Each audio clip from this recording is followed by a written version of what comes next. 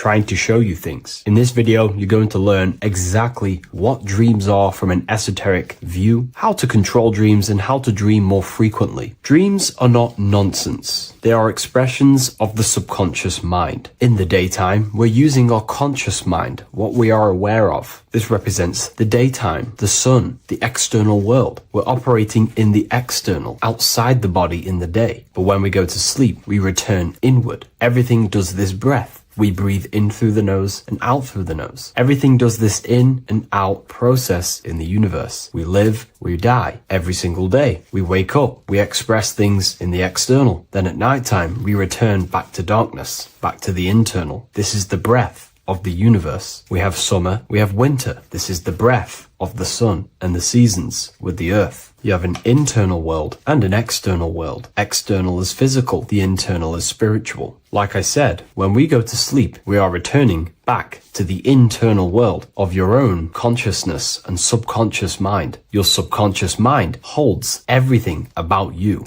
your memories, your traumas, everything you've ever learnt, your language, your name, your job, everything you identify with is stored within this vast network of the subconscious mind. It is your own personal consciousness. Therefore, when we dream, we return back to the subconscious mind, and we are in fact thinking, but in a subconscious way. The subconscious does not speak the same language as the conscious mind. The conscious mind uses language, thoughts, and all things that are very logical and very easy to understand. The subconscious is the complete opposite. It is very indirect, metaphorical, and symbolic. The subconscious communicates and works in symbols. Ultimately, symbolism is the language of consciousness. This is why in occultism and esotericism, it is filled with occult symbols, because symbols are used to communicate directly with the consciousness within the subconscious mind, and the subconscious mind is ultimately connected to the collective consciousness. We are all connected and tapping into the mental plane, where we receive thoughts, ideas, depending on what we attune our mind to. That's why we call it a mindset. But getting back on topic, the subconscious mind is your own personal network. It is like a net, an interconnected web of your thoughts, memories, traumas, emotional blockages, and all the things you identify with and have experienced in your life is stored within this network. It can be seen as a web. One example of the subconscious mind using symbolism is this next story I can tell you. Let's say I was in a very traumatic car crash as a young child. I experienced a lot of emotional trauma in that car, and that deeply impressed my subconscious mind with that trauma of emotion that I felt. Therefore, every time I see a car in my external world, that car is now a symbol that represents the state of consciousness I was feeling in that particular time of the traumatic car crash. The car is a symbol for a state of consciousness within my subconscious mind. Just like when you see a word, that word triggers what you believe that word to be in your subconscious mind. Symbols are the language of the subconsciousness. Therefore, when we dream, we are basically seeing symbols of our own personal subconscious mind. Our higher mind, which is basically our subconscious, the higher version of you that exists beyond your human thinking mind, communicates using symbolism. The higher mind does not speak human thoughts, human language. It speaks the language of symbolism. Therefore, when we dream, every event, every person, everything that happens, and everything you see is your own personal subconscious mind materializing within the plane of the astral plane. This is a dimension that sits just above the physical world that everything is pulled out of. For example, look around you. Everything you see around you was thought, then imagined. Imagination is the astral plane, and this astral plane sits above the physical world. As above, so below.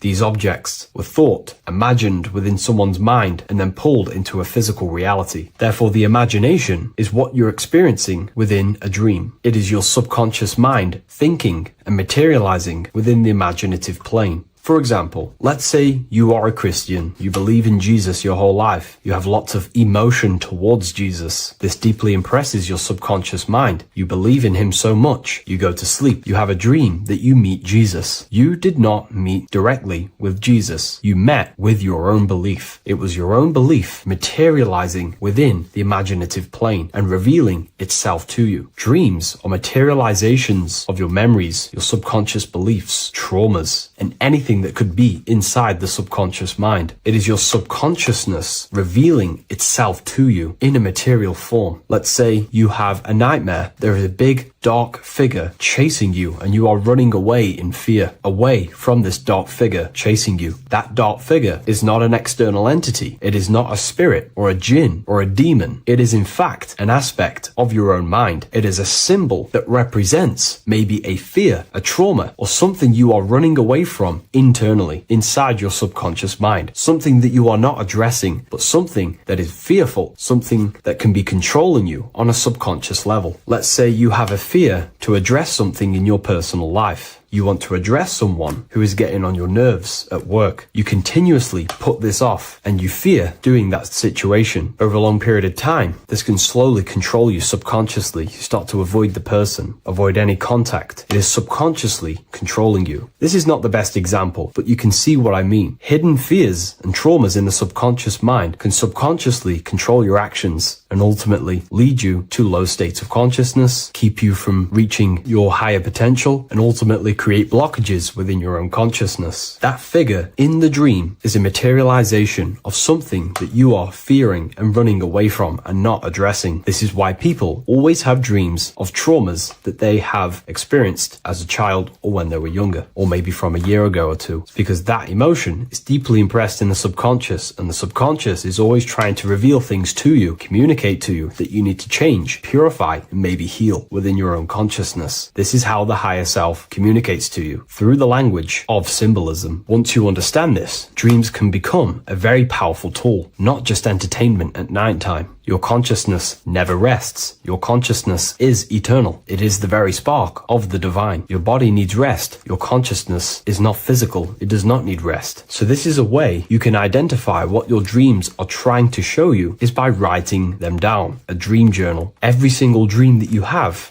a book placed near your bed. Every time you wake up, first thing you should do is pick up the book and write every single detail that you can remember about the dream. The people that you met are all symbols or aspects of yourself. Maybe it is a friend you saw in your dream. That friend represents a state of consciousness that is within you and is trying to reveal something to you. It's about making the subconscious into the conscious, to become conscious of the unknown. Write down every detail, everything you saw, every event that played out, even the details of the clothes that they were wearing. Everything is symbolic within dreams. Write everything down and then analyze the dream. Don't analyze it from a logical mind. Analyze it with the right hemisphere of the brain, which allows you to see metaphors, read between the line. Try and gain the message that it's trying to show you. What does this overall mean to you? And what could this reveal about aspects of yourself that you need to heal or maybe take action in your life and world? Because your higher self is always guiding you towards awakening and fulfilling your mission in the manifested physical world. Dreams speak in symbols, not logic. Ask about your dreams. What is this trying to tell me? Don't take things literally. Look for an emotional tone and symbolic resonance. With practice, you'll begin to understand the personal language of your subconscious mind. Now that you understand that, again, please leave a like or a comment on this video. This is now a technique for lucid dreaming and dreaming more often. This is not going to happen overnight. This is not an easy method. It simply takes practice and dedication. Every morning, choose 3 time slots. For me, I choose 4:30, 5 a.m. and 6 a.m. 3 alarms that are going to go off at these 3 times, half an hour apart from each other. Each time you wake up, stay awake for 5 to 10 minutes. Turn off the alarm. Try and keep your conscious mind awake, but drift back into sleep. There's no other better way for me to explain that. It's very difficult, but try and keep the mind awake, but the body falling back asleep. More than likely, you will drift off back to sleep. Then the next alarm will go off half an hour after. This will wake you up again. Guaranteed. You will probably drift back to sleep by repeating this process. After the 3 alarms go off, each one of them times, you're either going to have a dream or a lucid dream, but definitely you will have a dream. And if it doesn't work one time, keep trying it. I've been using this method for a very long time, and I can tell you 70-80% of the time it triggers a dream, and a very very vivid dream. And it's ideal for lucid dreaming because keeping the conscious mind awake while letting the body fall asleep, you can become conscious within these subconscious realms of your mind. But when you are conscious inside the dream world, you can do what you want, but you also want to let the dream naturally unfold. If you try and take too much control, then you will wake back up. If you feel any fear in your dream, you will wake back up into the material world. Another tip to dream more often is to meditate before bed. Simply close your eyes and think about nothing for 5 to 30 minutes. Detach from everything outside you, your name, your job, work, the thoughts. Mentally detach from the world and the physical pleasures and become pure awareness before you try and go to sleep. This will help you become conscious while being within the self. If you wish to learn more about consciousness yourself, the Book of Wisdom Volume 2 can definitely help you. I'll leave a link in the description. Thank you for watching this video, and I'll see you in the next one.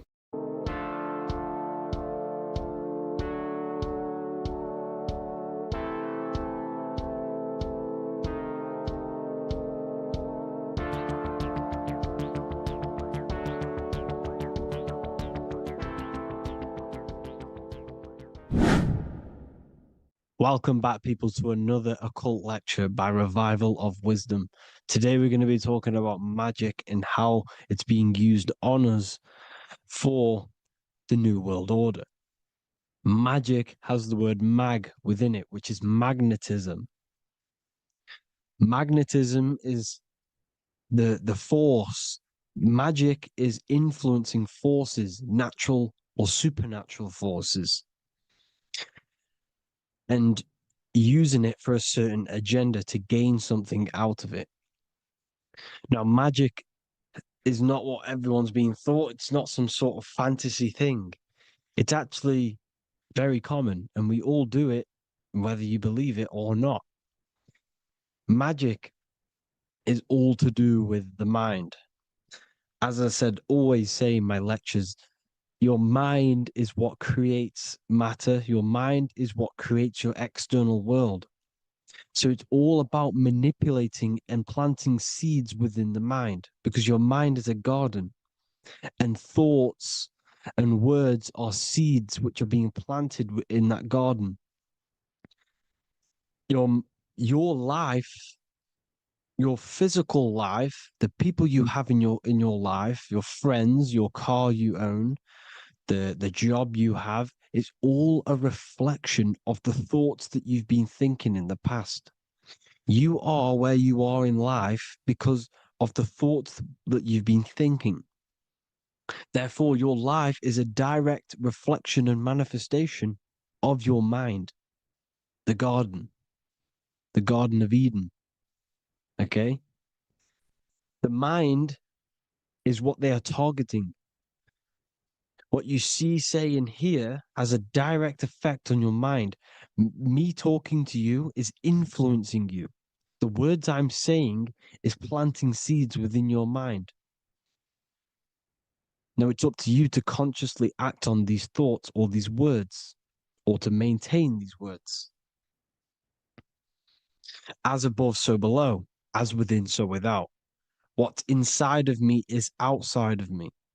What comes into the storehouse comes out of the storehouse. You have the left, you have the right, you have the up, and you have the down. As above, so below. Whatever is in your mind will be expressed in some sort of way, consciously or subconsciously, spiritually or physically. The mind is what manifests everything. And this is what we need to understand. We need to understand is that the mind is not physical.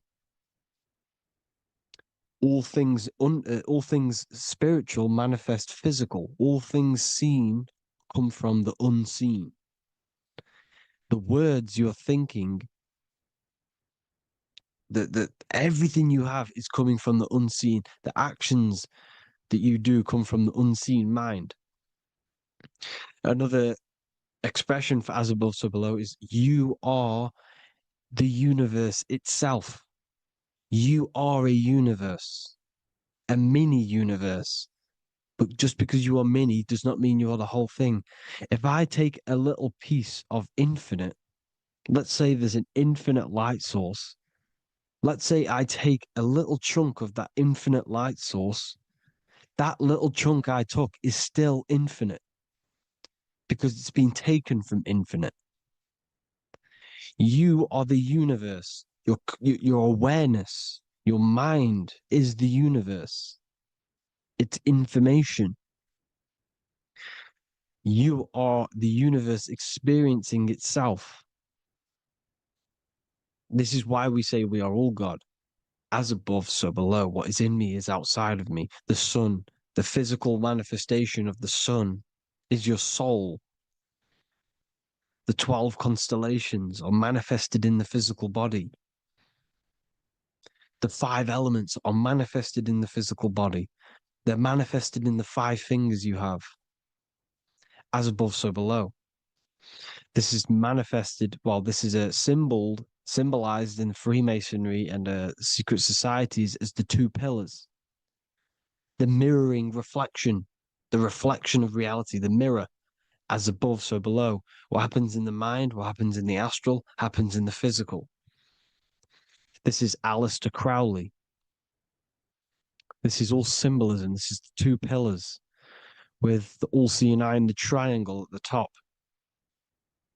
Aleister Crowley was a master magician, very powerful dark magician, black magician. There's 2 types of magic. You have white and black, just like the checkered board, the Masonic checkerboard. You have white and black, you have good and evil. White magic is influencing natural forces to gain something that will help the collective consciousness, help the collective, help the earth, help other people. Black magic is something you manipulate something so you can get something personal out of it. Doesn't matter if it's good or bad. It's still considered as black magic because you're being selfish.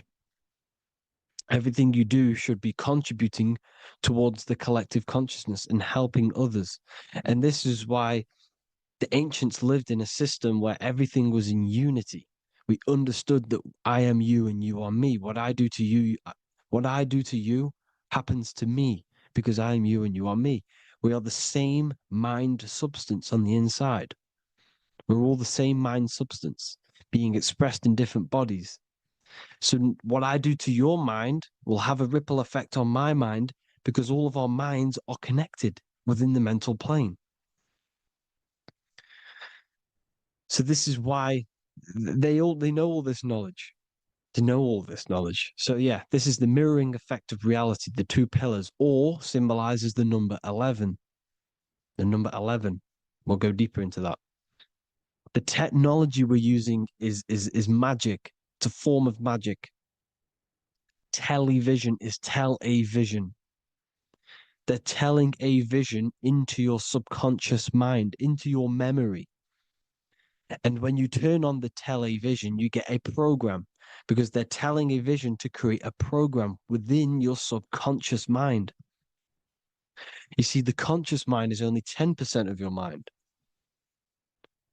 which is to do with your, what you're aware of, your 5 senses. What are you consciously aware of? Well, I'm aware I'm here, I'm talking. I'm aware of what I'm wearing, the 5 senses, what I can hear, taste, smell, hear. What I'm wearing, I'm aware of what I think of. But the subconscious mind is the 90% of your mind. It's the hidden part of the mind, which is telling your heart to beat, telling your body to breathe. It's storing all of your emotions. It's storing everything you see, storing all the belief systems that you have. It has everything. It stores all of the habits you have, the values. It stores everyone's name that you know. All the words that I'm speaking right now is all coming out of the subconscious. Everything is subconscious. And it literally manipulates 90% of your daily basis behavior. Most people don't know this. What you did yesterday is what you will do today because of these beliefs and mental programs within the subconscious, stored within the subconscious. So the subconscious is what they're aiming at. They're trying to create programs within the subconscious, because the subconscious manifests 90% of your thought patterns, 90% of your actions and words. They know all this stuff. So the subconscious mind is the most powerful part of the mind. Another way the subconscious manifests and influences your life is, let's say you were in a car crash years and years ago, 10 years ago. Let's say you're in this car crash, right? And you really hurt yourself. The emotion you felt in that time when you were injured in that car crash had a great impression on your subconscious mind. You see, the stronger you feel something emotionally, the stronger impact it has on the subconscious. You can remember and recall that moment and very vividly because of the impact it had on the subconscious. Another, for example, you become that terrified of cars that it manifests into your life today, that you are wary to go in certain cars. You don't want to go in cars at all, maybe, because of that moment that stood within the subconscious. And it will manifest into anxiety. It will manifest into not going into cars. It will manifest into depression, maybe. These things, these emotional, very emotional, traumatic events have a great impression on our subconscious, and they control your life. This is why you need to meditate and let go deep within yourself and let go of these internal, deep emotions that you may have repressed and keep pressing down and ignoring. But you need to address it and let go of these subconscious impressions you have, which are controlling your life, like anxiety, depression. All of these things are stemming from things that are stored within your subconscious years and years ago, more than likely. Broadcasting. They're casting spells to a broad audience, to news, north, east, west, and south. They're casting spells. No, if you watch the news, everything's red. Breaking news in red writing or the red background, everything's red. Why? Because red's the root chakra, which is all to do with survival.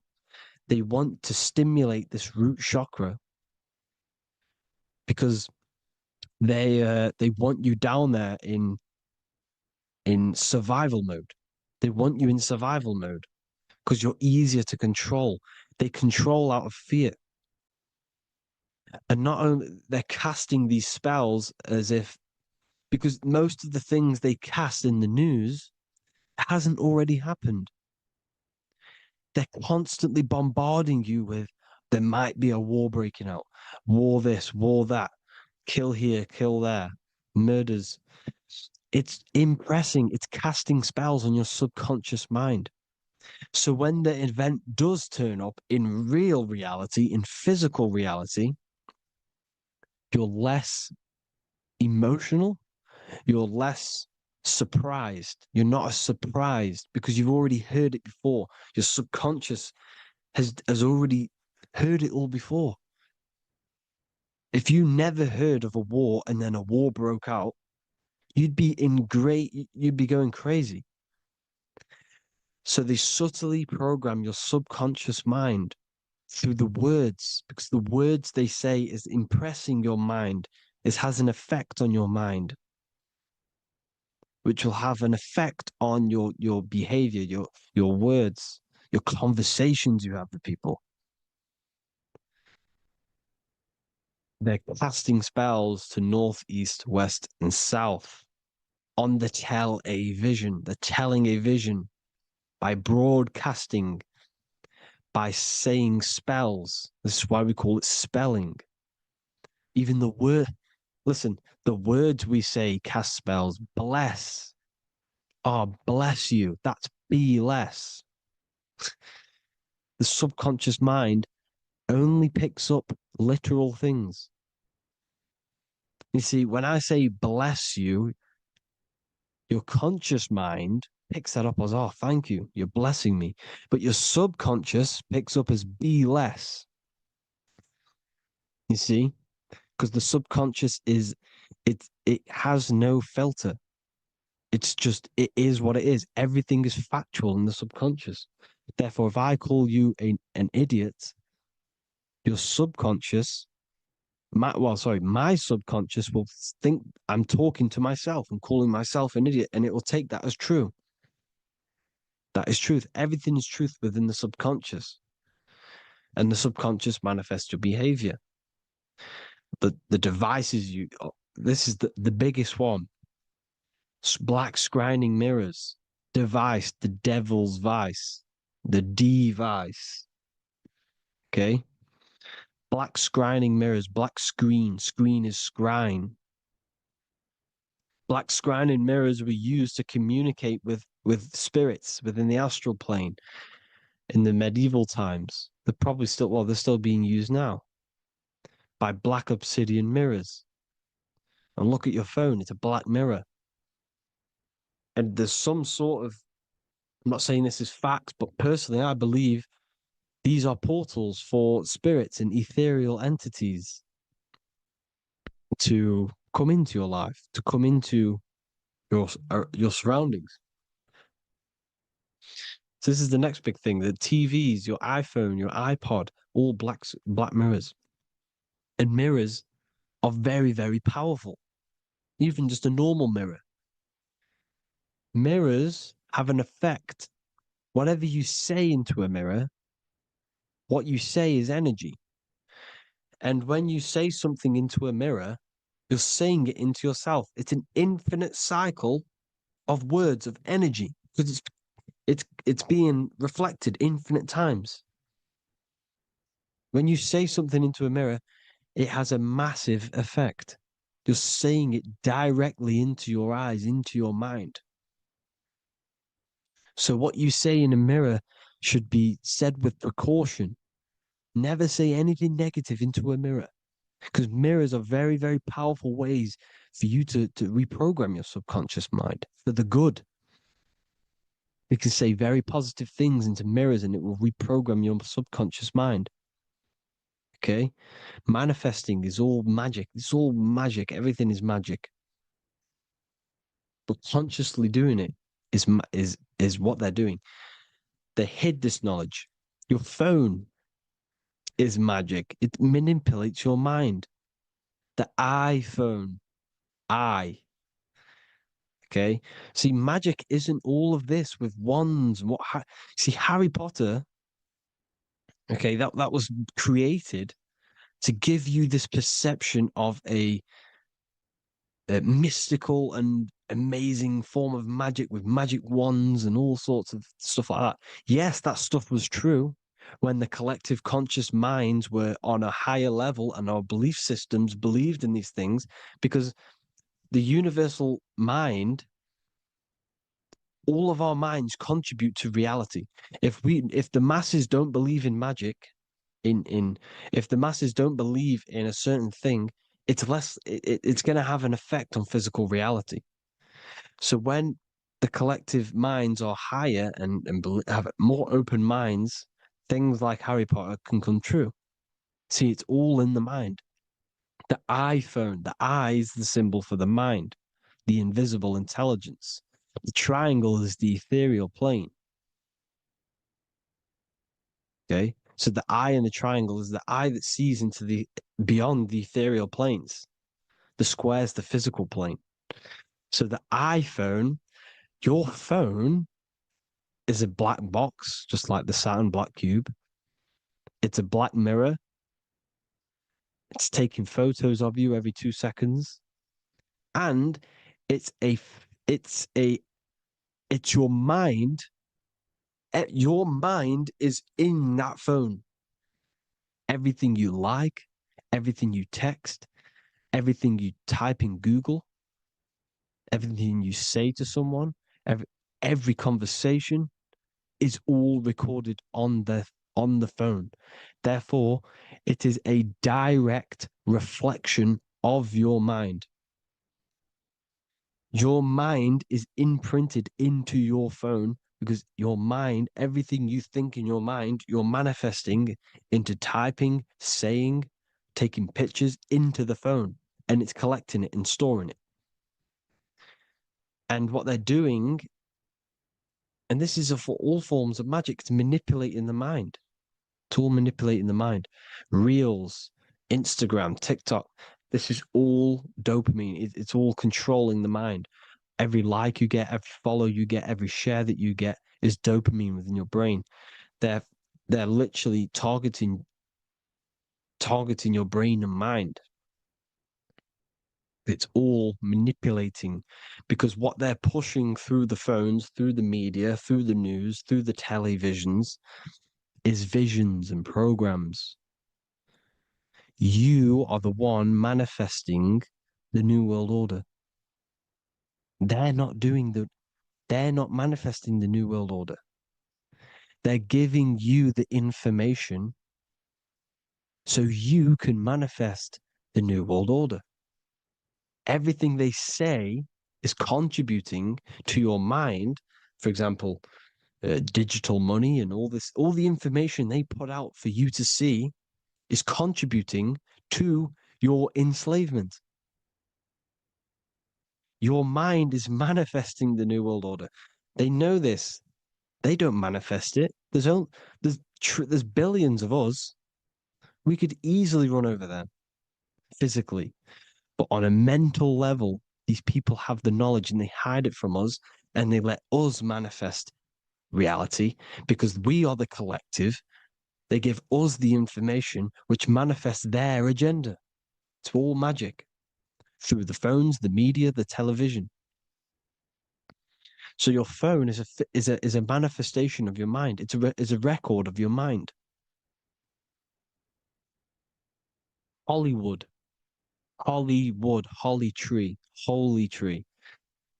They used to make wands out of holy trees, because it was the most holiest wood, the best for casting and transmitting energy. So they used holly trees to cast spells. That's what Hollywood is. And in Hollywood, they have the red tear, the blood drop next to the Hollywood sign, because it's all satanic. They're all black magicians. They use Hollywood to cast the spells through the music, through the films. You see, music is a form of magic. All of this is magic. Everything they do is a form of magic because they want an agenda behind it. But it's not black magic. They're letting us create our prison. This is what you have to see. Yes, they're evil, but they're not doing anything evil, or else they would face the karma.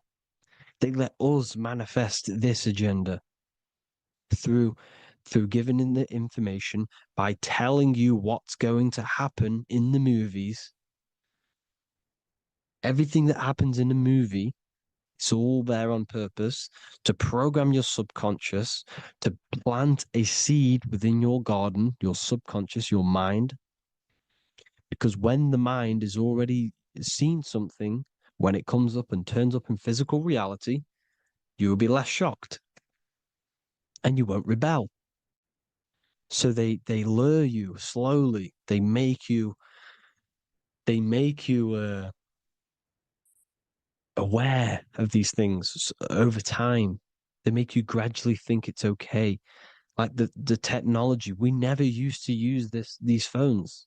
How did we become so addicted and reliant on them? Well, because first they gave you a little flick phone. Well, no, sorry, they gave you a phone in your house, and then once you got used to that, they say, "Oh, here's the newest version of a little flick phone." You started texting your friends.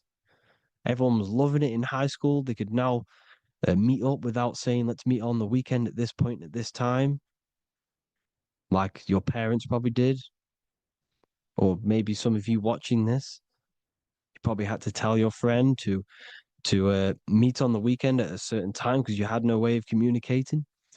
So everyone got these phones and got addicted to them. Then they slowly got addicted to the new iPod with the touch screen. Now they invented touchscreen. Then everyone got addicted to touch screens. Then because all of this is producing dopamine in the brain, which creates you to become mentally addicted to things and physically addicted, chemically addicted, because dopamine's a chemical. Your subconscious becomes a program within your subconscious, and your body becomes chemically addicted to these phones. And these phones are the enslavement of humanity, technology. Without this, we wouldn't be in this mess without technology. Because they're creating a hive mind. We're creating a hive mind. So back on track anyways, uh they program you. Look at the films, 9/11, 9/11, all produced by Hollywood. Here's the 11, like I said at the beginning, the two pillars which reflect reality. What happens in the mind happens in the physical. What happens in the astral happens in the physical. Okay, what happens in the physical happens in the mind. It's the two pillars, the mirrors. 9/11. 9 plus 1 plus 1 is 11. Flight 11 was hijacked. New York is the 11th state. New York adds up to 111. This is not a coincidence. It's all a form of magic. It's a ritual, energy harvesting ritual, because your mind produces energy. Your mental attention produces energy, and they're feeding off this energy in the astral plane, these demons. Music is the most powerful. Personally, I think the music is one of the most powerful forms of magic they're using. Okay. Music is hypnosis. It puts your brain in a hypnotic state. It influences your electromagnetic field through vibrational energy. It reprograms your subconscious mind. Why do you think you remember the lyrics? You see, your subconscious stores all of the memories. Remember, the subconscious manifests 90% of your behavior. So therefore, the music you're listening to is manifesting your behavior. You wondered why some people wonder why they have drug addictions and they can't get out of violence and they can't get out of all this negative mind space. It's because the music they're listening to is creating a negative mind space. The words you listen to have plant seeds within your mind. So the reason you remember the lyrics is because that song created a program within your subconscious. Yes, that is what happens. You can use magic to reprogram your mind, but you can use music to reprogram your mind because it's all forms of magic. It's using natural mental energy forces to manipulate the physical reality. You manipulate your mind, you manipulate reality, physical reality. Okay.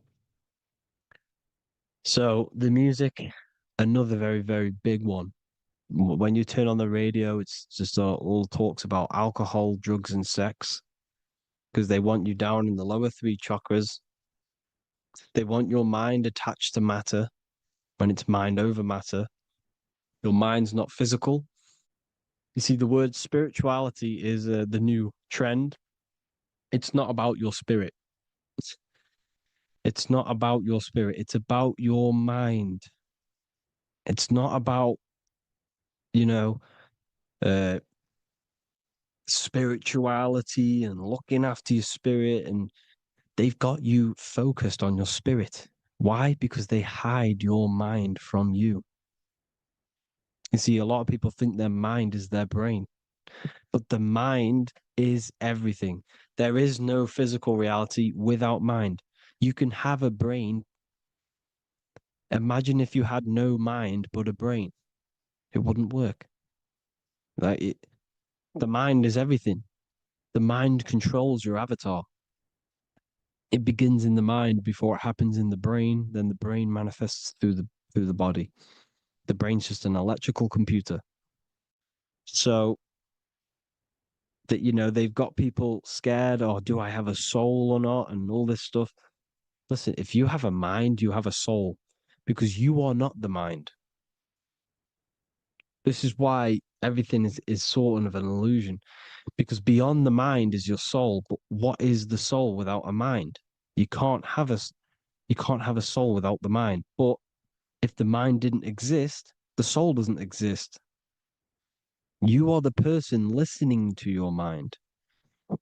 I shouldn't say person because You're not the body. You're the entity behind the mind. But if you didn't have that mind, you couldn't understand what you even were. You would just be an observer who couldn't think.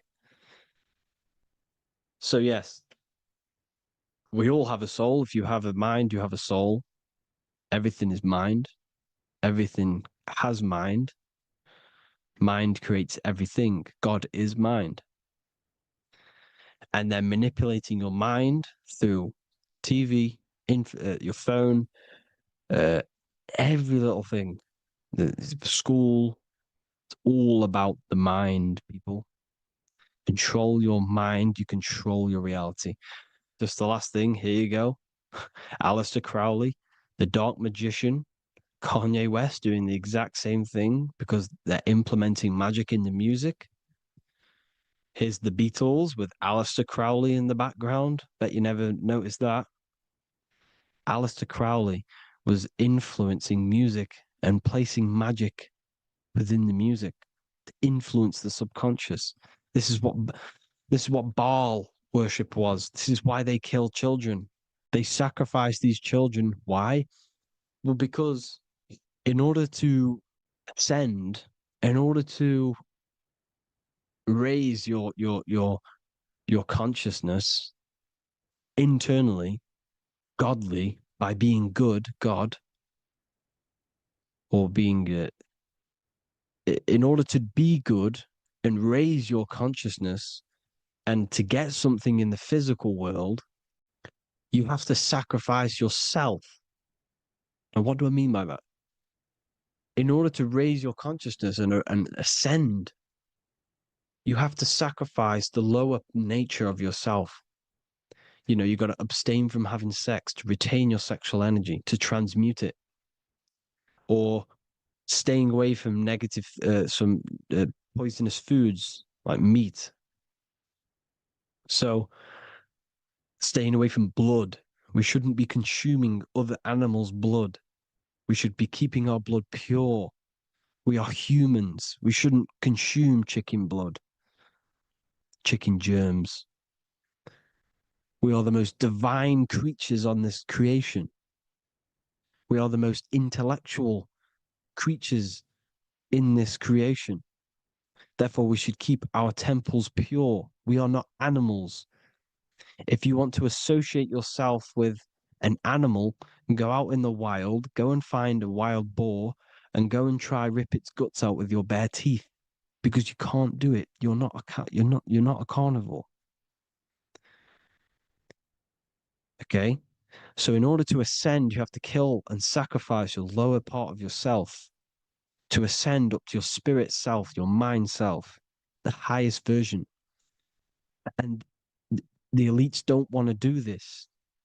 So they sacrifice other things like babies to kill them, to exchange their life over to the astral plane, so these demigods in the astral plane can give them something in return in physical.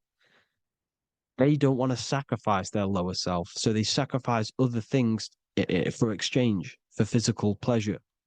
But the godly person sacrifices their lower self for their higher self to do good and ascend. So this is what all the Baal worship is, people, and this is why they're doing it. Hope you all had an amazing lecture. If you haven't already, go and get the Book of Wisdom for more information. You know, I don't go into dark stuff in this book because all I do is enlighten people in this book.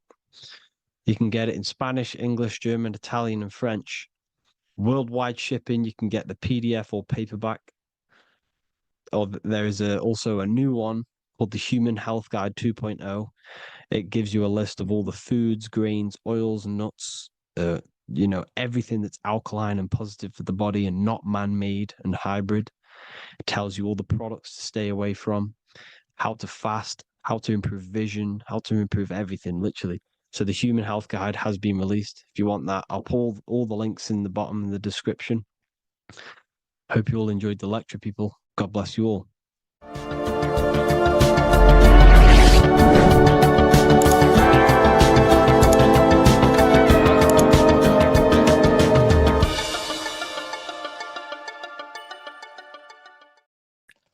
What if I told you that reincarnation is real and that there is a metaphysical, spiritual science behind this? Most people leave this world just as lost when they entered it. That they carry their fears, attachments, and addictions with them, only to be born again trapped in the same cycle, repeating the patterns of lifetime after lifetime. This lecture is not just about preparing for death, it's about mastering yourself before death, so you don't take them burdens with you. Because the truth is, whatever addictions, fears, and unresolved emotions you cling to in this life, you carry with you into the next. Unless you break free now. You must master yourself before death. Death is not the end, it is the great passage. But how we transition depends on our mastery of the self. This was symbolized by the Ouroboros, the snake biting its tail. Every ending is a new beginning. It's an infinite cycle of consciousness. Now, your human body is basically an antenna tapped in to a stream of consciousness. Just like a radio is tapped into a specific frequency to play that radio. Your body is basically an antenna, a crystal picking up the consciousness of God. You are on an ever-ending journey, a journey of learning and expansion of the mind into new fields of thought. This was symbolized as the Ouroboros. When you die, it is a new beginning. It's a transitioning, not an ending. Everything is eternal in this universe as consciousness is formless and constantly transforms into new forms of life. Let's break down the word death. Death contains the word ether. Now, the ether can be found in the word heart or earth. Ether.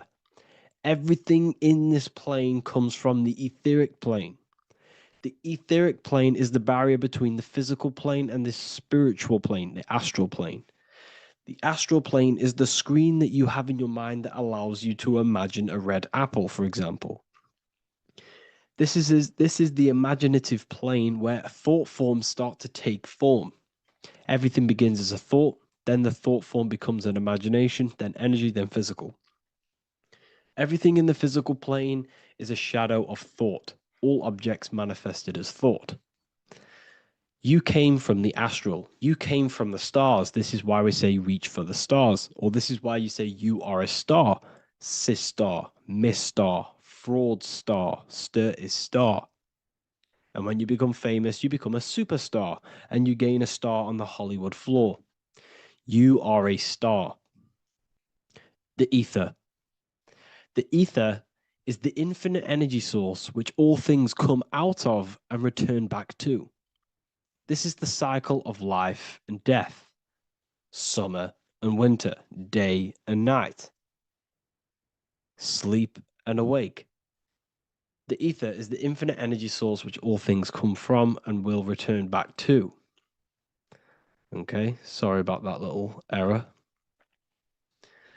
The ether is the boundless source of energy from which all things emerge, to which all things return to. We can see this in the cycle of the sun. The sun does this wave of creation. It rises and it falls. We have the day and the night. The daytime represents our conscious mind when we are alert. The nighttime represents our subconscious mind when we are inside the spiritual realms. The nighttime is spirit, the daytime is matter, spirit and matter. Awake and asleep, conscious and subconscious. We see this in the yearly cycle. Summer is life, winter is death. Spring is the morning, summer is midday, autumn is evening, winter is the night. Everything is a macro and a micro cycle of being born out of the ether and returning back from life and death. Life and death is manifested within the cycles of the sun and everything outside of you, as within, so without. This is why we say sleep is the cousin of death. The macrocosm is death, the microcosm is sleep. Every time you go to sleep, you are essentially it's a miniature death. You're entering into spirit and then returning back into matter in the morning. when the sun rises. Everything is a reflection of the macrocosm cycles. Preparation for death. The first thing we must do in order to prepare for death, for life after death, in order to stop being reincarnated in this cycle of materialism, in order to progress as a soul, because remember, you are a soul in a body.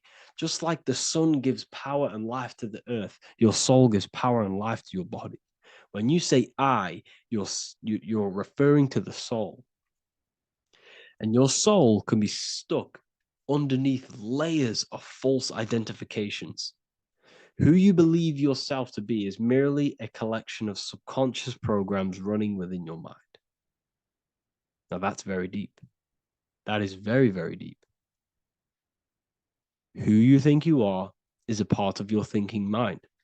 Your name, your job, your reputation, your family, your friends. These things are not you. They're all aspects of the thinking mind. What happens if you meditate and you turn off the mind? Then all these things do not exist. You're left with the pure soul, the pure awareness, the pure observation. If you turn off the thinking mind, you're no longer your body, you're no longer your reputation, you're no longer your friends, you're no longer your job and your labels. You are the soul. That's the true you, the observation of the mind, not the thinking mind. The ego is the echo. It's an echo of your true self. The ego is your mind's perception of itself shaped by experiences, trauma, emotions, and beliefs. It is merely an echo of your true soul self. The ego is not you. Your mind is not you. You are the soul. And this is the true self that we must express within our life and we must connect with before we die. Because when we die under the echo, under these false layers of the emotions, the traumas, the experiences, the addictions, the emotional attachments, when we die underneath all of this, when we don't know our true self, the soul is still hidden. The true you is hidden underneath these layers of false identification. We must remove these layers of false identifications. We must remove them. We must destroy the echo. Remember, the ego, you never had an ego when you were a child. When you were a child, you were pure. You didn't, you didn't show off things. When you were a child, you were pure. You expressed yourself freely with you didn't hide anything. You didn't hide any aspect of yourself. You didn't suppress any aspect of yourself to fit in as a child, as a baby.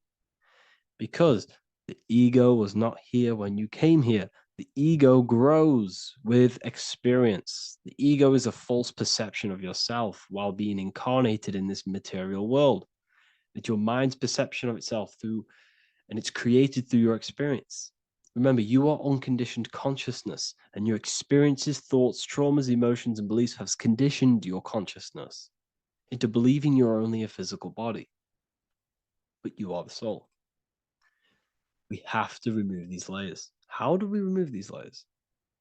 Like I said, the best thing, meditation. Meditation. There is a great meditation that you can do every single morning and every single nighttime. You can sit there and repeat over and over before you meditate. You can repeat that you are not this, you are not that, you are not this. You can label them one by one. Start with, I am not my body, I am not my job, I am not my name, and then detach from absolutely everything until you are left with nothingness. And when you start to meditate, detach from everything. Nothing matters. I am here right now. And what will be left? The only thing that will be left is the language that your mind is using. Now, this is very deep. Not many people will tell you this, but I've lingered in meditation many times. And I can tell you from experience, that the only thing left once you detach from everything is the language that your mind is attached to. So whether that's English, Italian, French. Once you detach the language of the mind that that little voice in your head's using, you're left with the soul. Once the mind is switched off, you're left with the soul, and you have detached from all of these external things. You're left with the soul. That's you. That's the power. That's the source of all creation, where everything you've ever done has come from. Every thought, every idea has come from your soul. Number two, that's meant to say number two. Sorry about that. Mental addictions and emotional addictions. Okay.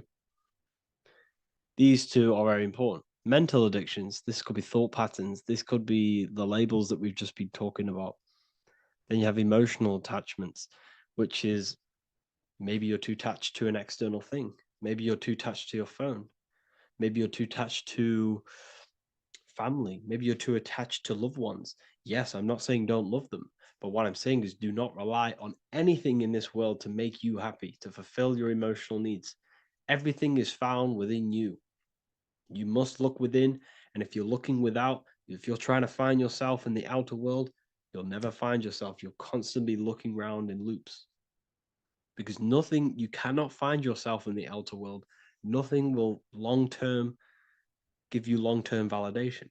Seeking validation in the outer world will leave you soulless, leave you feeling empty inside and sad and depressed. You have to find yourself within. You have to detach from everything you are relying on to give you emotional stableness. You have to detach from all.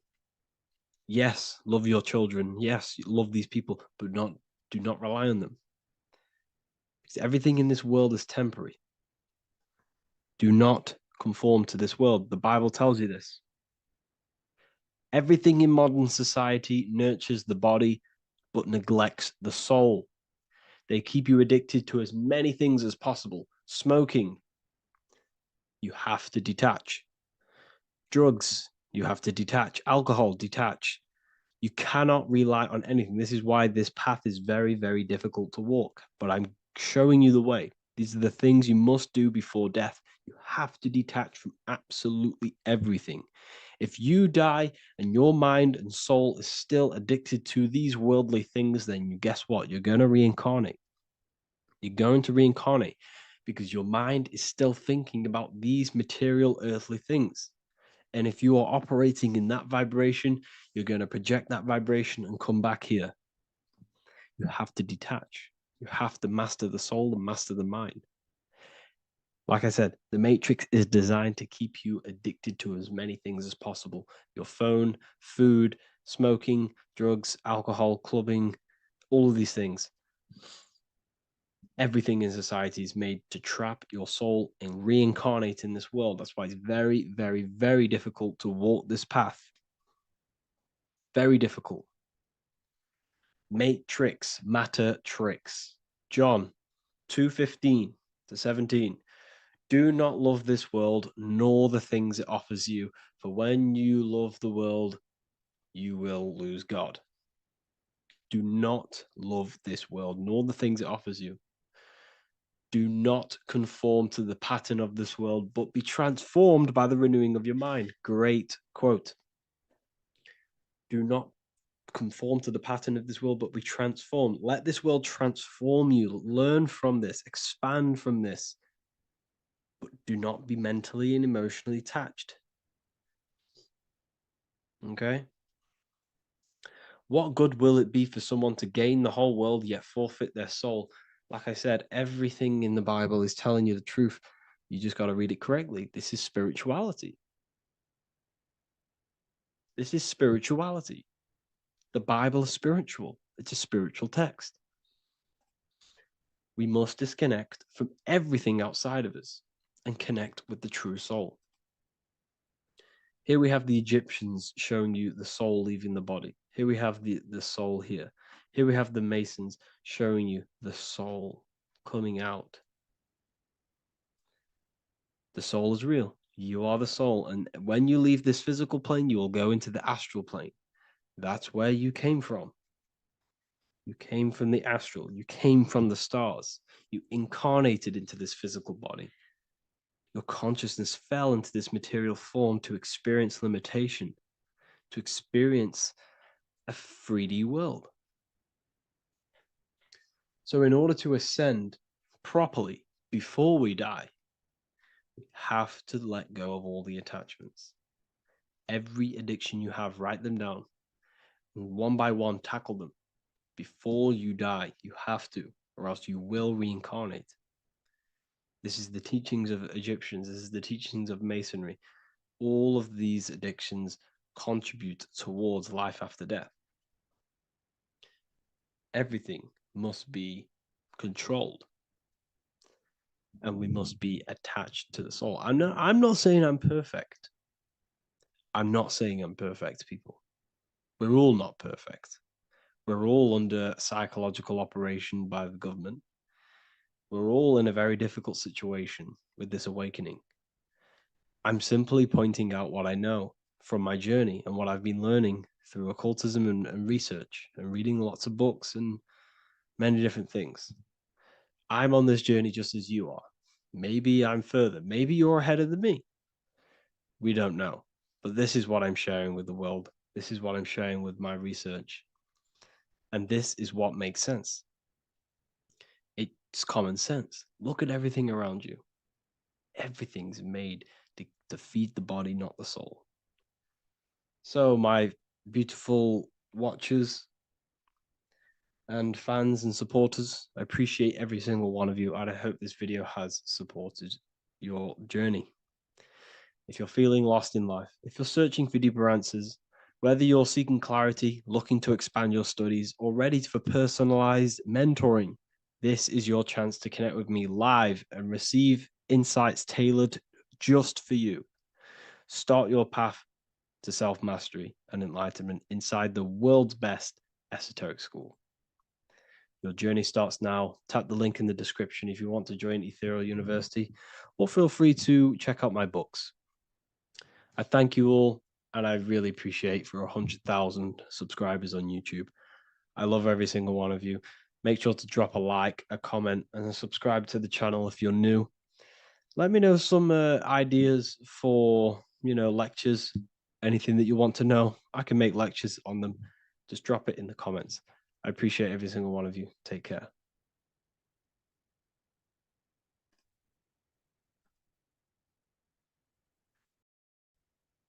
As above, so below. This is one of the most crucial teachings within esotericism, occultism, or what we like to call it today, spirituality. I don't like calling it spirituality because it's not spirituality.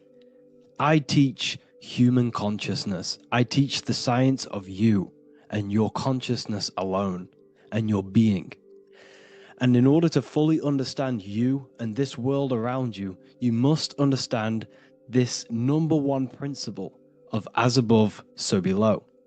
There is many misconceptions of this, and there is many simple teachings of this. But I'm going to break it down today from the most simplest to the most complex, and you will see the connections between all things. This is the most important lesson you could ever learn, and I'm going to teach it you today.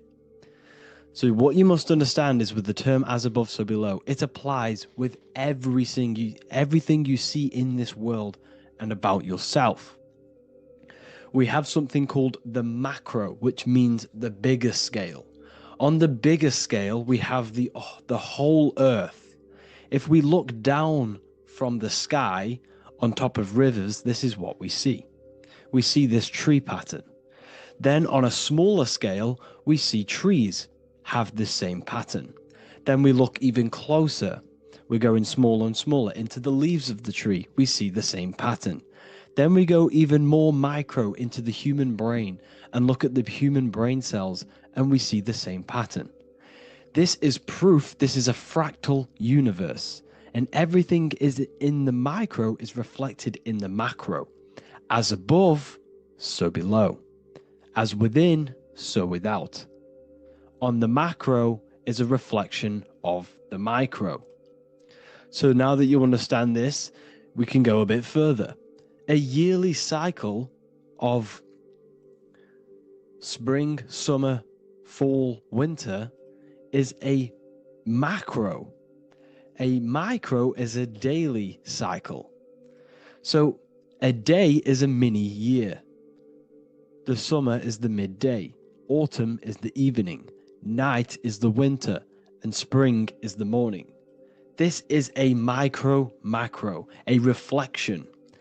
We have a miniature cycle of the zodiac every single day. And this cycle is also reflecting the cycle of life and death. We live, we are born, which is the spring. We live, which is the summer. We then age, which is the autumn. And then we die, which is the winter. And then we are reborn again.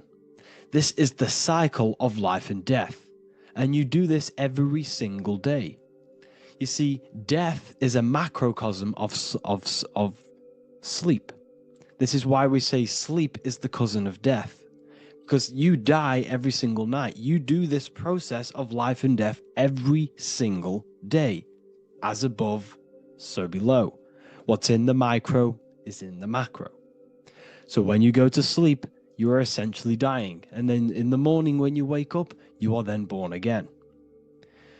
This is a fractal cycle that we live in. Everything in this whole world is fractal. Everything applies to as above, so below.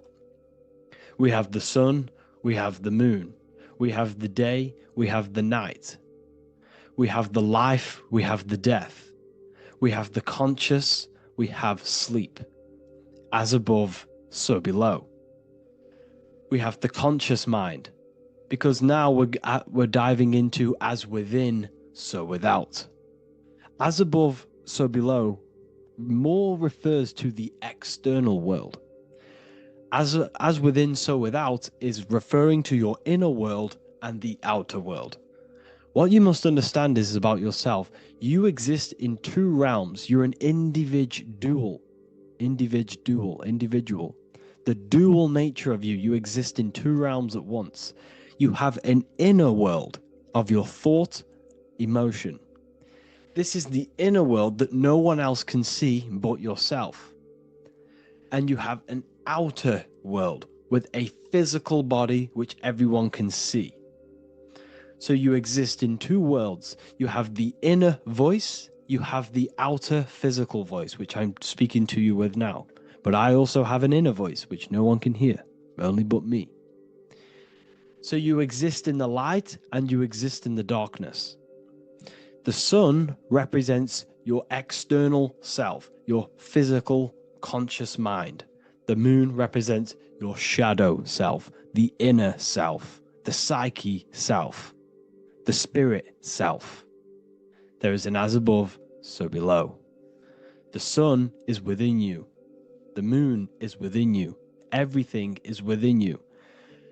Now that you understand as above, so below, what is your body? Your body is a miniature earth. Let me repeat, your body is an earth. Your body is the earth. Okay? Because like I say many times in all of my videos, you are not in the world. The world is you. You are the universe. Your brain is a computer creating this reality. What you see with your eyes is produced in the back of the brain called the visual cortex. You don't look into the world, the brain produces the world. The body produces the world. When you touch something, you're not actually touching something. This is the electrical nervous system. When you touch something, what you feel is actually electrical signals on your nervous system reporting back to your brain. Therefore, when this body dies, you leave the earth because this body is the earth. Okay? As above, so below. You have the mental plane, the astral plane, the etheric plane, and the physical plane. This is essential for understanding reality and the teaching of as above, so below. Everything in this material plane began in the thinking mind. For example, the microphone I'm speaking into, the phone you're watching this video off, or the laptop or iPad. Where did this begin? It didn't begin in the factory. The first ever place this item begun was in the mind of an individual. The invisible realms of mind is where all physical things and physical items begun. Essentially, this physical plane is the effect of the thinking mind. This world is the world of effect. It's the world of outcomes. When you see something, it is already manifest. It is already being manifested. It is an effect. And in the effect of the cause, which is the thinking mind. Therefore, the mind creates thoughts, which is the mental plane. Then after thoughts creates imagination, which is the astral plane. These two are spiritual. They are non-physical. So spirit kind of means non-physical. Then you have the physical planes, the etheric and the physical plane. As above, so below. What happens in the mind is manifest on the physical plane. Like I said, the phone that you are holding, it was a thought, and then it brought down into a physical reality. As above, so below. You change the mind, you change your reality. Your environment. The word environment has ment in it because your environment is mental. So now that you understand this, so what is the world around you? The world around you was created by the mind of God. It was manifested through God's thought. So you are living in the mind of God. You are a thought in the mind of God. God thought you into existence. But like I said, we are all fractals. Everything is fractal. If God exists, this means that you are God. As above, so below. God created you through the thinking mind, and he gave you a thinking mind. So God created the macrocosm. God created the macro, the whole world. He designed the whole world, the sun, the stars, the moving. He designed this. But then he gave you the thinking mind to design your own life and create your own life in his world. You are a microcosm of God's macrocosm. Just like God thought you into existence and the whole world into existence, you are a microcosm thinking your world, your reality into existence. You see this now? Everything is a reflection. Everything is a mirror. Everything is fractal. So in order for you to change your reality, you must change these higher planes. Your thought and imagination are the two key aspects of creating physical reality. Every object you see around you was begun in these higher planes of the non-physical, and they were brought out of spirit into physical matter through the thinking mind and physical action. So now we're going to get a bit deeper. The brain is not the mind. Now that you understand, we have spirit and matter. As above, so below. You have a non-physical side of reality and a physical side of reality. The mind is the spiritual brain. The brain is a physical manifestation, a physical effect of the mind. The mind uses the brain to operate in the physical world, and it's the same with the heart. The soul manifests itself physically through the heart. The heart is a physical manifestation of the soul, of the emotion, thought and emotion, the mind and the soul, the brain and the heart, heaven and earth. So you have the inner world and the outer world, the spiritual, non-physical, and the physical. So we are all on this process of awakening, an expansion of our minds into new fields of thought, into new fields of awakening ourselves. Because essentially we are born into this world. But you are born many, many times. You can be born physically and you can be born spiritually. Like I said, everything is fractal. So just like when the baby finds out that there is a world outside of its mother, what does the baby do? The baby seeks a way out of its mother, and then the baby is now born into a new world, a world outside of its mother's womb. It's the same with you and your spiritual process. As your mind becomes aware that there are other realities beyond your physical body, it then seeks a way out. And this is why you are probably watching my YouTube, because you are now on the path. Something within you has guided you to this path of knowledge, truth, enlightenment, and expanding your consciousness. And it is your soul who brought you here. Your soul speaks through emotion, like guidance. Emotion is the language of the soul. When you feel very bad, this is your soul telling you you're not in the right place. You're doing the wrong things. Because the soul is always unfolding its purpose, which is expansion and learning. That is it. The mastery of the self and the learning of the mind is the only thing that counts in the end after this life. So you are on a journey of expansion, of learning, creating, and spiritual rebirth. As above, so below.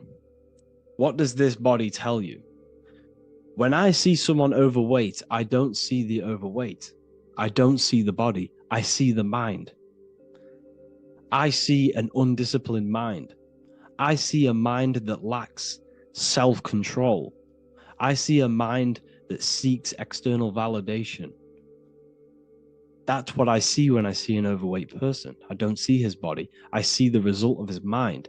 Because what does the Bible tell you? You shall know them by their fruits. It's the same saying as above, so below. You shall know them by their fruit. The fruit is their manifestation. Your body is a direct correlation and manifestation of your mind. Your inner world projects your outer world. As within, so without. As above, so below. Now, what do you see when you see this man's body? I see discipline. I see strength. Mental strength, not physical strength. I see mental resilience of pain. Because all of this man's mental energy has been manifested physically within his muscle. This body is a direct manifestation of this man's mind's pain and suffering, and it shows discipline. This is why people instantly respect you if you are in shape. You walk into a room and you are in shape, people will instantly give you respect because they know that you are mentally disciplined. The body is a reflection of your inner world, and it's the same with your friends, your family, your connections with people. If you think about yourself very negatively all the time, and you don't have a good connection with yourself, you don't have a connection with your true self, this will manifest into every single relationship you have in your life. If you don't have a good relationship with your inner self, you don't have a good relationship with the people and the friends around you. Because as within, so without. If you think negative about yourself, you will only pick up the negative in other people. If I think very highly of myself and I think very happy and good things about myself, I will then see the good things in other people. Because it's as above, so below. As the inner world is, so is the outer world. It's the same with your life circumstances. Your life is a direct correlation of every thought you thought in the past. If you possess millions of pounds, millions of dollars, this is because you have thought this into physical reality. You live the life you are deserved. You live the life that you manifest through your thought. If you live a very poor life, this is a reflection of your mind. This is a reflection of what you have thought into physical existence. Because like I said, everything begins in the mind. As above, so below. And this is even present within the body. So where is the head? The head is at the very top of the body. And where does all manifestation begin? In the mind. That's where the mind is, in the head. And then the thoughts we think travel down the body into the heart, which is the emotion. Every thought we think is in the emotion. Every thought we think creates an emotion. This emotion then drives the action. Where does the action come from? The feet, because the feet move our body. We move with our feet to take action. Our hands. You see, so the body is even a micro reflection. I can't even say it. Reflection of the order of manifestation. This blew my mind when I figured this out. You see, the head, the thoughts begin here. This is the beginning of all manifestation. Then it comes down to the heart. This is the emotion. Then you take the action. The thought and emotion then sparks the action, which is taken with the hands and the feet. And where's the lowest point on the body? The feet, and that's touching the physical earth. So the head is where the thought is, the non-physical, and the lowest point on the body, which is touching the physical earth. So the head represents spirit, the feet represent matter, spirit and matter. Your room, if I walk into your room and I see a messy room, I don't see the room, I see a messy mind. The room is a reflection of the mind. If you have a messy room, this is your mind. It's an externalization of your unsorted mind, undisciplined mind. So like I said, we are all God, and we must find the God self within us. And I teach all of this inside the Book of Wisdom, Volume 2. This is not just a book, this is a revolution. This is the beginning of a new age with this book. If you have read it, I congratulate you. You should feel very proud of yourself if you have an open mind. You should feel proud of yourself for watching these videos, because not many people have an open mind. Remember this, people. You are special if you're watching these videos. You have the mind. You have the ability to see through the illusion. And I take my hat off to you. You want to take this to the next step? Read the book. Or if you want to take it to the serious levels, join the university. The university, you gain access to every piece of my material that I've ever done, all of my books, all of my lectures that are hidden from YouTube, that are hidden from everywhere else, the lectures that give you real power. And if you feel alone on this journey, we have a conscious community where you can connect with like-minded individuals, because I've been there. I've been there when you feel lonely, because you feel like no one else is thinking the way you are feeling. You can't talk to people about these things because people just think you're crazy. That's why I put together this, so we can connect, so we can unite, so you can connect with people, so you don't feel crazy about thinking about this stuff, learning about this stuff. And if you truly want to level up your life, people, and take your studies serious, this is for you. We do live calls, we do lectures. There's a whole library filled with books you can read. It's the perfect place for the truth seeker. I thank you all for joining. Please leave a like, a comment, a subscribe. Let me know any future videos you want me to make in the comments. Thank you all. Have an amazing day.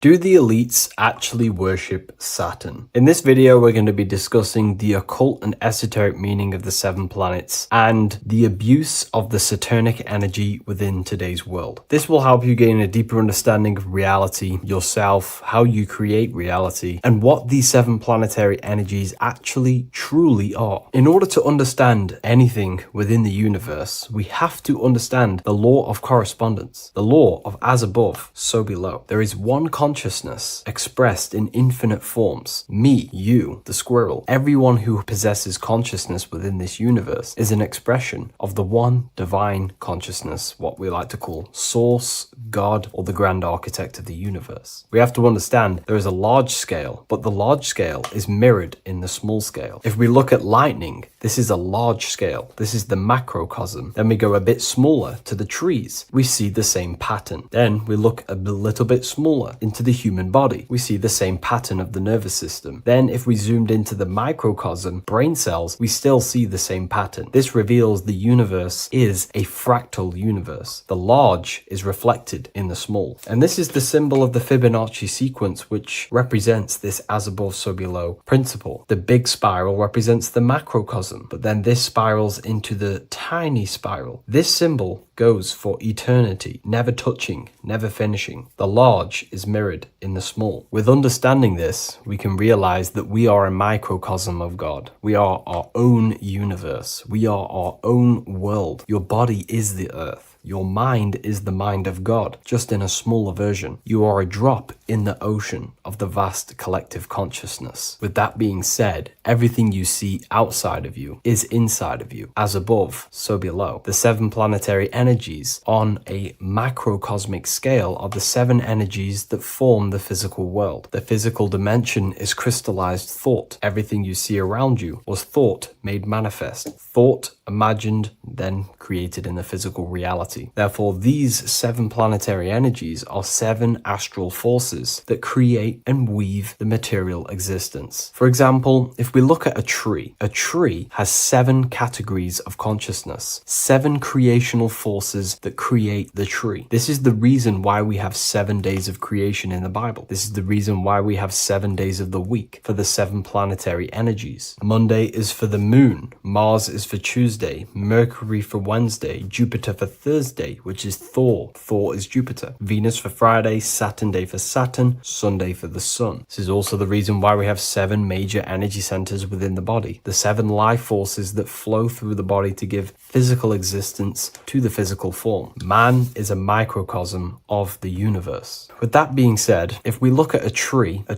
is nature, and nature is the macrocosm, the creation of God's mind. And if we look at the tree, we can see 7 creational categories that go into create the tree. For example, the stem of the tree, the trunk, represents the sun. The root system, the base of the tree, where the tree grows out of, is Saturn. If we look at the fruit of the tree, that represents Jupiter. The smell, the look, the colors of the tree, that's Venus. How the tree communicates with other trees through the root system is Mercury, the intellect, the intelligence, the communication. The leaves of the tree is the moon. The defense mechanism of the tree, how it defends itself from infections and other territories, is Mars. So we can see all physical matter, all physical creation demands these 7 categories of consciousness, these 7 planetary forces. But again, that is the macrocosmic scale. The macrocosm is reflected in the microcosm, which means you have access to these forces, these 7 planetary energies, and you use them to create anything in reality. You've been using them maybe unconsciously your whole life. For example, this book that I've created, the Book of Wisdom Volume 2, you can find it in the bio if you're interested in reading it. It has the 7 planetary forces that go into this tree, into this book. I used the sun, which is my passion and my drive to take actions. I used Mercury, which is my intellect, my thinking, my communication. I used Venus, the layout, the look of the book. I use Mars, my defense of my work, my trademark, my copyright. I use Saturn. Saturn is my time, my discipline, my attention. I use Jupiter, which is the why, the reason why I created it. I used the moon, which is my care. My care is the generative force. Whatever you create in your reality is because you care. You care about keeping a house above your head. Therefore, you go to work and earn money. Care is the driving force to create anything in reality. What you see right now watching this video is because you care about watching this video. If you lose care about watching the video, you will turn it off and continue to do something else. All creation demands these 7 forces, hence why we have here a midsection. Sometimes we see the symbol of the earth, which is a circle and a cross in the middle, because these 7 forces create earth. But again, this video is specifically aimed to Saturn. We're going to be discussing Saturn's Saturnic energy because there is a lot of misunderstanding in today's world, and I'm going to give my perspective and my research on the energy of Saturn and how we use it and how it's being abused in today's world. Saturn externally, because remember, we have an external world, an internal world, a macro and a micro. Saturn externally in the material plane governs the foundational and enduring aspects of existence, such as the roots of plants, the bones of our body, even the insects that dwell beneath the ground. It represents the dull, hard, unyielding forces of life, symbolizing structure, limitation, and conditioning. Under Saturn's influence, things become rigid, bound by the god of time, bound by restriction and boundaries. In Roman mythology, Saturn is revered as the god of time, ruling over the cycles, beginnings, and endings. This connection with this emphasizes Saturn's role in marking the passages of life, aging,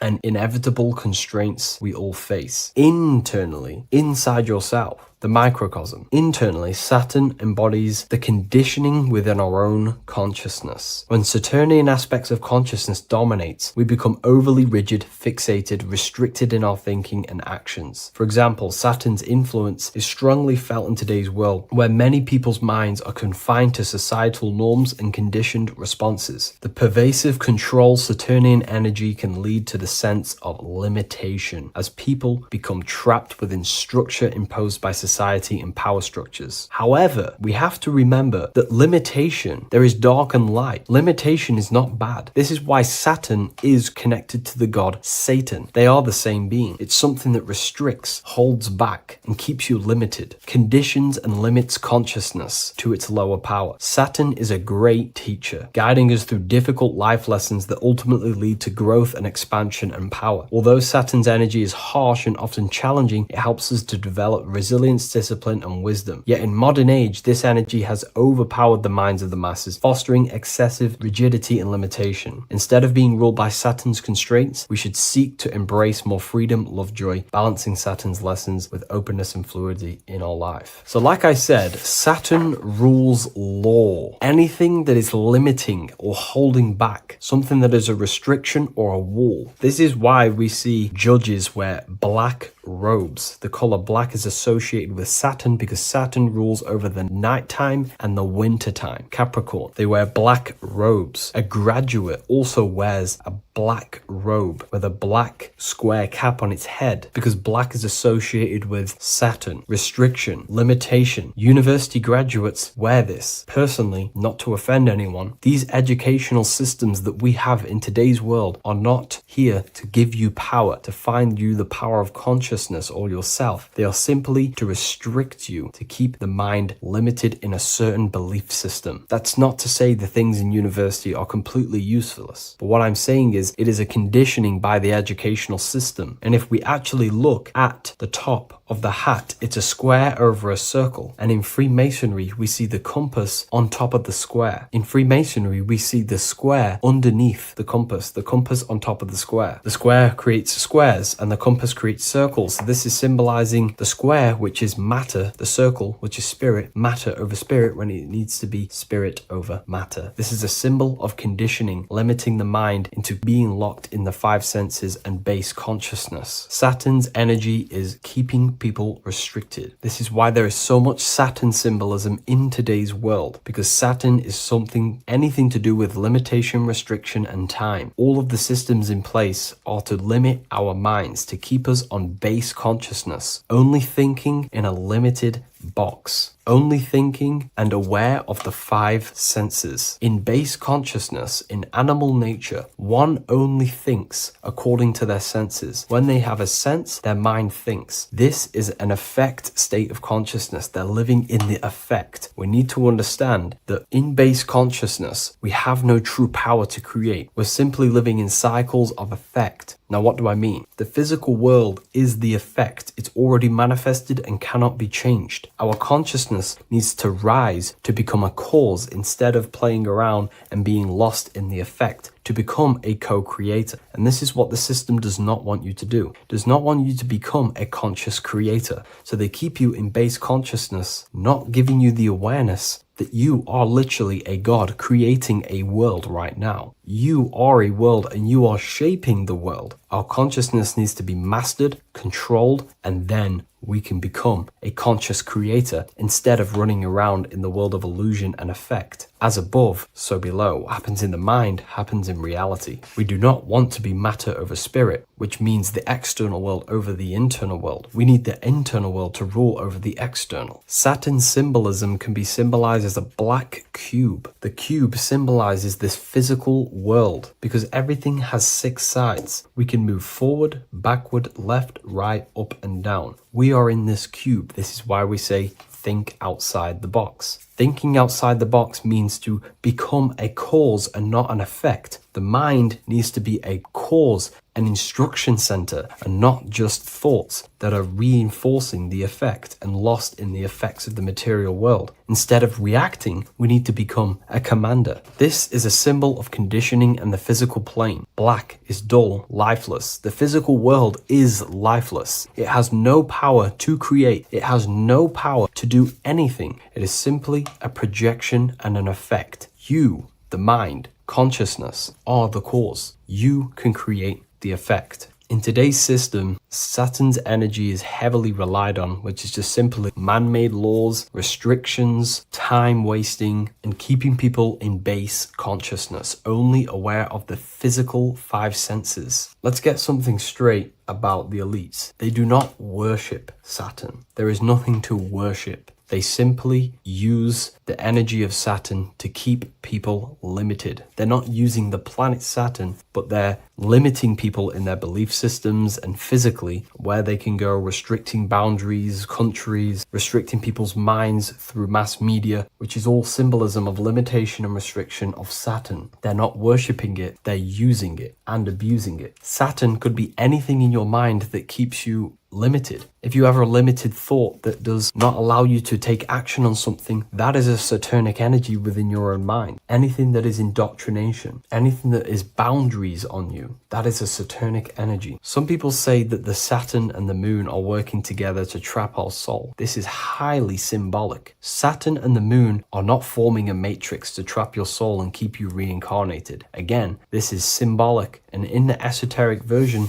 and understanding of this, we can see that they do have a relationship. The moon is our subconscious mind, and Saturn is restriction. If we have restrictions and belief systems in our subconscious mind that keep the soul locked and trapped only in these 5 bases, these 5 senses, then we will think and condition ourselves that we are only the physical body and never actually free ourselves from the material world and ascend. Saturn and the moon are not working together, but these are highly linked. By limiting the subconscious, we keep people stuck in base awareness, keeping them locked in the world of effect, never becoming a conscious creator. We have 2 spiritual currencies, time and attention. These are the 2 currencies that we spend. We spend time or pay attention. These are the 2 spiritual currencies that pretty much create our reality. And the system aims to hijack these 2 currencies from you, to limit you, to dominate you, so you do not become a conscious creator. So again, no one worships Saturn. It's simply just a symbol of limitation and restriction. Limitation has good and bad. Limitation can make us learn, overcome, become strong, disciplined. But when it's abused, it can keep people locked in base consciousness and stuck in their lower nature, never figuring out how powerful they are. You hold the power to shape a world. That's how powerful you are, to turn thoughts into physical existence. I'll see you in the next video. Please leave a like, comment,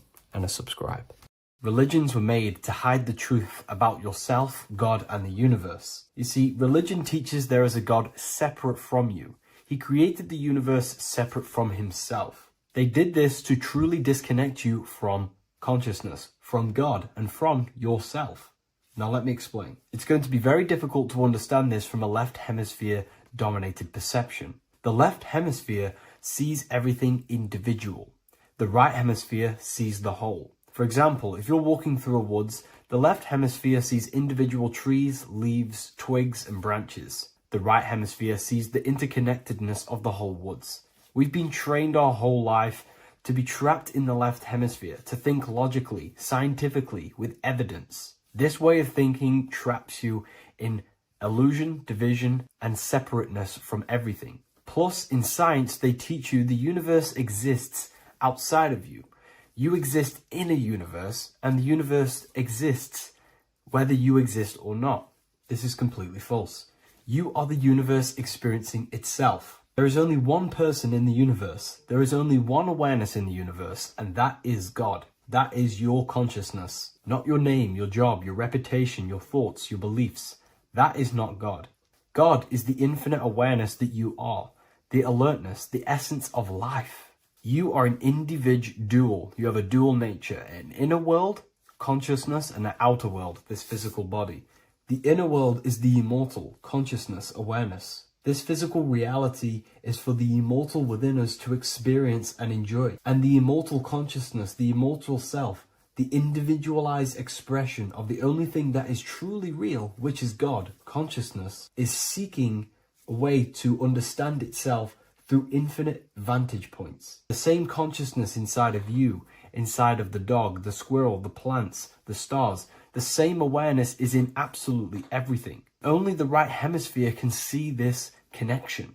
The universe is one mind separated into the infinite bodies and life forms. This is why scientists tell you that the universe is forever expanding. It's truth in plain sight. Because the universe is the mind, and the mind is always seeking more vantage points to understand itself. And the mind is always expanding into new realms of thought. The mind cannot be filled up. It does not exist in space. However, human awareness, human consciousness is very sacred. And the reason why I say that is because humans possess a two-way consciousness, unlike a dog, an animal, or a squirrel, for example. The dog looks in the mirror. It is not aware of itself.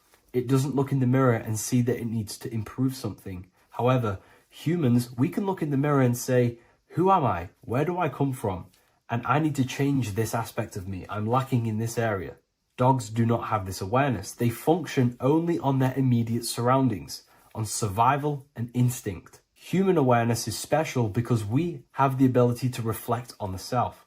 We can question our consciousness. We can question, who am I? Where do I come from? And where am I going after this? The human mind has no limitation. We can surpass our animal nature and rise to a godly nature. This is the whole purpose of reaching Christ consciousness, which is just an ideal consciousness where we have control over self and we know who we truly are. Humans have been given the tools to awaken. Our five senses are locked only to perceive the physical world, but the mind holds the gateway to understand the unseen aspects of reality. The mind holds the secrets to the universe and consciousness. We just have to study ourselves to understand God. We are all individualized aspects of consciousness. There is only one pure consciousness in the universe, but we're fractaled into infinite life forms, experiencing this consciousness in a different form, molding this consciousness into individual egos and individualized consciousness. Me and you are made of the same fabric. However, I have thought different things, believed different things, experienced different things, which has conditioned my consciousness to be my own individualized aspect of God. And that's what makes me, me, and you, you. God is the creative power within us to turn thoughts into physical reality, to create things. We are a creator. Each one of us is a miniature earth, creating and building in this physical 3D reality. Our consciousness holds power over the 3D reality. We can mold it and create anything we wish. However, we have been conditioned to live like an animal, living in our animal nature, eating, surviving, lusting, and these low-level desires keep us trapped from figuring out our creative power. This is why the ancients always depicted God inside of the brain. Even in ancient Christian artwork, William Blake, Anton Raphael, all depict God inside of the brain. Why is this? Because God is our creative power. The spinal column acts as a type of ladder of consciousness. If you just think about sex and act on sex, eating, consuming, and living in a survival animalistic state, then your consciousness is functioning on the lower end of the spinal column, where your reproductive organs are and your gut organs are to consume food. In order to activate the God within us and to us to truly know God, we have to be aligned with the God consciousness. We have to unlock the God within us so we can truly actually experience God and understand it. However, God exists beyond our personal consciousness, beyond our human identity. In secret societies, satanic rituals and satanic societies, they are seeking a way to escape the human identity through ritual work, meditation, and trance-like states. A trance-like state is like the state that you enter just before you fall asleep, where there is no thought present in your mind, because you are not the mind, you are the observer, you experience the thoughts. And when we escape the human identity through rituals, meditation, or trance-like states, we can actually experience beyond the veil of this material world. However, satanic rituals do this in a negative way. Satanic rituals include ways to make the human mind tap out by pushing the human minds to the limit through pain, suffering, and even torture, to allow the mind to pass out so you can temporarily pass on the veil of the physical world and escape the limitations of the human identity and the human thinking mind. Now, you do not have to do it this way.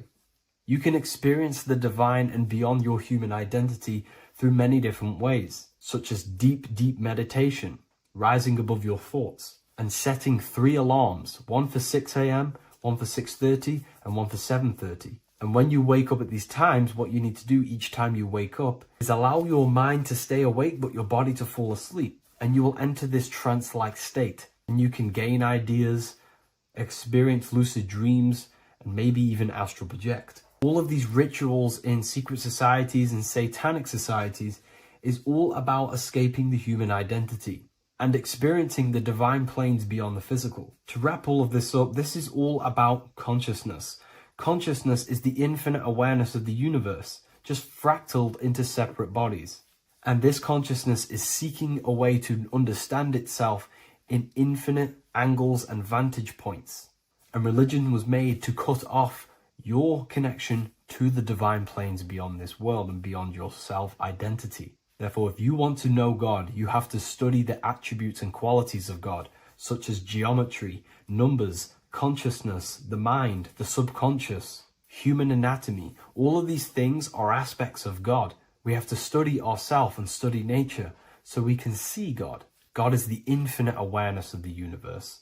If you love this video, please leave a like and share it with a friend. I'll leave a link in the description for the Book of Wisdom, Volume 2.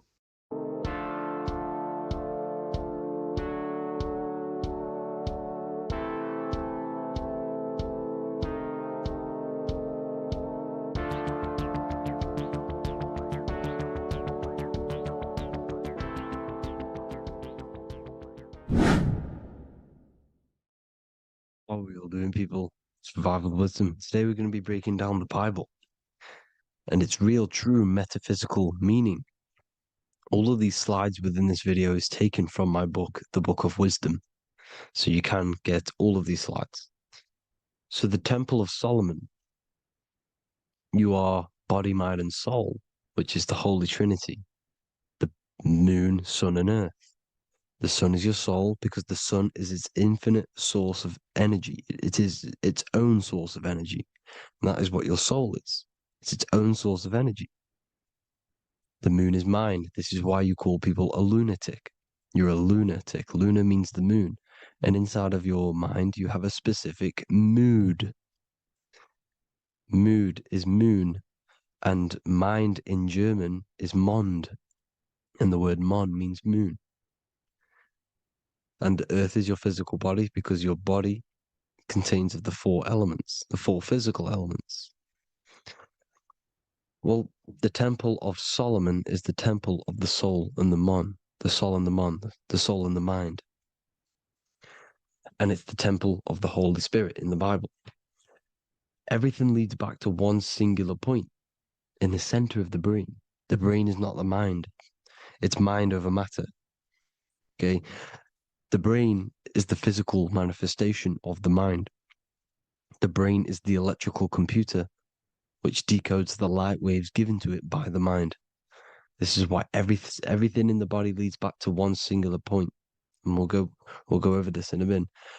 But this is controlling the physical body. This is the within. If you rearrange within, it spells high twin because within you is your twin, your true self. And it's just an entity in the center of the mind. And if you shut your eyes, you can feel it. Your awareness is in the center of the brain. So there's just an empty chamber in the center of the two cherubs, the two brains. They are two separate brains. They're two hemispheres. And the empty chamber, when scientists chop it up and see it's just an empty chamber, well, because you can't see in that plane of reality, you cannot see the mind. You cannot see thoughts. It is invisible to the human eyes, to the visible light spectrum, to the two eyes. The reason why we call it the third eye in the center of the brain, it's not the third eye, it's your true self. It's the mind and soul.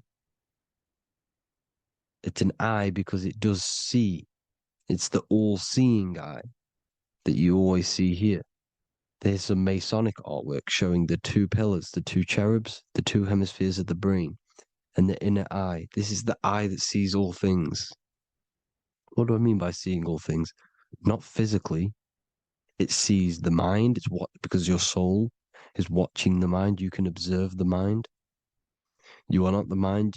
And if you meditate deeply enough, you can go beyond the mind. It's the all-seeing eye. It sees the mind. It sees what emotions you're feeling. It sees what you're thinking. It sees what you're seeing with the two eyes. It's the all-seeing eye. It sees all things. It's omnipresent. It's everywhere. Because the mind can be anywhere. The mind can switch itself into any place it wants. There is no limitations with the mind. So there is two hemispheres in the brain. And in the Bible, there is a quote saying the most holy place between the two cherubs. The two cherubs is the two hemispheres of the brain, and the most holy place is between them, which is what the Masonic artwork is showing. This is the all-seeing eye, the soul and the mind in the center of the brain. And you will not see this with the two eyes. So when scientists come to seeing the empty chamber in the center of the brain, they wonder because they do not understand the occult side of the world. They do not understand the layers of reality. How the two eyes, everything physical comes from the unseen. Everything seen comes from the unseen. Now, the two hemispheres of the brain play a major role in our lives. The right hemisphere is the artist. The left hemisphere is the scientist. The right hemisphere controls the left side of the body. The left hemisphere controls the right side. So there's a crossover. Now, the right hemisphere is to do with your feminine energy, creativity, unification, metaphors, visualization, intuition. The left hemisphere is to do with sequencing, facts, materialistic details, language, and logic. So they keep us normally trapped within the male aspect of our mind, which is the left hemisphere. You know, if you listen to Spotify, Apple Music, and radio, they're all tuned to 440 hertz, which shuts down the right side of the brain, makes you left brain dominant. And we learn, well, 90% of people learn to write with their right hand. They're taught to learn with their right hand, which is to do with the left brain. You see, so we are being trapped within this left side of the brain, which is all to do with logic, thinking logical, not creative. Very, very analytic. But the right side of the brain is to do with your creativity. So the right side of the brain is perceiving reality as a holistic perception. Now, what do I mean? If you're riding through a woods, for example, if you're riding through a woods, your right hemisphere is seeing the whole woods as one unified woods. The left hemisphere's job is to break down the perception given to it by the right hemisphere and break it down into individual trees. So what am I saying? The right hemisphere is seeing humans and everything in creation as one unified consciousness. The left hemisphere is seeing individual egos. This is why the left hemisphere is the place of the ego, the right hemisphere is to do with the higher self. They're both needed, though. I'm not saying one's better than the other. It's balance. Now, they don't want you to see the unified picture, perception of creation. They want you to think everything is individual, everything doesn't come from the one, because all things come from the one. And we experience the two in this reality, dualism. In order to understand the one, we have to experience the two to advance. So, anyways, let's get away from the two hemispheres. The right hemisphere, like I said, is to do with the higher self. And this is why in John 21:6, it says, cast the net onto the right-hand side of the boat and you will find fish. Meaning, cast your energy, cast your perception into the right hemisphere of the brain, and you will find God, unification, and higher self. You will see things from a unified perspective. How we are all one, because we are all the same consciousness. The same spark that is in me is in you. This is why I am you and you are me. We are all the all-seeing eyes of God, just split up into individual bodies. We are all made up of the same essence, consciousness. And that consciousness, that mind and soul, is in the center of the brain. You are just in different avatars. And until we see this, we'll forever be divided and conquered. Until we figure this out as a collective consciousness, we will forever be divided and conquered and ruled over. This is why the Bible says, ye are gods. You are the sons of the Most High, because we are. We are the Word made flesh. We are God made flesh. Mark 16:19. So then after the Lord had spoken unto them, he was received up into heaven. Head is heaven, H-E-A, and sat on the right hand of God. God is the consciousness in the center of the brain. Heaven is the head, and the right hand of God is the right hemisphere of the brain, meaning he sees things in unification, creativity, intuition, the higher mind, the higher brain. When Moses crosses the Red Sea is the corpus callosum, moving from the left to the right hemisphere of the brain to see unified perception of reality. Head, H-E-A, heaven, same root word. This is why the ancients always depict God in the center of the brain. Here you see ancient Christian artwork showing God in the center of the brain, the light. Here you see it here. Here you see Ganesh, an Indian god, which is the brain. Here you see the Father, the Son, and the Holy Spirit in the dome, the brain. This is the brain, because you are God made flesh. That's what consciousness is. The upper room where Jesus meets the 12 disciples. It's the upper brain on the upper room. The upper room is the chamber, the empty chamber in the center of the brain. That's the room. And the 12 disciples are the 12 cranial nerves in the brain, which pretty much rule the body, all the cranial nerves. The tree of life, the cardiovascular system. This is why in Genesis it says the tree of life was in the midst of the garden. Midst meaning middle, because the middle of the body is the cardiovascular system, which is controlling all of the systems in the body. The tree of knowledge of good and evil is the nervous system. It's the spine and brain. This is what's detecting good and evil. The brain is the electrical computer with the left and the right hemisphere, decoding the dualistic world, decoding the light waves given to it by the external world. It is an electromagnetic computer. It is artificial intelligence. It is very intelligent, the brain and the nervous system, the human body as a whole. But the tree of knowledge of good and evil is the nervous system because it is the tree that detects good and evil, makes you learn good and evil in this dualistic reality. Here you see Adam and Eve around the tree of knowledge of good and evil.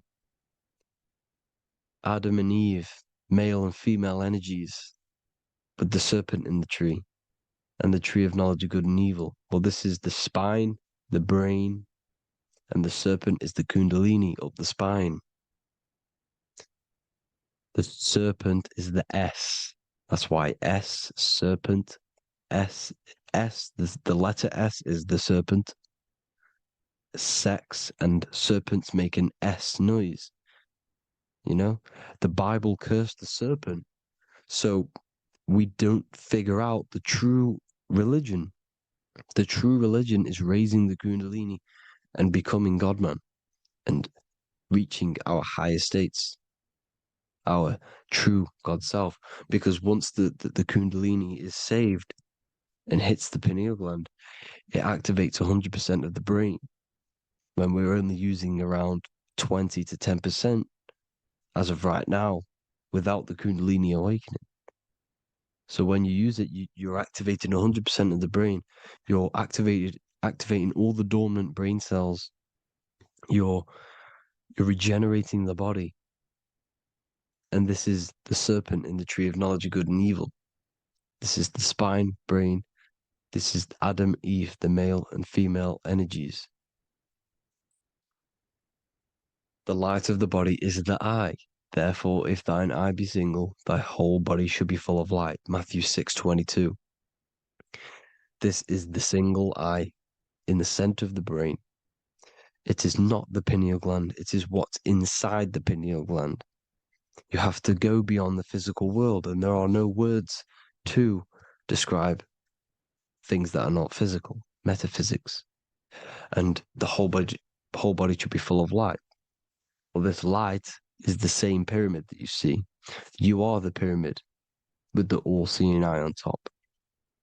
This is why the ancients built the pyramids with the stairs in the middle symbolizing the spine, because once you open all the chakras and balance them and raise the kundalini, you activate all of the brain, which gives enlightenment. The word enlight in ment.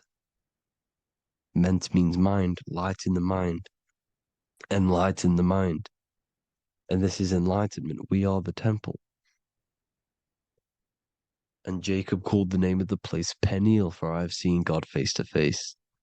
Within spells high twin. Within you is the God self, which you need to manifest into the external world. And he's seen God in Peniel, the consciousness. He's seen his true self, consciousness in the pineal gland. Genesis 28:10, Jacob's ladder. Jacob, he took a rock there and laid his head on it to sleep. Jacob had a dream. He dreamed there was a ladder that was on the ground and reached up into heaven. Head is heaven. The rock he fell asleep on is the sacrum bone, because he's symbolizing the oil that comes down the spine, hits the sacrum bone and rests there, falls asleep, and it looks up and it sees the ladder to heaven. Because when you raise this oil, you become God man. You become God in heaven. You can leave the body at will. Do you not know that your body is the temple, that your body is the temple of the Holy Spirit? Corinthians 16:19-20. Or do you not know that your body is the temple of the Holy Spirit within you? Your body is the temple of the Holy Spirit. the soul and the mind within the center of the brain, the temple of Solomon, temple of the soul and the mind. Romans 8:10, Christ is in you. It's not external. When you give where attention goes, energy flows. When you give your energy to external things, your attention, your worship to external things, you're giving energy, meaning it's draining you, and you're feeding something within the astral plane, a mental thought within the astral plane. So with you realizing that the Christ is in you, that you don't have to worship anything outside of you, this means that you're internalizing your energy. You're not giving your energy, because where attention goes, energy flows, which means you become more present.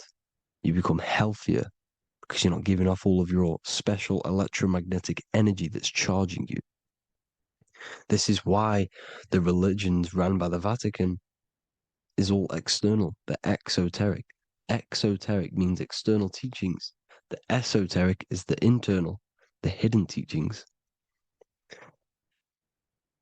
In Psalms 82, I have said, ye are gods, and all of you are children of the Most High, because we are the Most High, split up into individual bodies. That's what consciousness is. Consciousness is the Most High, and we have to raise ourselves to the Most High. Brahma, Vishnu, Shiva, the Father, the Son, and the Holy Spirit. Why is it always a trio? It's a trio because it symbolizes us, the soul, mind, and body. The mind is the bridge for the soul to be in the body. What is the soul? It's the life force. It's the watcher. It's the all-seeing eye. The soul sees into different realities, and it gives life to the body of every reality it goes in. This is why you always see light around the all-seeing eye, because it is the energy, the life force, the light, life, L-I. Life is light, and it's the eye because it sees into the different realities. It sees into the dream world. When you're going to sleep at night and you dream, it's not a dream, it's another reality. You're a multi-dimensional creature. We live in a multiverse. There's infinite amount of yous. And there is a version of you which is the highest self in a reality somewhere. And this I has the ability to switch realities, which is exactly what astral travel is. Astral travel is the ability to switch reality beyond the 3D construct of this world. The Father, the Son, and the Holy Spirit, Brahma, Vishnu, Shiva. Brahma, the soul, inhabits different bodies. This is why they have different heads. Vishnu, the mind, symbolizing gnosis, meaning knowledge. This is the serpent. The serpent symbolized knowledge. Shiva, the body. Father, the Son, and the Holy Spirit. The bird, the soul, because the bird symbolizes the soul. This is why you have here the Egyptians showing you the soul leaving the body. Here you see here with the twin head, the same head, and it's a bird. This is the soul self. This is the ego self. The Egyptians knew this. They knew all of this. Of course they did. Now the whole story of Jesus is all metaphorical for the process which goes on within your body. Your neck and head is the holy grail which the sun and the moon creates. Sorry, the sun and the moon creates the fluid within the holy grail, the brain, the skull. And the moon creates the milk. Sorry, the moon makes the milk. The sun makes the honey, the land flowing with milk and honey in the Bible. The land flowing with milk and honey is the center of the brain in the Holy Grail. Here you see the Masonic artwork showing you the sun and the moon creating the fluid in the spine. Here's the serpent. Serpent symbolizing the two Kundalini channels, the Ida Pingala up the spine. Here's the furnace raising the kundalini, raising the oil, heating it up, and rising it to the crown. You see? So here you see more Masonic art, seeing the sun and the moon creating the holy fluid in the brain, in the cup, filling the cup. This is why it's a cup, because it's the Holy Grail. This is the holy oil in the center of the brain that gets released down the spine, which is Jesus coming down from heaven. It comes down the spine, down the River Jordan in the Bible. This is when Jesus goes from Nazareth to Jerusalem. He comes down the River Jordan, and Joseph and Mary are in Nazareth waiting for Jesus' return. Joseph and Mary symbolize the pineal and pituitary gland, which produce the two oils created by the sun and the moon. And he returns. When he returns, he gets crucified at 33, because there's 33 vertebrae at the back of the spine, and it crosses the vagus nerve. The crucifixion of the oil past 33 vertebrae creates God-man, and it creates your higher self, and it activates 100% of the brain. And you turn into spirit, you turn to your spirit self. This is why Jesus dies. He didn't physically die, it metaphorically dies and becomes his higher self. The ego self was left behind. It's the same with the whole story of Jesus. Jesus comes down from heaven, which is the oil. He dies in a cave for 3 days, which is the oil hitting the cave. Here's the cave. And resurrects after 3 days. If you resurrect the oil, comes up and gets crucified at 33 in Golgotha. Golgotha translates to a place in the skull. The three wise men from the east. Well, if you look at the Masonic artwork, they'll always show you a ladder up to the east. Okay? Here you see north, south, west. This would be east. Here you see east here. East here. The ladder up to the east. The east is the top, up. Three wise men from the east. The thalamus, pituitary, and pineal gland in the center of the brain. The most important glands in the body. Here you see the Egyptians with the spine, the sun, and the two hemispheres of the brain. What did I say at the beginning? The sun is the soul. The sun is its own source of energy. It's the life force, which gives life to anything it inhabits. The soul is the same thing. That's why sun and soul mean the same thing. So, what I'm saying is consciousness is God. And this is why when it refers to as God in the Bible, it means your higher self, pretty much. And returning back to this higher self, because God is something that you need to manifest. Consciousness is God, and your body is a reflection of the creation by God. This is why everything in the body corresponds with the stars. The stars rule the body. We are an image of the stars. This body is an image of the whole of creation. Aries rules the head. This is the cerebrum, the ram in the brain. Here's the ram, Aries.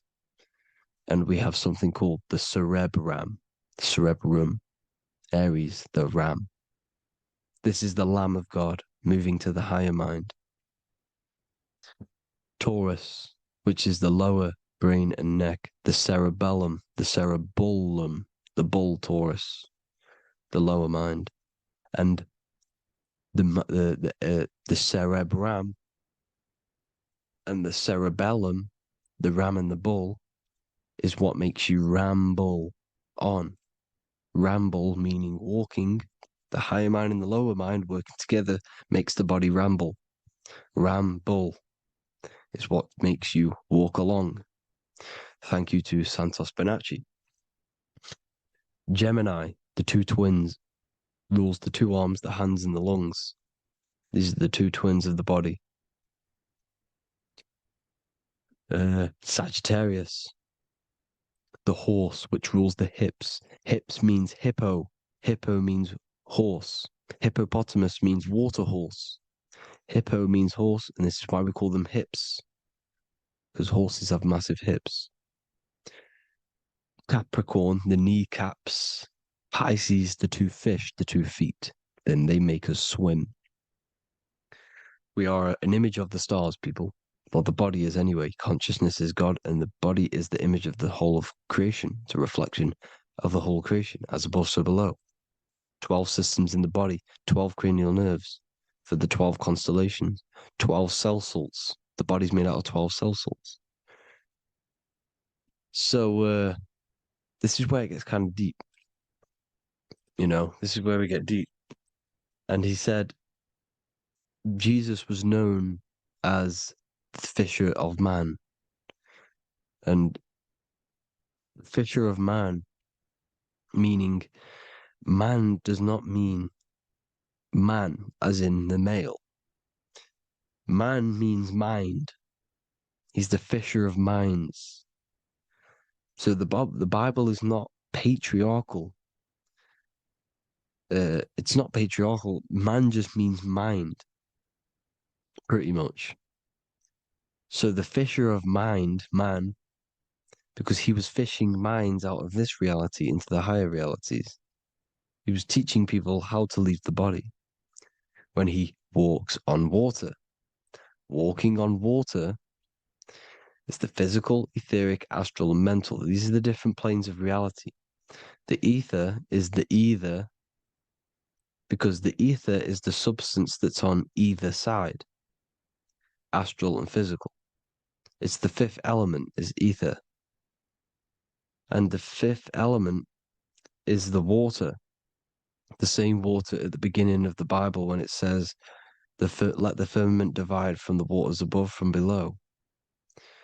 The water symbolizes the ether. It's the base of all physical matter. And the ether symbolized is known as the water. So when you're walking on water, you're walking on the ether, meaning you're leaving the physical body. So when Jesus walks on water and he's teaching Paul to walk on water, Paul becomes scared and falls back into the water. Well, when you astral travel and you become scared when you're projecting, you'll fall back into your body. So he's pretty much saying walking on water is leaving the body, and walking on the ether, because the ether is the veil between the astral, and that's what devil means. Devil has the word veil in it, because the devil is trapping you between one veil, which is this world. They're trapping you in this world, this thin layer of reality. Your dreams are different veils. The ether, the astral, the mental are different veils. Devil is deveil. Deveil. You need to escape being stuck in one reality and live in between realities. And this is when you truly become a multi-dimensional being, because your soul is just the eye. That's what you are. You're just an eye, and you see into different worlds. And it also, when Jesus means the fisher of man, the fisher of minds, he is. I truly believe, because of my research, that there is other worlds. It's not just this one. There's higher worlds. There's an infinite amount of you, and you've been in them dreams you call dreams. Them dreams are other realities that you are in. That's why when you're there, you don't feel like you're in a dream. You feel like it's 100% real, because it is real. So this is why the ancients always depicted the many different heads, because there's many different versions of you. And this I, the soul, the watcher, is switching itself into different bodies at all times. Well, when you sleep, when you astral project. And this is what the ancients were doing. They understood the multiverse, and they could switch bodies at will. And this is what the seven seals are in the Bible, also known as the seven chakras. These are literally portals within us to these different worlds. We're in the heart at the moment. Earth rearranged spells heart, meaning middle. This is where good and evil exist. It's the middle point, the midpoint of realities. So, I hope you all enjoyed the video. All of this knowledge that I've give you in this video is inside of my book, the Book of Wisdom. The Book of Wisdom gets updated every single month with new pages. It's a one-time payment for a lifetime worth of research and knowledge by me. So if you do want to get it, the link will be in the description. But I hope you will gain some amazing insight. Please like, comment, and share to help the algorithm, and drop a subscription. And for more lectures, every 2 days, I drop lectures and knowledge within the Patreon. If you want to support the channel, join the Patreon. Everything's in the description because we are not monetized on YouTube. Thank you all. Have an amazing day.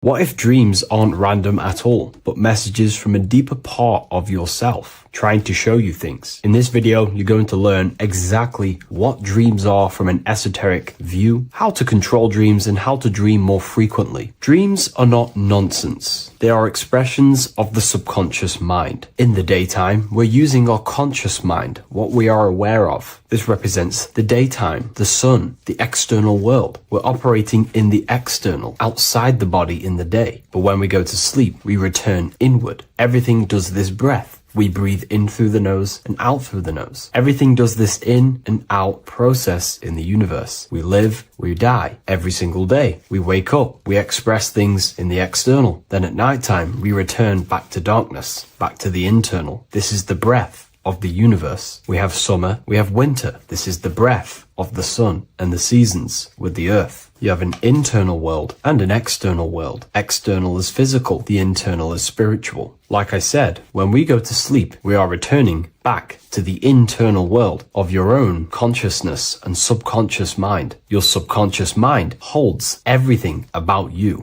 your memories, your traumas, everything you've ever learnt, your language, your name, your job, everything you identify with is stored within this vast network of the subconscious mind. It is your own personal consciousness. Therefore, when we dream, we return back to the subconscious mind, and we are in fact thinking, but in a subconscious way. The subconscious does not speak the same language as the conscious mind. The conscious mind uses language, thoughts, and all things that are very logical and very easy to understand. The subconscious is the complete opposite. It is very indirect, metaphorical, and symbolic. The subconscious communicates and works in symbols. Ultimately, symbolism is the language of consciousness. This is why in occultism and esotericism, it is filled with occult symbols, because symbols are used to communicate directly with the consciousness within the subconscious mind, and the subconscious mind is ultimately connected to the collective consciousness. We are all connected and tapping into the mental plane, where we receive thoughts, ideas, depending on what we attune our mind to. That's why we call it a mindset. But getting back on topic, the subconscious mind is your own personal network. It is like a net, an interconnected web of your thoughts, memories, traumas, emotional blockages, and all the things you identify with and have experienced in your life is stored within this network. It can be seen as a web. One example of the subconscious mind using symbolism is this next story I can tell you. Let's say I was in a very traumatic car crash as a young child. I experienced a lot of emotional trauma in that car, and that deeply impressed my subconscious mind with that trauma of emotion that I felt. Therefore, every time I see a car in my external world, that car is now a symbol that represents the state of consciousness I was feeling in that particular time of the traumatic car crash. The car is a symbol for a state of consciousness within my subconscious mind. Just like when you see a word, that word triggers what you believe that word to be in your subconscious mind. Symbols are the language of the subconsciousness. Therefore, when we dream, we are basically seeing symbols of our own personal subconscious mind. Our higher mind, which is basically our subconscious subconscious, the higher version of you that exists beyond your human thinking mind, communicates using symbolism. The higher mind does not speak human thoughts, human language. It speaks the language of symbolism. Therefore, when we dream, every event, every person, everything that happens, and everything you see is your own personal subconscious mind materializing within the plane of the astral plane. This is a dimension that sits just above the physical world that everything is pulled out of. For example, look around you. Everything you see around you was thought, then imagined. Imagination is the astral plane, and this astral plane sits above the physical world. As above, so below.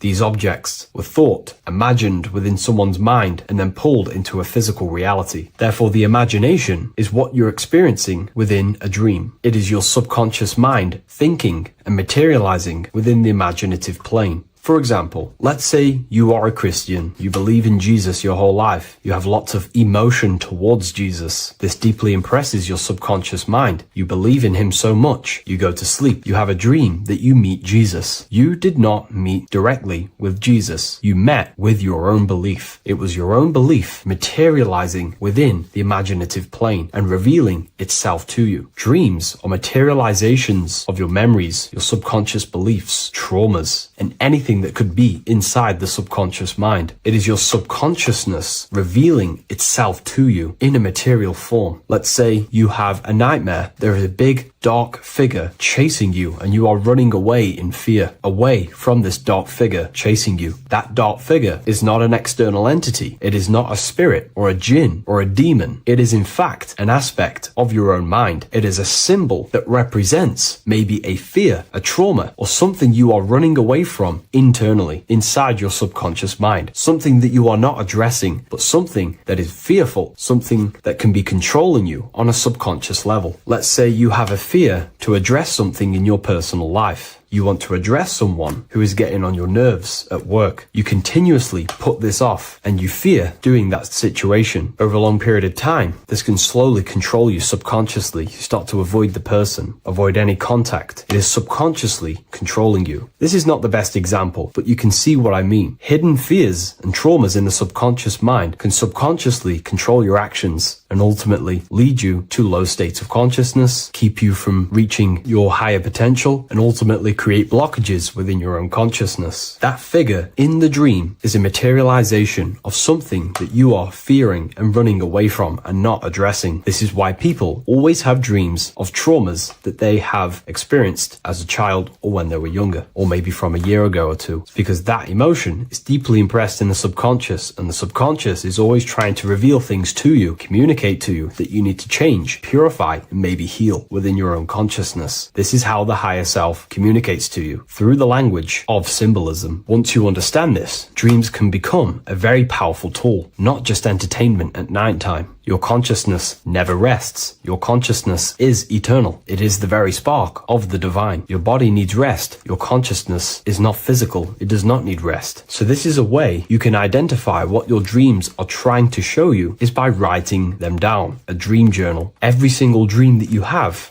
a book placed near your bed. Every time you wake up, first thing you should do is pick up the book and write every single detail that you can remember about the dream. The people that you met are all symbols or aspects of yourself. Maybe it is a friend you saw in your dream. That friend represents a state of consciousness that is within you and is trying to reveal something to you. It's about making the subconscious into the conscious, to become conscious of the unknown. Write down every detail, everything you saw, every event that played out, even the details of the clothes that they were wearing. Everything is symbolic within dreams. Write everything down and then analyze the dream. Don't analyze it from a logical mind. Analyze it with the right hemisphere of the brain, which allows you to see metaphors, read between the line. Try and gain the message that it's trying to show you. What does this overall mean to you? And what could this reveal about aspects of yourself that you need to heal or maybe take action in your life and world? Because your higher self is always guiding you towards awakening and fulfilling your mission in the manifested physical world. Dreams speak in symbols, not logic. Ask about your dreams. What is this trying to tell me? Don't take things literally. Look for an emotional tone and symbolic resonance. With practice, you'll begin to understand the personal language of your subconscious mind. Now that you understand that, again, please leave a like or a comment on this video. This is now a technique for lucid dreaming and dreaming more often. This is not going to happen overnight. This is not an easy method. It simply takes practice and dedication. Every morning, choose 3 time slots. For me, I choose 4:30, 5 a.m. and 6 a.m. 3 alarms that are going to go off at these 3 times, half an hour apart from each other. Each time you wake up, stay awake for 5 to 10 minutes. Turn off the alarm. Try and keep your conscious mind awake, but drift back into sleep. There's no other better way for me to explain that. It's very difficult, but try and keep the mind awake, but the body falling back asleep. More than likely, you will drift off back to sleep. Then the next alarm will go off half an hour after. This will wake you up again. Guaranteed. You will probably drift back to sleep by repeating this process. After the 3 alarms go off, each one of them times, you're either going to have a dream or a lucid dream, but definitely you will have a dream. And if it doesn't work one time, keep trying it. I've been using this method for a very long time, and I can tell you 70-80% of the time it triggers a dream, and a very vivid dream. And it's ideal for lucid dreaming because keeping the conscious mind awake while letting the body fall asleep, you can become conscious within these subconscious realms of your mind. But when you are conscious inside the dream world, you can do what you want, but you also want to let the dream naturally unfold. If you try and take too much control, then you will wake back up. If you feel any fear in your dream, you will wake back up into the material world. Another tip to dream more often is to meditate before bed. Simply close your eyes and think about nothing for 5 to 30 minutes. Detach from everything outside you, your name, your job, work, thoughts. Mentally detach from the world and the physical pleasures and become pure awareness before you try and go to sleep. This will help you become conscious while being within the self. If you wish to learn more about consciousness yourself, the Book of Wisdom Volume 2 can definitely help you. I'll leave a link in the description. Thank you for watching this video, and I'll see you in the next one. Hello, Seeker. Welcome to Revival of Symbolism, a channel devoted to the language of esoteric symbolism, helping you discover yourself and expand your consciousness into new realms of thought. I'm Harry B. Joseph, also known as Revival of Wisdom. In this video, we're going to be breaking down the occult and esoteric meaning of the tarot card, the Magician. This contains many layers of symbolism. Let's get straight into this. So if we look at the card of the Magician, the first thing we notice is this gesture, his hands. We have one hand up, one hand down. This corresponds to the teaching and the principle of the universe called the law of correspondence, also known as above, so below. As above, so below pretty much corresponds with everything in the whole world and life. Everything functions underneath this law. It teaches that everything below in the material plane does not exist on its own. Physical life does not create itself. It is not independent. It cannot sustain itself. Everything below in the material plane has its spiritual counterpart within the heavenly realms of higher consciousness dimensions. Everything above manifests that which is below. It's simply representing how reality is dual and you are dual. You have a self outside the mind, which is the physical body, and a self inside the mind, the spiritual self. While most people are fixated on the external self, the physical body, they never give attention to their internal self, the self inside the mind. The self inside the mind is limitless, has infinite potential, and is not bound to any true form or identity. The internal self is the immortal self, the higher self. It is the self that can turn anything, any thought, into a form within the realm of imagination. This is what we call the astral plane. The astral plane being a plane or a dimension that sits just above the physical plane, and it's the realm of imagination, emotion, and desire. Because in order for us to imagine something, we have some sort of emotion or desire to create it. Therefore, it is the astral energy, the desire and the imagination of something above in the higher realms and dimensions of consciousness that make it possible and physically created within the material realm. It is the astral forces of desire manifesting the actions of the physical body, because the physical body only moves to what we care about, or we have a passion or desire. These forces, what we call passion and desire, are not just chemical reactions in your body. They are astral forces directly coming from your astral body. We think with thought. This is the beginning of all creation. We think, we imagine, we desire, then we act. It is the higher realms first, then the external realm, the material. Higher dimensions over the lower dimensions. This fits in perfect with the magician, because a magician is not someone, like Harry Potter shows you with wands casting spells. This is fantasy. The real magic is about changing consciousness at will, because consciousness above creates that which is below, the material, as within, so without. Reality is created from the inside out. So the magician understands that by changing consciousness, we change our external circumstances. You see this reflected in your life, and I've seen this reflected in my life. When you change your consciousness, for example, you start to spiritually awaken. You start to think differently, see the world differently. What happens to your external reality? Notice your friends start to say you've changed. You may not fit in with your current friendship circle. Your friends will change and you will outgrow them, and you will have to seek to find new friends that fit with your new internal state of consciousness. This is teaching that the internal world rearranges the external world.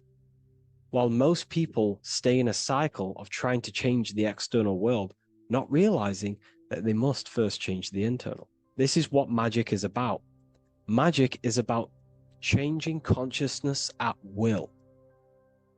Because when a magician holds the ability to direct all forces of their consciousness to a specific reality within them, to create that form and reality within the internal self, they can actually start to produce change in the external reality. We have masculine forces of consciousness, feminine forces of consciousness. The feminine forces of consciousness are imagination, intuition, emotion. The active masculine forces of consciousness are willpower, actions, and intellect, thinking. When we combine the imagination, seeing the reality within our mind, forming the reality within our spiritual vision, the internal vision of the soul, because imagination is the expression of the soul. It is creating with astral light, astral vision. Freemasons, occultists call imagination spirit vision. When we see that reality with our spiritual vision, this is why we have to increase our ability to vividly see within our imagination or the astral plane. If we do not develop these faculties of consciousness, we will struggle. This is what the esoteric is about. We have to increase and develop every part of our consciousness to develop spiritually, to try and reconnect with the internal world, while our whole past life we've been focusing on the external. When we combine the soul's vision of imagination with a feeling and a desire of creating that reality, that's then the internal world pretty much sorted. Then we have to combine that with willpower and actions. The masculine and feminine come together to give birth to a child. The masculine and feminine come together in your consciousness to give birth to a reality. It's about changing what's inside the self to produce change below. This is what true magic is. Look at the word magic, magi, and the word imagination, imagination. Imagination is about working with the forces of the soul and the forces of consciousness, producing change in consciousness at will to produce change in the external. This is what this represents. Changing above so we can change below. No point trying to change the external world, because the external world is already formed.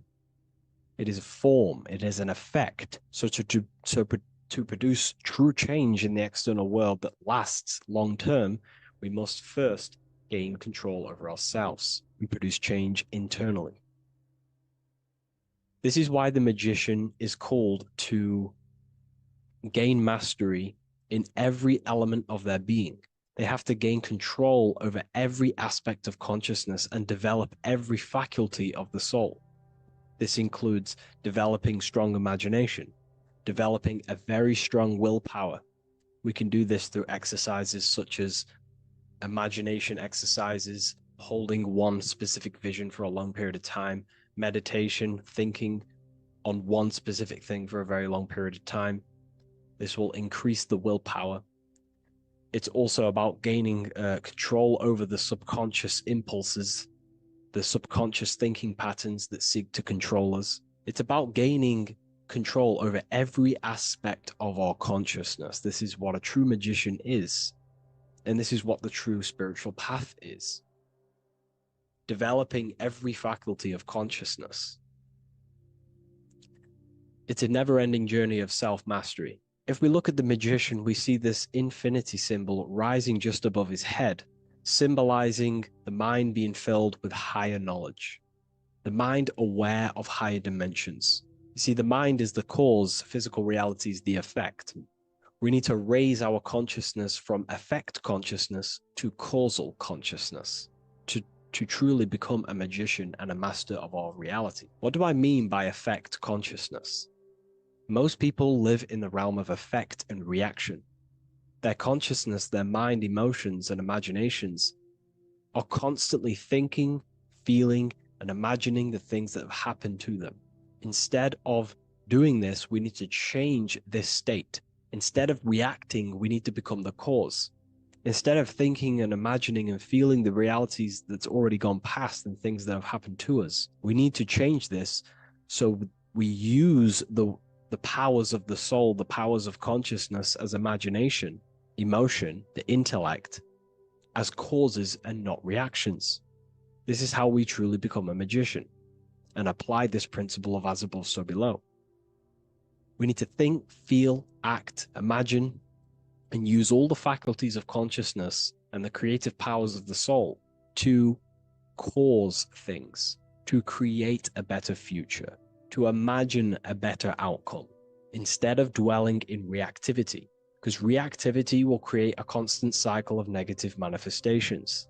If we sit around and moan, complain, think, imagine, feel the things that have happened to us in the past, the mind is the cause. And if the mind is in that state of reactivity, it's just going to constantly create more negativity in your external reality. This is what it's all about, as above, so below.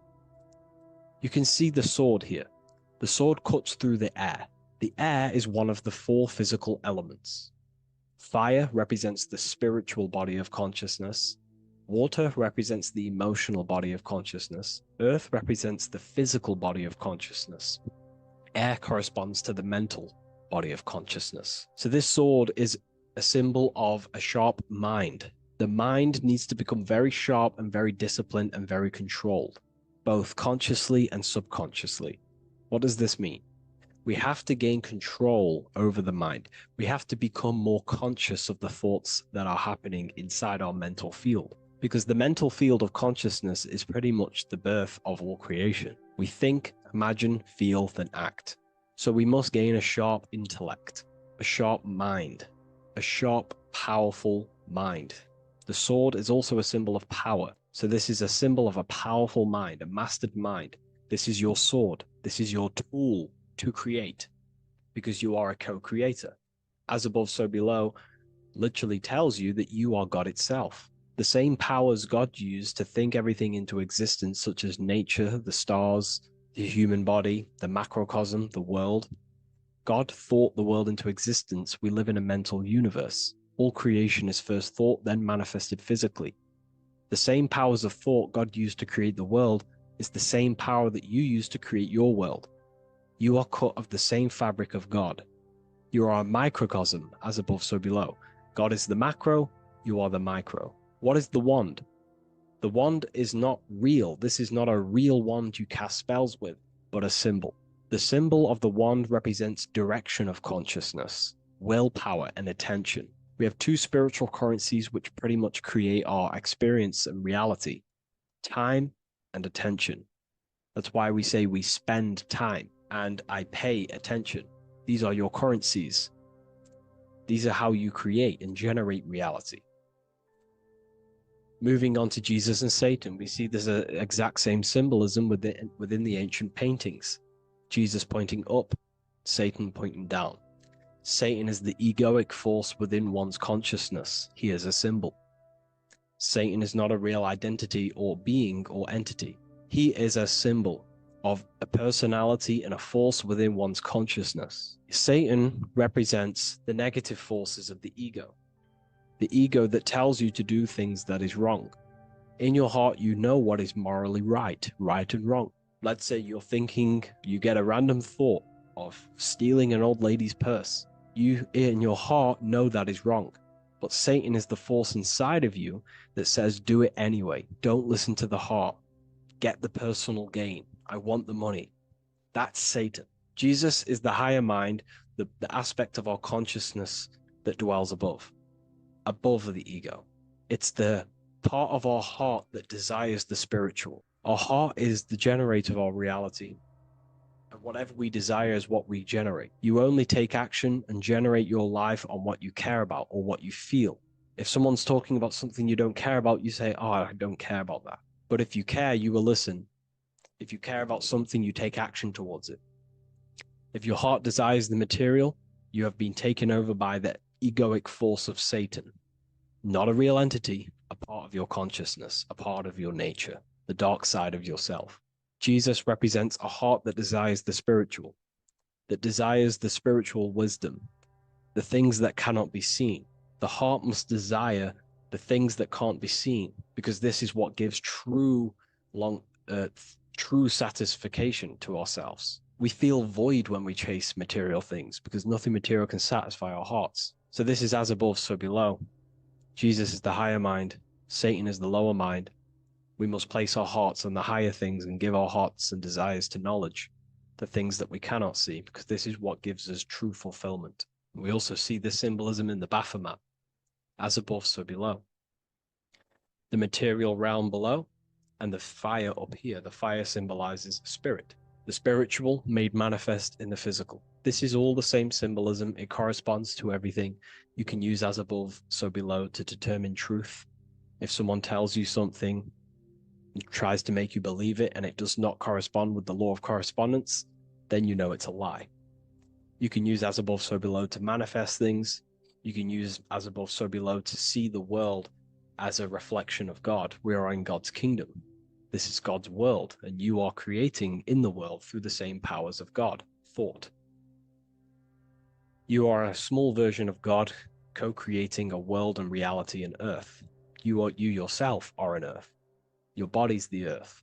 Your consciousness is God and heaven. So I hope this video helps. The occult goes deeper than you could possibly imagine. If you wish to go even deeper, join our community, Ethereal University. Please leave a like, share, comment on this video for more.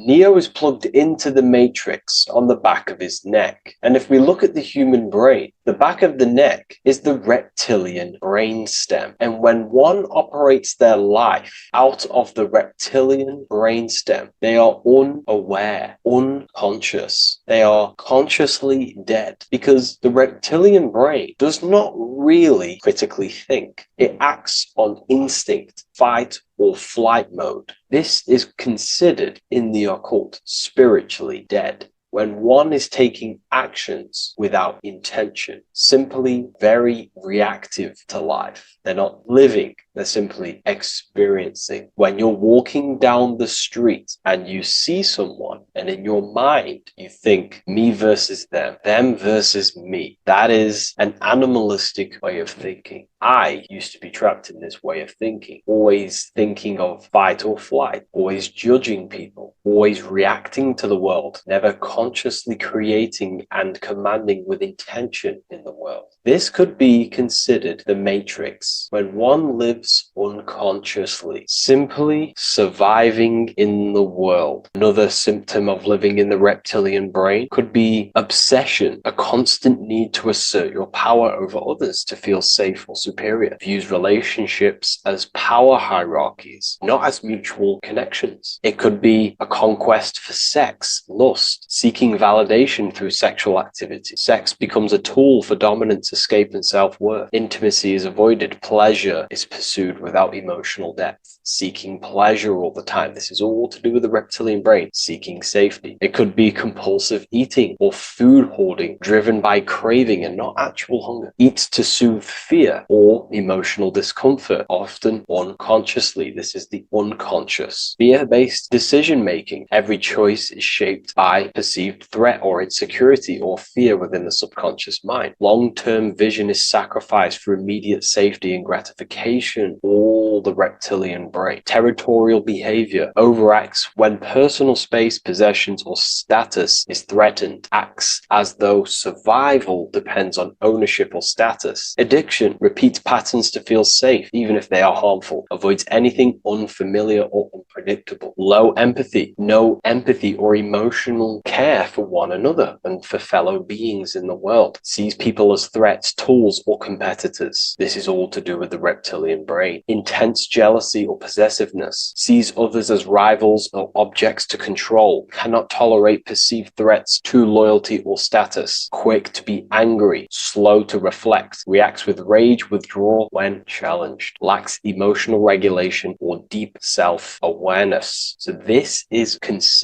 brain could be considered the matrix, hence why Neo is plugged into this brain. He's operating the life out of this brain, unconscious, simply navigating life like an animal. I was in this state, and you can only really realize this when you come out of this brain and you start to function from the higher regions of the brain, which we will discuss very soon. And my life was chaos because there was chaos operating internally. I was never thinking about the future. I was always operating life out of fear, out of lack. Never had care for another person. When you operate life out of this brain, the matrix, things outside you, can easily control you. This is why they keep us in a constant state of fear. So we operate life out of this. So we never gain full control over our reality, over our actions, over our thoughts. So Neo is called Neo, and he works at a place called meta cortex, very symbolic of the neocortex, the higher region of the brain. Now, this brain makes you human. It ultimately allows you to hold control over the animal urges, okay? The neocortex is the brain that allows you to have self-mastery, that allows you to control your urges, your instinctual survival urges. So humans can overcome their reptilian animalistic state and start to operate their life in a conscious mastery state. And Neo is plugged out of the reptilian brain, and he starts to use his neocortex, the human brain. This allows one to learn to have self-control, allows one to create, allows one to think about others. It allows one to critically think deeply. It allows one to be self-aware. Who am I? Where did I come from? And where am I going? This is ultimately the brain that has shaped the world. We look at humans. We built technology. We built all of these amazing things. They all come from the neocortex. This is the higher region of the brain that allows consciousness to function on a higher degree. It allows you to truly become a creator and have self-control instead of living in a reactive animal state. You see, animals are only aware of their five senses. They're only aware of surviving. If you notice, look at animals, they're always looking around. Even in their home, they're always looking around, sniffing around. That's because they operate in an animalistic brain. Humans have the neocortex. This is a higher region of the brain, which if you wish to master yourself, this is the brain that you will be using. This allows you to operate life on a higher degree. We see this reptilian brain symbolized everywhere. See it as reptiles. Reptiles are symbols of this brain. We see the Egyptian god Osiris with the green skin representing a reptile, a crocodile. Sometimes we see Osiris depicted in Egyptian artwork with crocodiles or reptiles, if you do a little bit of research on that. And also, if we look at the overall symbolism of Osiris and his story, we notice that he is the god of the dead or the underworld. This is not literal, but the dead or the god of the death, the god of the death of self, the dead of consciousness, because you are a divine being with limitless potential to create. And ultimately, to create, we have to master our reptilian brain. But when we function from this reptilian brain, we are dead to our higher powers of creation, of imagination, of actually gaining control and operating life from the higher mind, operating life as the divine being as you are. But if you operate life in Osiris, he is the god of dead. You are spiritually and consciously dead. You act unconsciously. You are dead, not physically, but mentally and spiritually. So what we're looking at here in the Egyptian artwork is the reptilian brainstem. We have the left hemisphere and the right hemisphere of the brain. Notice a curve. The feminine body is very curvy. This represents feminine. The masculine body is very liney. So if we study geometry, we know that lines are masculine, hence why the word masculine, line, and the feminine body is, in geometry, feminine is represented as curves. So this is the left masculine brain on the left side, and this is the right feminine brain on the right side, with Osiris, the reptilian brainstem, in the middle. So we're going to go deeper into some Mesopotamian artwork now. Now let's have a look at this. We're looking at the reptile on the very bottom. We see the left brain and the right brain, the Eye of Ra and the Eye of Horus on the left and right. In Freemasonry, we still see the symbolism of the two pillars. Yakin and Boaz in Freemasonry, with the two pillars symbolizing masculine, feminine forces of consciousness, also representing the masculine left brain and the feminine right brain, with the reptile down here. But if we have a little look here, right, we have a little look at these reptiles. This person is standing on top of the reptiles. When you are on top of something, you have power over the below. You are standing atop of something. You have mastery over it. You have control over it, symbolizing gaining control over the reptilian brain, the reactive actions, the sexual urges, the addictions, the territorial behavior, the fear-based decisions, constant internal tension, never being able to focus. It's symbolizing gaining control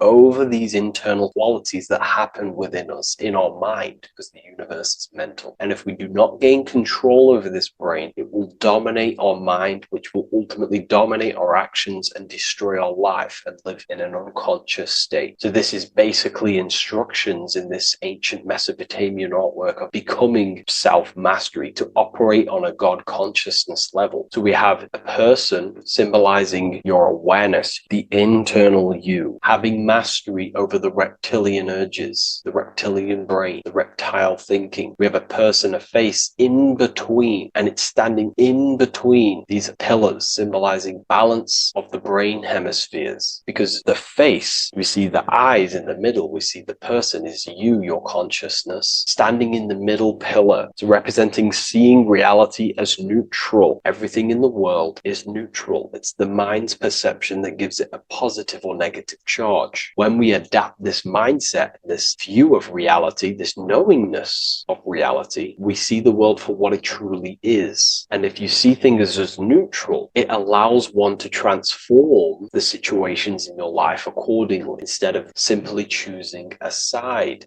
This is a major problem in society, and this was a problem within myself also. We like to choose sides, and choosing sides can keep your consciousness locked in a certain mindset, in a certain belief. And belief is what is ultimately destroying humanity. It's about knowingness, and knowingness is in the middle. We want to seek to know things. Knowing things allows you to go out there, directly experience it, and know it for yourself. For example, I know I'm not on a spinning global ball flying through space. Why? Because my senses tell me I'm not doing that. My senses tell me I'm not going 1,000 miles per hour and 360,000 miles per hour through space while while spinning around the sun. I know that because I know myself. I know I'm not my body because I've had direct mystical experiences beyond the physical body. So we should seek to know things, and that's what we call gnosis, direct knowledge obtained through direct experience, knowingness. And that is a middle pillar quality. So in Freemasonry, we see the middle pillar. The matrix is designed to give you two wings all the time. Democrats, Republicans, feminism, and then there's another side. There's always two sides that they're giving you because they want you locked in either way, which is seek the middle pillar, seeing things as neutral, seeing things as the middle pillar, seeking direct experience, gnosis. And this aligns with the brain because the brain gives us these two perceptions also. The right brain sees the woods, the whole woods, but the left brain sees the individual trees and branches and leaves. If we're too left hemisphered, we're going to see everything as divided. If you're too left hemisphered, you're only going to see yourself. You're only going to think about me, myself, my ego, my consciousness, my life. And I'm only going to operate in the world, take actions only towards me without considering the collective, which is the right hemisphere quality. The right hemisphere allows you to see the bigger picture, how we're all connected. We're all one family of consciousness. We're all one being separated in different bodies, one consciousness operating in different bodies. So it's about aligning these perceptions of the brain and standing in the middle, and also conquering the reptilian brain. This allows us to operate in the world and see the world for what it truly is and operate from a place of balance. We also see some more symbolism in Egypt of the Ram Sphinx in Egypt. Ram Sphinx. Please leave a comment and please leave a like and a subscribe onto the YouTube if you like my content. Smash that like button and we'll get straight to this. So this is the Ram Sphinx in Egypt, also symbolizing the brain. This is my research. These are my conclusions. You can take this with a pinch of salt and go out and do your own research. This is what makes sense to me based off my information I've gained, my symbolism that I can read. So take what you can from it. I'm not here to obstruct anything. I'm not here to place anything in your mind. I'm simply here expressing my research. Never take anything off anyone as solid truth. I've never have said everything I say is solid truth. This is my research. If the research aligns with you, that's great. Maybe it doesn't with some people, that's fine. Simply take things with a pinch of salt, go out and collect as much research and information from many different sources and place together your own understanding of symbolism and your own perspective on reality. But like I say, seek to know and not believe.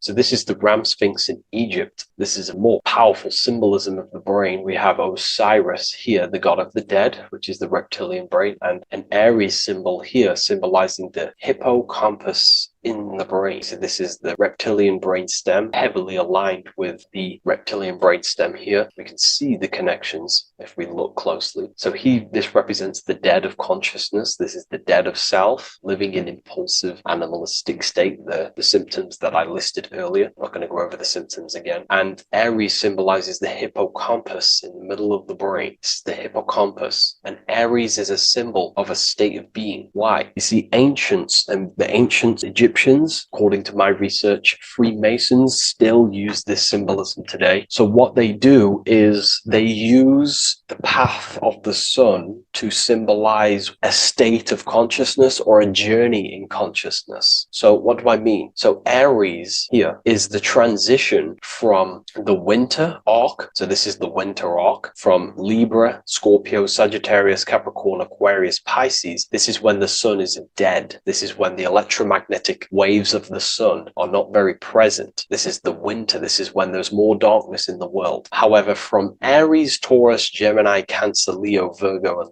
to Libra, this is when the sun is giving more electromagnetic rays. Everything grows. Everything is reborn again. Everything's growing. There's more light. There's more warmth. You can grow crops. So this is very symbolic as a state of consciousness. Aries is used heavily to represent the rebirth of the sun, but internally as an esoteric interpretation of Aries, it symbolizes the resurrection of awakening of the self. It is the rebirth of the sun, of the soul, the rebirth of becoming aware out of the darkness into the light, living in the reptilian unconscious state, the unconscious, not being aware that I possess consciousness, not being aware of my thought, emotion, actions. And Aries is that symbol, is of the rebirth of the spirit, the rebirth of the self, becoming self self-aware. So that's what we're looking at here with the Ram Sphinx. We're looking at Osiris, dead, the reptilian brain, operating life in an unconscious state, not really thinking,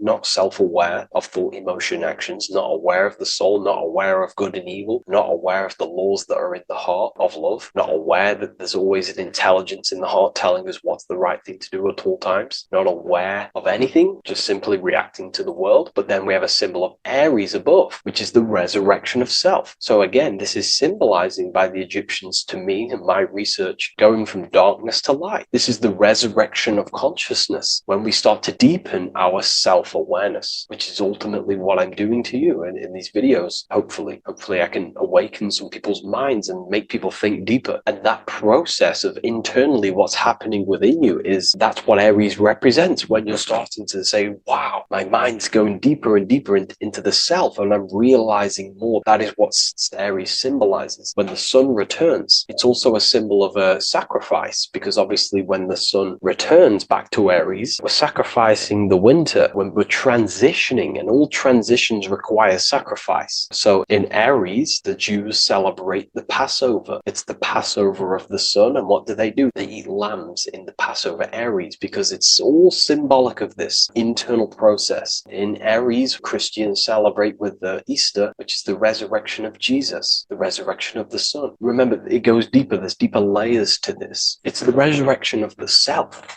and the mind deepening into a deeper awakening. So again, we're going from the lower regions of the brain, and when we start to critically think and become self-aware, we're starting to use the mid part of the brain, and the mid part of the brain then expands into the neocortex, which is the resurrection of the self. The mind is no longer functioning in just the reptilian brain, but then it's going into the light of the higher brain, the neocortex, and this is the reptilian brain. This is the midbrain, what we're looking at here with the Ram Sphinx. Yeah. So this is the resurrection. It's the transition point of going from the reptilian brain into the midbrain into the neocortex. We're now resurrecting ourselves. Now, this is not putting anything negative on the reptilian brain. Without the reptilian brain, we wouldn't be able to live. We need the reptilian brain, but it's an abuse of the reptilian brain that can keep us in a very low state. It keeps us stuck in an unconscious state. But the reptilian brain is what's allowing you to breathe, to eat, to scan the environment for any threats. If there are threats, we do need the reptilian brain. That's not to say it's evil, but what I'm saying is an abuse of this brain, which is what most people are stuck in. They're operating their life out of this brain. And this is what the Egyptians, I think, are symbolizing, trying to tell us to resurrect ourselves, to become self-mastered, to become the highest version of yourself, to actively create in the world. Because when we are only operating from this brain, we're unconscious, well, then other people can use you as a vessel to create their reality. This is how the world is at the moment. The ones who know how to use the mind are controlling the other ones who do not know how to control the mind. So I hope this makes sense to you. Let me know if you have any video recommendations, and I'll see you inside Ethereal University. If you wish to take your research to the next level, I have things inside of there that are very powerful. We happily invite you. I'll see you inside of Join. If not, I'll see you in the next YouTube video.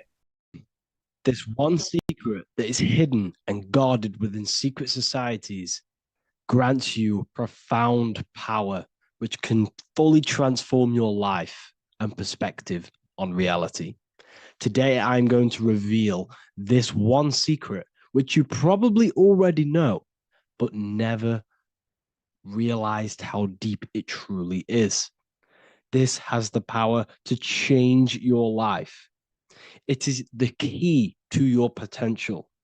And if you stay with me, this power may be yours, and you could transform your life with this hidden secret that is guarded within secret societies and esoteric orders. And this secret is not really a secret, but something people overlook, that the universe is mental. Everything we experience and interact with and perceive originates within the mind. The universe is a boundless field of consciousness, a mental construct molded and shaped by thought. We do not just live in a physical world, as they want you to believe. There are hidden forces that mold the material world. They want you to believe that you are only a physical being inside of a physical universe. But this is completely wrong. You are the architecture of the universe. Your consciousness is the very fabric of reality, and you create your own universe. The universe is an infinite field of consciousness, a vast and limitless mental construct, intricately woven and shaped by the power of thought. It is a dynamic and ever evolving field where the interplay of awareness and attention gives form to existence. Within the boundless realm, every idea, perception, and belief contributes to the creation and transformation of reality itself. Each thought holds the power to transform reality. Your consciousness is the very fabric of reality. And this is shown in the symbol of the flower of life. The flower of life is a symbol. It symbolizes the interconnectedness of all existence, illustrating how every thought is not merely a fleeting moment, but a ripple that reverberates across every layer of reality. Each action, like the intricate overlapping circles of this pattern in the symbol, extends its influence far beyond its origin, weaving a web of interdependence where every choice impacts the whole. It serves as a profound reminder that everything is connected, bound by an unseen field of consciousness. This symbol represents how one action, one thought is a ripple in the whole vastness of the ether of consciousness. To master your mind is to master the universe because your mind is a miniature universe. The mind is the very fabric of reality. So if we gain the hook, if we gain the power and the mastery over our minds, we have now gained the power to create reality to your will and intent. You see, most people live in a cycle, and this cycle is the outer world manipulating how they feel on the inner world. People's external circumstances are creating their thoughts and emotion in the inner world of consciousness, which is producing a constant cycle of negative manifestation. For example, let's say something negative happens to me in my external world. Then I start to think negative and feel negative.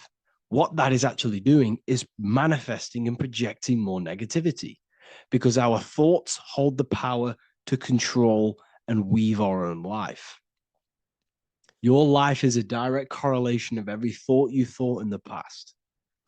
What we need to do is stop and not let the mind control you in your reality. You need to control the mind so you can control reality. So, what does this actually mean? Reality is an externalization of consciousness. Consciousness and matter are one, they're not separate. They are inseparable and interconnected. Everything we see, experience, and observe is a manifestation of thought, beliefs, and consciousness, shaping the world around us. Now, this ties in with the secret fifth element that they have hid from you. They've hid from you this sacred and very important symbol and pillar to reality.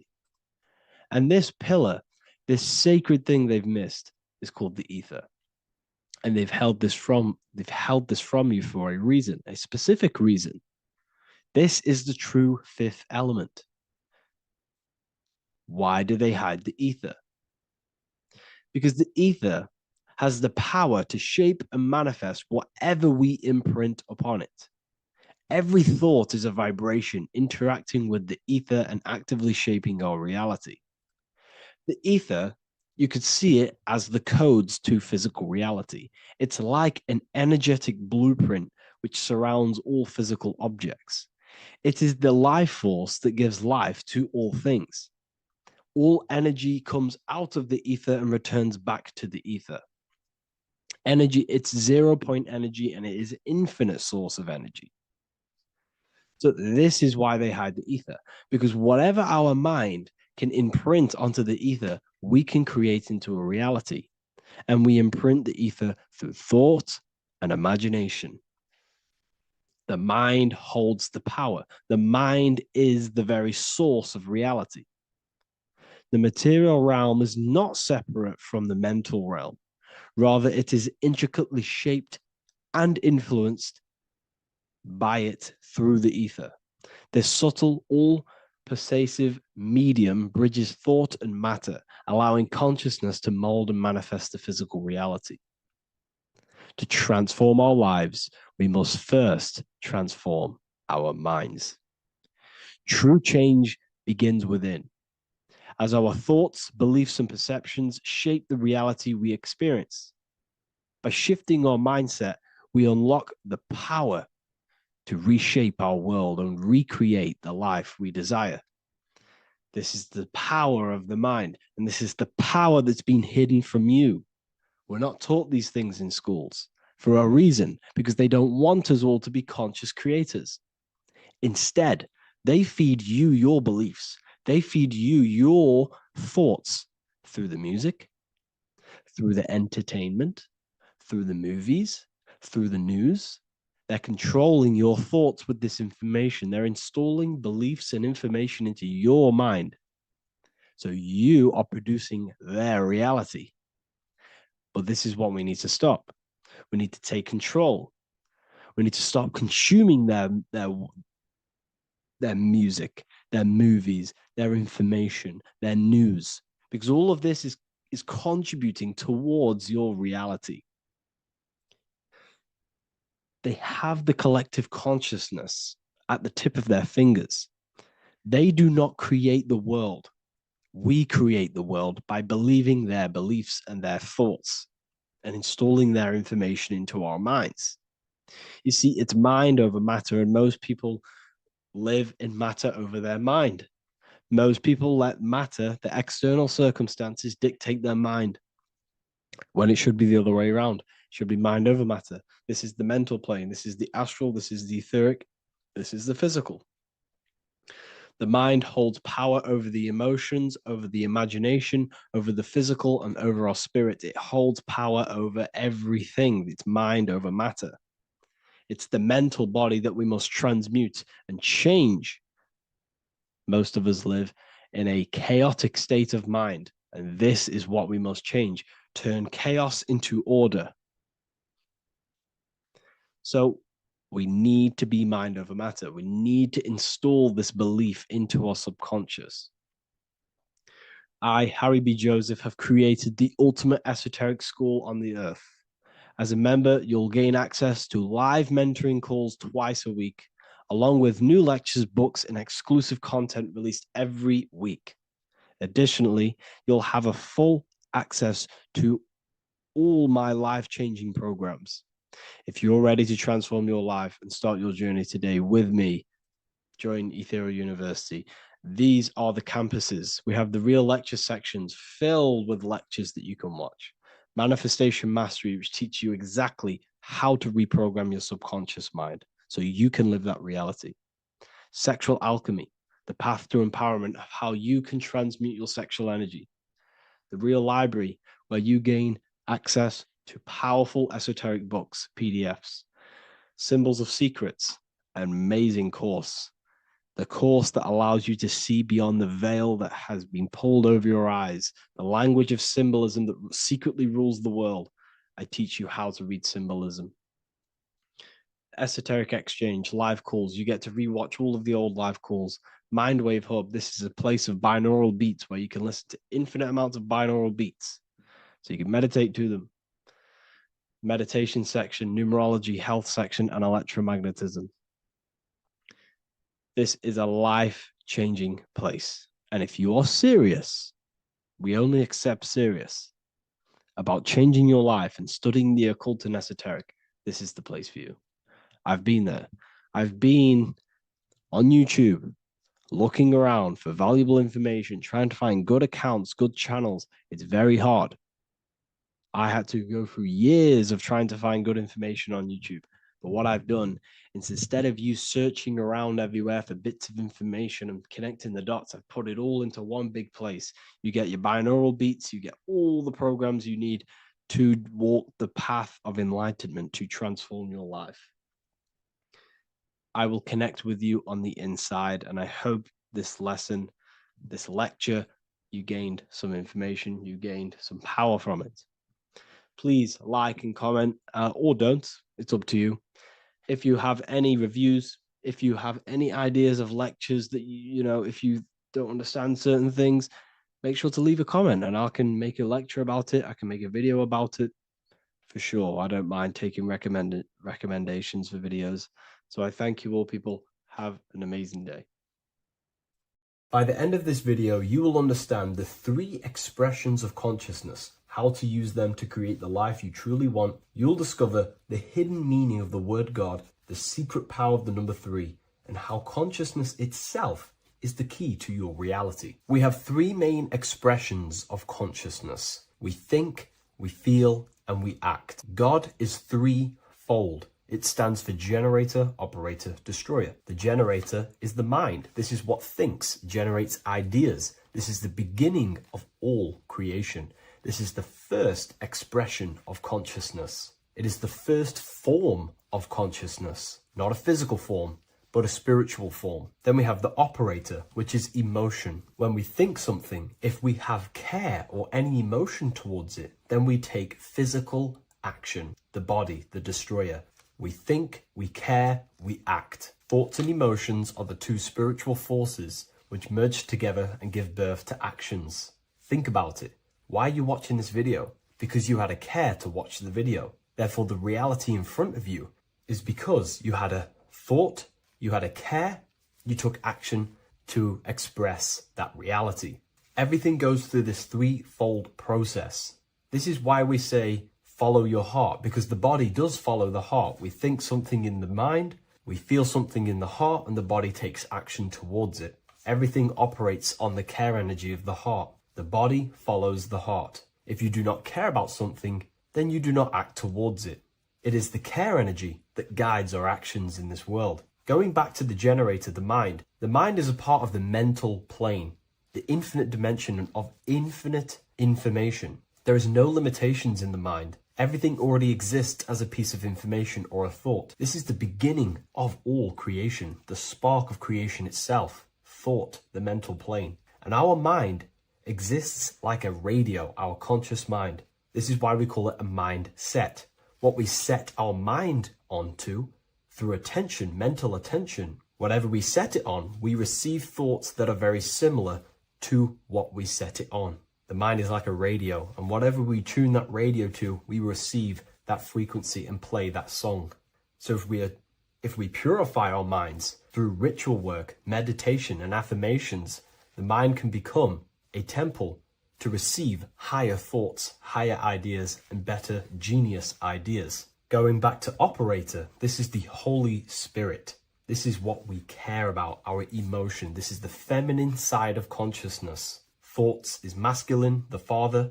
Emotion is the Holy Spirit, which is feminine. And these 2 create a child, which is Jesus, the Son, which is actions. When thoughts and emotions merge together, you have a physical action, which is a masculine force, which is why it's a son. The Holy Spirit represents a purified heart, love consciousness, holding love in the heart. And when we purify our minds, we have an effect and purify our hearts. And the reason why I say that is because whatever we think in the mind directly corresponds to what we feel in the heart. As above, so below. Thoughts create emotions.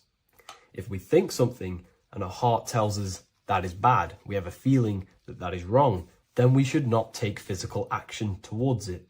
And if we do take physical action against the feeling of knowing it's bad, then you are going against the spirit. That's what the word Satan means, or Satan. The Hebrew word for Satan is Satan. It means adversary or opposer. You're opposing the Holy Spirit. You're opposing what you know is good. You're taking a sin against the spirit, against the guidance from your soul. the knowingness of good. So when we do purify our mind, we purify our hearts. And when we cultivate love for the self and one another's in our hearts, we gain the Holy Spirit, which is love consciousness.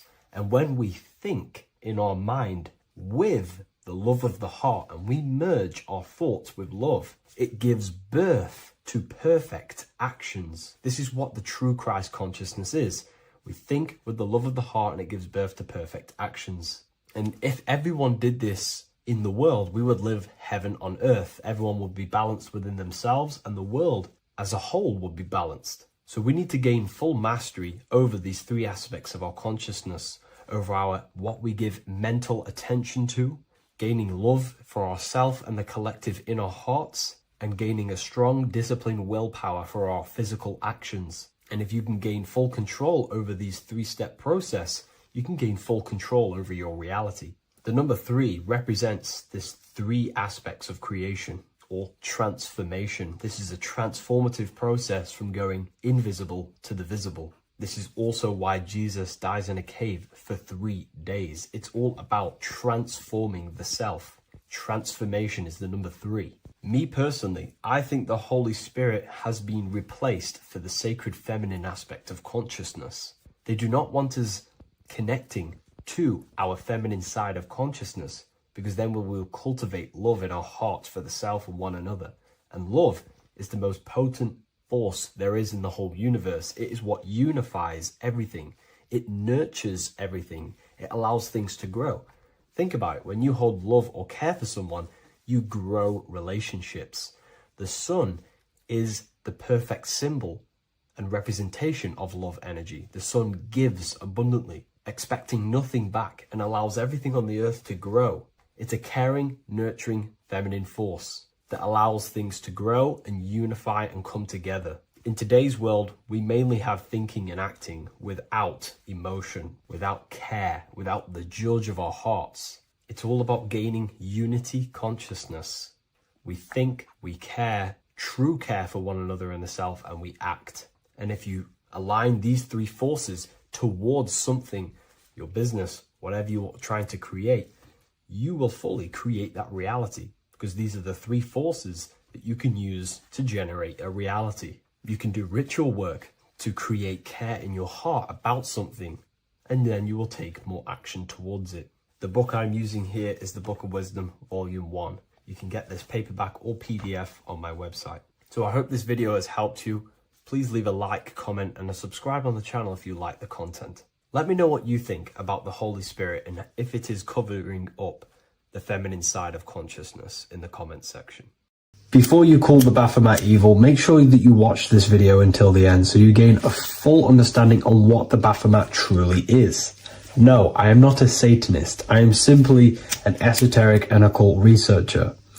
I've been looking into symbolism for a very long time, and I can reassure you that this symbol does not represent the devil, does not represent any negative figure.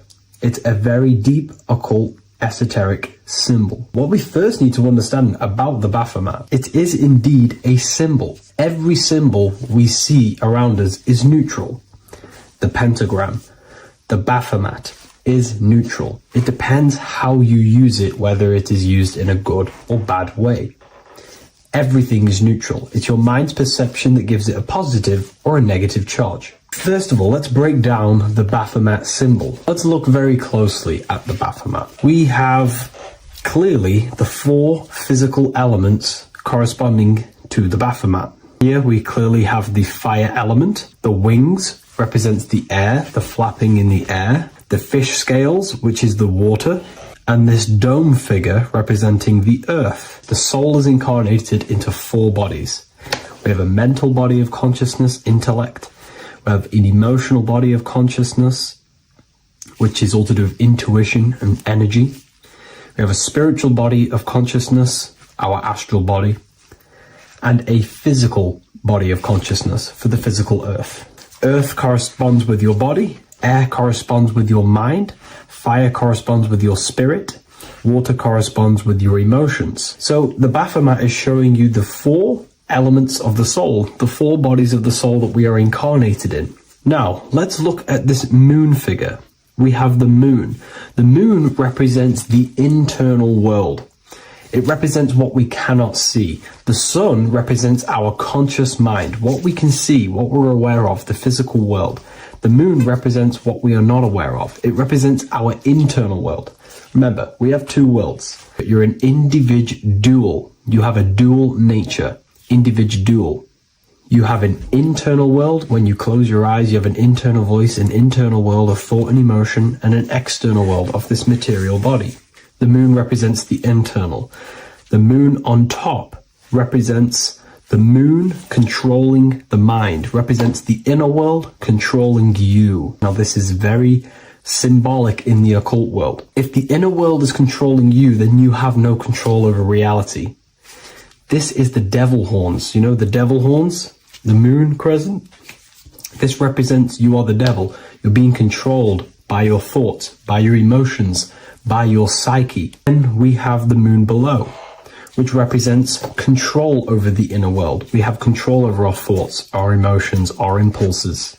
So you're either being controlled by thought and emotions, or you're controlling them and having self-mastery. In alchemy, we always see this symbol of the man or woman on top of the moon, representing emotional control and self-mastery of the internal world. The journey of the occultist is to gain full mastery over their consciousness. They want to be conscious of every single thought that enters their mental field of consciousness. We get over 7,000 thoughts a day. It is possible to achieve a certain level of mastery where you are conscious of every single thought that enters your mind.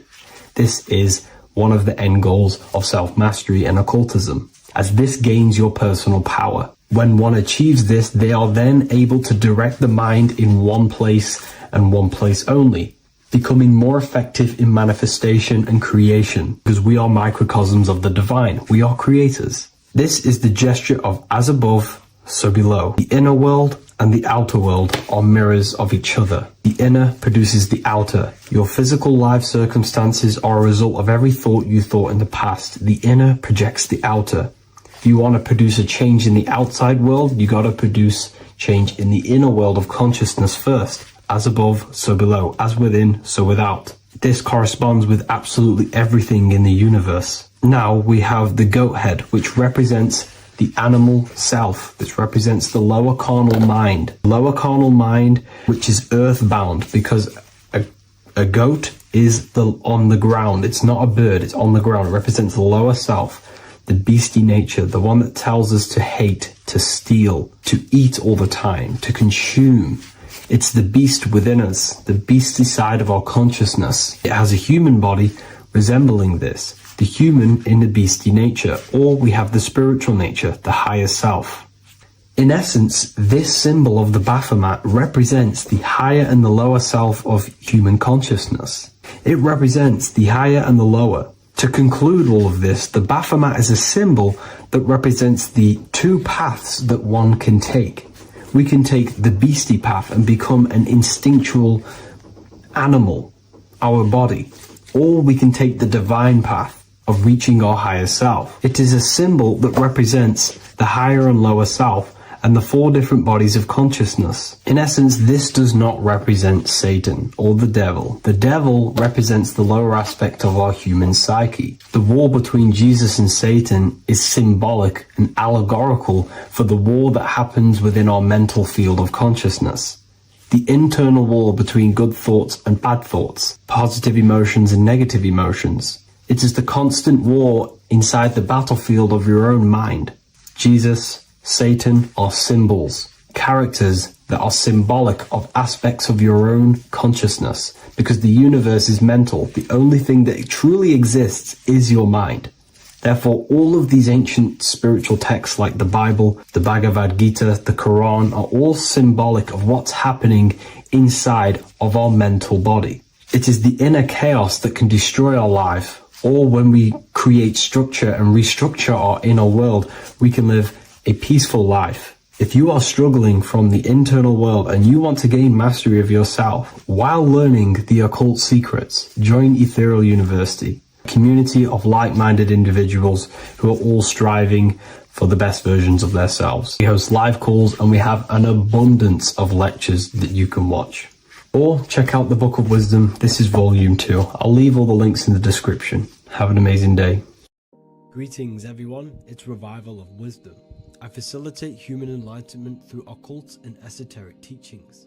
I hope this video expands your mind into a new field of thought. In this video, we're going to be discovering the true esoteric meaning of the 7 planetary energies. So let's jump straight into this. In order to fully understand this, you must understand the esoteric teaching of as above, so below, and as within, so without. Our inner world is mirrored into our external material reality. We have a physical voice, which you are hearing right now, and I also have an inner voice, which no one else can hear.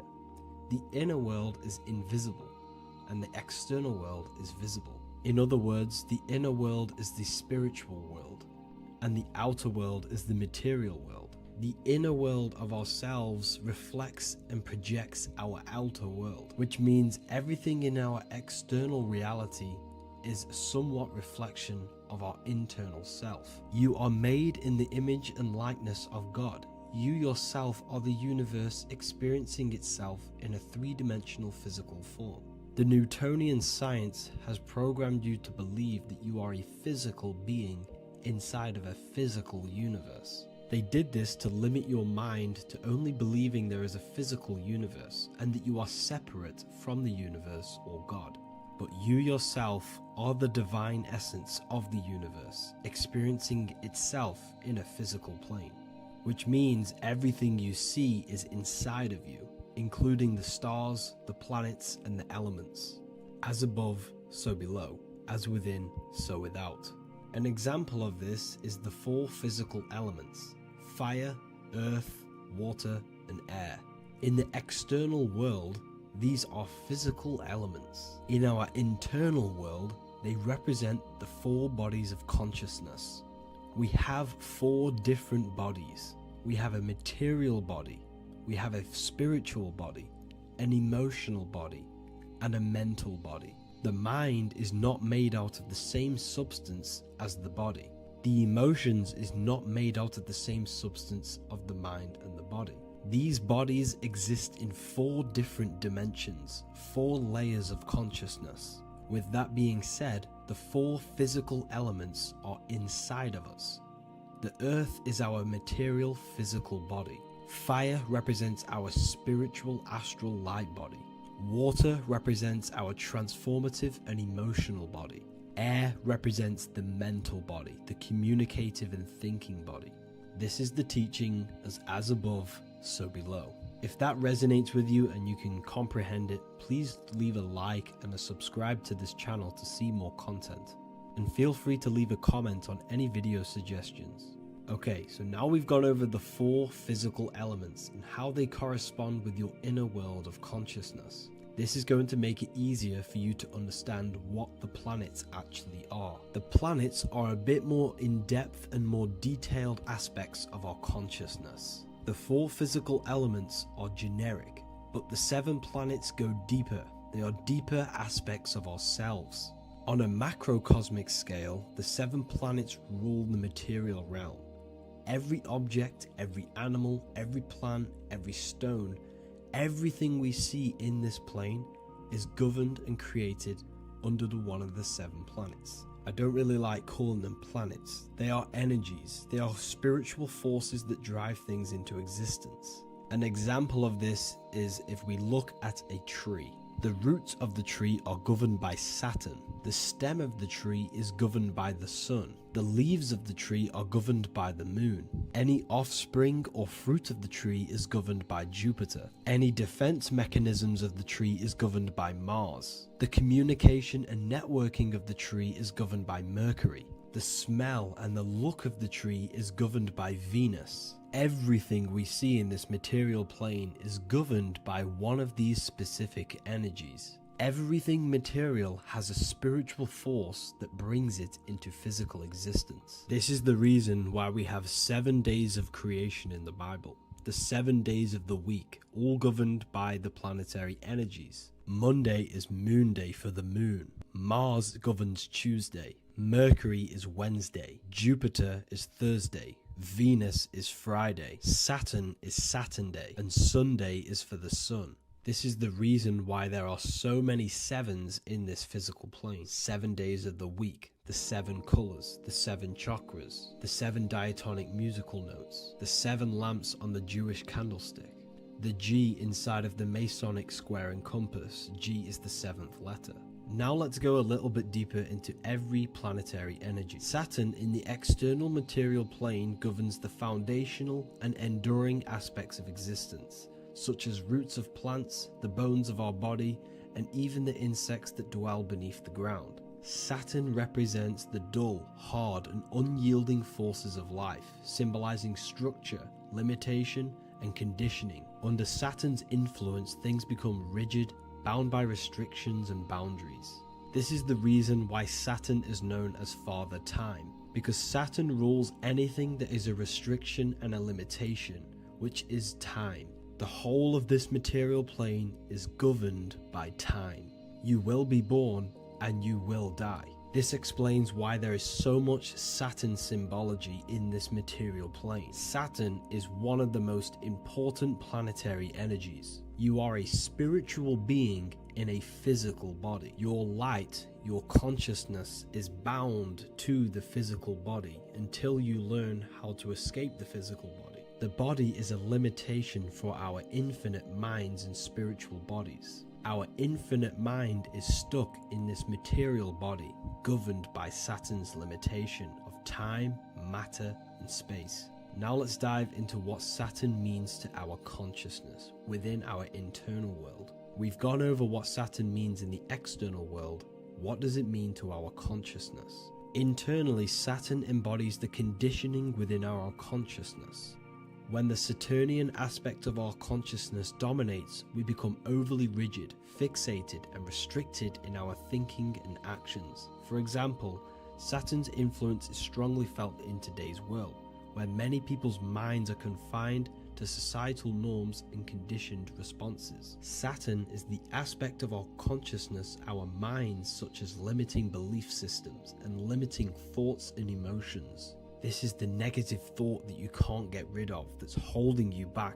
This is a Saturn aspect of our consciousness. However, this is not a negative thing. The Saturnian aspect of our consciousness is a great teacher, guiding us through difficult life lessons that ultimately lead us to growth and expansion. Saturn's energy allows us to experience and overcome fears and limitations so our minds can expand into new fields of thought, into new life.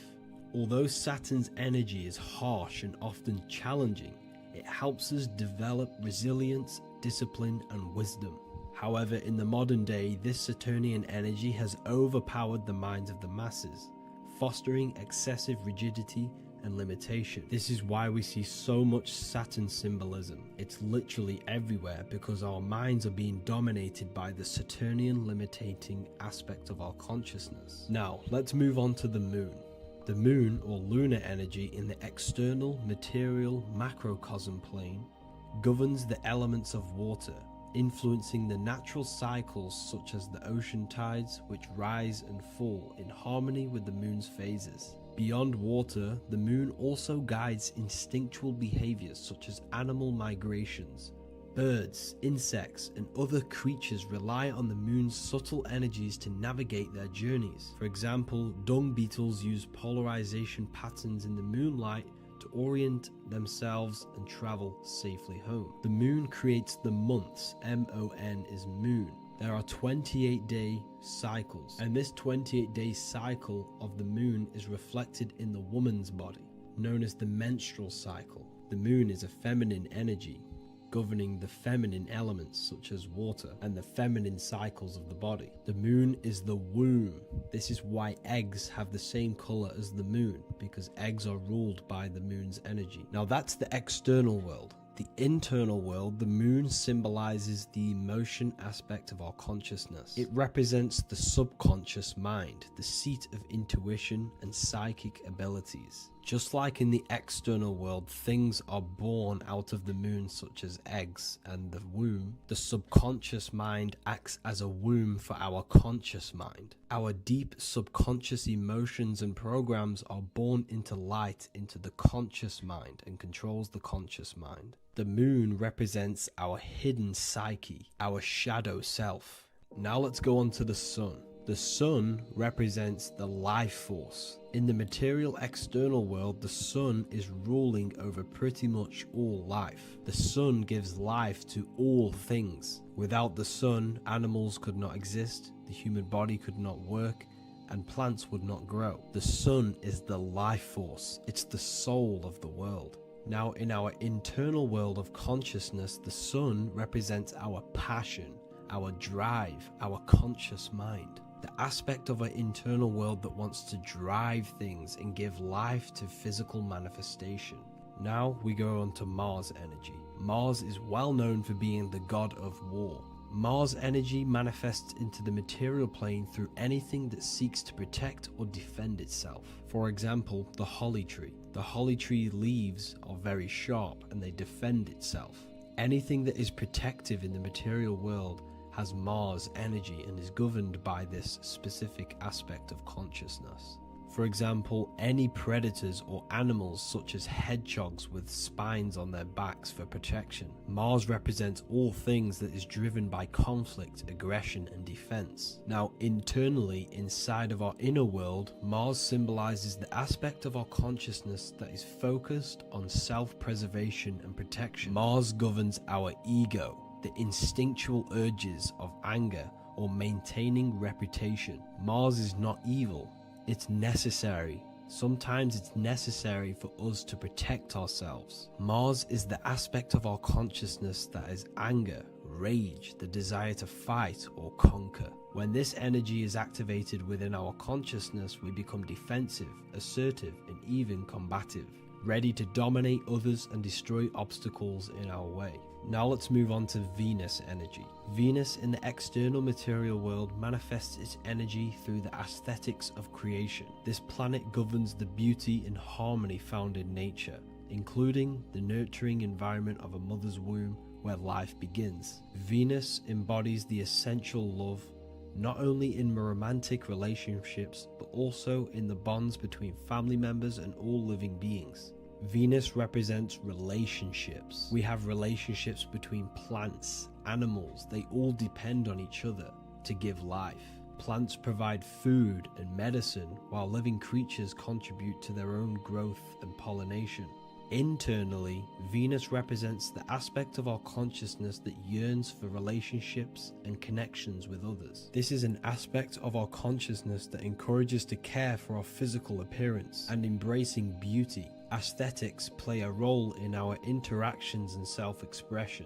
This is why there is a beauty brand called Venus. Now let's move to Jupiter energy. Jupiter in the material plane manifests its energy as forces of fortune, abundance, and wealth. This energy manifests itself as plants, as fruits that we can consume and eat in abundance. Anything that is nourishing and cultivated by the earth for humanity and animals. Jupiter embodies the giving energy that provides for and sustains life, fostering growth and ensuring that resources are available to all. Its influence is seen in the natural cycles of abundance, where fruits must grow and ripen before they are enjoyed, symbolizing the importance of effort and patience.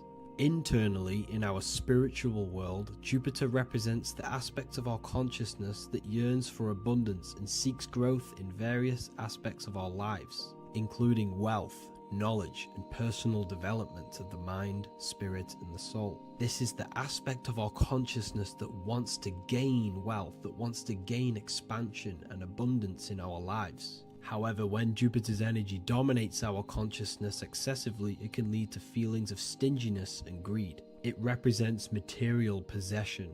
The last planet is Mercury. Mercury in the external world governs the vital elements such as seeds, air, communication, education, and electricity. Known as the messenger of the gods, Mercury rules over intellect, communication, and the transmission of knowledge. Mercury's state of consciousness manifests itself in the material plane as the network between trees and plants, how they all communicate together. It represents the intelligence behind all physical things. It's the intelligence behind the seed that allows it to grow into a plant. Mercury's creative energy is manifested in the nervous system of the human body and all living animals, the intricate messenger that transmits signals from the body to the brain and then to the mind. This intelligence within us allows us to facilitate thought and movement. Internally, in our spiritual aspects of consciousness, Mercury is the state of consciousness that seeks knowledge, understanding, and intellectual growth and expansion. This part of us is curious, eager to learn, and driven to communicate ideas and information. It represents our mental body. The Roman god Mercury is often depicting flying because this symbolizes the air. Air represents our mental body. When the Mercury aspect of our consciousness dominates, we become highly intellectual, constantly seeking information, analyzing situation, and communicating our ideas. While this can enhance our understanding and ability to interact with the world, an excess of Mercury's influence can lead to overthinking, excessive analysis, and focus on intellect over emotions or intuition. Okay, so they are the 7 planetary energies in the external world and your internal world of consciousness. These energies are manifested in the Roman mythology as human beings. They are depicted as human beings, but this is nothing but symbolism. These gods never existed physically. They represent aspects of our consciousness and spiritual forces that govern the material plane. Every material object, every intelligence, every piece of life in this universe is governed and brought into existence by one of these spiritual forces. Now, I hope this video has expanded your mind into a new realm of thought. Make sure to leave a like, a comment, and subscribe to the channel for more occult and esoteric information. You can read more about this topic and many more occult and esoteric teachings inside of my books, the Book of Wisdom Volume 1 and the Book of Wisdom Volume 2. I honestly advise that not everyone reads these books. These are books which will completely transform your view on reality. You will feel a lot better reading these books because you will find a connection with yourself and the universe. Understanding truth and knowing thyself gives you a sense of well-being. Like I said, this is not just a book. This is a beginning of your journey of expansion and growth.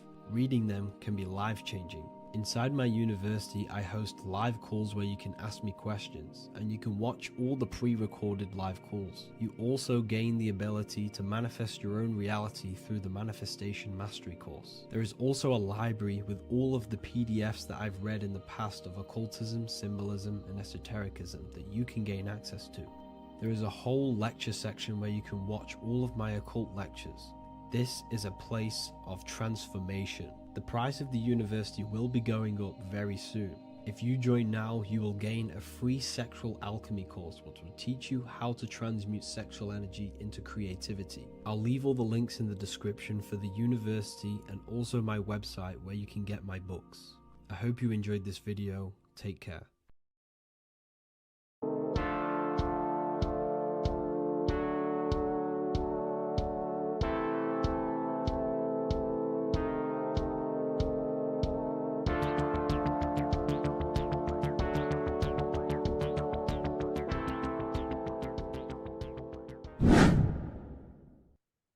Left and right hemisphere, and what are they doing? How does it contribute towards your perception in this world? And this is what we're going to be talking about in today's video. We're going to be breaking down the 2 hemispheres of the brain and how they function in your life. So first, we have the left hemisphere.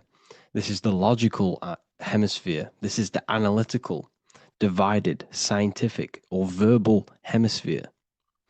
The right hemisphere is creative, wholeness, artistic, symbolic, and metaphorical. The right hemisphere does with non-verbal things. It produces a holistic perception. It is more to do with creativity. Because what you must understand is that we are not in the external world. The world is produced by our brain. We see with our brain. Our eyes are a part of the brain. What we touch is the brain's interpretation of electrical signals on the nervous system. What we smell is the brain's interpretation of smell through the nose. What you taste is your brain's interpretation of chemical reactions on your taste buds. So what you are experiencing is the brain. The brain is a computer creating a simulation. And you have two hemispheres which breaks down this reality. So essentially, the brain is the perception creator. It creates perception. So if the brain is creating this, who is the one experiencing the brain? Well, that is you, the consciousness, the mind, the all-seeing eye. You are the all-seeing eye experiencing the brain, the observer behind the brain, behind reality, behind the emotions. So if you're walking through a woods, this left brain sees individual trees. The right brain sees the whole woods. It sees the biome. It sees the bigger picture. So when you are walking through this woods, the right brain picks up a holistic perception of reality. It creates the woods as one unified woods. The left brain's job is to break this down and analyze it so that we can see individual things. And this is also necessary for humans to have the ability to break things down and manipulate things in this world. So without this left hemisphere, we could not manipulate things and break things down. So this right hemisphere is important because it sees the whole woods. It sees humanity as one unified consciousness.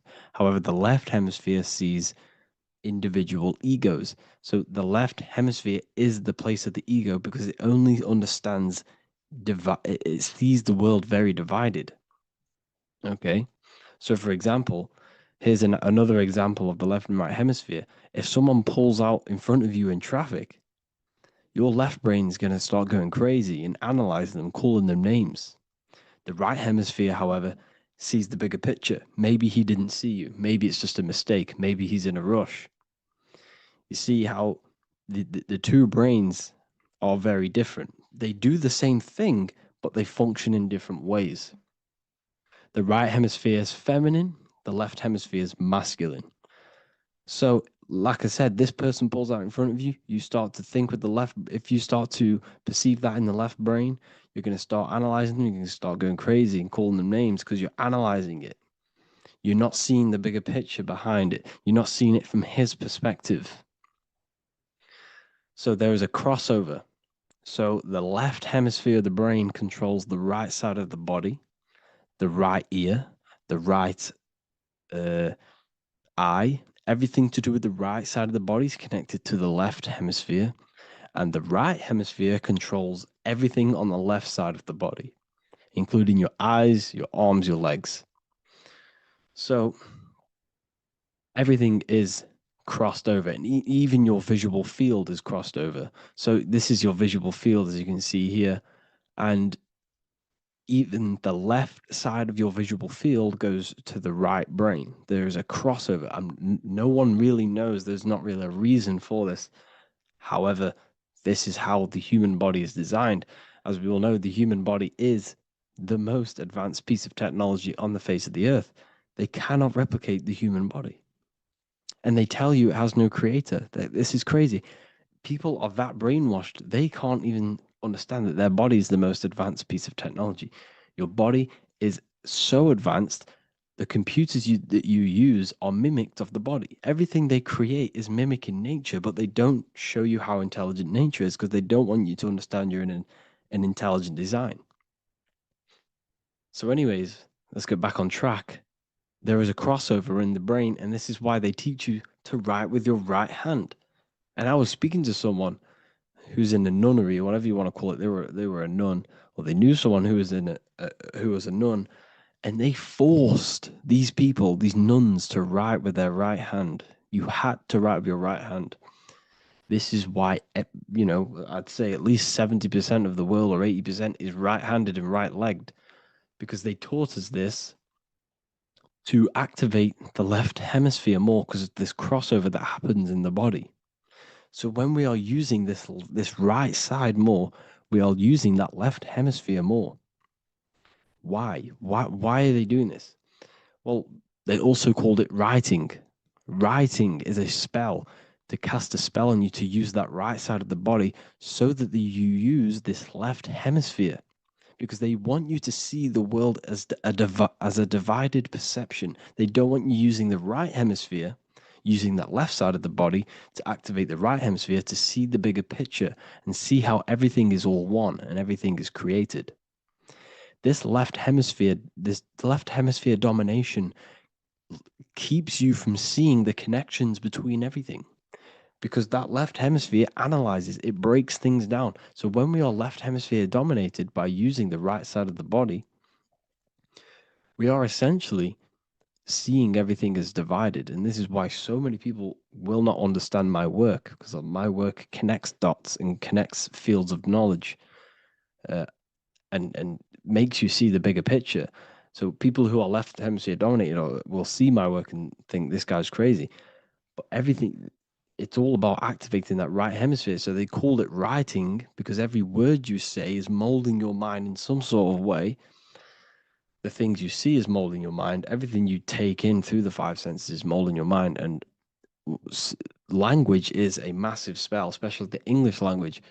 They called it writing so that you use that right side. It's a spell because your subconscious mind picks up everything you say. And 90% of your daily basis behavior and thought patterns is produced by these subconscious programs within the subconscious mind. Essentially, your conscious mind is only the 10% of you. The conscious mind is just what you're aware of, what you're wearing, how you're feeling, what you're thinking. That's your conscious mind. The subconscious mind is controlling every system in your body. It's telling your heart to beat without you being conscious of it. So essentially, this is what they're programming. They're programming this system in the back of the mind, which is controlling everything through the words. And this is what spells are, because it's all about creating perception in the subconscious. So they want you to use that right side more. I truly believe the ancients, they were balanced. They used the left and the right side of the body. They didn't have a stronger side because they understood this science of the body and how the body works. So this is actually called phonetics. It's not etymology. Etymology is the study of root words. Phonetics is the study of how words sound similar. The way words are spoken. So phonetics, phone is why we call them a phone, because you speak into a phone. So this is write and writing, to use that right side to activate the left hemisphere more. So your hands are a manifestation of your brain. The left hand is the right brain, the right hand is the left brain. And as a child, we were always taught that when you place your hands together like this is the size of your brain, which is true because your hands are a part of your brain. They're an extension of your brain. Every part of your body other than your brain is an extension of the brain. Everything's working and feeding back information to the brain because you're experiencing the brain. So another trick that you can do, or another exercise, is looking in the mirror and closing one eye at a time. If you close your right eye, if you take your top off, for example, you'll analyze your body if you close your right eye because you're using that left hemisphere. Sorry, other way around. If you look at yourself through your right eye, you'll use that left hemisphere, which will analyze yourself. You'll see individual body parts. If you close the right eye and use the left eye, you'll see your body as a whole. You won't really analyze it. This is how you can analyze yourself using these two hemispheres. So this whole system is created to keep you thinking logically and to restrict you from creating and restrict you from understanding symbolism, allegories, metaphors, and teamwork. They want you stuck in a logical way of thinking and a logical way of seeing the world. This is why when you go to school, you are told exactly what to do. You're told to think this way and no other way. You're told to do orders, do this. It's a very left-brained system, because if we all started to open up this right hemisphere, we'd all see, wow, everything is all one, everything's all connected. And this is what my work is doing. I'm showing you everything is one. The physical world is an illusion of duality, but everything comes from the one. the one source, the one mind. The universe is a giant mind. I am mind, you express mind. We all possess mind. Behind the physical body is the same mind consciousness. And we are all expressions and fractals of this infinite consciousness called mind. And this is what they don't want us to figure out, is that we are all just one consciousness expressed. It's an infinite consciousness. It's even in the squirrel, it's in the dog. All of these different animals, they're just different bodies, but behind the bodies is the same consciousness, which is mind. That's what the pineal gland is. The pineal gland is not the mind, and it's not the third eye. The third eye is your mind. If you have a closed third eye, it just means you have a closed mind. If you have an open third eye, it just means your mind has expanded from beyond physical things through astral projection and mystical experiences. This is how you gain an open third eye. It's just an open mind. A mind that has astral traveled, that has explored the realities within the mind. So everything they do is to keep us in a divided state. Divide and conquer, right? That's their motto. All to keep you thinking how everything is divided. Everything they've done is division. Postcodes, countries, everything is divided. Like football teams and all this stuff. It's also a natural process when you grow up, because as you grow up, your brain is constantly analyzing the world. So this is sort of a natural process of how you become more left hemisphere dominated, because your brain is always analyzing. And unless something awakens you, you can awaken that right hemisphere where you can start to see the bigger picture. Even the music, all tuned to 440 hertz, shuts down the right hemisphere of the brain. 440 hertz, Spotify, Apple Music, the radio. Every time you turn on the radio, it's tuned to 440 hertz. This was specifically tuned. It never used to be tuned to this. It was in the 1950s. It was changed. The standard music tuning was changed to 440 hertz because it shuts down that right hemisphere of the brain. They don't want you thinking, seeing the world in this way and perceiving things as one. And I'm going to show you. It tells you this in the Bible. Cast the net onto the right-hand side of the boat and you will find the fish. What was Jesus saying? You see, people read the Bible and they don't understand it. If the Bible is not talking about you, then it has no meaning. The Bible, everything you read in the Bible is about you and how it can better your life. It occurs to you. So if Jesus says, cast the net onto the right-hand side of the boat, this is an allegory. The boat is your body. Cast the net. It's the awareness, the perception onto the right hemisphere of the brain, and you will find the fish. What's fish? What do fish do? They swim deep in the ocean. It represents the knowledge, deep knowledge. Cast the net onto the right-hand side of the boat and you will find fish. You will find the wisdom. You'll gain understanding when you cast that your awareness into that right hemisphere. You will see that I am you and you are me. We are all one consciousness. You will see everything. You'll see that the trees are the same patterns as the nerves in your body. You'll see everything is connected. Everything is a fractal of the one infinite consciousness. And how many fish did they catch? 153. That adds up to 9. This is now numerology. The Bible's filled with numerology.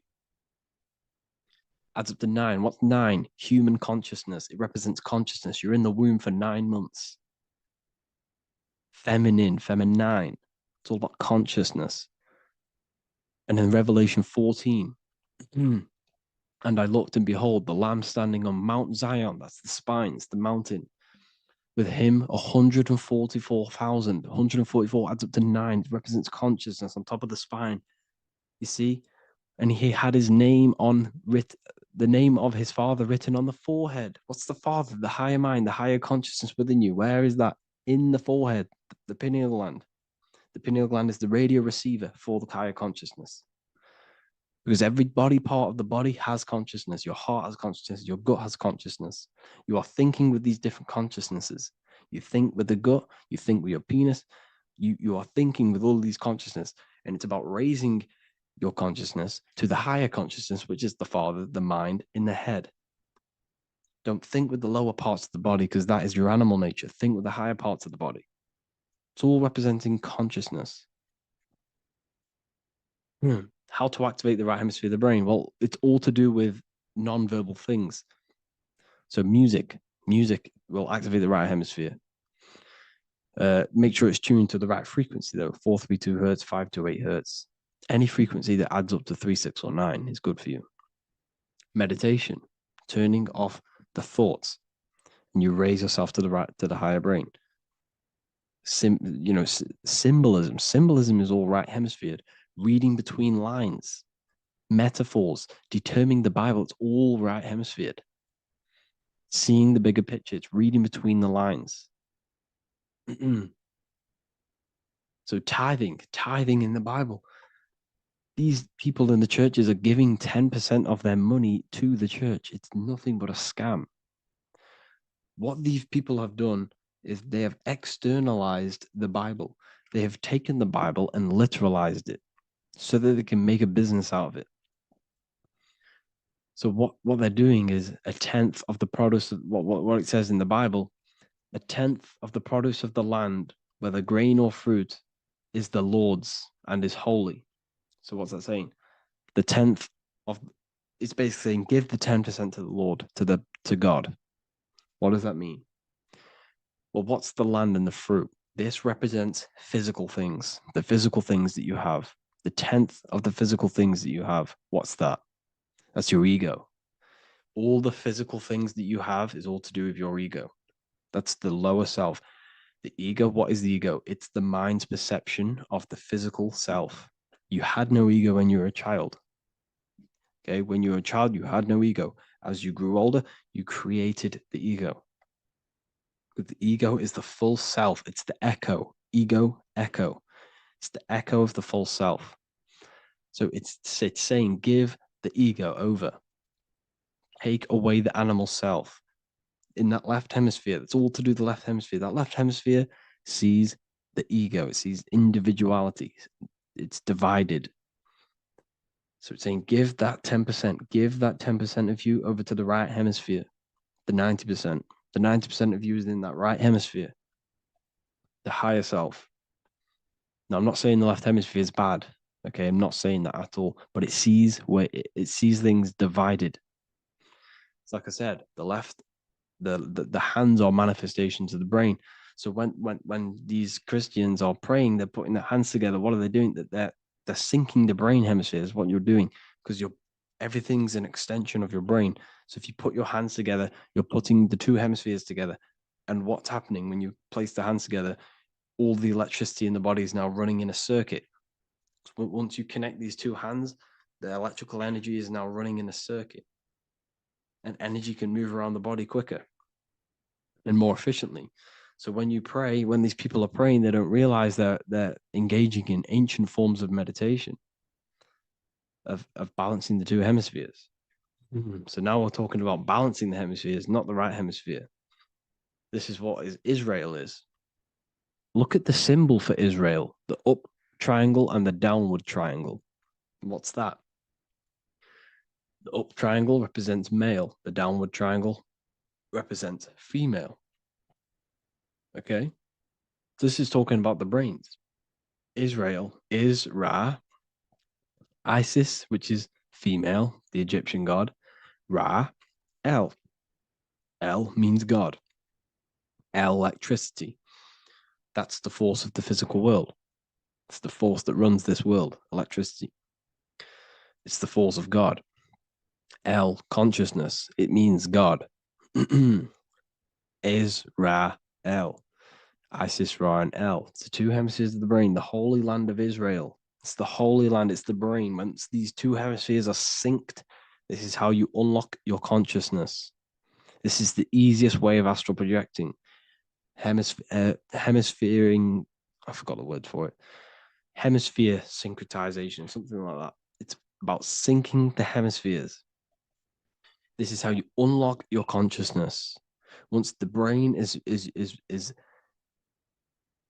running as one electrical system, this is how You balance the two masculine and male opposing energies. Once these opposing energies are no longer in war with each other, the brain, they come together to work as one. You unlock your consciousness. You are born again. What happens when a male and female have sex? It creates a new child.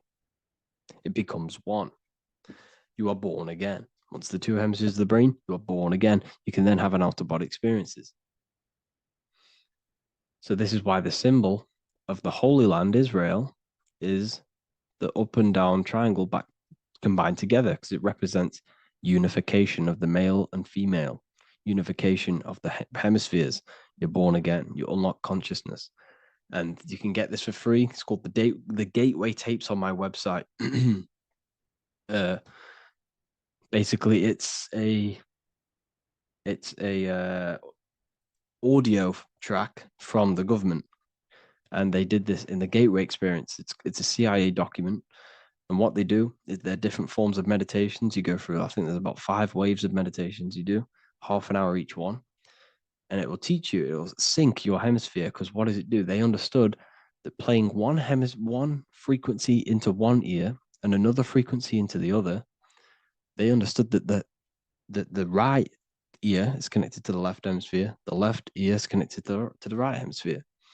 So when you play 2 different frequencies into both ears, what happens? The brain picks this up, the 2 hemispheres of the brain picks this up, and it syncs it.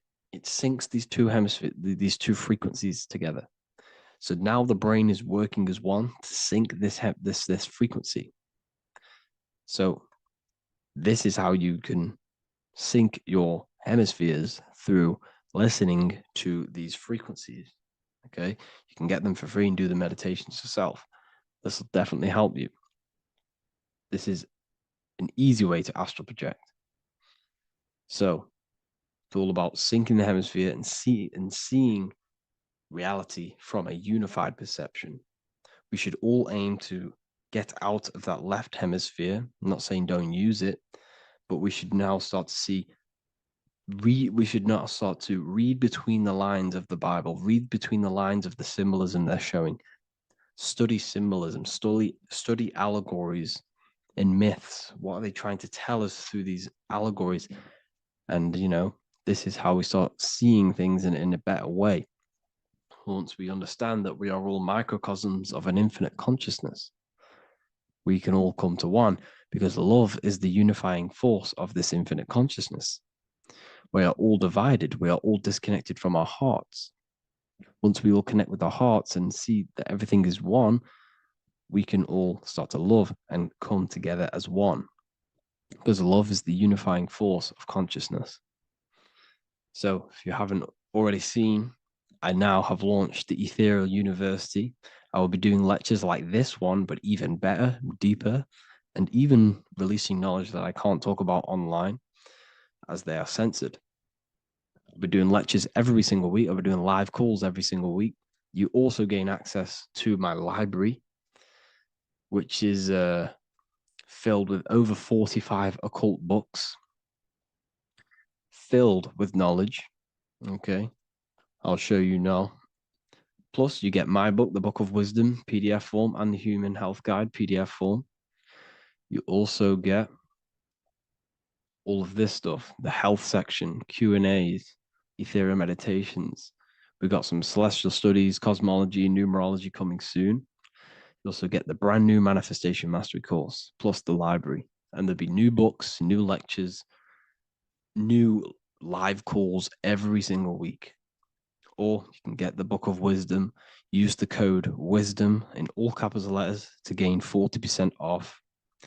This sale will be ending very, very soon. So if you're watching this, be very quick to get yourself a physical version or a PDF of my book. You can get it in all these languages. Hope you enjoyed this video, people. I'll see you inside the Ethereal University, the real university. Have an amazing day.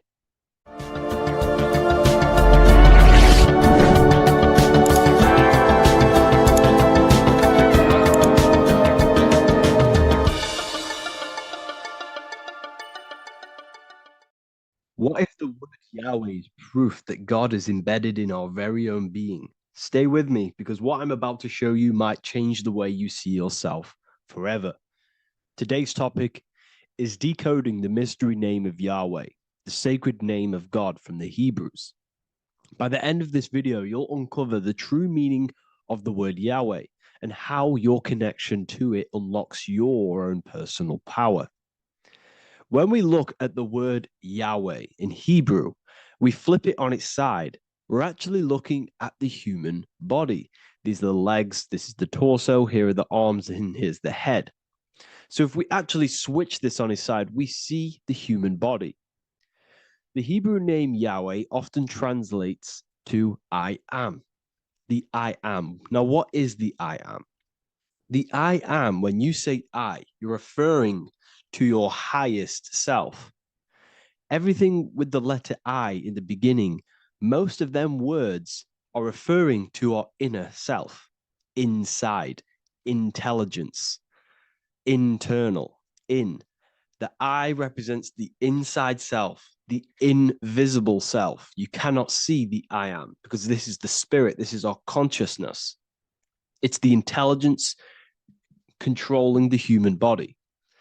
When you say I, you're not referring to your name, your job, your reputation, your ego, or your thoughts. You're referring to the observer who is beyond the thoughts, the one who's observing the thoughts. That's the soul.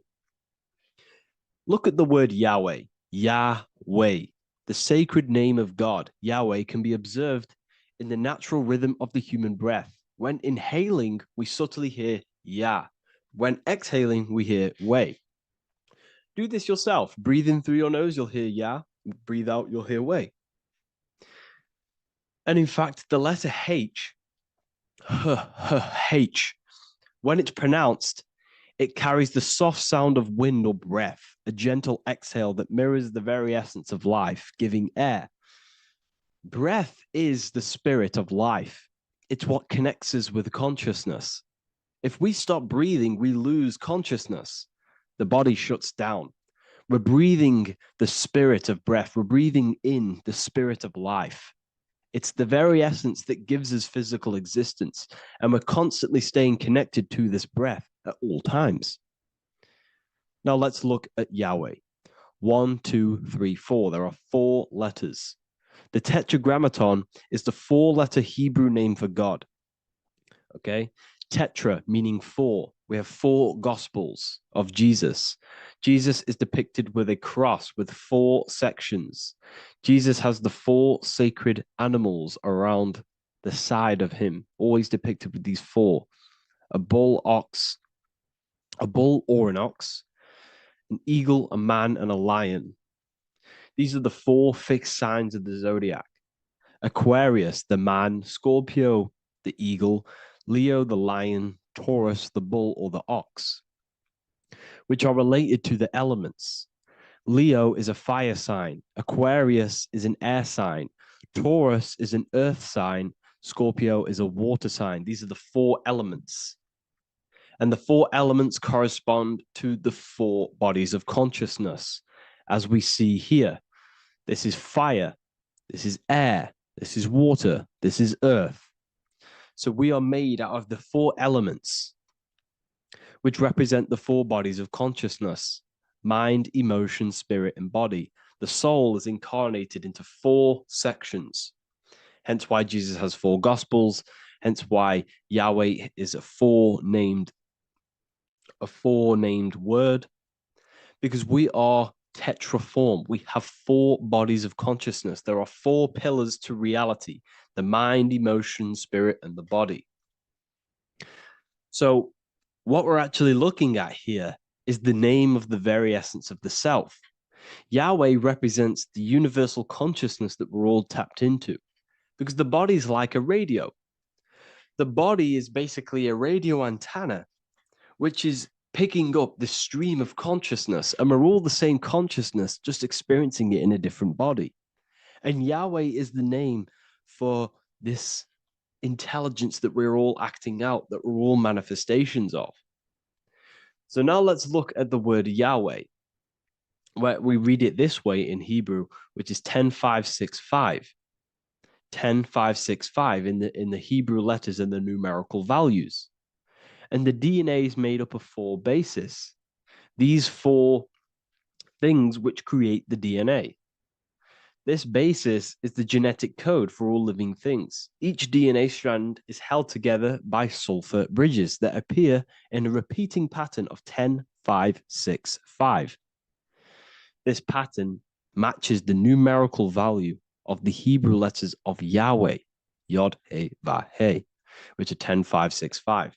This means the structure of DNA, the code of life, follows the same number sequence as the sacred name of God, Yahweh. This is a factual observation. So we're looking at 10, 5, 6, 5. So let's look over this one more time. Yahweh represents the breath. Yahweh, inhale, exhale. It translates to I am. It's written in our DNA. The word Yahweh on its side looks like the human body. Now, this is where things get a little bit deeper. 10, 5, 6, 5 adds up to 26. The number God, well, the word God adds up to 26. Allah adds up to 26. There are 206 bones in the human body, 26. 26 adds up to 8. 8 is the number of infinity. We are all the infinite consciousness. Consciousness will never die. It's immortal. It's infinite. We are all infinite. We are not these skeletal structures. We are Yahweh, the universal consciousness. The creator of all things is our essence. We're all God with individual identities, but the highest versions of ourselves is God. The ego is our own personal experience of God. Does this make sense? So in conclusion, Yahweh is not the name of a separate God from us, but rather the reflection of the divine consciousness manifesting through the human form.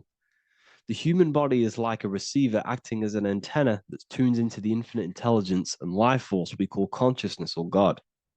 This means that rather than being external, the divine presence is within us, expressed through our very existence.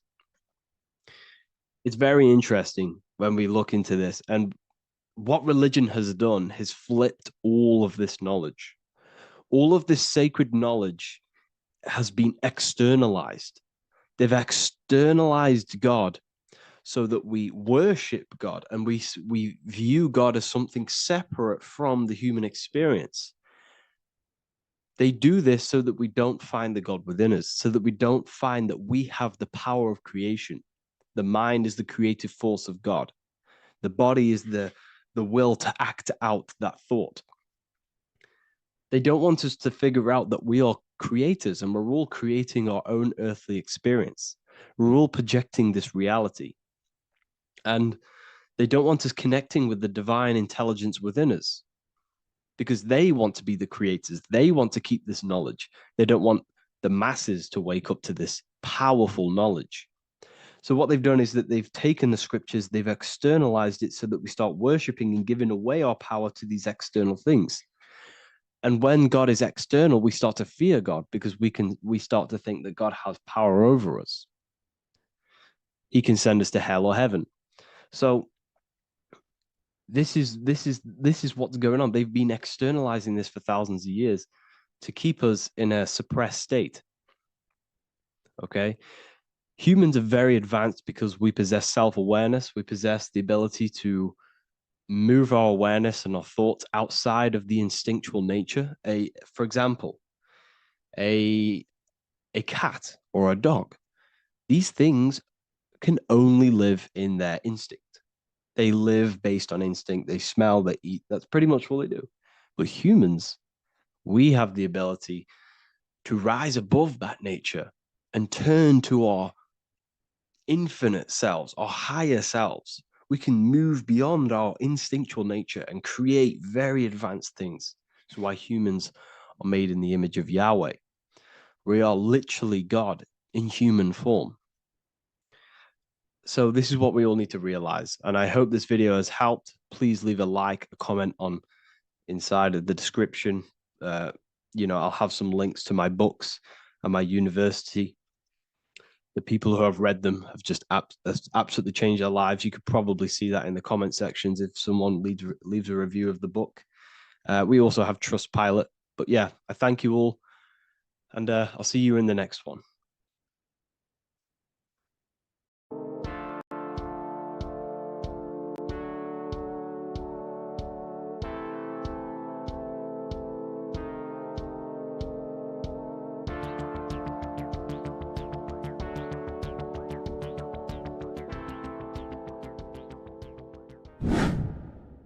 Hello and welcome to another video, people.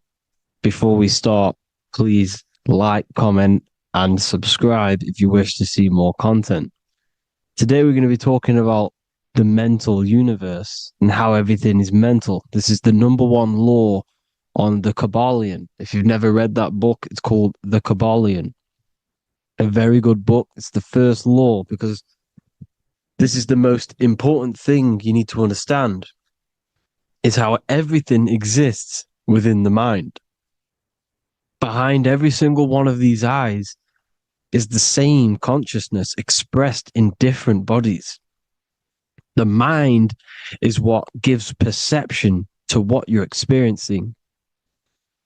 Behind every single one of these eyes is the exact same consciousness, but the brain that they inhabit is giving them a different perception, a different being, a different body. Now, this is the difference between humans and animals.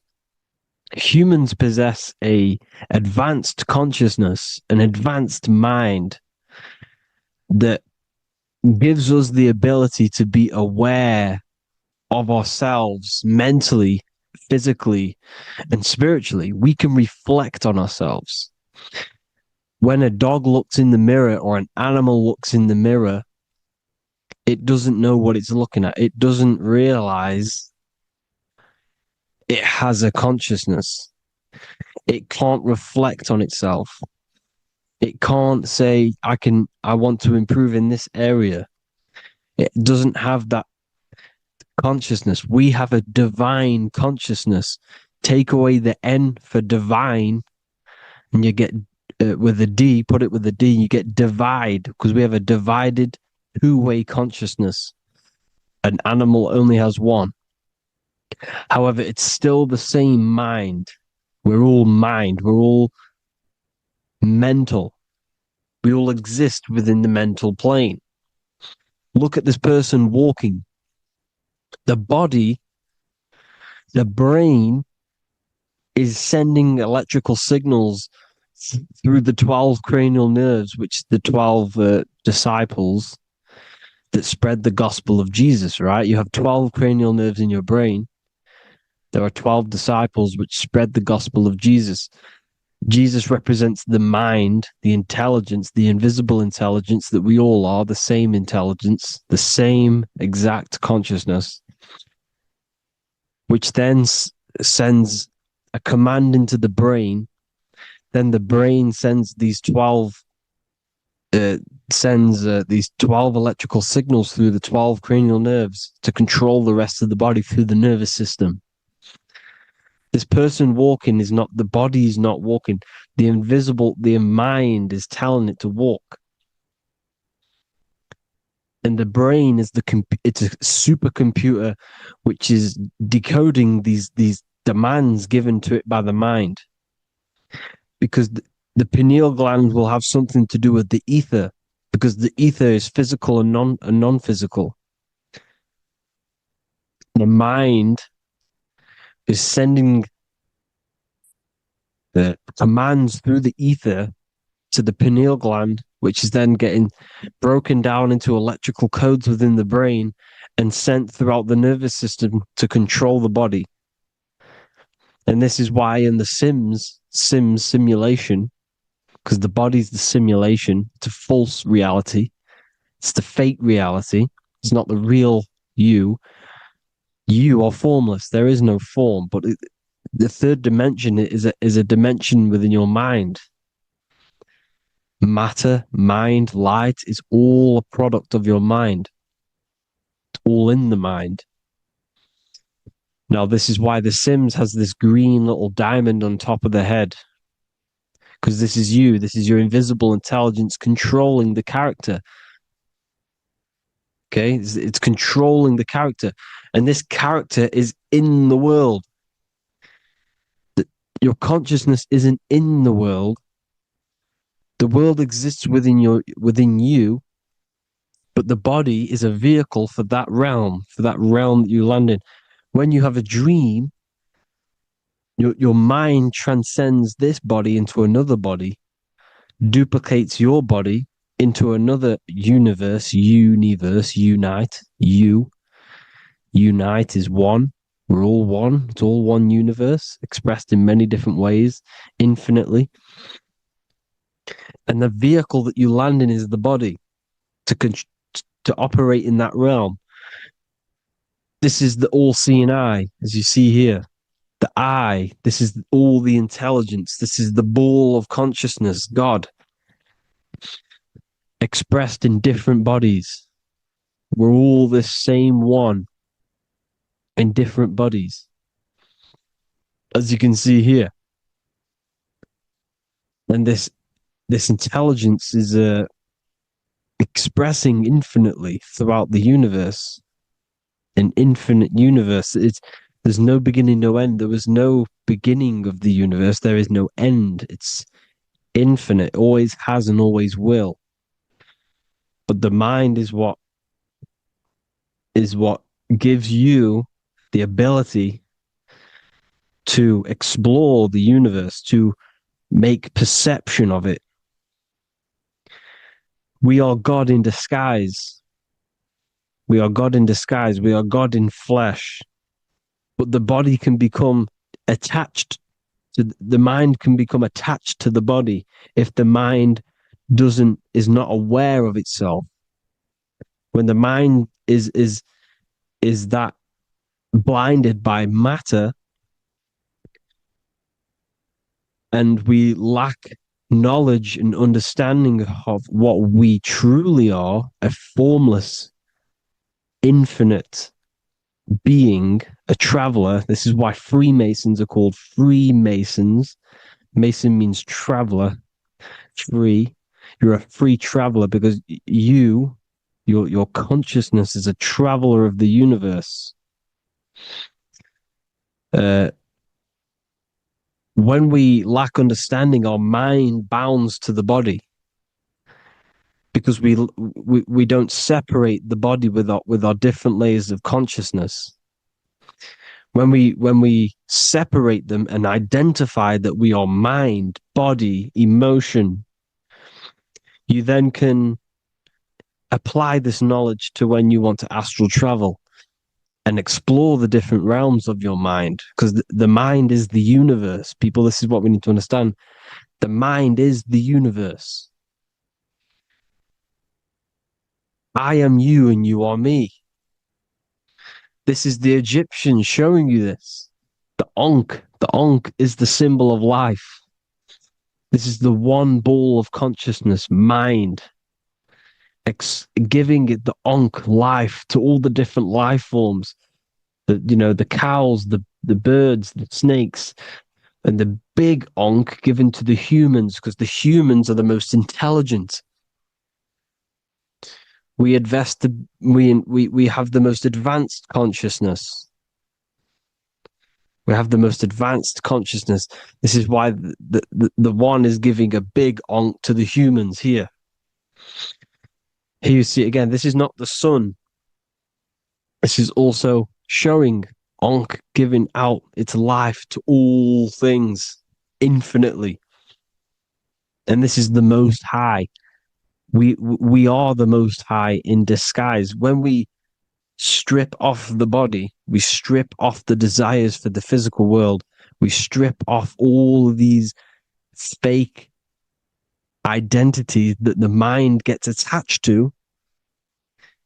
That is God. The universe. You are the universe experiencing itself. I and I. The letter I and the number one is just one line. The letter I is the number one. Because your I am, when you refer to yourself as I, Every single one of you who's watching this video refers to yourself as I, which is the one. We are all the one. We are all intelligence. We are all invisible. We are all the one. One is the only number. 1, 2, 3. Everything goes up in ones because there is only one. Doesn't matter how far you go down the line with numbers, all of their numbers are created by one because there is only one. It's me and you are the exact same consciousness expressed in different bodies. Mind, cause. There is only one cause. There is only one mind. There is only one being. But because we lack understanding of this, we think we are the bodies. And this causes division because the physical world is the most illusionary world. It's an illusion. It's all an illusion. Now you see with the two, you look with the two eyes, but you see with the inner eye, the mind. Okay, the mind is the mental plane is a shared plane, and it gives perception to what you're looking at. The mind. I'm affecting you when I speak because the mental plane is shared. We all share mind. We all express mind. When I'm speaking to you, I'm affecting you because we are mind. So the words that I'm saying, which are being manifested from my mind, are being manifested through my body into vibration, is affecting you. I'm affecting you with what I'm saying. And these words are having an effect on your mind because we're all mind. This is why you need to be careful what you're listening to, music and all sorts. Because music can also create thought loops within your mind. Because the chorus, we shouldn't be listening to choruses. Choruses are loops. And what they're saying in the chorus is being looped. And this can create thought loops within your mind. Go and listen to an old song that you used to listen to about 5 years ago, 10 years ago, 20 years ago. Go and listen to an old song, and you guess what? You will get nostalgia. Why will you get nostalgia? Because that song will trigger the thoughts that you were thinking in that time of listening to that song. So songs with choruses create thought loops, and they reprogram your subconscious mind. It's important why music is very powerful. Mind and mind, same word. See, language is the truth, people. This is why I use language in all of my presentations, especially the English language. It's riddled with occult truth.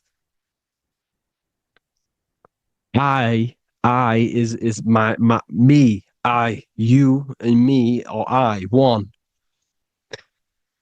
We are not the name. We are I. Every single one of you is I because we are all the one, all mind. Now, the only thing that is truly mine is my mind. When you say something is mine, it's an illusion. It's not yours. The only thing that is mine is mind, my mind. Okay? It's my mind. It's the only thing. It's the same word, mine and mind. Like I said before, everything's one. Hot and cold is different degrees of the same thing, of the one substance, of degrees.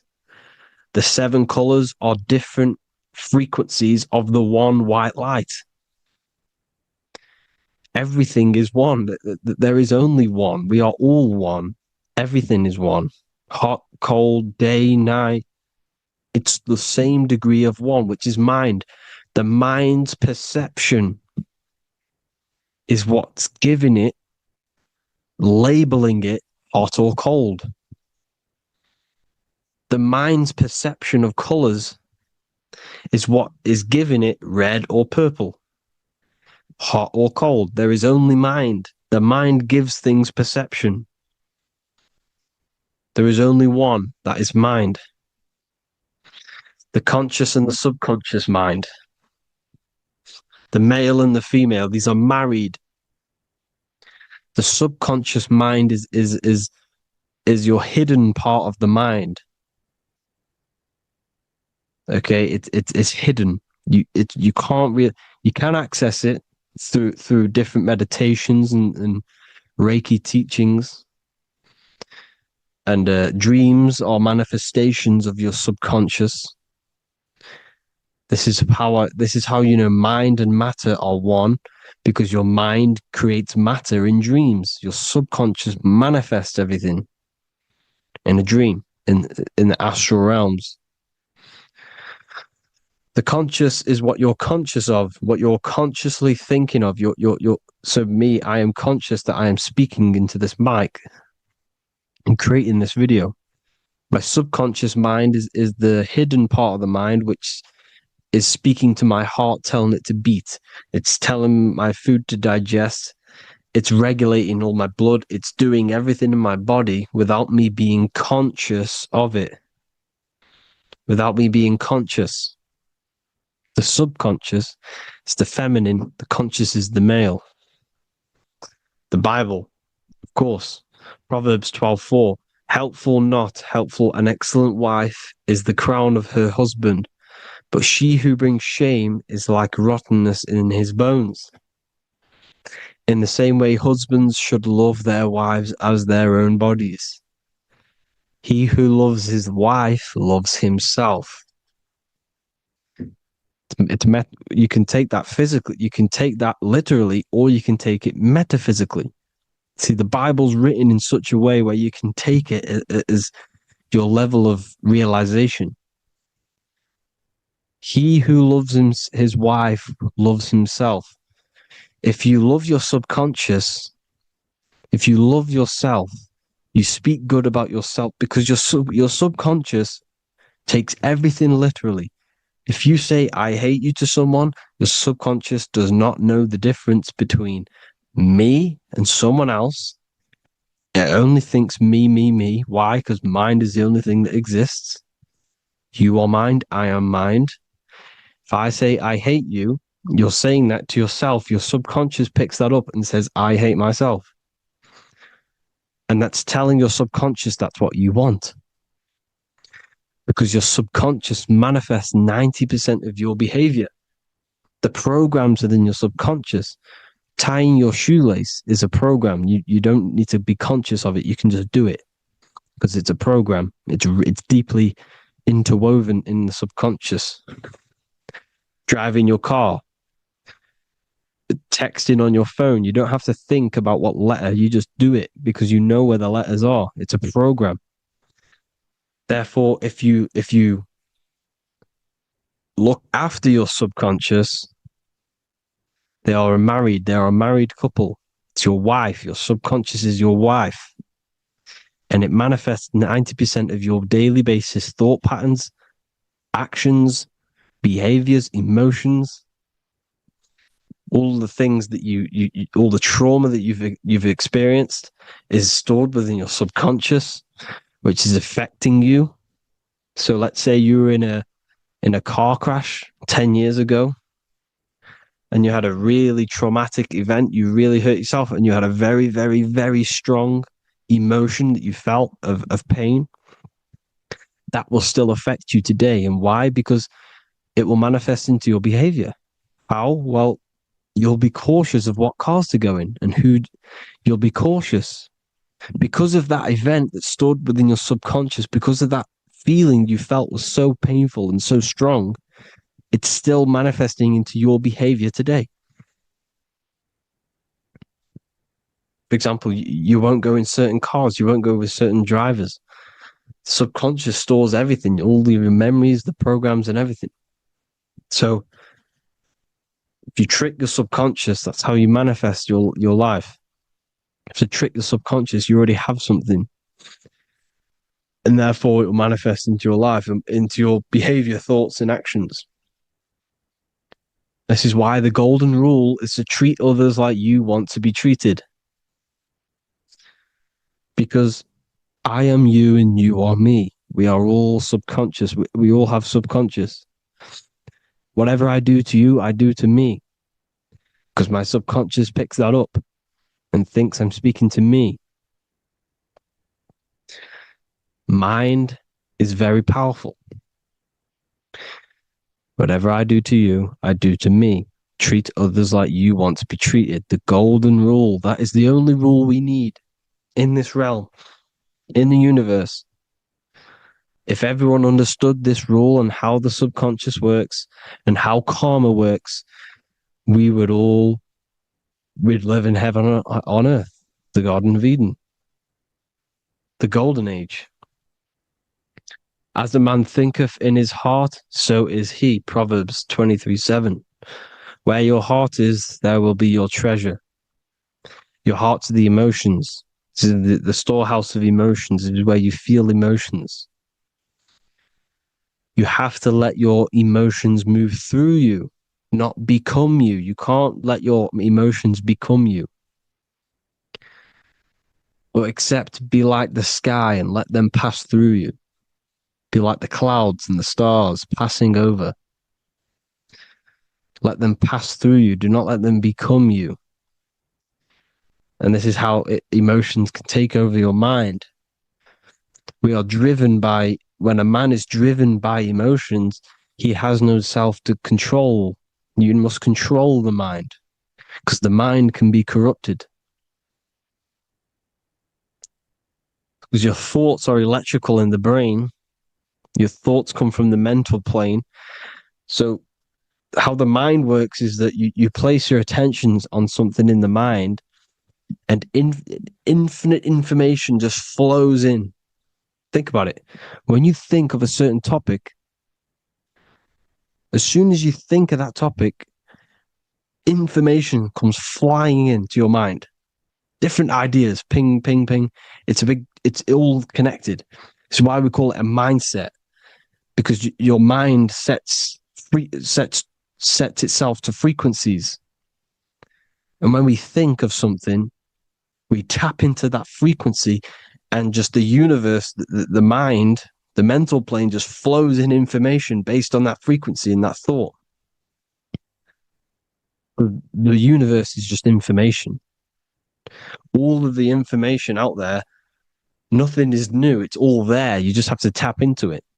You can tap into these different thoughts, and it's all there. Everything already exists within the mental plane. You don't think anything. You receive thoughts. We all share the mental plane. We affect each other. I'm affecting you. Listening to me is affecting your mental plane, your mind.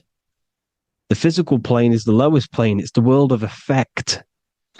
Everything you see in the physical plane is the effect of mind. Like I said, the person walking is the effect of their mind telling the body to walk. The physical plane is the lowest dimension of your mind. Mother Earth, we are in a mother. We're in the womb still. The Earth is feminine. It looks after you. It provides you with food for free. It grows on trees with water.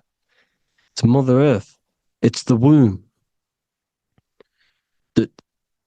The dome above your head is your mother's belly. Okay? Is your mother's belly. You're in the womb still. You're forever in the womb because your mind's constantly expanding. Because when the baby's mind figures out that there is a reality outside of its mother, it starts to hear the people on outside of its mother, what does it do? It figures a way out of the mother, and it becomes born again in the water, in a hospital, into the other world. It's the same with our minds. When our minds figure out there is other worlds beyond this physical, we explore them. The astral plane, for example. You figure a way out of the body. Because when you're the firmament, look at the word firmament, meant at the end. Firm is firm, something strong, something like a rock is firm. If your mind is firm like a rock, you will be stuck under the firmament. So, for example, people who are very programmed and can't think outside the box, they have a firm mind and they'll be stuck under the firmament because your mind is the only thing that's keeping you under the firmament. It's the only thing. When you're doomed, doom is dome. This is the dome, which is your head. Your head is the dome. Above your head, above the earth is the dome, the ethereal barrier. But that's just an external manifestation of your head.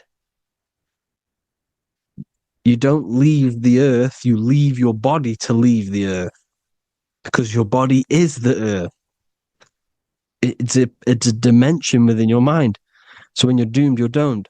Your reality is your level of realization. You realize something, or when you have an idea, the mind, in the EYE or I, same thing, mind, it's all mind. Reality is your level of realization. You realize there's other worlds. That's your reality. Your perception's your reality. Mind in Latin is mens. Jesus was known as the fisher of men, which is the fisher of minds. He was fishing minds worthy of knowing the higher truth, the deeper occult knowledge. Jesus figured out that we are all God. And he got killed for it because in that age they were trying to suppress this information. Jesus figured out he was God because we are all God, every single one of you, and they killed him because we're all mind. We are not the body. We're the invisible intelligence, which is God. But you are not God if your mind is attached to this physical world, to the worldly pleasures. If you master your mind and travel the depths of your mind, that is God. Mental and men. Look at the word mental. It has men in it. Men in the Bible means mind. Here you see the Masonic symbol with the eye, the mind. Looking over, everything is the one. Everything comes from the one. All the lines coming off it, giving its life to all of the life forms. Down here on the bottom, you have duality, black and white. Up here, you have singularity. One and the two. Unification and division. The lower self is divided into the left and the right. So the Bible even says, I forgot what verse it is, but it says, it's better to go through life with one eye than to have two and be cast into the fiery abyss of hell. I'm not sure what verse it is, but you can research it yourself. It's better to go through life with one eye, to be unified consciousness, dimension. No brainer. The language tells you the truth, people. Dimension. The dimensions are in your mind. Entertainment. Entertain the mind. Disappointment. It's all in the mind. Environment. The environment that you are in is a product of your mind. Within, rearranged spells high twin. Within is your mind, and your external world is mirrored from the decisions you make in your mind. Advertisement, commitment, It's all meant, it's all mind. Everything is mind. Everything. So, this is important. The collective thoughts and collective beliefs. The collective, because we all share the mental plane. And because of this is why we are in a weakened state of consciousness at the moment. Because the collective thoughts and the collective minds overall are asleep. And they don't believe in anything. You see, everything is true within the mind. You think of something, it is there instantly. You think of a chair, it's there in your mind. You think of anything, it's there instantly. So everything's true within the mind. Anything can happen in the mind. Anything can happen on the physical plane if the collective consciousness, the collective minds, believe it to be true. This is why back in the days, in the ancient days, you look at all the old world stuff, you see all this crazy technology, and it's because as a collective, as humanity back then, they believed that they had much more open minds. Therefore, the things manifested in the physical world were a lot more out of the box, so to say, compared to today. For example, magic is not as powerful today because the masses don't believe in it. It's still powerful, don't get me wrong. But if the masses believed, or if everyone knew magic could be real, because it is, anything's real in the mind, it would be a lot more powerful. You see? So and what they're trying to do is create a hive mind worldwide. They're trying to make one religion, an external God. What happens when you worship something external? You give energy to it, because where attention goes, energy flows. Where your mind gives attention to, energy goes there. And when we all believe in external gods and give our worship and our power to these external things, we all give energy to it, which will manifest as a demon in the astral planes. It's a hive mind. They're trying to make a hive mind to summon our energy. Trying to summon our energy. And it through mind, through collective thoughts, the hive mind. They want one religion, one government, one currency, one belief system. And that will create a hive mind, which will limit our consciousness, which will limit what we can do in the physical world. Because if everyone doesn't believe in certain things, it cannot happen, because it's all in mind. Mind is so powerful.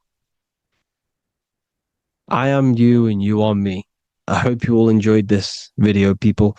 If you haven't already, join the Wisdom Academy. The Wisdom Academy, we have many occult lectures just like this one. Also, we have just launched Mindwave Hub. If you want genuine frequencies, genuine binaural beats, because the ones on YouTube, the ones on Spotify, Apple Music, they're all tuned to A440 hertz, which shuts down the right hemisphere of the brain. If you want to gain access to your true consciousness, your mind, you need to balance the two hemispheres and balance the chakras. You can do that externally by listening to binaural beats. If you want true frequencies, true binaural beats to hemisync the chakras, hemisync the brain, to gain access to the different dimensions of your mind, well, you can gain access anyway, but it's going to help you if you're trying to learn this. Join Mindwave Hub. The link will be in the description. Listen to the binaural beats, meditate to them, listen to when you go to sleep. They'll massively benefit you. Thank you all, people. Hope you had an amazing, lesson. Hope you learned a lot. And please subscribe. God bless you all.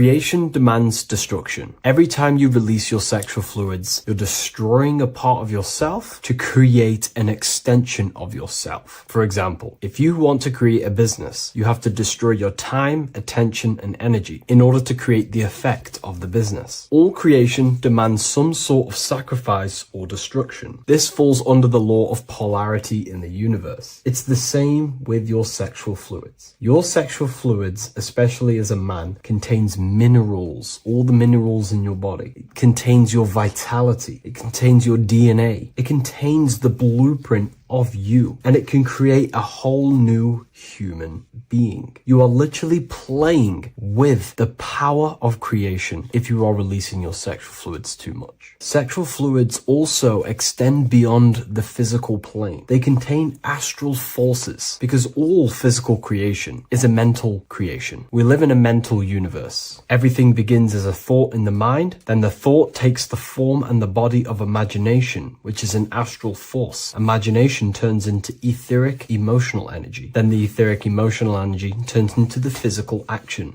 and the physical manifestation. We live in a mental universe. Therefore, these dimensions do not exist separately. They are permeating and mixing in with all. Your physical body has an astral body. Everything physical has astral forces behind it. Semen is known as the astral fluid of the soul. It feeds nerves, the channels of life force and consciousness within the body. And every time you release it, you're destroying a part of your vitality, your brain, your nerves, your energy levels, your creativity, and your DNA to create an extension of you. Therefore, it is a sacred fluid within your body and not something to be played with and to be released too much. Think about it. This is a very creative energy, your sexual fluids. It can create a whole new human being. This is how powerful it actually is. It is the power of creation, and the misuse of this power can destroy your own vitality and your life of your body, because that life you are giving in order to create an extension or a child is the same life you could keep inside of you and not waste to recycle and regenerate the body. Sexual energy has been for thousands of years associated with regenerating the body, longevity of life, and maintaining youth.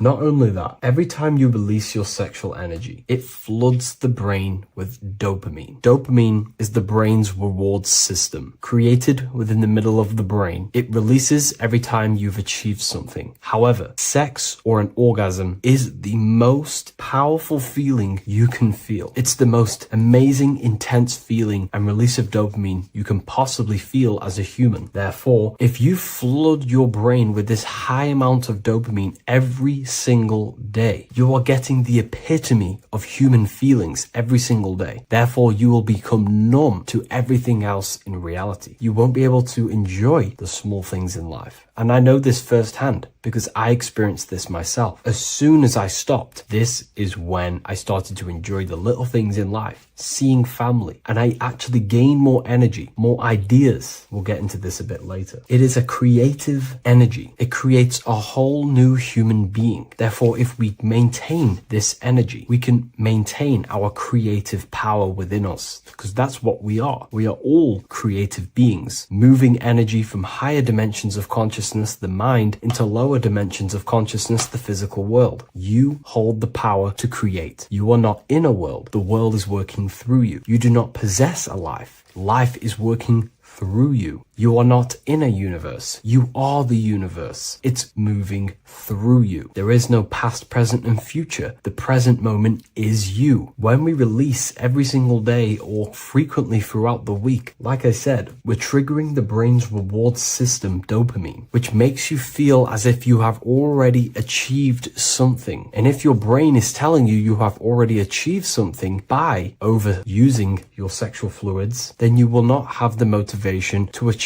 other things in your life. I know this firsthand. I became very lazy. I didn't want to work. I didn't want to do anything because subconsciously my brain felt as if I've already achieved. If we look at the symbol of the Baphomet, we notice the Baphomet has horns and a goat head. Now we look at the word horny. When you become sexually aroused, it's known as horny, which is the horns, representing the lower mind. The lower mind is the mind we use for our animal instincts. We have two parts of our mind: a higher mind, which is contained of higher thought, which chases spiritual things such as love, wisdom, knowledge, and God. Then we have a lower mind, which chases the things of the material world closely associated with the ego, chases validation, material gain, status, and physical sensation, physical pleasures. It is these physical pleasures that can keep you in an endless loop, making you feeling empty inside, because nothing material can ever satisfy our internal world. Nothing. You can achieve millions of dollars. You can achieve your dream house, your dream car, your dream watch. And if that is the only thing you are chasing, you will feel empty inside when you achieve it, because nothing of this material plane can satisfy you. Nothing of the lower mind can ever satisfy you. This is why we must sacrifice the lower mind and overcome the lower mind and the lower instincts. One thing I found amazing when I mastered my sexual urges and my lust is that my mind became a lot more clear. The thoughts and the time and the attention that I used in my mind to go towards lust, sex, and chasing these things was taking up a lot of mental space, time,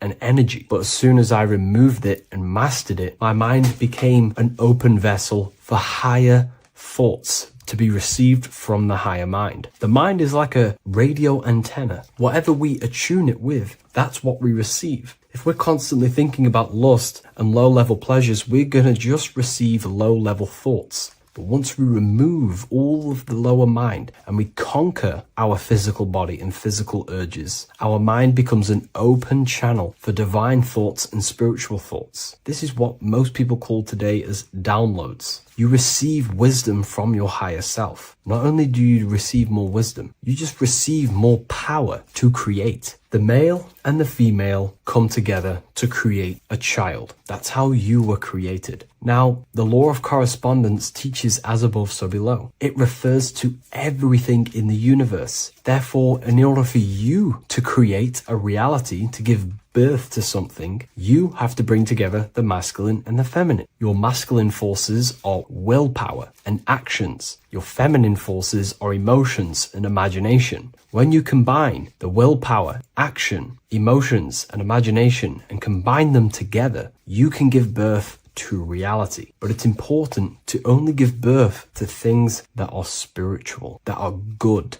that are for the benefit of yourself and humanity, and not for the ego and the lower mind. Killing our lower mind is essential for spiritual ascension when we die. The thoughts that we give the most attention and energy to when we die are pretty much the same thoughts that we're going to think when we die. When you die, your physical body and external world is stripped and you're left with your internal world of consciousness, more than likely be resonating within the lower astral plane before you move on to any higher dimensions of the astral. It's important that we kill any addictions such as sex, food, attachments, emotional attachments to people, any desire for material things before we physically die. The Hindus taught this, Buddhism taught this, the ancient Egyptians taught this. We have to remove the desires in our heart for material and things before we physically die, because when we die, we cannot fulfill physical pleasure. Therefore, we will create our own suffering within the astral dimension. So sex is the biggest part of this. We have to remove the desire for sex or releasing any of our sexual fluids before we physically die to master ourselves. And not only that, it's going to benefit the way you feel, the way you think, the way you act towards people once you have mastered this.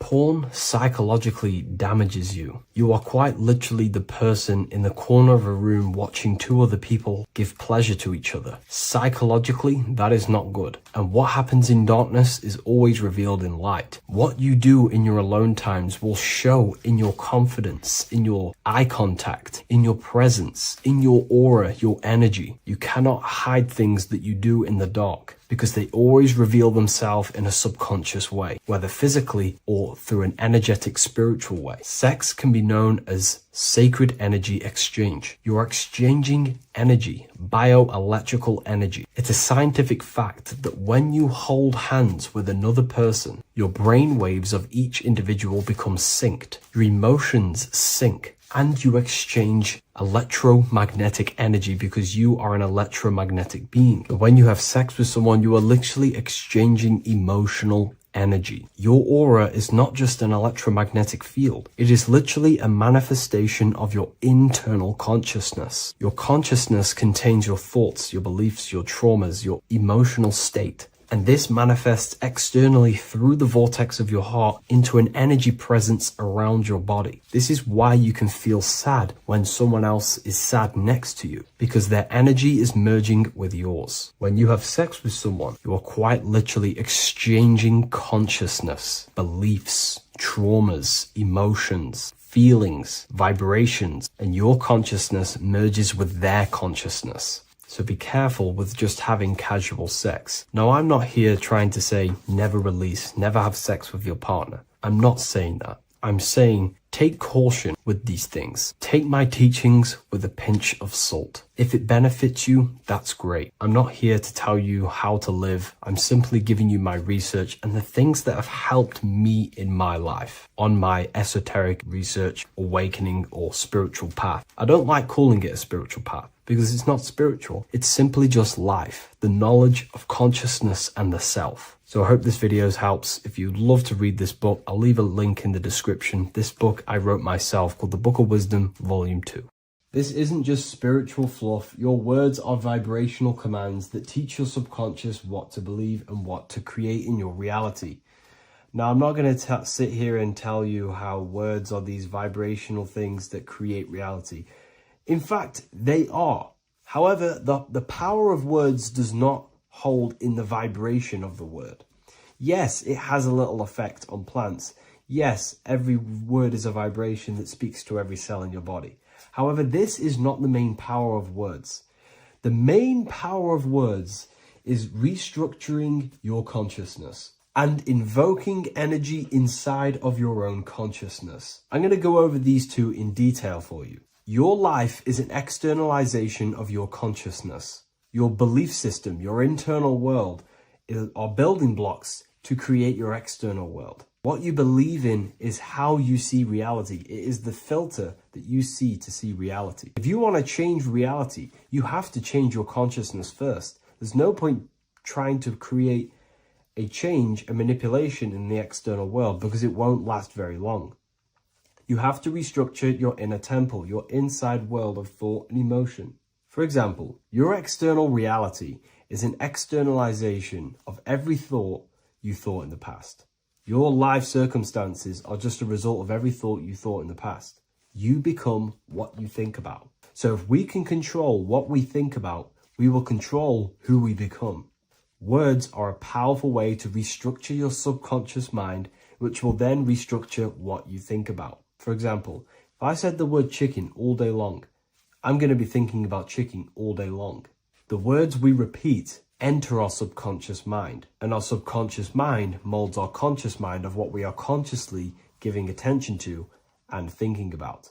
And that becomes our emotion. Our emotion becomes the energy, the charge behind our action. And all of this creates who you are and your reality. If you want to create a change in your external world, you need to repeat the end result as in an affirmation. I am abundant. I am disciplined. For example, if you're trying to stop a certain addiction, don't say, I am going to stop smoking. Say, I am disciplined. By saying discipline, the subconscious mind accepts the word discipline and not the word smoking. If you repeat smoking, I am not smoking, your subconscious mind will just pick up smoking and then do more smoking. So if you are trying to create discipline in your life and trying to stop something, say, I am disciplined. The reason for this is powerful because you're conditioning your consciousness. You're conditioning your subconscious mind and filling it with the word discipline. And I'm not going to say do this a certain amount of times a day or do this in the mornings. I want you to do this as much as possible. I did this as much as possible. Whenever I had free time, whenever I had a free minute, I would say these words either physically or mentally. just to condition your consciousness. Words are the most powerful way to restructure your belief system and restructure your inner world, which will then mirror in your outer world. Words are also a powerful way to invoke energy. This is why when you see these magic occult rituals, you see people chanting and doing these things. It's because if you slowly chant a word, you can actually invoke the emotion. There are three aspects of creation: thought, emotion, action. Emotion is energy in motion. By repeating a word over and over again, you can actually begin to invoke that energy, that emotion inside your heart. And you can start to feel the reality as if you are already living it. And this is just another powerful way to condition your consciousness to become a certain thing before you have it. This is what magic is. Magic is all to do with reprogramming the subconscious mind, aligning the subconscious with a certain belief or reality, which will then produce an effect in our thoughts, our emotions, and our actions, which will then create that reality. So if you want to create something in your life, literally just repeat, I am something. I am is referring to your consciousness. I am is the highest aspect of you. It is the true self. Whatever you condition your consciousness will be mirrored in your external reality. I am abundant will condition your consciousness to feel and believe you are abundant, which will then seep into your thinking. And then you will start to act more on this because you are thinking about it, which will then change your external reality. Words are vibration, and vibration is powerful. However, if you truly want to change your reality, you have to change your inner world of consciousness. And words are the best way to invoke feelings to become the reality you want. And words are the best way to condition your consciousness to a certain belief or a thought. And by doing this, you're actually creating a root cause. The cause is your consciousness, your mind, and you have to restructure the mind to create that reality. Words are a great way to restructure your consciousness and create reality.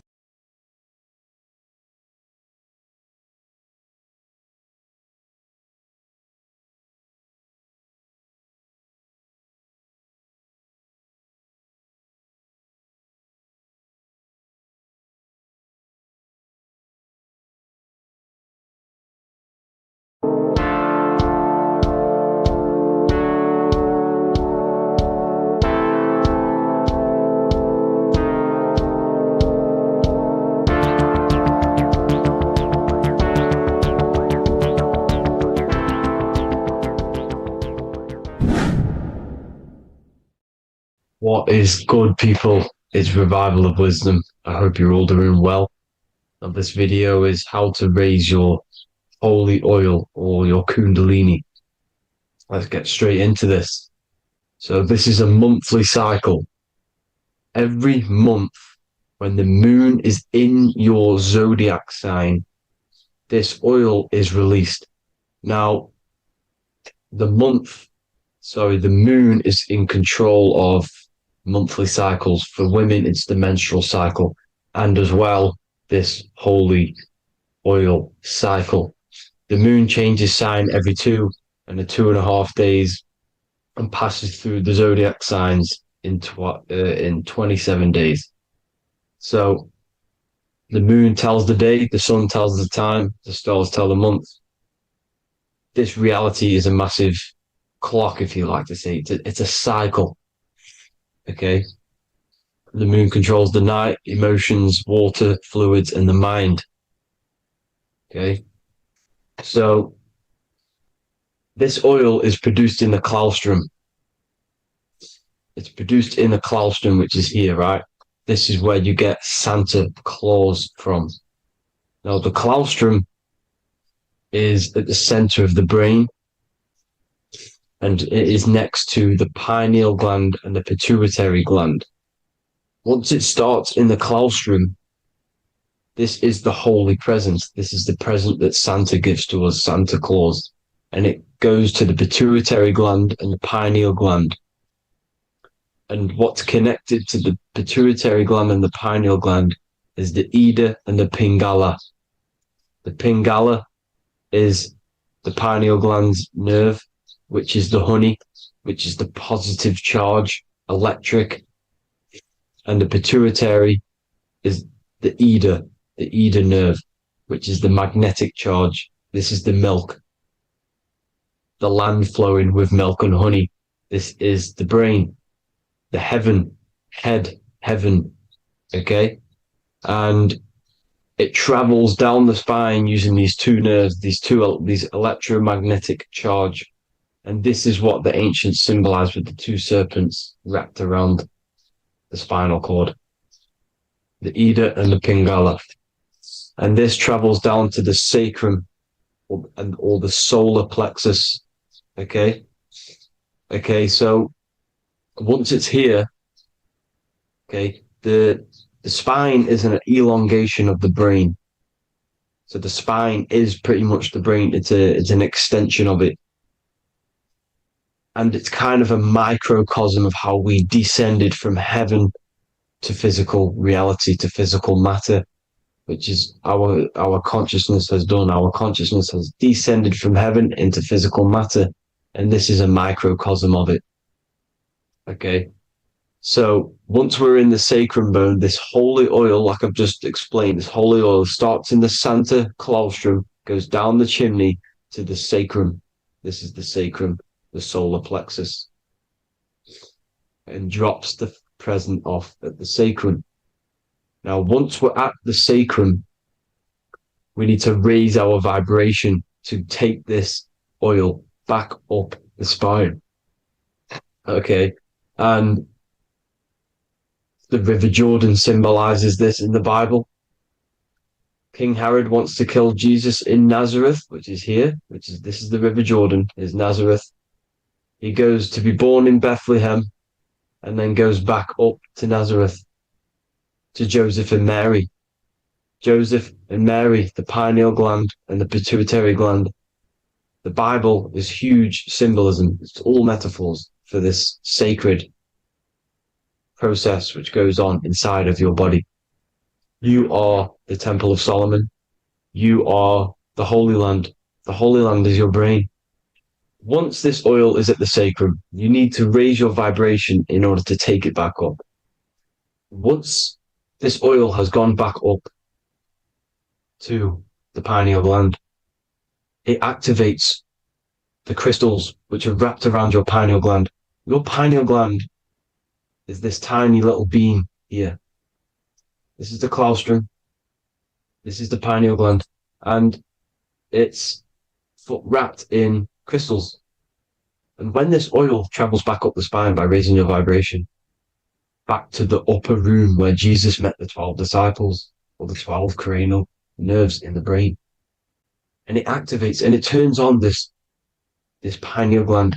And once it's turned on, it illuminates all the cells and the nerves in your brain and turns them all on and activates the higher God man, the God consciousness, Christ consciousness. And it regenerates the whole body. This is the secret to regeneration. It regenerates all the cells in the body. And this is how the ancients lived for thousands and thousands of years, as talked about in ancient texts. They lived for hundreds and thousands of years because they knew this secret. And this fluid, this brain fluid, the secretion, or the Christos in Greek, which means gold, because this is the alchemical process from turning lead to gold. Your body is the alchemical furnace. Now, the ancients knew about this center of the brain because they symboled it. This is the Eye of Ra, and it's the brain. And this is what's wrapped around our consciousness. Our consciousness isn't wrapped around the brain. The brain is built around the consciousness. We are the consciousness. You don't have a soul, you are the soul. Okay? Now, the head, heaven, hell, heel at the bottom of your foot, that's hell. Head is heaven and hell. Simple. Now, the pineal gland produces DMT, which is dimethyltryptamine, which is known as the spirit molecule. So, let's move on. Now, when this oil travels up, back, the spine, the chimney, it crucifies at the top. which is called the vagus nerve. So when it reaches here, the optic thalamus, it crosses and crucifies once it's raised back up. And this is why Jesus dies at 33. He was crucified at 33. Because you have 33 vertebrae on the back of your spine. And then it's crucified by the cross of the vagus nerve. When this oil crosses the vagus nerve, this is the crucifixion at 33. And it symbolizes the death of the physical consciousness. You then become spirit. You then become God consciousness, activating the Kundalini, regenerating the body and the mind. Okay. The Garden of Eden. You are the Garden of Eden. The land of milk and honey is upstairs. The pituitary, which is the milk, the pineal gland, which is the honey, which is DMT. It even says this in the Bible. As he brought us into the place, and he has given us this land, a land flowing with milk and honey, which is also symbolized as the sun and the moon. The Bible also says, the light of the body is the eye, not the eyes, the eye. If therefore thine eye be single, thy whole body shall be full of light. This is the activation of the pineal gland by raising this oil back up to the pineal gland, to the center of the brain. Neither shall they say, see that here, or see there, for behold, the kingdom of God is within you. So he's saying, don't look out there. Nothing is out there. It's all inside of you. Everything's inside of you. You're the universe. Now, how to raise this oil back up to the pineal gland? Every month, like I said, the moon controls the cycle. The moon controls monthly cycles. When the moon is going into your zodiac sign every month, this oil goes down the spine and you must raise your frequency to get it back up. You must retain your seed. This is the most important. Your fluid, your secret, your holy fluid, your life force. You can't let that go. That life force is the reason you're alive. This holy oil is the reason you're alive, because it feeds all of the systems in your body. It feeds all the systems in your body. You have to retain your seed, alkaline diet, positive thinking, and meditation. Okay? When you retain your seed, you will live longer. The moment you release it, you're killing yourself. You're killing a piece of yourself every time you release your seed. Every single time. You're killing a part of yourself. Okay? Now, this could be why this could be the illumination, the single eye on the Illuminati's symbol, the Freemasonic symbol, the illuminated eye, the triangle, which could symbolize the body, mind, and spirit, but the eye illuminated. Now, in the Bible, it talks about the two trees, the tree of knowledge and the tree of life. The tree of knowledge is the tree of good and evil, which is the most important system in your body, which is the nervous system. The nervous system, the most important. The tree of good and evil. And the tree of life, which is the cardiovascular system. Now, this oil, when it's released every month, feeds these two systems, and these two systems feed everything. Now, it's important you understand that. Okay? The ancients knew all of this knowledge. The Bible's telling you this knowledge. But it's in a metaphorical way. You have to understand the context behind it so you can read it properly. Now, eating of the tree of life, which is when it talks about in the Bible, eating from the tree of life is actually symbolizing a bad diet, ejaculation. Because you're eating from these two systems. You're killing yourself with a bad diet. You're killing yourself with an ejaculation. Okay? So, that's important to understand. Now, this is Jacob's ladder in the Freemasons. Jacob's ladder, which is the spinal cord. It's the stairway to heaven. And this is Jack and the Beanstalk when he goes up the beanstalk and finds the golden egg in the grey clouds. The grey clouds symbolize the grey matter in your brain. Now, the Garden of Eden talks about the 4 different rivers in Garden of Eden. As we see here, the North Pole map, the ancient North Pole map, because the center of the earth is the center of the torus field. Everything's the torus field. Atoms are torus fields. Everything's torus fields. You are the universe. Everything is within you. The North Pole is your spinal cord. This is why they say Santa Claustrum comes from the North Pole. This is the North Pole. And the Santa Claustrum is the center of your brain. Now, there's 4 rivers which come from the Garden of Eden. There's the blood, the Christ oil, which is the oil we're talking about, urine, and saliva. These are the 4 sacred oil, 4 sacred fluids in your body. And these are constantly abused in today's society. These secret societies are targeting these fluids. Okay? This is why porn is free. They sexualize society through Disney. Go and look at some of the Disney movies. There's so many subliminal messages which sexualize these children because they want you sexualized. So you release your seed, which is one of the holy fluids in your body, especially your semen, your sexual energy. So important you retain this. So important because it's your life force. It keeps you alive. Okay. Now, let's recap on this. If you want to raise your oil every month, you can't just retain your seed for the month. You have to retain your seed forever. Don't just do it for a couple of days. You have to do it. It's a lifestyle. You want to become God consciousness, you got to do what it takes. It's hard in this society because this society is it's designed to kill you pretty much.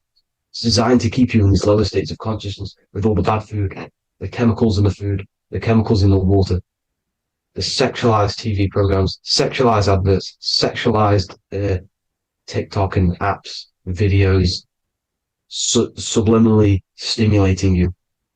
Because that is your weakness, sex. It's your weakness. Now, you have to retain your seed, meditation, and an alkaline diet. Why alkaline? Because acidic is low vibrational. This is the color spectrum. And what's the highest vibrational color? Violet. It's the lowest, red. You have to have an alkaline body in order to raise this oil. When you drink, when you have a bad diet, when you drink alcohol, when you smoke, this destroys the oil. It destroys the oil in your sacrum and it can't be raised again, can't be raised up. This is why it's so important. Without that oil, you don't live. That oil makes you live. It feeds everything in your body. It's crazy how we're not taught this. It's insane. But that is how you raise the oil, people. I hope you all gain some knowledge out of this video. And I hope this assists you on your journey, your spiritual journey. And please like and share this video. We need this knowledge out to the public to wake up humanity. Thank you all, people. God bless.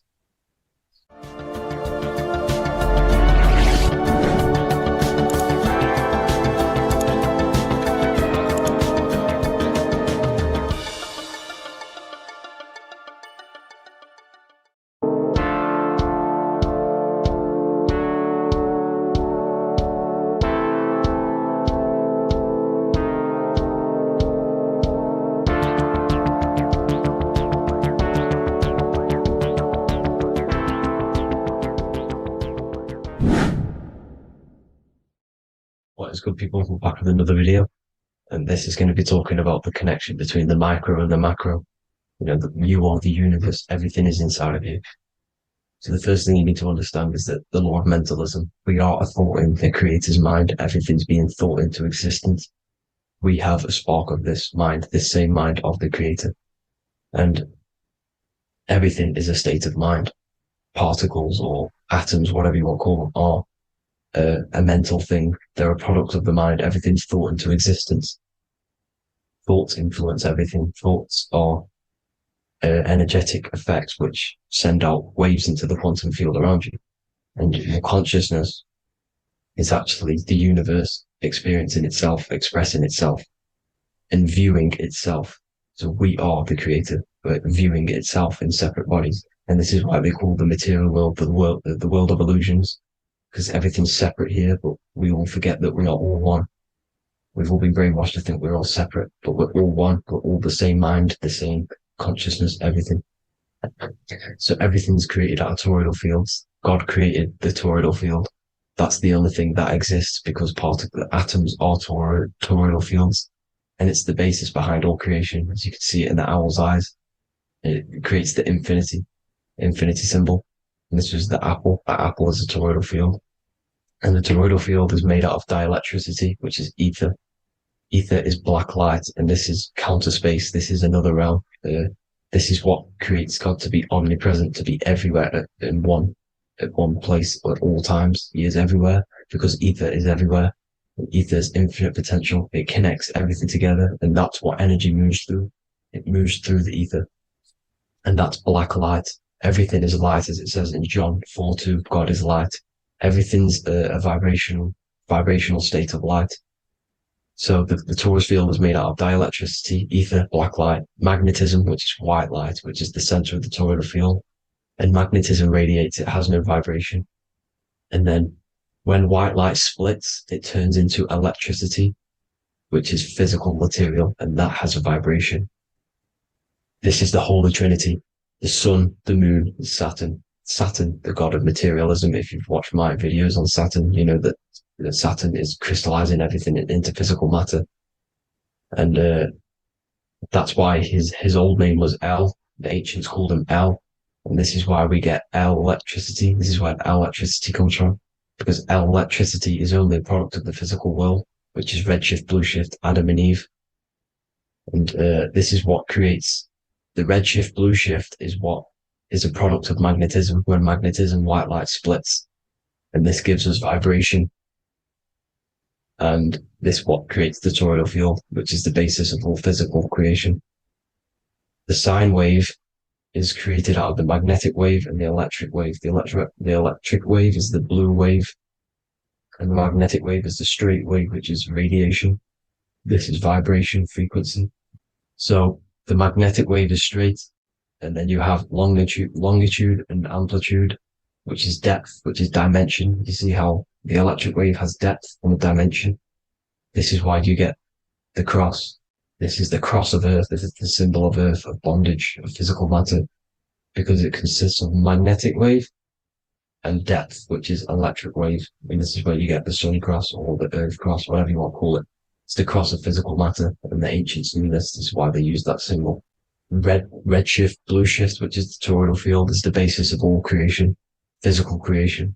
And this is why you have the police siren is red and blue. The Matrix movie, red pill, blue pill. You have red blood and blue blood in your body. The Democrat and Republic, the two parties, red and blue. Like your taps on your taps, you have a red and blue tap. One's generative, one's destruction. Fire, destruction, water, generative. So this is the basis of all things. And electric wave has dimension, like I've already said, depth, material, and it's measured in hertz. It's measured in hertz because it hurts you. It decays because the electric wave has a vibration, and vibration always has to go back to a standstill point. This wave cannot go forever, but the magnetic wave will go forever. It's radiation. Magnetic is radiation. It radiates forever. It pulses. But the electric wave will at some point come back to a standstill point, and that's why it hurts. It decays. That's why our physical body decays, because we contain of electricity. This body is an electric body, and it will return back to stillness like a guitar string. If you vibrate a guitar string, you pull it, it will vibrate, make a sound, and then go back to a standstill point. It's the exact same with every single toroidal field within the body. It will decay, and this is why our bodies decay, and everything in creation decays. So we're born into sin. The sin of Eve. The sin of Eve is us biting into the tree of knowledge of good and evil, which is the systems in the body. And the sin of Eve is biting into the sine wave. We bit into the sine wave. The sun moves in a sine wave. Our DNA is a sine wave. Time is a sine wave. Everything in this creation is a sine wave. This is why the dollar bill is a sine wave. magnetism and electric waves in one. And this is the sun doing its sine wave, which creates, when you go bowling, it kind of creates that pin that you hit over. That's the pin of the sun. The zodiac sign is a sine wave because the zodiac sign is an expression of the toroidal field because magnetism unfolds into 12ness. And that's why you have 12 zodiac signs, 12 systems in your body, 12 cranial nerves in your head, in your brain. So if you can imagine this, see where my pointer is, always starts with Aries. Aries is the head. It's the first thing that's created in the womb. And this is Aries, the ram. And this is why it's called a cerebrum in your brain, which is the first thing that creates when you're in the womb. And what's the element of Aries is fire. Fire is the first element. Fire, first, because it's the first thing on the wheel, the first expression of energy. As you can see here, my pointer, this is the center of the toroidal field. It would go Aries, Virgo, Capricorn, Pisces, Scorpio, Cancer. Then we go back to Libra. Libra would be center. But you see how the toroidal field is the expression of the 12 energies. That's what the constellations are, the energy expressions of the toroidal field. So it would go outwards, starting from Aries here, all the way back to Pisces, which is beyond the bottom half. But Libra would be the center. That's why Libra is the equinox. It's the equinox. Libra is when it goes from summer over to autumn. It's the equal. It starts to transition into the winter side. Equinox, equal, which is Libra. And that's why Libra has the two scales. It's symbolized with the two scales. That's because of, the sun moving over. It's being judged. It's equal now, but then it's going to tip over into the winter. That's why Libra is here, the center of the sine wave. Like I said before, magnetic energy unfolds into 12ness. Magnesium is number 12 on the periodic table. It's the sacred number. And this is why the scientists are NASA is trying to bring in another constellation to destroy the holy science of astrology. So Aries rules the head, which is Mars.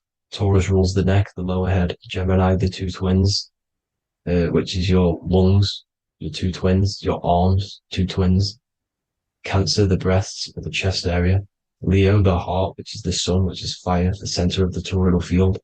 Virgo, the belly, which is the intestines. Libra, the kidneys, the two scales, the kidneys, balancing out everything. Scorpio, the sex organs. Sagittarius, hips and thighs.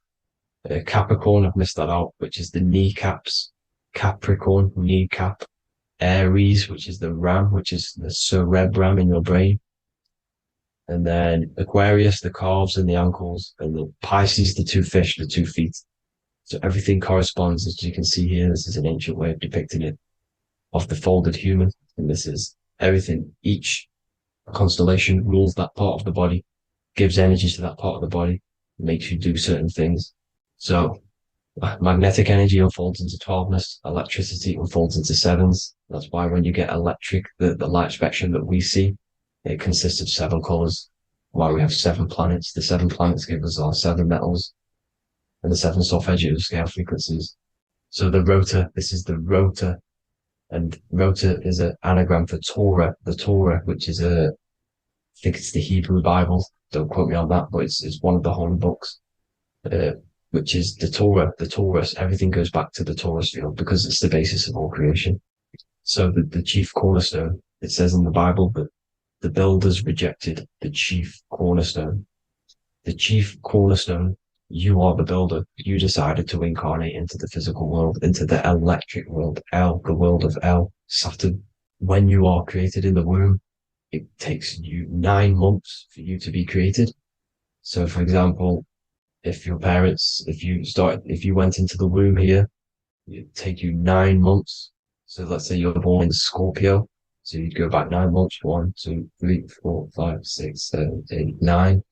You consist of all of these 9 energies because it takes 9 months or however long you took to be born. Some people are born earlier. You'd have to find out how many months you were in the womb for.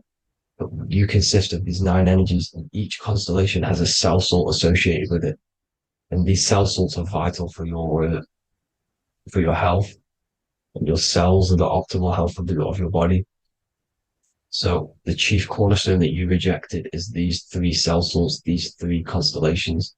So you're mineral deficient in these three constellations. For example,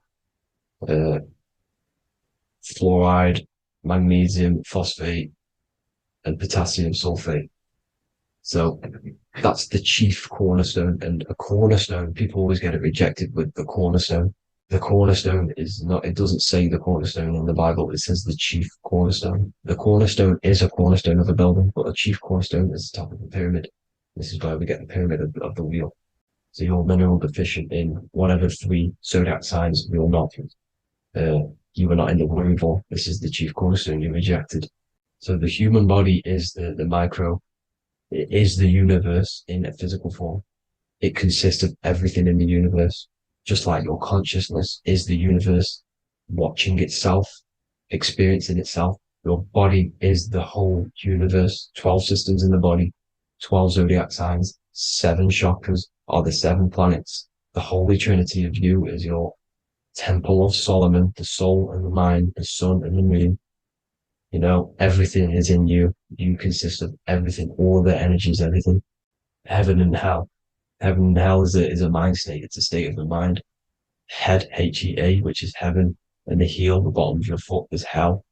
And the bottom of your foot is the soul. So they're basically saying, well, it's wordplay. They're saying that your soul is in hell because, you know, with the elites being in control. So they call the bottom of your foot the soul, trying to say that you're in hell. The Christ is in you. And this Christ is Greek for what? Christos. And Christos is Greek for the oil. And this oil is produced in the cerebrum, the Aries, the ram, the cerebrum.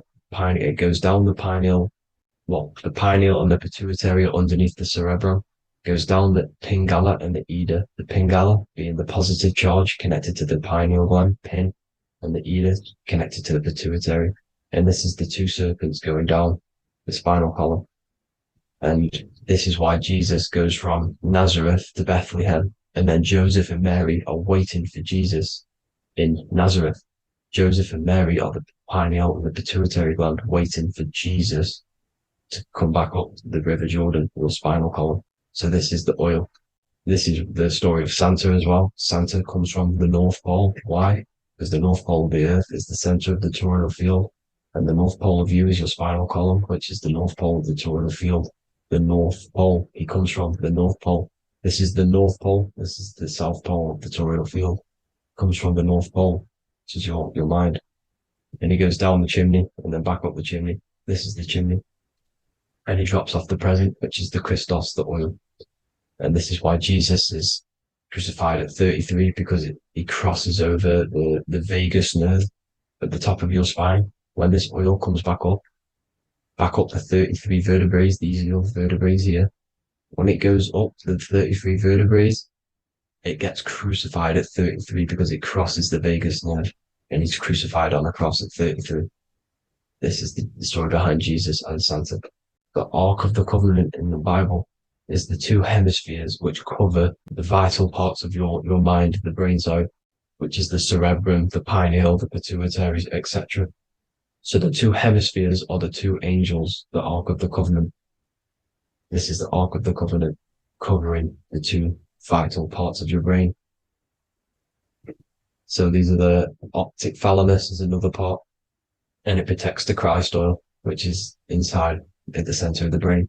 See, the Bible is all a massive metaphor about yourself, because you are the universe. You are a microcosm of the universe. Your consciousness is experiencing itself, and the universe experiencing, and your body is the whole universe. Your head's heaven. So Moses crosses the Red Sea. These are the two hemispheres of your brain. This is the corpus callosum, the Red Sea. So he's pretty much saying that he's uniting the two hemispheres of your brain, because most people in this generation are stuck in the left brain, which is just logic, reasoning, science and maths, writing. You know, this is what school teaches you to do. It keeps you stuck in your left brain. And you want to cross over to you want to cross the Red Sea, which is the corpus callosum, to the right brain, which is awareness, art awareness, creativity, imagination, intuition, insight, you know, using the higher mind, creativity, imagination. If you don't have intuition, then you can't read energy, you can't pick up on bad things. This is what Moses is symbolizing by crossing the Red Sea.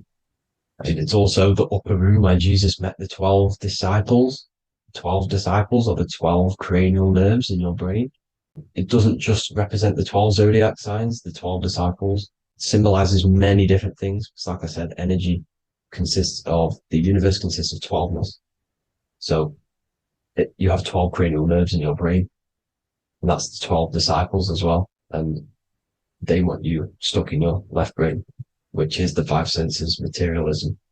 So they say in the Bible that Satan blinds the mind. Satan is Saturn. If you've watched my videos, Satan is Saturn. And you consist of the Holy Trinity, which is the sun, moon, and earth. The soul, moon, the soul being your sun, the solar, the moon being your mind, the earth, your physical body. And Satan blinds the mind. Why? Because we enter a soul system. This is a soul system, not a solar system. And Saturn is the Lord of the Rings, which is the outer ring. When your soul enters the soul system, your soul starts to materialize. It hits Saturn. Why? Because Saturn starts to materialize you. You take on the 7 virtues, which are the 7 planets, which are your 7 chakras. And to get out of this soul system, you must get out of your lower nature, your animal nature, which is lust, desire, greed. You know, the number of the beast 666, which is Saturn, Satan. So you enter the soul system, you take on the 7 energies, which you turn into physical matter. And this is your descension from heaven to all who say hell. And then you must raise back up from matter to spirit. They say Satan blinds the mind. Why? Because your mind gets materialized. Your soul and mind get materialized. And when you get materialized, it's an intense experience. You lose the divinity within you. You forget the divinity. So Satan, which is the first planet, the first energy you take on, the material body, he blinds the mind. He makes you forget everything, your divinity. Then you must remember, ascend up Jacob's ladder, the 33 vertebrae to heaven. And this is a microcosm of the macro, because you will ascend back up to heaven if you do this, when you leave your physical body, when your body decays. So when it talks about in the Bible, completely destroy them, the Hittites, the Amorites, the Canaanites, all the ites, this is what God says to the Israelites. It says completely destroy them. It's basically symbolizing saying destroy your lower nature. The Canaanites, cannibals. We're under a Canaanite system now, which is cannibalism. And this is flesh eating, lust, greed, all the demonic stuff, all the lower vibrational stuff, you know, the lower nature, eating, sex, and survival, the lower 3 chakras. You must get out of these lower 3 chakras and return back to spirit, which is heaven, which is spirit, love, being holy, being truthful, being passionate. Going back to Satan blinding the mind, all of the planets are made out of these 3 symbols. Satan blinds the mind, and that's why Satan's symbol, this is the symbol for Saturn, Satan, the symbol for Saturn is the cross, which is physical matter, the earth, over the moon is your mind. So the Saturn symbol saying matter over mind, he blinds the mind, Satan blinds the mind once you enter the soul system. And you must remember, in the Bible, it talks about the Genesis, which is Eve, the sin of Eve, which is biting of the tree of knowledge, with the serpent, which wraps around the tree. It says the serpent placed himself on the tree. Well, the serpent is the spinal column. It's the serpent telling you eat from the tree of knowledge of good and evil, which is your nervous system. And eating from the tree of knowledge of good and evil is doing bad things. For example, over-sexualized, overeating, eating the wrong food. That's eating from your nervous system. It's decaying you, and it's preventing you from achieving the God self, the God consciousness. This is the symbolism of, you know, the tree on the serpent, telling you to eat from the left brain, with the left brain being the sinister. Sinister is Latin for left. That's sin. Sin is left. And left is lefty Lucy, Lucifer, right, righteousness, right, God, godly. The tree of knowledge of good and evil, which is your nervous system, because it determines good or bad. You know, that's the only thing you experience in this world is your nervous system. And then the tree of life is the cardiovascular system, and the Garden of Eden is your body. So that's it for this video, people. Hope you've got a greater understanding of how you are the universe and everything is inside of you. Just keep in mind you are the universe experience in itself, and your body is a reflection of everything. The 12 constellations, the 7 planets, everything's inside of you.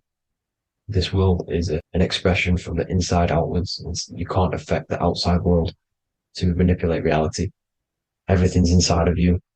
I hope you got a greater understanding of this. God bless.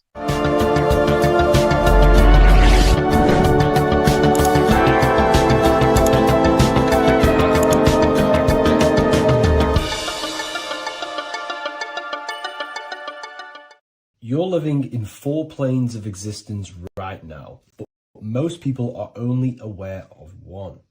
And that's why they feel lost, disconnected, and stuck in cycles they can't explain. If you don't understand the blueprint of reality, you'll keep trying to fix the physical, while the real causes lie in the unseen dimensions that you have direct access to. You must understand is that the universe only exists in the mind. Everything is a projection of consciousness. Therefore, consciousness produces everything. Our internal world is consciousness. Our external world is this physical body, physical world. Everything is an externalization of consciousness. For example, this was a thought. Now it's made physical. But before this was invented, it was existing in someone's mind, in consciousness, invisible. Then it was made manifest, made physical. So everything in this physical plane is the effect. The cause is consciousness, mind, the mental plane. So now I'm going to explain these different dimensions of consciousness. You don't just exist in this physical plane. The physical plane, in fact, is the lowest plane there is. It's the illusionary plane. So first of all, we have the Buddhic plane. This is the nothingness. So think of it like this. Absolute nothingness. If you turn off thoughts, there is nothingness. This is the void. And out of the void springs infinite potential, which is the mental plane. Now, your mind has no limitation. It can think anything, be anywhere, anytime, any place. In the whole world, there is no limitation with the mind. This is the realm of infinite possibilities. This is the realm of thought. Thought is a dimension, information and thought. To go a little bit deeper on this, there are pockets of thoughts, what we call in the occult fields of thoughts. Your mind does not think thoughts, it receives them. Your mind is like a radio. Whatever the mind is tuning into, setting its mindset, setting your frequency or setting your mind, you will receive thoughts based on that set, whatever you set your mind to. So there are pockets of thoughts that we penetrate in the mental plane. The mind is the mental plane, the infinite possibilities. This is the spark of creation. This is where all things begin to manifest as an idea in the mind as a thought. So if you want to gain certain information, you need to meditate or do thought exercises where you are penetrating that dimension of thought, that pocket of thought. For example, if you want to find a way on how to make financial wealth, you would use your mind, set your mind on wealth and money, and think, close your eyes and think about that specific topic and see where your mind takes you. And you will expand your mind into different pockets of thought and gain information. So this is the mental plane. This is how you can use the mental plane. You can use the mental plane to do this. Then we have the astral plane. We have higher, middle, and lower astral plane. The astral plane is the body for thought. So every dimension, physical, etheric, astral, mental, Buddhic, is a body for a dimension above. Each dimension below is a product of the dimension above. So for example, the astral plane is imagination. This is the lucidic realm of imagination. This is where thoughts begin to manifest into some sort of form. It's not a physical form because this is physical, But imagination is a lucidic form. It's not really physical, but it's there. It's a projection of light. It's astral matter condensed by the willpower of the mind. So depending on the vibration of that thought will depend whether it manifests in the higher astral plane, middle astral plane, and lower astral plane. If you think about more material things and visualize material things, this will manifest on the lower astral plane because material matter is low vibration. Now, that does not mean it's evil. That does not mean it's bad. Okay? It just means low vibration just means more material. But if you think and imagine more spiritual things, this manifests on the higher astral plane. So the astral plane is the screen in your mind that allows you to vision an apple, that allows you to vision anything. It's that mental projection that's inside of your mind. Now, this is what we call the third eye. It's an eye because the eye is the mind, and the mind can see into the astral plane. It perceives this spiritual world, this lucidic realm that we have access to. This is where also infinite potential takes place. This is the realm of spirits, demons, jinns, whatever you want to call them. Spiritual entities exist in this because this is where thought forms manifest into form. This is where thoughts create bodies. Think of it like this. The mental plane is a thought of a chair. The astral plane is the imagination of that chair and all of the different possible chairs that could possibly be. The etheric plane is the energy double of that chair. And the physical plane is the physical chair. So as you can see, the higher we go up, the more formless and lucidic it is. The lower we go down planes, the more dense it becomes. This is formless and this is form. Everything manifests through this process. This highlighter is down here in the physical plane, but the idea began in the mental plane. Everything begins in consciousness before it creates a physical body. It goes through this process. Therefore, if you want to start to mold and create your own reality and create things in your world, you can use these planes to your advantage. You can use your mind to do mental thinking exercises by closing your eyes and expanding your mind into a different pocket of thought to gain wisdom, gain information, gain downloads. The way you do that is simply get into a meditative state, close your eyes, pick a topic that you want to think about, and see where your mind takes you, but always remain centered on that topic. And you can do this for maybe an hour or two or half an hour, and your mind will take you places where you will unlock information. You can even use this to make decisions in your life. Think of the topic and see where your mind takes you. You'll gain information. This is how you use the mental plane for ideas. The astral plane is imagination. You have to reconnect with your imagination very vividly. Your imagination, your consciousness is infinite. It's not a three-dimensional plane. It's an infinite plane. You can think and make form anything in your consciousness, in your imagination. You can think anything and you can imagine anything in the most vast details. You just have to reconnect with your imagination. I have a free book on my website. I'll leave the link in the description. It's an ebook. It's called Activating the Inner Eye. This is going to help you reconnect with your imagination. It's a practical guide on how to imagine. So once you know how to use the mental plane and astral plane, thought and imagination, you pretty much need to use the physical plane to take physical action with this physical body that you have and start to manifest these desires you have in the higher planes. Now, it's very important that we master the mind because the mind is the very fabric of reality. We become what we think about. Your life is a product of every thought you thought in the past. It is the mind that directs the flow of consciousness. And wherever this consciousness is flowing is what you will create in your life. Consciousness is the most potent force in the universe, and the mind is pretty much the universe in a microcosm form. It is infinite potential, and your mind will continue to expand into new realms of thought forever and ever and ever. You are eternal. You are not this physical body down here. You are consciousness.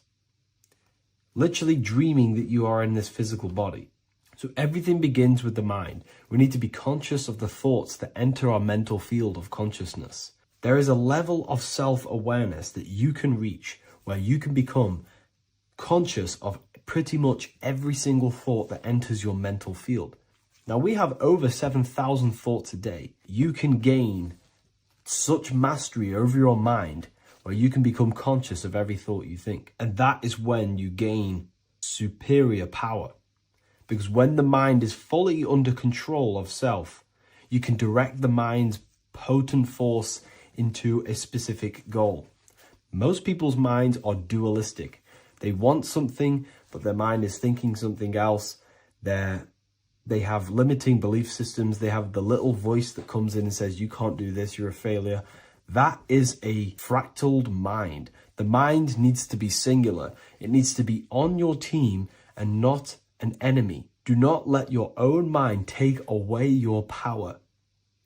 Your mind should be on your team, giving you power, giving you the best possible thoughts and the best possible beliefs. When the mind is in this condition and on your team and not taking away your power through the destructive thoughts, it becomes a potent, powerful force used for manifestation to create anything. And the way we get the mind on your team is through constant meditation to learn how to control the mind and turn it on and off.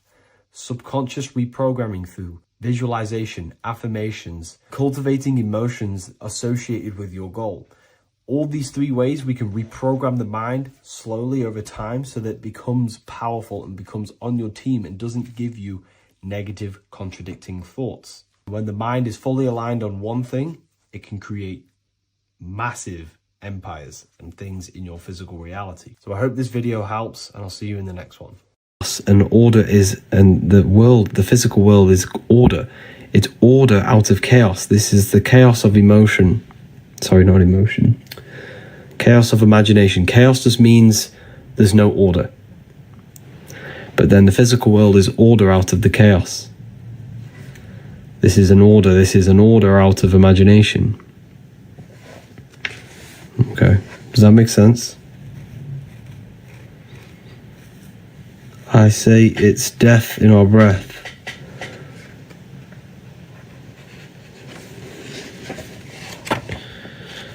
This is the pineal gland. So this is why Buddha has a pine cone on his head. The pine cone represents it's an open pine cone, and this represents the open pineal gland. Now the pineal gland is pretty much a radio receiver for consciousness. Your body is like an antenna. So you have a radio. You have a radio, right? And the radios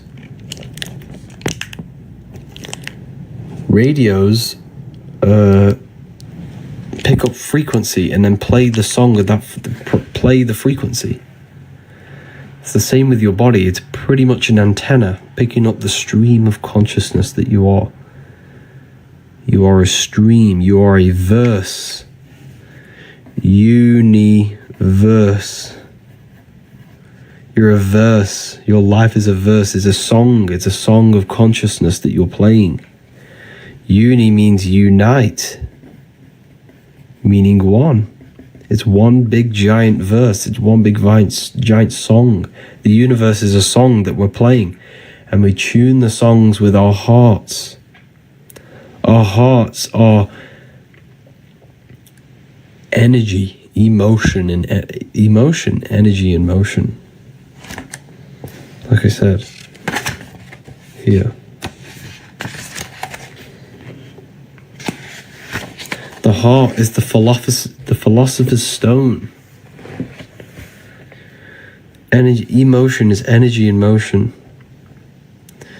The expression of emotions resonates through the heart, exerting a significant influence on the individual's overall magnetic field. The emotional state of an individual emanates outwards from the heart, influencing and interconnecting with the surrounding magnetic fields. Thoughts manifest as energy in motion, constituting emotions, which each thought inherently linked to an emotional state. Every thought produces an emotion in the heart. That's why the Bible says, whatever happens in heaven happens on earth. Because whatever happens in your head happens in your heart. Whatever you think in your head produces emotions in your heart. The head and the heart are pretty much the creators of reality. The mind and the soul, the mind and emotion, thought and emotion. Okay.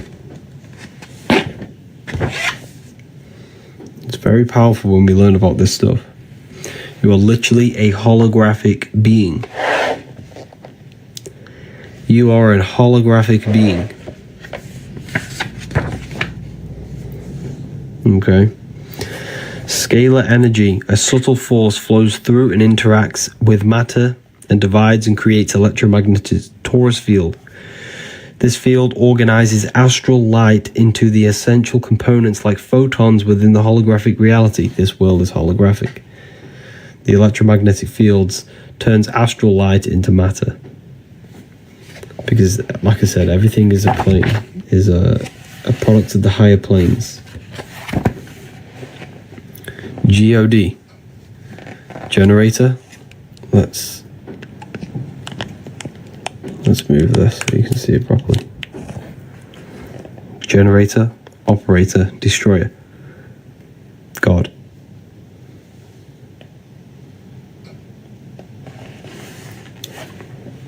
How to activate the pineal gland. You can do it many different ways. First, meditation is one of the greatest ways to literally just connect with your consciousness. By turning off and removing thoughts and emotions and the activity of the body, we connect with consciousness, which is stimulating the pineal gland. If you also want to activate it properly, you do this by Kundalini meditations. Kundalini meditations. So when you breathe in through the nose, you breathe in to the stomach and you think about raising the breath and imagine energy rising up your spine as you breathe in. And then when you breathe out through your nose, you release it, and then just keep repeating this over and over. And you will feel energy rise along your spine. You'll feel energy rising your spine, and your brain will feel like this, tingly. You'll get a tingling sensation. It's an amazing sensation when you get it, a Kundalini awakening. It's one of the best feelings you'll ever experience in your life. It's undescribable. It just feels like tingling light, a surge of energy entering in your brain. And you just feel so refreshed after. And you're more in tune with yourself. Yes, you can become dizzy. Or lightheaded. You're more in tune with yourself. You gain deeper thoughts. Your dreams are enhanced. Lucid dreaming definitely enhances. You pretty much become a superhuman.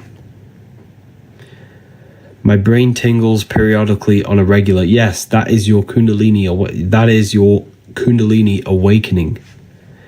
Now, there's many different levels to Kundalini awakenings. You can have a small awakening or a large one. There is a medium, a half, and a full. So if you gain then surges of energy that rises your spine, I get it now and then. I'll just be working and I'll just feel energy rise my spine and into my brain. This is your Kundalini energy that's awakened inside your body. It brings peace to us. Yes, it does. Very well said. Very well said, Flower. Grand Rising, everyone. Welcome. Hello, Mohammed. Welcome.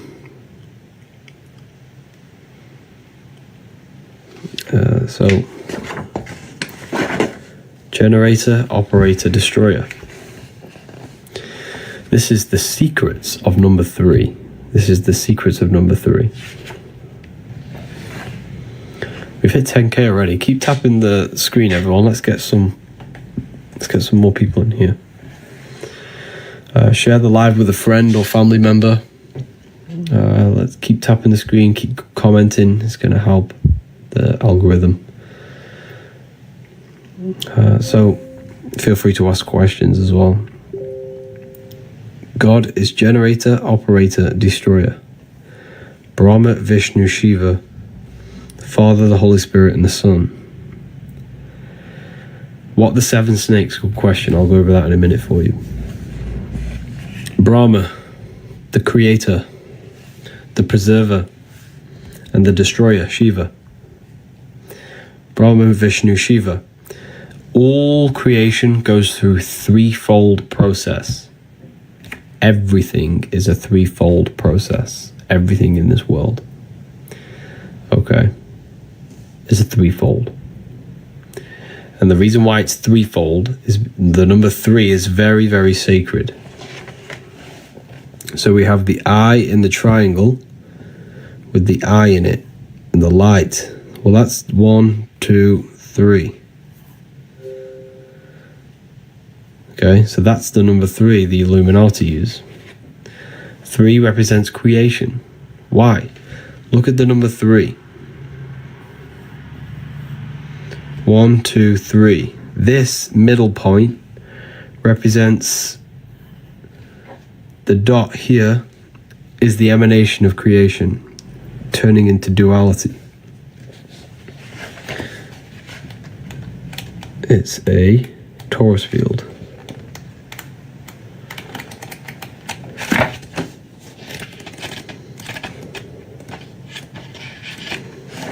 It's a torus field. Okay, it's here.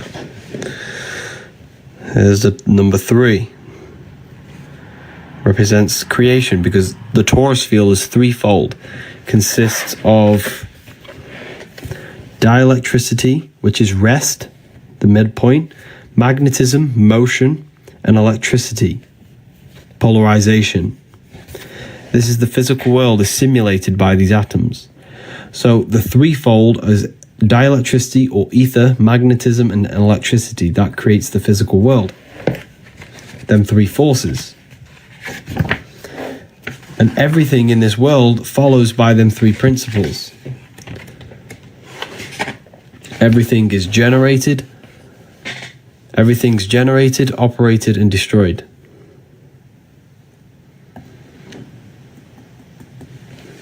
Generator, operator, destroyer. Generator, operator. So you will live, you will be born, you will live, and then you will die. Everything goes through this threefold process. That's why the Freemasons at the top of their artwork always have an eye in a triangle. I'll show you. I'll try and find an example. It's very powerful. So the Freemasons always have... where is this page?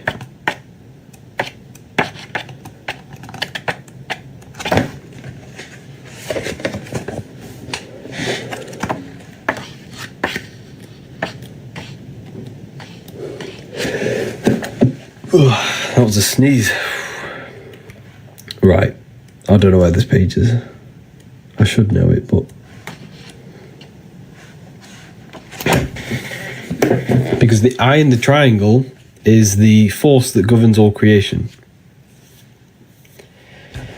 So you always see this on top, because this governs all things. Everything in this world, in this universe, will be generated, operated, and destroyed. Everything goes through this threefold process. Okay, so the Freemasons always show you that in their artwork. And it takes a threefold to create something. So the number 3 is creation. It represents creation. So it takes a father and a mother to produce a child. That's threefold. It takes dielectricity, magnetism, and electricity to create the physical world. You have the Father, the Son, the Holy Spirit. Generator, operator, destroyer. Brahma, Vishnu, Shiva. Jesus was in a cave for 3 days. Why was he in a cave for 3 days? It's a symbolic of transformation and creation.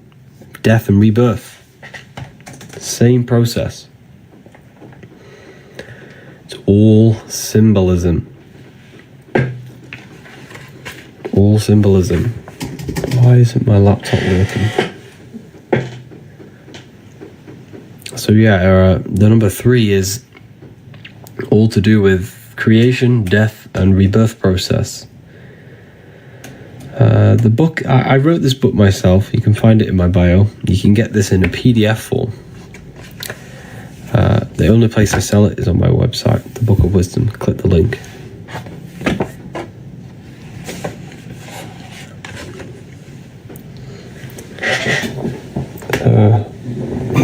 Share the live, people, with some friends, or feel free to share it with someone. Let's get some more people in here.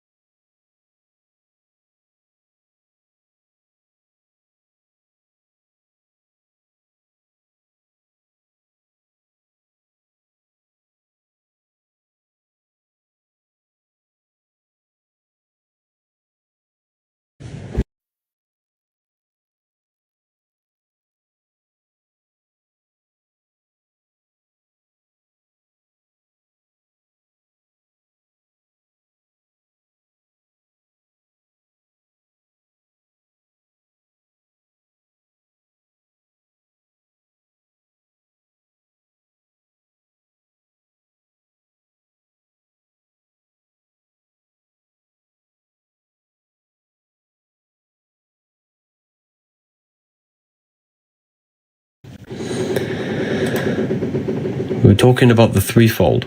Is there anything else you want me to go over about that? I love your book. Thank you, Chosen 144. Appreciate that.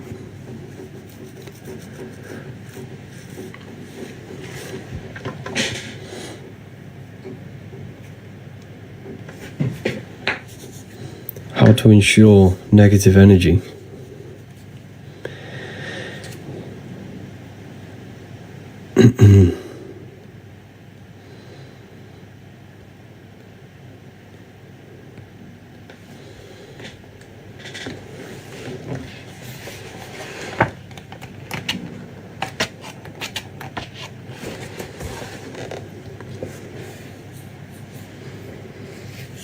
So yeah, this is Saturn. This is the biggest on Amazon. You can't get the book on Amazon. You can't get the book on Amazon.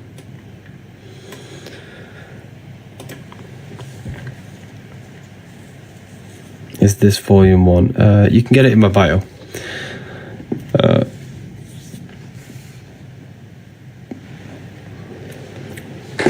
Just click the link, it'll take you straight there. So anyways, let's go over this. We're talking about Saturn. Saturn is a very interesting topic when it goes over this. Okay? A very, very interesting topic.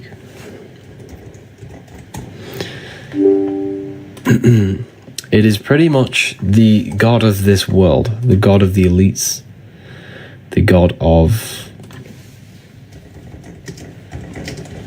this physical plane, this matrix.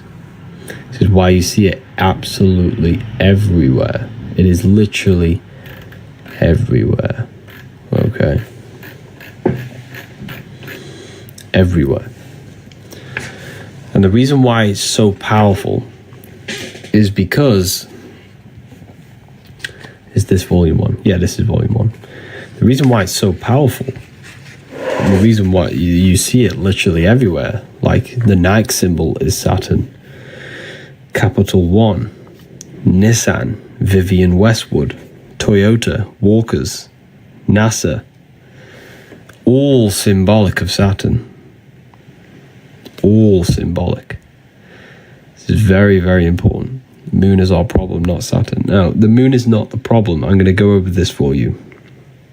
So there's something going around called the Saturn moon matrix, right? I don't entirely agree with it because there is nothing outside of you that can trap you, that can control you, that can... There's nothing outside of you that can trap your soul. So people believe that the sun and the moon are trapping us, right? And I'm going to explain how that is working. So, people say Saturn and the moon are trapping our souls. The moon's an artificial thing, and the Saturn's a simulation thing. No, but Saturn is pretty much it's the ruler of this material world. It's the god of this world. It pretty much creates this world. It's the force that creates this universe. Okay? Because it creates time. And everything in this world is created by time.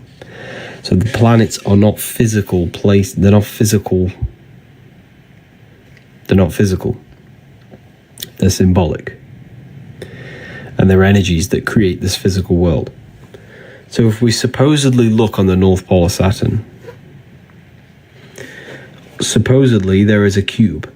You add up all sides, you get the Star of David. Star of David. 6 points, 6 triangles, 6 sides.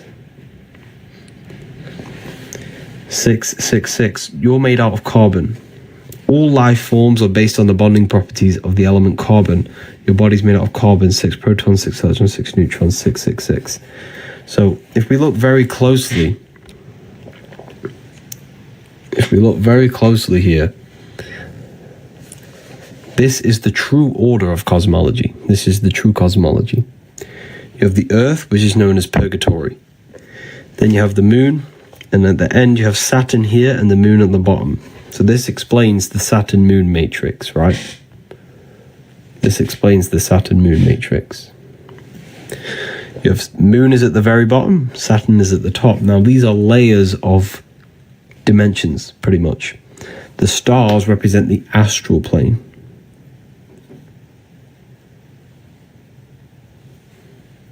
That's why the word star is, you rearrange the word astral, you get star. Because this is where we come from. We come from the astral plane. That is our original light body. That's our light body. And the astral plane is your imagination. The astral plane is your imagination. That is a whole dimension. This sounds a bit crazy to people, right? This will sound crazy to new people. But you must understand that your physical reality, your imagination is not physical. You can't touch that screen you have in your mind. You can't touch thoughts. You can't touch imagination. So, they are higher dimensions. The imagination is a higher dimension. Okay? So when you use that screen in your mind is using a astral plane, the astral light. The light of the astral. So when you imagine something, you're creating form out of astral matter. So Saturn is the first one that governs this material plane. So what you fall from the astral plane into the material plane. You fall from the astral into the material, and Saturn's the first celestial body that will incarnate you into this plane. That's why you have 7 days of creation. Saturn day for Saturn, Sunday for the sun, Monday for the moon, Thursday for Thor's day, Jupiter. So it's all symbolic of these 7 gods. These 7 gods that incarnate your soul into this reality.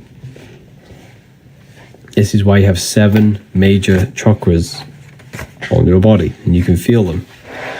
You can simply just feel them. You can feel your gut, you can feel your anus, your gut, your solar plexus, your heart, and your throat. You can definitely feel your throat chakra. You can definitely feel your anus. You can definitely feel these places. These are all energetic centers in your body.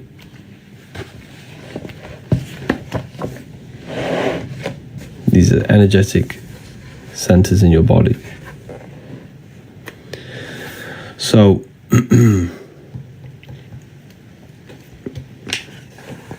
Saturn is worshipped in this world because Saturn is what represents Satan. Satan represents limitation. Same thing. This is why we celebrate Christmas. Sorry, not Christmas. New Year's. Why do you celebrate New Year's in December? Have you ever thought about that? The New Year's is not in December. The New Year's is spring. Spring is the New Year's. So what's that represent? Why are we worshipping New Year's in December? Or in January, in the winter? When? Who rules the winter time? Does anyone know? Who rules the winter time? It's definitely not the sun.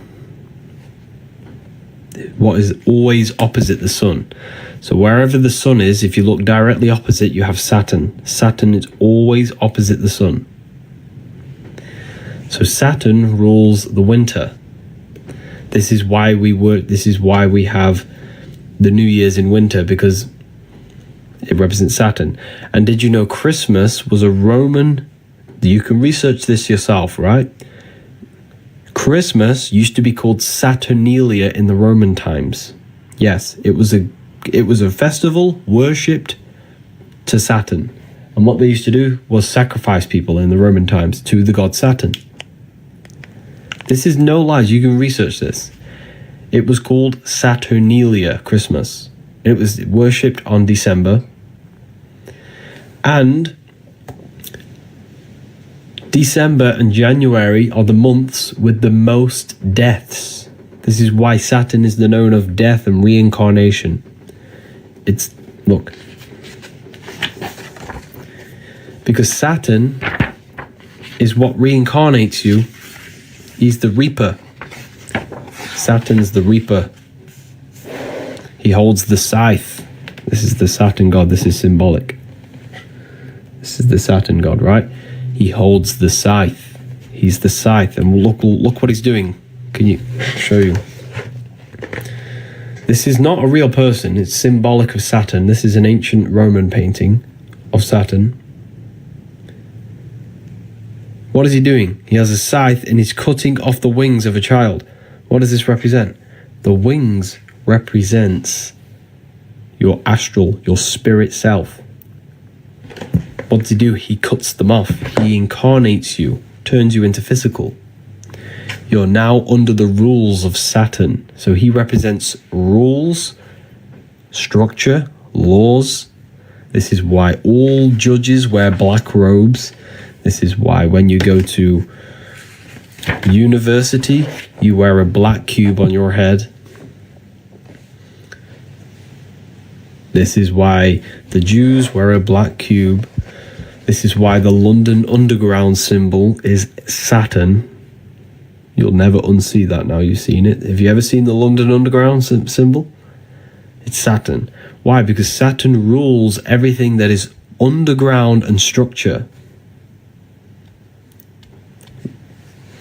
So Saturn is Satan, and this will absolutely blow your mind.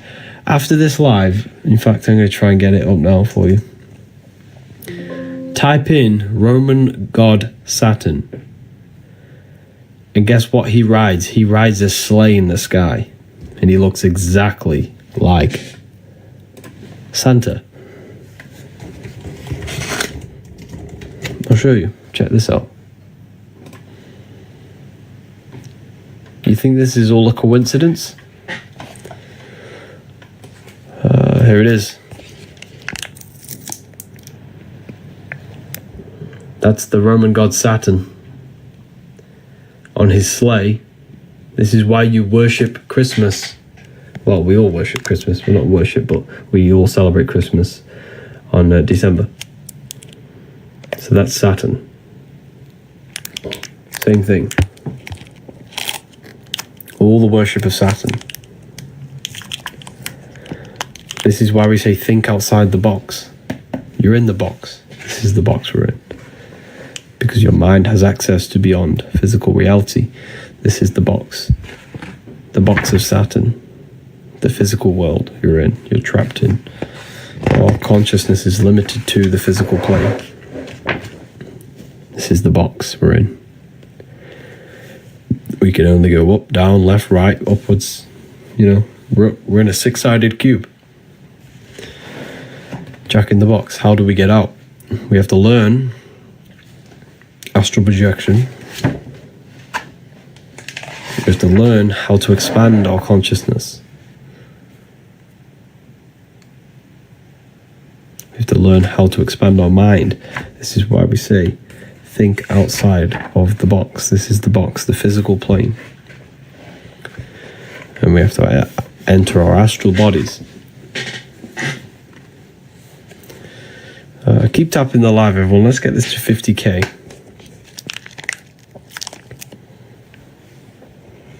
Your free astral projection guide is incredible. Wow, thank you, Ivy. Did it help you?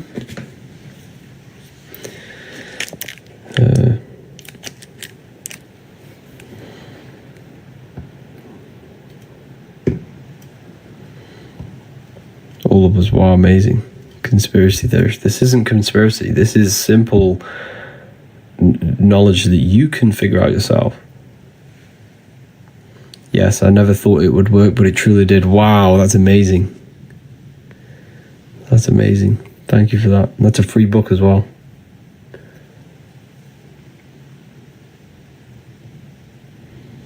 Space is fake. Yeah, you had a free astral guide. Yeah, it's still on my website. It's called Activating the Inner Eye. But it's on my website. Just go get it after this live or something.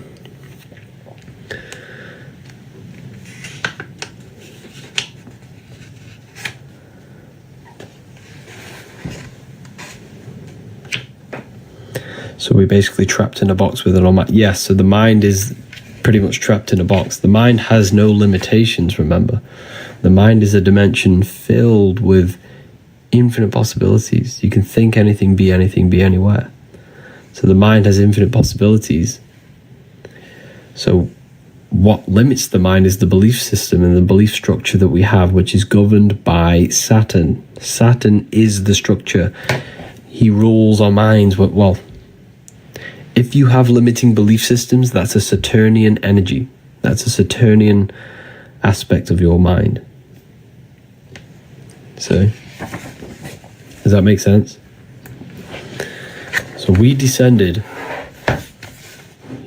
descended from spirit to matter, from stars to earth.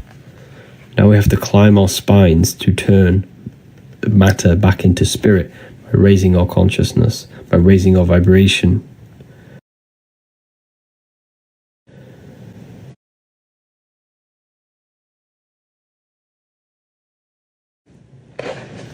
And the way we do that is by raising your consciousness,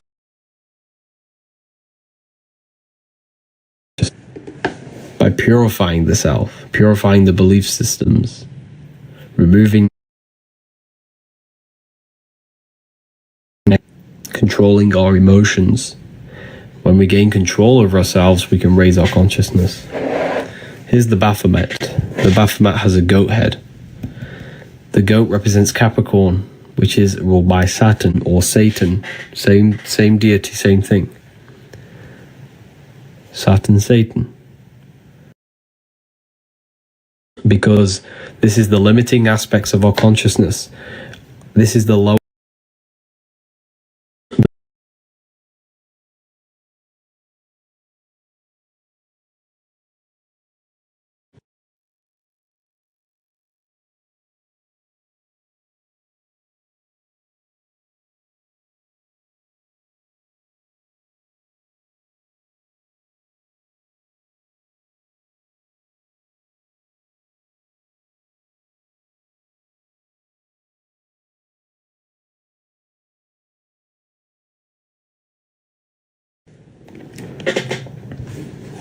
So, this is Saturn, Satan. Represents the lower mind, the lower self, because it's a ground animal, and it represents a lower aspects of the lower aspects of the mind, limiting belief systems. Low frequency. Why these all red, orange, and yellow? McDonald's, KFC, Pizza Hut, Burger King, Wendy's. They're red, orange, and yellow because they represent the low frequency chakras, red, orange, and yellow. They keep you trapped in this low state of consciousness. Why? Because these foods attack your nervous system. They attack your immune system. They attack everything in your body, keeping your body in a fight or flight state, keeping you in low stages of awareness. They're addictive. Okay? So they keep you down. They keep you in low energy. They keep you in low frequency. Is this Satanism? We'd be very surprised, right, that everything in our reality is satanic. They have trained us to become satanic. A lot of people are satanic without even realizing. The whole system is based on Satanism. Okay, it's based on Satanism, the whole system. The whole system has you worshipping material things, worshipping false icons like celebrities. That's Satanism. Worshipping money, worshipping clothes. Like, all we care about is Satanism. Like, taking substances to alter our minds, like toxic chemical. That's all Satanism. Obviously natural substances are not bad, but I'm talking about synthetic ones. You teaching this is Satan. This is far from Satanism. What I'm teaching you right now is to master your own mind, master your emotions, and master yourself, so you can become the best version of yourself, so you can align your mind and heart with the God consciousness. There's no,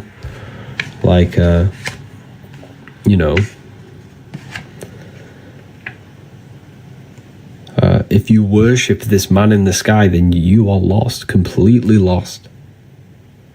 Can you explain why the occult perform sacrifice or rituals? I can't explain that on here, but I do know why they do it. I can't tell you that because there's probably people in here who will probably go and try and do it to change their life, because it's very powerful. I can't reveal that. That's a piece of information that's like too crazy. Yeah.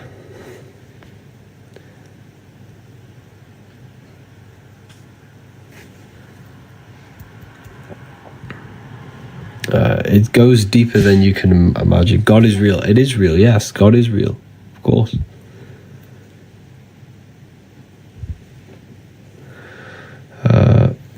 God is real. God is you. God is inside of everything. That's why he's omnipresent. Why do you think they say God is omnipresent?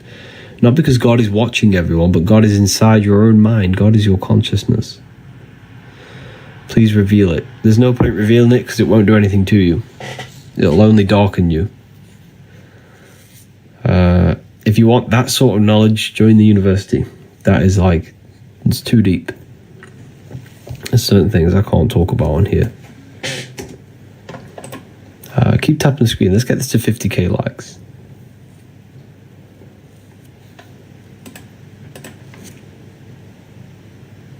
Let's get this to 50k likes.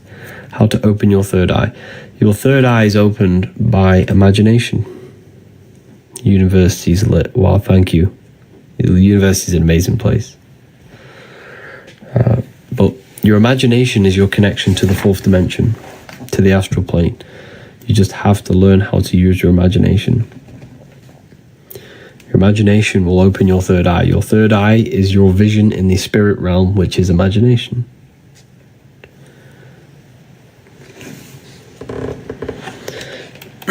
So, going back to the Saturn cube, it represents matter.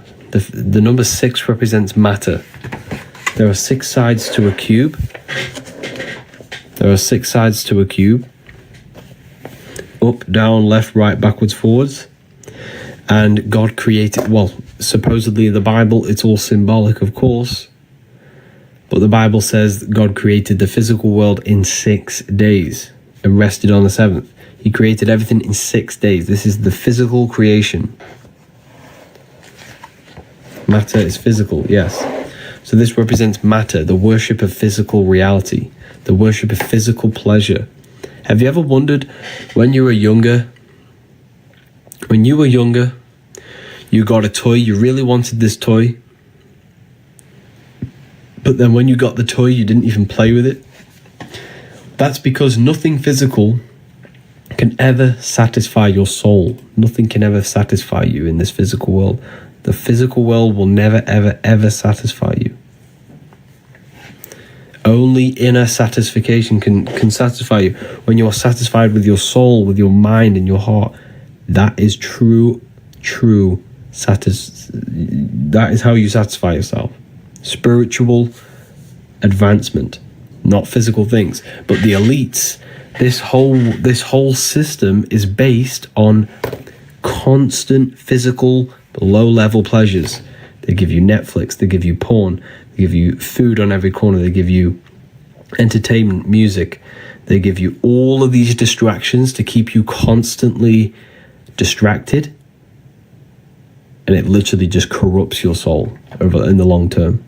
It darkens your soul, it corrupts you, makes you feel lost. The system is a satanic, satanic system.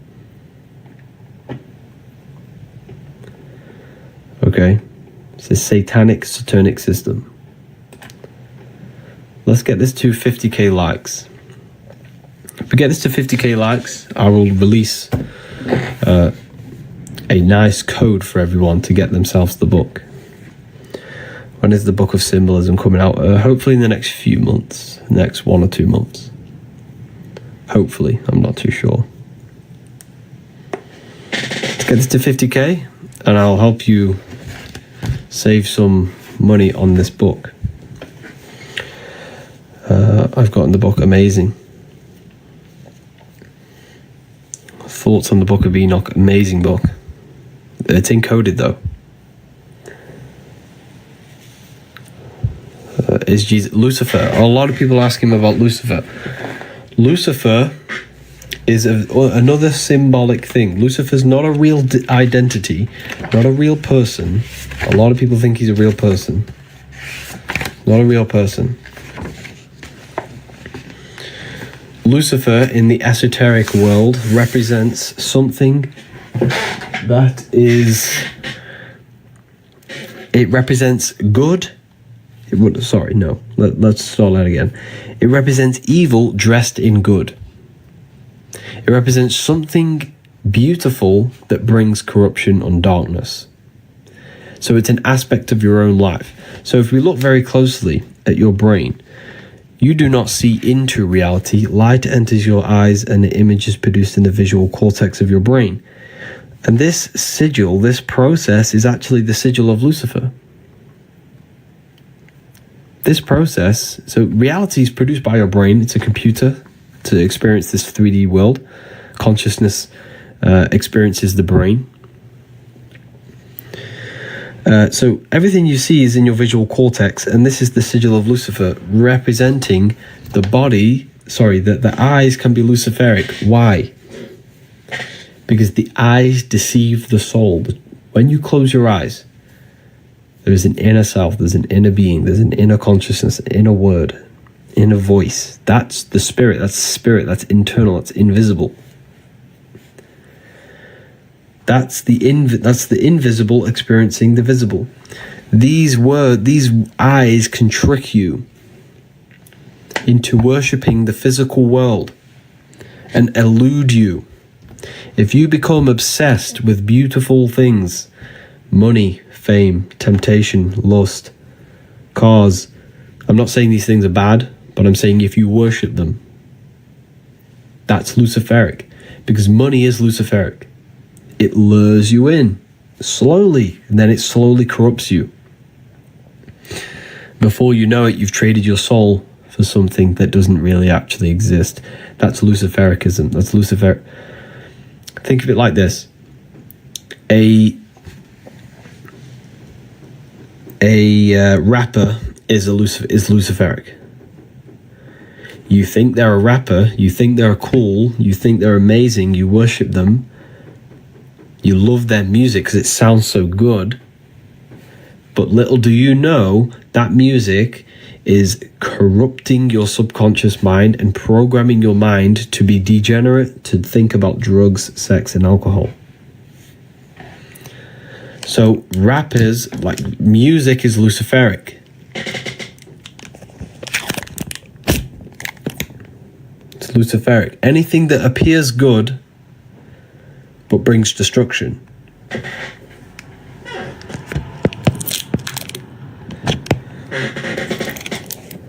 Okay. Music is hypnosis. Yeah, music is hypnosis. It puts your brain in a hypnotic trance. That's why you can't not move your body to music. It's a hypnotic trance. It's a form of black magic. Yes, black magic. Very well said. Very well said. So everything in this matrix is to lure you in slowly. Katy Perry in space. There is no space. So the whole system is Luciferic. I probably shouldn't be telling you this, but it's the truth. This is deep stuff. The system works on Luciferic energy, luring you in, making you think. The brain chip, for example, that brain chip they want to put in your brain, they're going to say, oh, it's so good. You know, put this brain chip in your brain. You can download information into you. You won't have to go to school because you'll download everything when you're born. You'll download language. You'll download anything you wish into your brain. But there's a catch. It's Lucifericism. This phone you have is Luciferic. They made it sound like it's so good, but it lures you in. It's actually mind control. And now people spend 9 hours of their life every day looking into a mind control machine, programming your mind. Same, everything's Luciferic. The whole system's based on this. It's illusion. That's why it's symbolized with this, the eyes.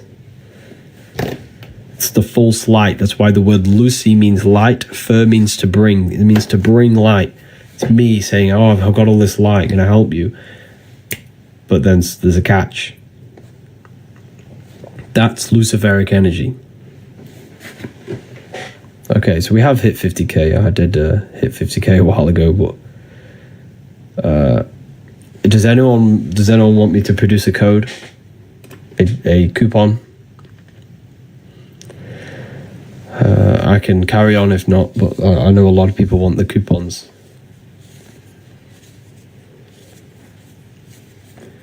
So Lucifer's not a real person. So a lot of people. Okay. I'm going to create 5 codes for 5 people. And they're going to be 40% codes. You're going to save yourself 40%. This is I never really give 40% out, but this is, this is a good live. I've been going very good. And I give 5 people the chance to use them. And guess what? If you wanted to, someone mentioned the free ebook. There is a free ebook on my website. There's a free ebook. It's going to teach you exactly how to imagine. It's a free book. It's called Activating the Inner Eye. So the code is, the 40% code is this.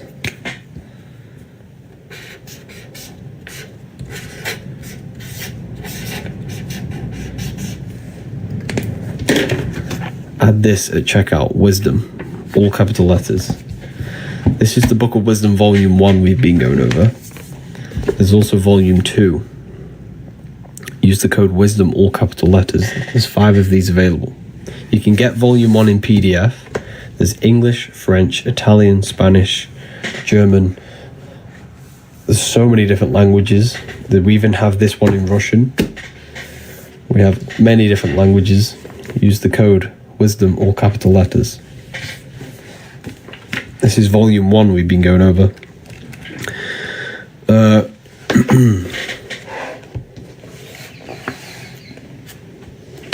Wisdom, yeah. This is Luciferianism. That's what we've been going over. Already, thanks for helping me. It's a pleasure, Banana.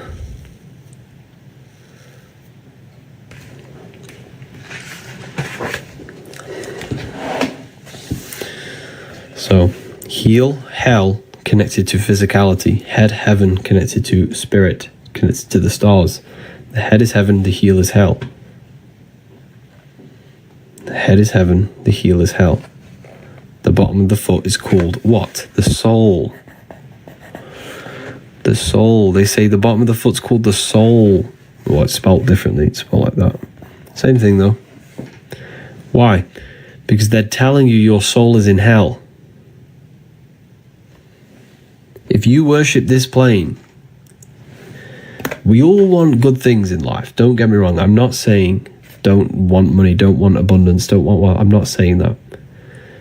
What I'm saying is have, balance between these two. Balance between the inner and the outer world. We all want good things.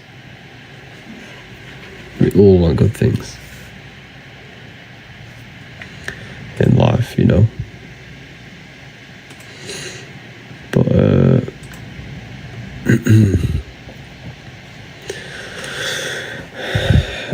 yin yang, yeah, it's having balance between them.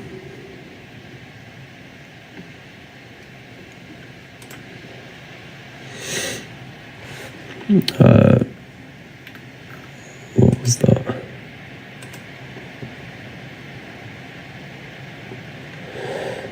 Well done to Veronica Sims, Angela Preto, for purchasing the Book of Wisdom.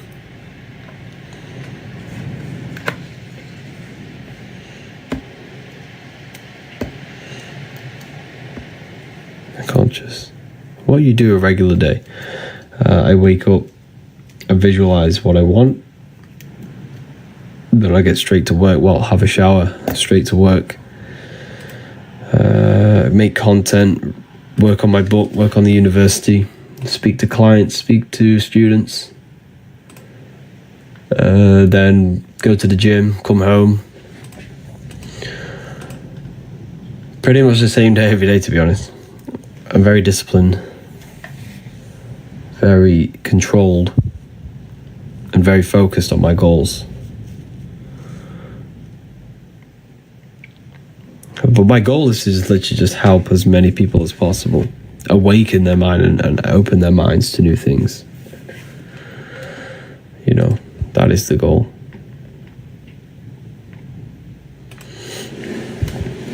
But yeah.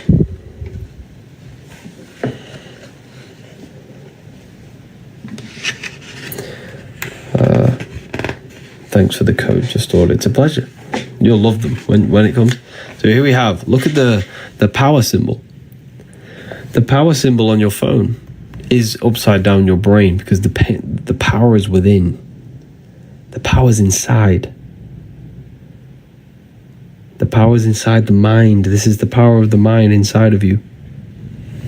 Okay? Here we have the Holy Grail. This is the Holy Grail. This is your brain, because your brain's connected to the heavens, the stars, the astral plane, the higher realms, the higher dimensions of consciousness. You're connected directly to them. Your body on its side spells Yahweh. This is Yahweh, the name of God, inside of you. You are Yahweh. And Yahweh is the breath, breathing in. That's Yahweh is way. Yahweh. Inhale, exhale, because you're breathing ether, you're breathing consciousness. That's what you're breathing. When you stop breathing and stop disconnecting with whatever this is in between us, you lose consciousness. So the quickest way to raise your consciousness is through breathing exercises. It's the fastest way.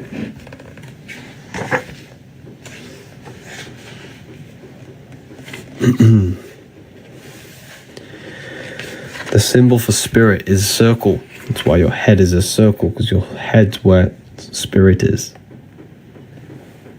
Circle. What about breathing? Breathing is connection to consciousness. It's the fastest way to raise your consciousness. 5 points on the body for the 5 elements. 5 fingers for the 5 elements. They demonized your middle finger because it represents ether.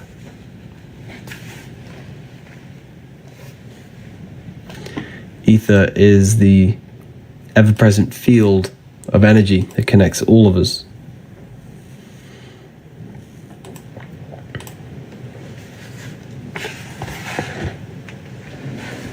The ever-present field that connects all things. There are 2 codes left. The code was wisdom. 2 codes left.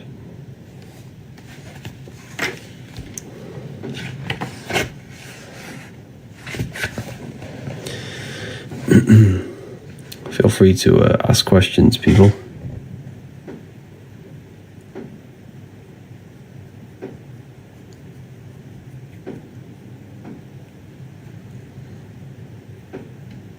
How do I use the code? You use the code at the end. It's at the checkout.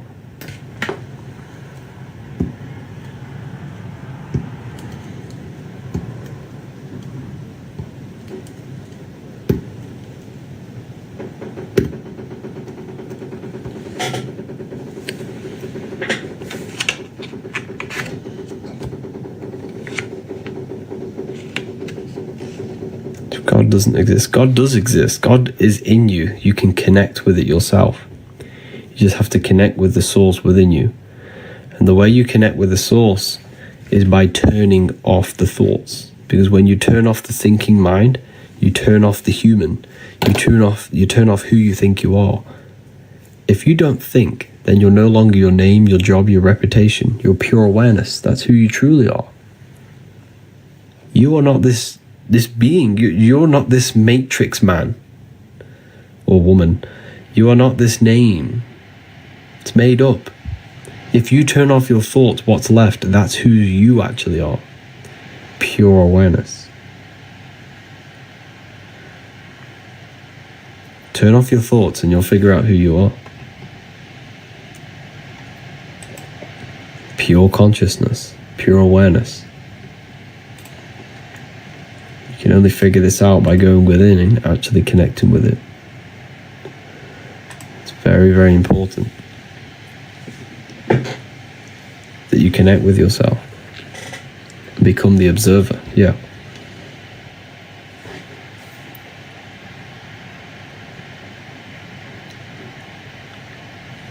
When you are nothing, you are everything. Yes, very well said. Very, very well said.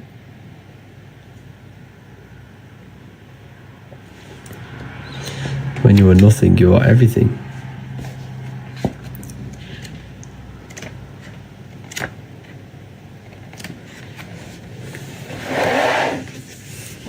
The life and death cycle. We're in a constant cycle of life and death. Daytime is life, nighttime is death. Everything goes through this cycle. Life and death, winter and summer. All the same cycle.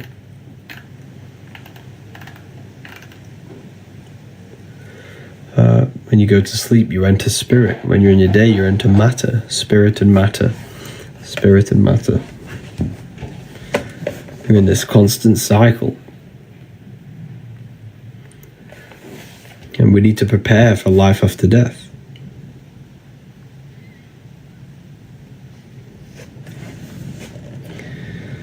That's why the word death is ether. This is the ether. Everything is born out of the ether and returns back to it. Everything's born and dies. Energy can only be transmuted, never dies. So it's born and it returns back to ether, back to singularity. Physical is phi cycle. We live in a cycle of phi, of a torus field. A cycle of this torus field, that is what we live in. This is your heart. It's the same thing with your heart. Everything leaves the heart, the blood goes into the heart and leaves the heart. Everything goes in and out of the heart. Energy leaves the heart and returns back to it. All blood leaves the heart and returns back to it. It's a cycle of the heart, which is ether. The heart is an infinite vortex.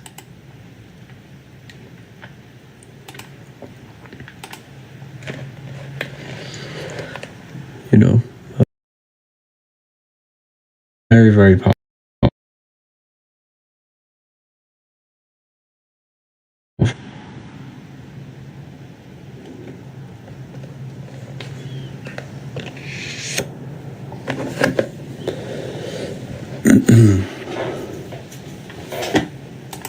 Very, very powerful when you learn this stuff. I'll be back in 2 seconds.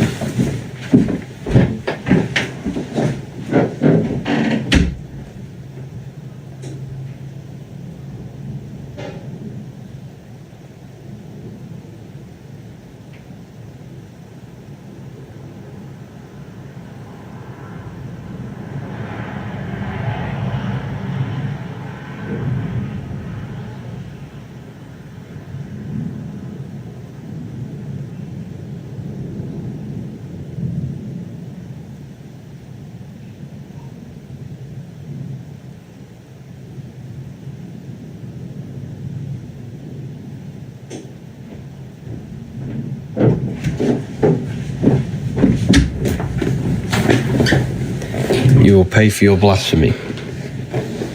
I won't. You will pay for believing in Jesus. I promise. And the reason why I say that is because your whole life you haven't prepared for life after death. So if you believe in Jesus and you die, you go into the astral plane, you're just left with your internal world. So when you die, if you close your eyes right now, that is what you're going to experience. You're going to experience yourself. You're going to experience your state of consciousness, your internal self. And that internal self will be manifested on the astral plane, the realm of imagination, infinite possibility, and you will suffer there if you do not master yourself. Because if the mind is not controlled in that plane, then you will be manifesting and destroying yourself. You know, I'm not scaring you, but like this is what happens when you die. You're left with your internal self. You're left with your internal state of consciousness. So your imagination is a dimension where you come from, and you descend into matter, to physical reality. You will return back to the astral plane, and then you will experience your state of consciousness there. So whatever you think, you manifest instantly. So we have to control ourselves. We have to make sure our internal world is not connected and desiring physical things like addictions, food, sex, smoking. Whatever our addictions are, we have to detach before we die in order for our consciousness to ascend to a higher plane. You will match your vibration, your state of consciousness in that plane.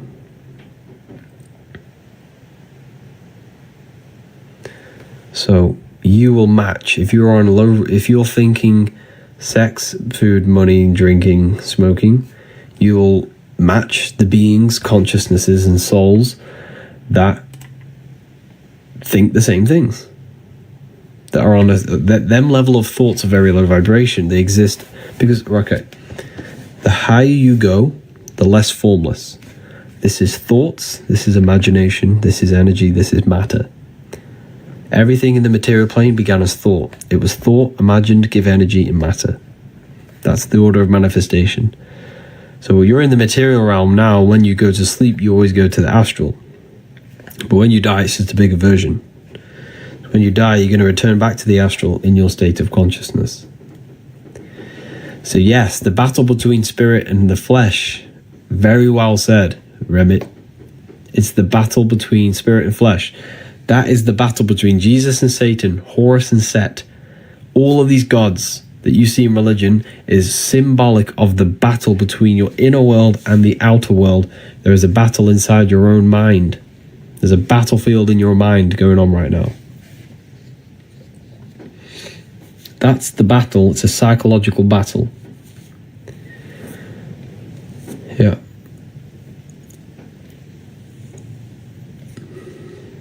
A psychological battle.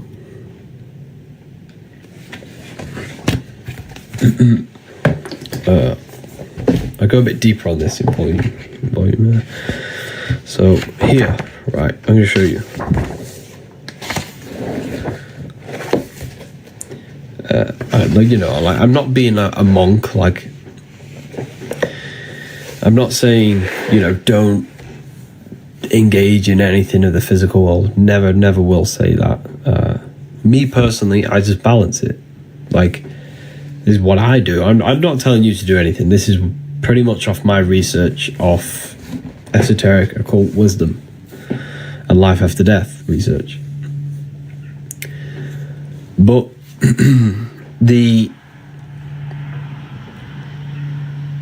what I'm saying is just have balance between them.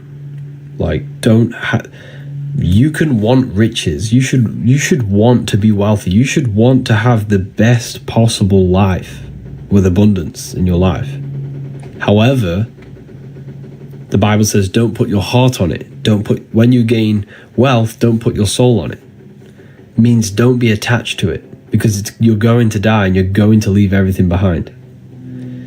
So there must be, the Bible tells you, be in the world and not out. Be in the world but not of the world. Be in the world but not of it. Okay. So anyways, these were gods. These were the Sumerian gods. Can you see this very clearly? These were the Sumerian gods, right? And they had two faces, all symbolism. This is two faces. Because what are we? We are physical and spiritual. These had access to their spiritual bodies, the astral plane. These were the gods, because back in the ancient times, if you had the knowledge of leaving the body and entering your spirit and entering your spiritual body, then you were considered a god. Now, astral projection is even in the Bible. This is what people don't understand. Christians say, well, astral projection is demonic. It's in the Bible. I know a man in Christ who in 14 years ago was caught up in the third heaven. Whether in the body or out of the body, I do not know. Corinthians 12:2 tells you to ask, is telling you the third heaven. What's the third heaven? What is the third heaven? You have the physical, etheric, astral. That's the third. It's the third layer of reality. Astral plane. Corinthians again. What does it say? We are confident, I say,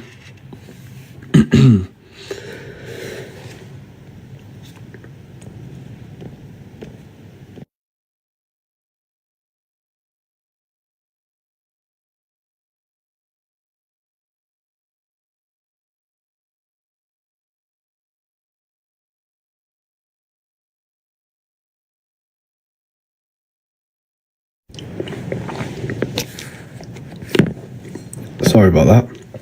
I had a tickle in my throat. Corinthians 5:8. We are confident, I say, and willing, rather absent from the body, and present with the Lord. Present with the Lord. Absent from the body. Corinthians 5:8. Corinthians, whether in the body or out of body, I do not know.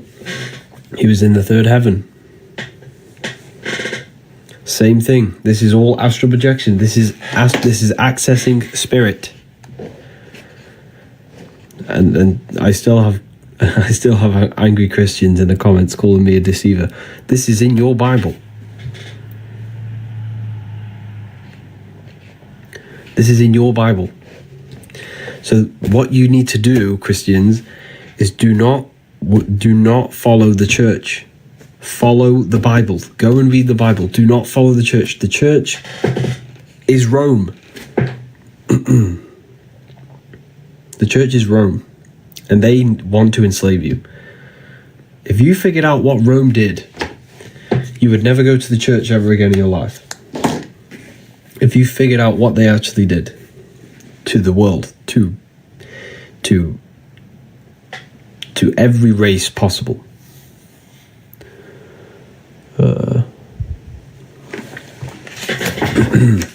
Same thing. Here's the Freemasons, you showing the same thing. Here's the Egyptians showing you the same thing. All symbolism of astral projection.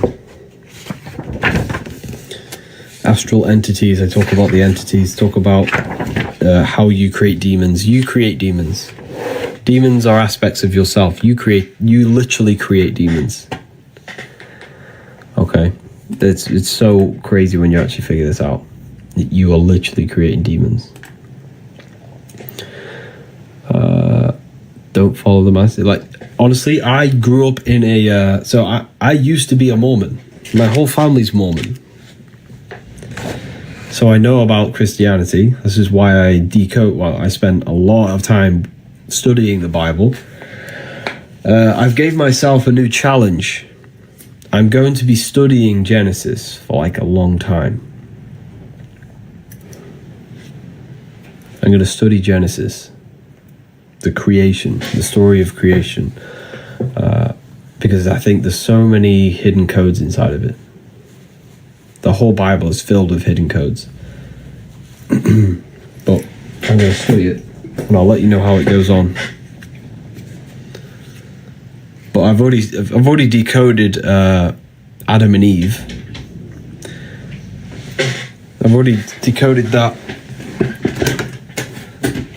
I could share you what Adam and Eve actually is. So think of it like this. What you need to understand anything in the Bible, to understand the Bible, you have to understand that the universe only exists in your mind. Everything is psychological. Everything represents the mind and what's happening in the mind. The events that play out in the Bible are the events that happen inside our own consciousness, inside our thoughts, our emotions, and our actions. Okay? So, when Adam and Eve are in the Garden of Eden, they eat the apple, and the serpent is there that tempts them. Well, if you study symbolism, you'll quickly figure out that the serpent represents transformation, because the serpent sheds its skin. The serpent sheds skin, which represents renewal and transformation, right? For the people asking, there was one code left, wisdom. Someone asked for the code. Wisdom, all capital letters. So the serpent represents transformation because the serpent sheds its skin, right? So it transforms itself. So the serpent in the tree tempts Eve. Eve represents the inner world, spirit. Adam represents matter. Okay? So Genesis is the beginning of your life, the Garden of Eden, which is even when you are in an even state. Now that sounds like a stretch, I understand, but let me explain. When you are a baby, your mind, remember, everything is psychological, the universe is mental. Your mind is whole. You don't have any contradicting thoughts. You don't contradict yourself, so you don't say, I'm going to do this, but then I don't have anything inside of me that says you can't do that, but we do now as a child. So we're even. Our mind is whole. We don't suppress aspects of ourselves to fit in with society, what we do now. We all do this. We don't have anything fractaled in our consciousness. Our mind is not fractured. But when we gain the knowledge of good and evil, which is growing up, when we reincarnate, we're a baby, we're whole, but then we grow older. This happens to every single soul that enters this world. This happens to everyone. So it's a story that happens to everyone. And then as you grow older, your consciousness now splits. You gain the knowledge of good and evil. Your mind starts to contradict you. Your emotions tell you different things. You start to suppress aspects of yourself to fit in with people. You fracture yourself. It's a psychological story about fracturing yourself and leaving that whole state. It's a psychological story. That's leaving the Garden of Eden. And then all the chaos after is all about the chaos in the mind. Because remember, when we are a child, we're whole. We have no mental chaos. We don't suffer from our thoughts and emotions. We don't suffer from depression as a child. But when we gain older, we suffer from this mind, these thoughts, our body, our temptations. It's all about you. The whole Bible's about you. The chaos with Cain and Abel, and the chaos and all this, the flooding, it's all symbolic of what's going on inside your mind. It's a symbolic story about you. But yeah, I hope that makes sense, everyone. And that's what we have to reach. We have to reach back to our whole state. That is the light. And we return back. We have to this is what I teach, purification inside the university to my students. I teach purification. Purifying your beliefs, purifying your mind, purifying your thoughts, purifying your body, purifying every aspect of yourself so you can return to that whole state where you are in control. Because most people, the body's telling you to smoke, eat sugar. The mind's telling you to watch Netflix and entertain itself because you want to escape the thoughts. Emotions are sad, worthless because they don't know who we are. I get it. I've been there. That's how I'm describing myself. Literally describing myself. But that is the chaos that the Bible's talking about. But that is the chaos. It's talking about the chaos within. And we transform ourselves. And that is the serpent.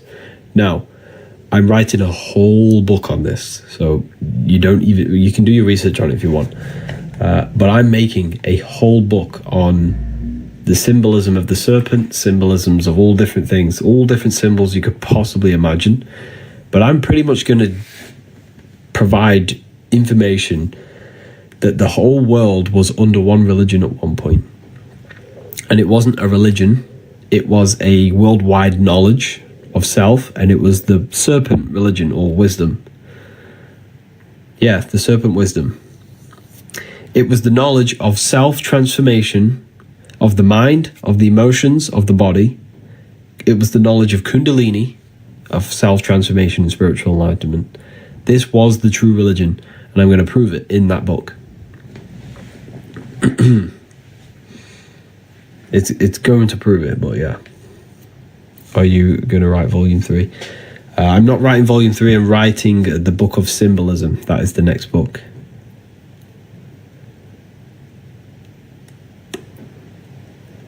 Bye-bye, have a wonderful day. Take care, Sundus. Take care. Maybe Luciferianism, study that. I have studied that. And yeah, I went over that at the beginning of the live on Luciferianism. There's a God inside of you, and you can connect with that.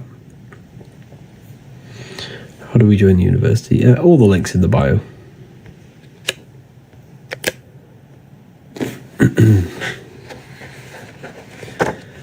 All the links in the bio.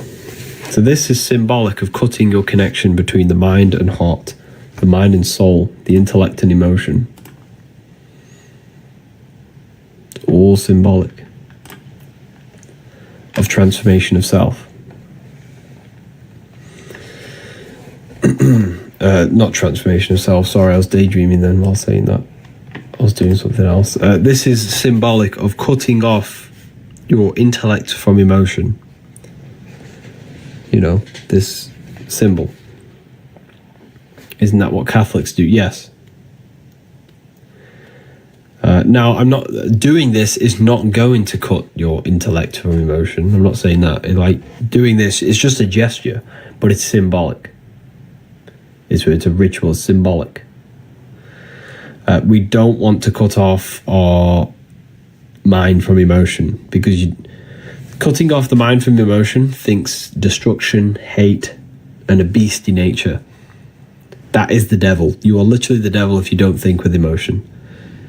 They have to be in sync. We have to think with empathy, think with morals, think with our heart as well. They combine. But we don't want to just think with our emotions, because then we become impulsive. We have to combine them both. The heart is literally a guidance system. It's connected to the universal laws of God. It's connected to the laws of God, consciousness of love, authenticity.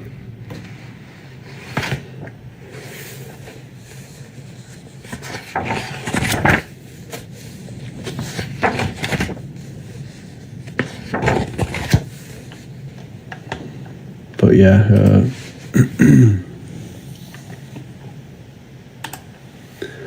it's very powerful information when you learn about this stuff. Inner GPS, yeah, it is. It's pretty much an inner GPS. It tells you everything that's right and wrong. When your heart tells you something, it's the truth. Like, if you think something, your heart's going to say, no, that's either right or that's wrong. That's the intelligence in you. We all know what's right and wrong. Is this the second book? Yeah, this is the volume 2. So the heart talks about volume 2 talks about the heart. Your truth, you can feel it. Yeah, exactly. The truth resonates with you. It resonates with your heart. You can feel it.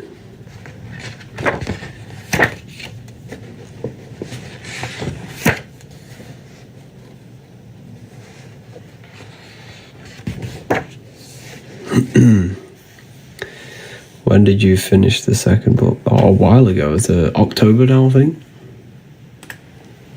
October, yeah. October last year. So is going to church bad? I don't want to say it's bad, because obviously you're probably going to church, but, you know, if you go to church, don't get me wrong, they're good people.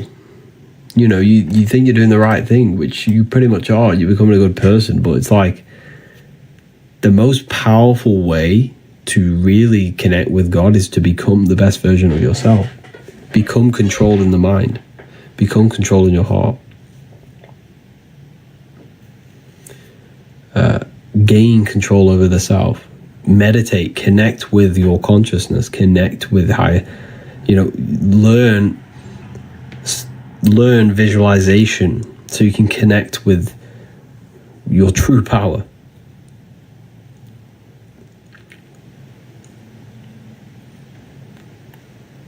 So,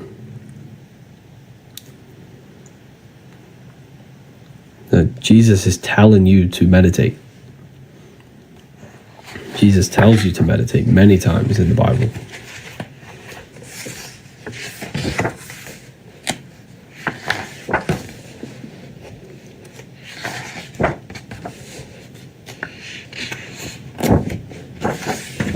Many, many times.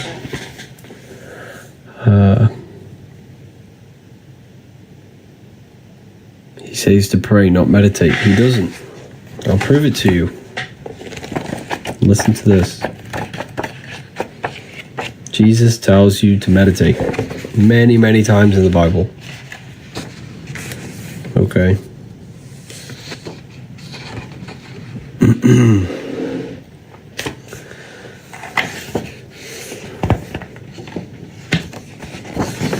Here it is.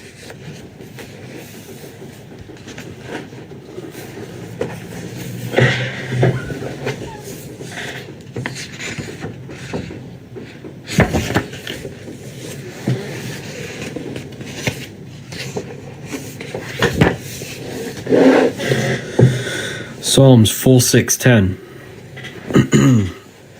4:6-10. Be still and know that I am God. Be still. Be still is meditation. Be still. Keep the mind still. Keep the body still. That is all meditation. Then he says in Matthew 6:3-4, take no thought. 5 times he says this. 5 times he says, take no thought. 5 times, 5 senses. Turn off the 5 senses and take no thought. This is all meditation. Take no thought is connecting with the pure self. And we also have another powerful verse inside the Bible, which is a very powerful verse. Here. Matthew 21:12, Jesus went into the temple of God. Corinthians 3:16, do you not know that you are the temple of God? Jesus went in the temple of God, but then he tells you, do you not know that you are the temple? So you got to go within yourself to go inside to God. Then he says, Luke 11:52, for you have taken away the key of knowledge. You did not enter in yourself. You didn't enter in yourself. Luke 11:52. You taken away the key. You didn't enter yourself. You have to go within. Then, Luke 6:6. When thou prayest, enter in thine inner chamber and shut the door. When you pray, enter in thine inner chamber. This is the inner chamber. This is your inner chamber. It's your mind. You got to go within the mind. This is why they teach you to be scared of the dark when you're a child, because they don't want you going inside yourself. They don't want you going inside. Why? Because the inner room of exactly, the authentic, very well said. The inner room of consciousness is where they don't want you to go. Exodus 14:14. You need to be still. Wow, you only need to be still. It's there. Enter in the inner chamber, the inner room. There is a room inside of you, right? And this room is a very sacred room. It's the room that every Brahma goes into the cave. Jesus goes into the cave for 3 days. This is the cave. The cave is this beautiful room inside of you. This cave is when you turn off thoughts and you are left with pure peace, pure love, nothingness. That's the inner room. That is the room of where your worries go out the window. Everything goes out the window, and you're left in that room. The upper room where Jesus meets the 12 disciples, the 12 cranial nerves in your brain. You just got to go within yourself. It's symbolic. The whole thing's symbolic. The whole thing. Egyptians are telling you the same thing.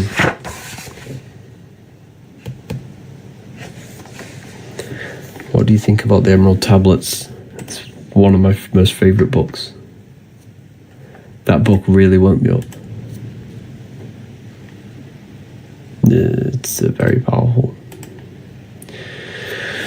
Okay, right. A lot of people asking about the book. It's called The Book of Wisdom Volume 2. I wrote this myself. You can get it straight in my bio. It literally tells you everything you could possibly imagine. Now, I'm going to give 5 more people the chance to save 40%. Okay, so 5 more people can use this code, Wisdom. You got 2 streams. Yes, I have 2 lives on at the moment. So 5 people use this. Click the link in the bio. use this. You're going to save yourself 40%. Well, that's useless. You're going to save yourself 40%.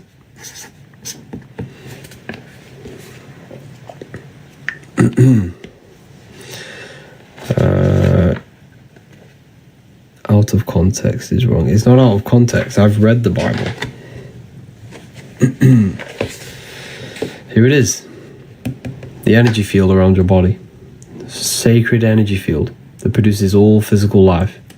Did you know you become sick? This field becomes sick before your body does. This is the field that becomes sick before your body does. This is what we call, I forgot the name for it. There's a name for these machines, right? And what these machines, if I join the university, what do I gain? What don't you gain? You gain, there's a live lecture tonight talking about the secrets of number 3, where we do a live discussion. You get all it teaches you everything you could possibly imagine and to transform your life, to go from darkness to light. But yes, tonight there's a live lecture. There's a live lecture. We are all discussing certain things. The secrets of number 3. There'll be many people there. There'll be a great discussion at the end. So if you, like, when you're an intelligent person, you're pushed away from society. And that's the kind of people that I'm aiming for inside. The people that are intelligent, they want to take their research to the next level. They're serious about the esoteric. They're serious about their research. That's what it's pretty much for.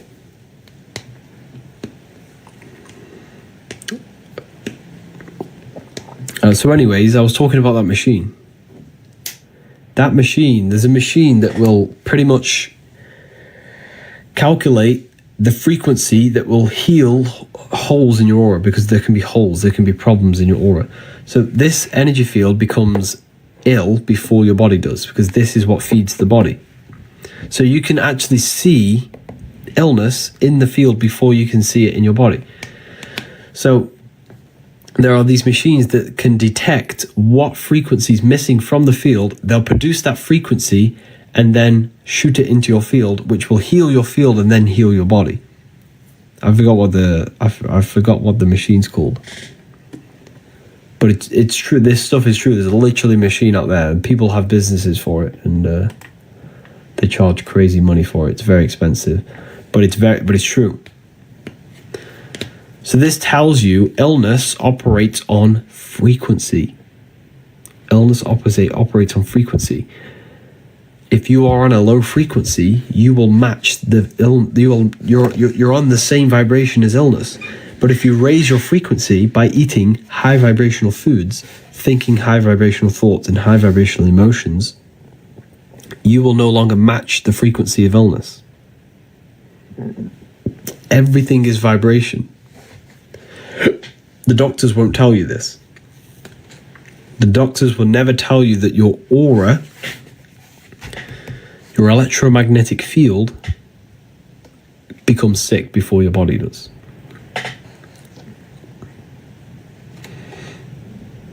Yeah, it's very true.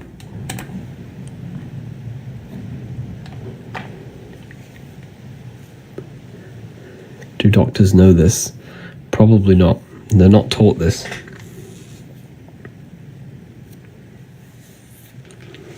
And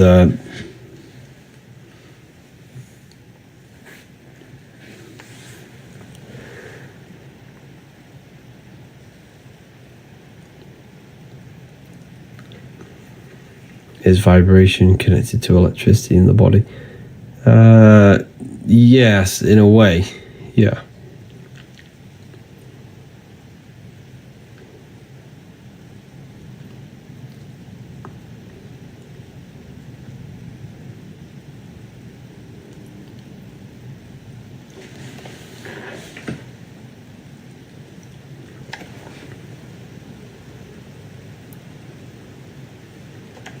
Any coupons for the university? No. It's already underpriced for what's inside, to be honest. What's the best foods for high frequency? Fruits. Fruits, vegetables, because it's literally crystallized sunlight. It crystallizes the sun.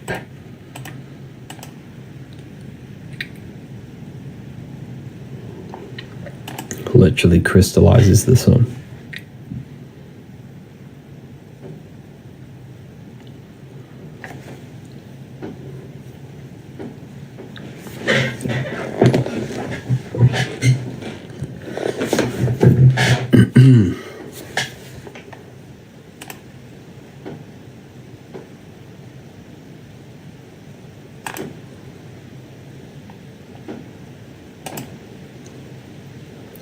The sun is artificial. The sun's not artificial. That's why they try and block it.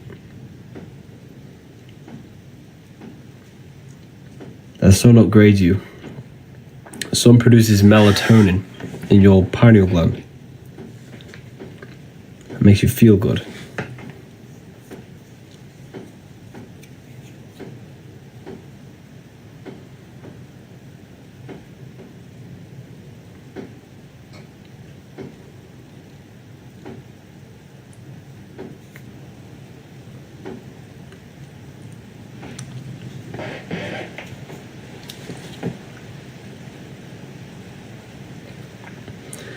You have no clue Jesus exists. He only exists because of your belief system. You know, whatever you believe in, that's your reality. This is why believing is failing. It's a failing system. Belief is a lie. You have to know. And the only way you can know is by going inside yourself. And when you go inside yourself and meditate for long periods of time, you will have an experience that will completely blow your mind off. And that will prove to you that you are literally God in human form. You are connected to the infinite. We're all this one consciousness. We're all drops of the ocean. And belief doesn't get you anywhere. That's why this is why Islams think they're right and Christians think they're right. But what we need to do is know. And the only way you can know is by going in yourself and actually having direct access, direct experience. But Jesus is kind, brother. Who is Jesus? A character in a book. If that book didn't exist, you wouldn't think Jesus ever existed. So it's a belief. You just have to go inside yourself. You can connect with God.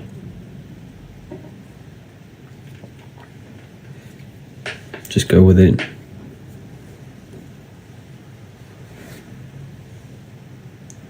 Just go within. You'll see Jesus there.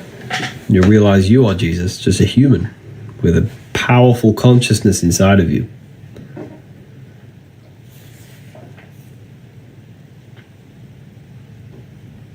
I'm so excited for the book. Oh, honestly, when you read it, your life will change. Life will change.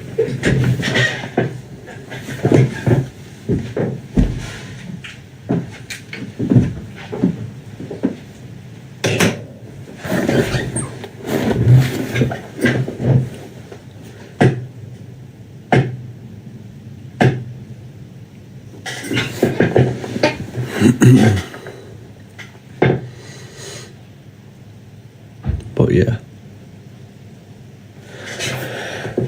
I'm gonna love and leave you all here today. Harry, the books are amazing. Still reading. Thank you for that, Anya. If anyone's read the books, let me know in the comments. If I join the university, will I have symbolism class as well? Yes, you'll have the symbolism class. You have everything you can imagine. We also have a library in there as well. We have a library filled with books. But yeah, if you join, I'll see you tonight in the live lecture. We can have a discussion after the lecture. But yeah, I'll see you there. ordered. Can't wait. Wow. I'm working through them every day. Amazing.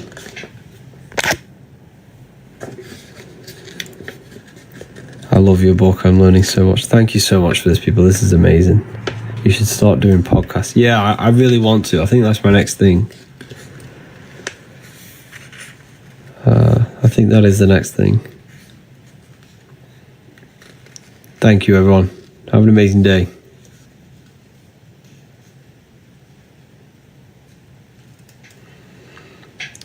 Oh, wow. Thank you, Violet. Both books are amazing. Thank you so much. Wow, this is amazing to see, like, the change, to see how it's actually helped people. But yeah, thank you, everyone. Have an amazing day. Take care. I think there were a few codes left, I'm pretty sure. Wisdom, all caps. There's a free ebook on the website as well.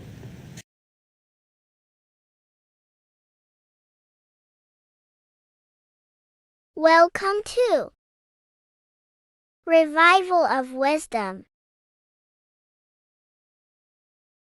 This video is going to be about the flat earth and the breakdown of the whole cosmology. We're going to be digging very deep. I've got a lot of pictures and images to show you, and a lot of dots to connect. So let's start with the Freemasonry art.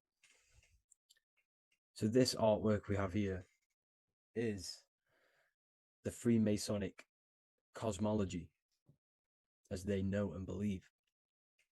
So what is it symbolizing?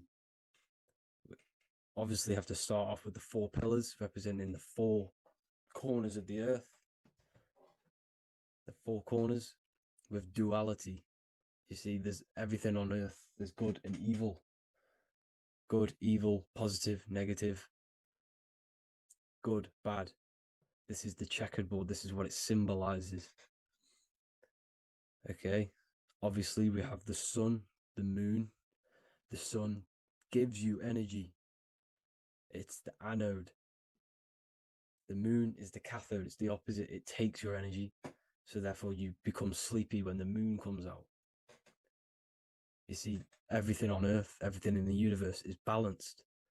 There's complete balance symbolized by duality. There's always 2 opposites. We have the all-seeing eye, and obviously 7 stars representing the 7 planets, but not planets as in we know planets. They're not physical spinning balls of gas. They are energies. They are lights emitting from the realm above this realm. They are lights through the firmament, through the electromagnetic field.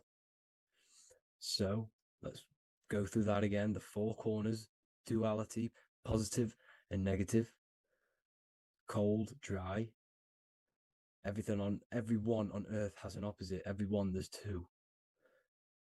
Okay, and then we have the sun, the moon, the 7 planets with a 5-pointed star.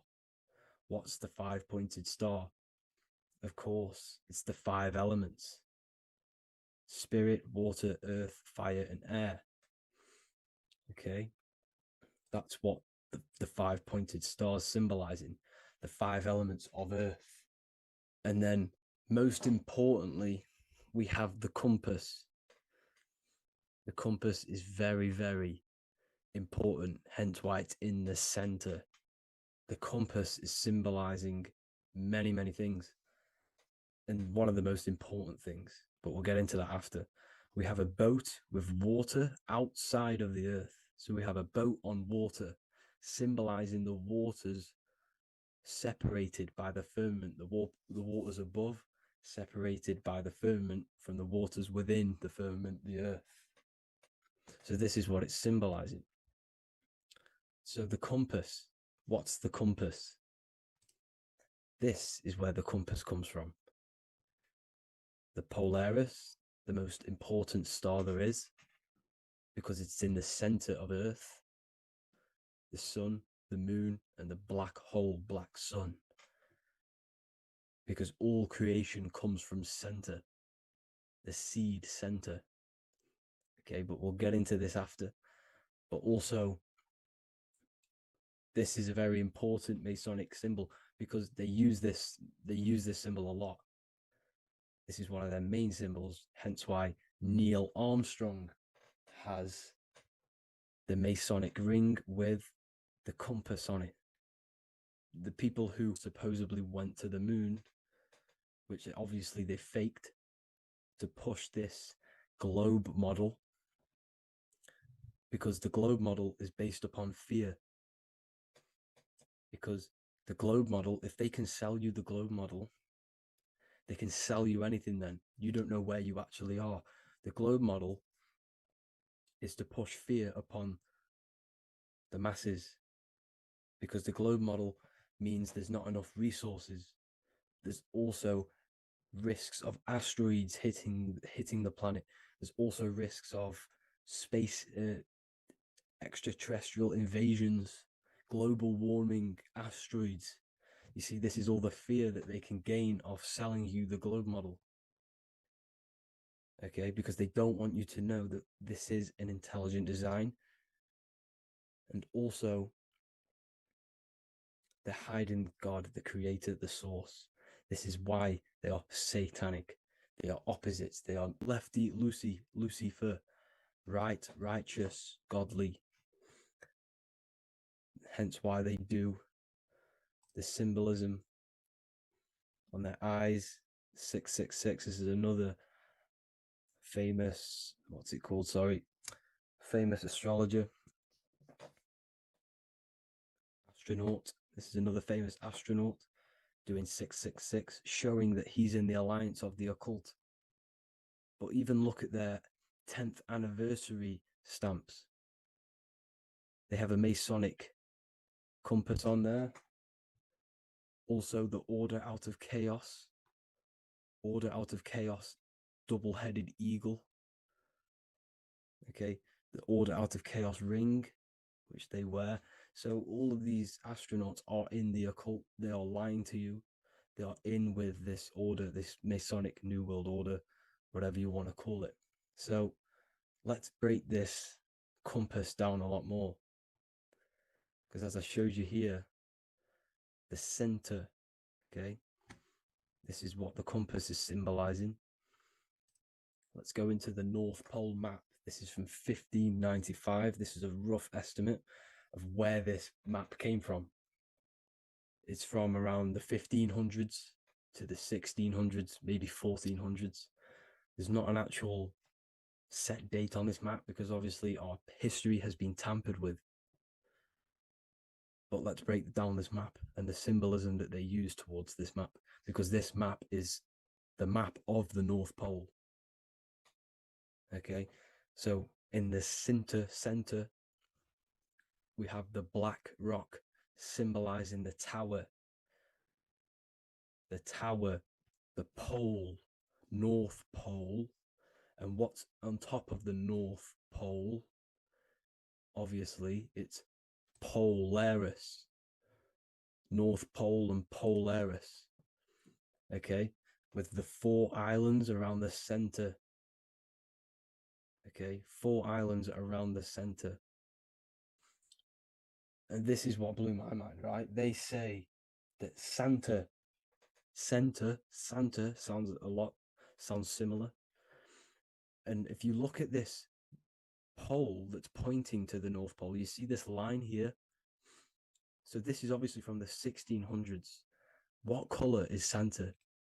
He's red and white. Just like this map pointing to the center is red and white, and Santa comes from the North Pole. So it's not a coincidence that they use red and white. They're mocking this map because obviously they took over after the 1500s, 1600s. They took over around the 17, 1800s. So they're mocking this map with Santa coming from the North Pole with this red and white line to the North Pole. Notice the 4 islands. Okay. Like windows. their symbol, they obviously in the occult, they're part of the New World Order, is symbolizing these 4 islands with the blue behind it for the water. Okay, so this is another occult logo. They're symbolizing this center because the center is so important. Okay, we'll get into that. Also, we have the Mayan cosmology. This is the Mayan cosmology. This is what they created. This is their artwork, with also 4 major lands around the center. You see there's 4 with green in between them all. 4 major lands with the underworld. You see this underworld is also symbolized by the Masons with the coffin of the skull and bones, the deceased, the dead.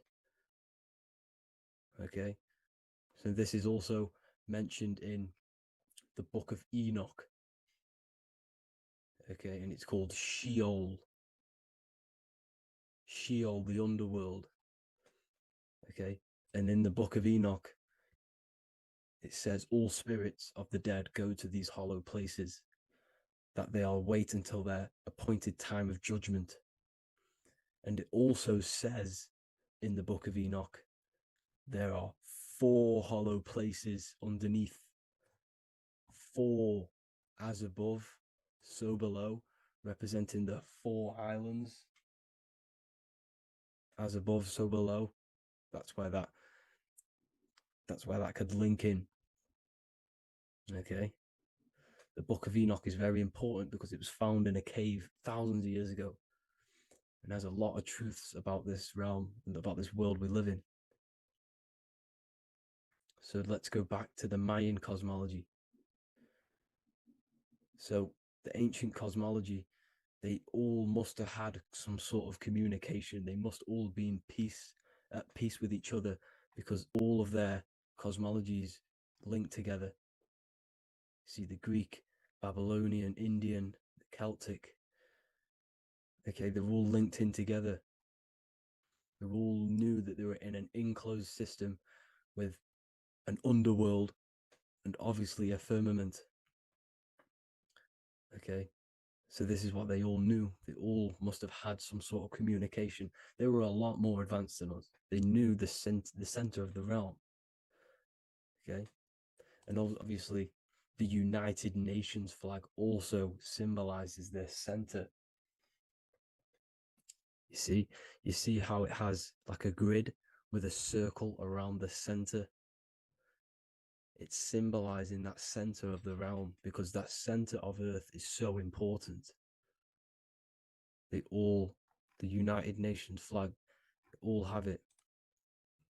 See, some different ones all have that circle around the center. Because the center is the seed. All things come from a center. So the torus field is so important because it is the spark of life. It's the building blocks of the universe, this creation. Because all things have a torus field. Just like an apple with what's in the center of an apple, a seed.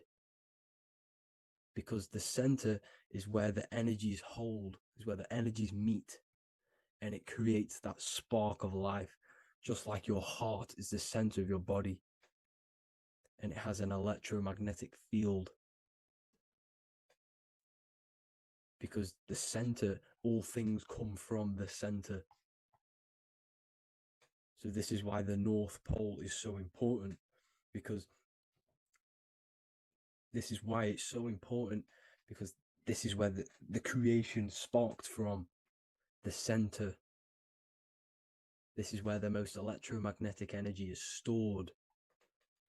So this is why the northern lights come from the center. It's electromagnetic energy. This is what the northern lights are. It's being emitted from this black hole in the center. Okay? And obviously what else is on the center? Polaris.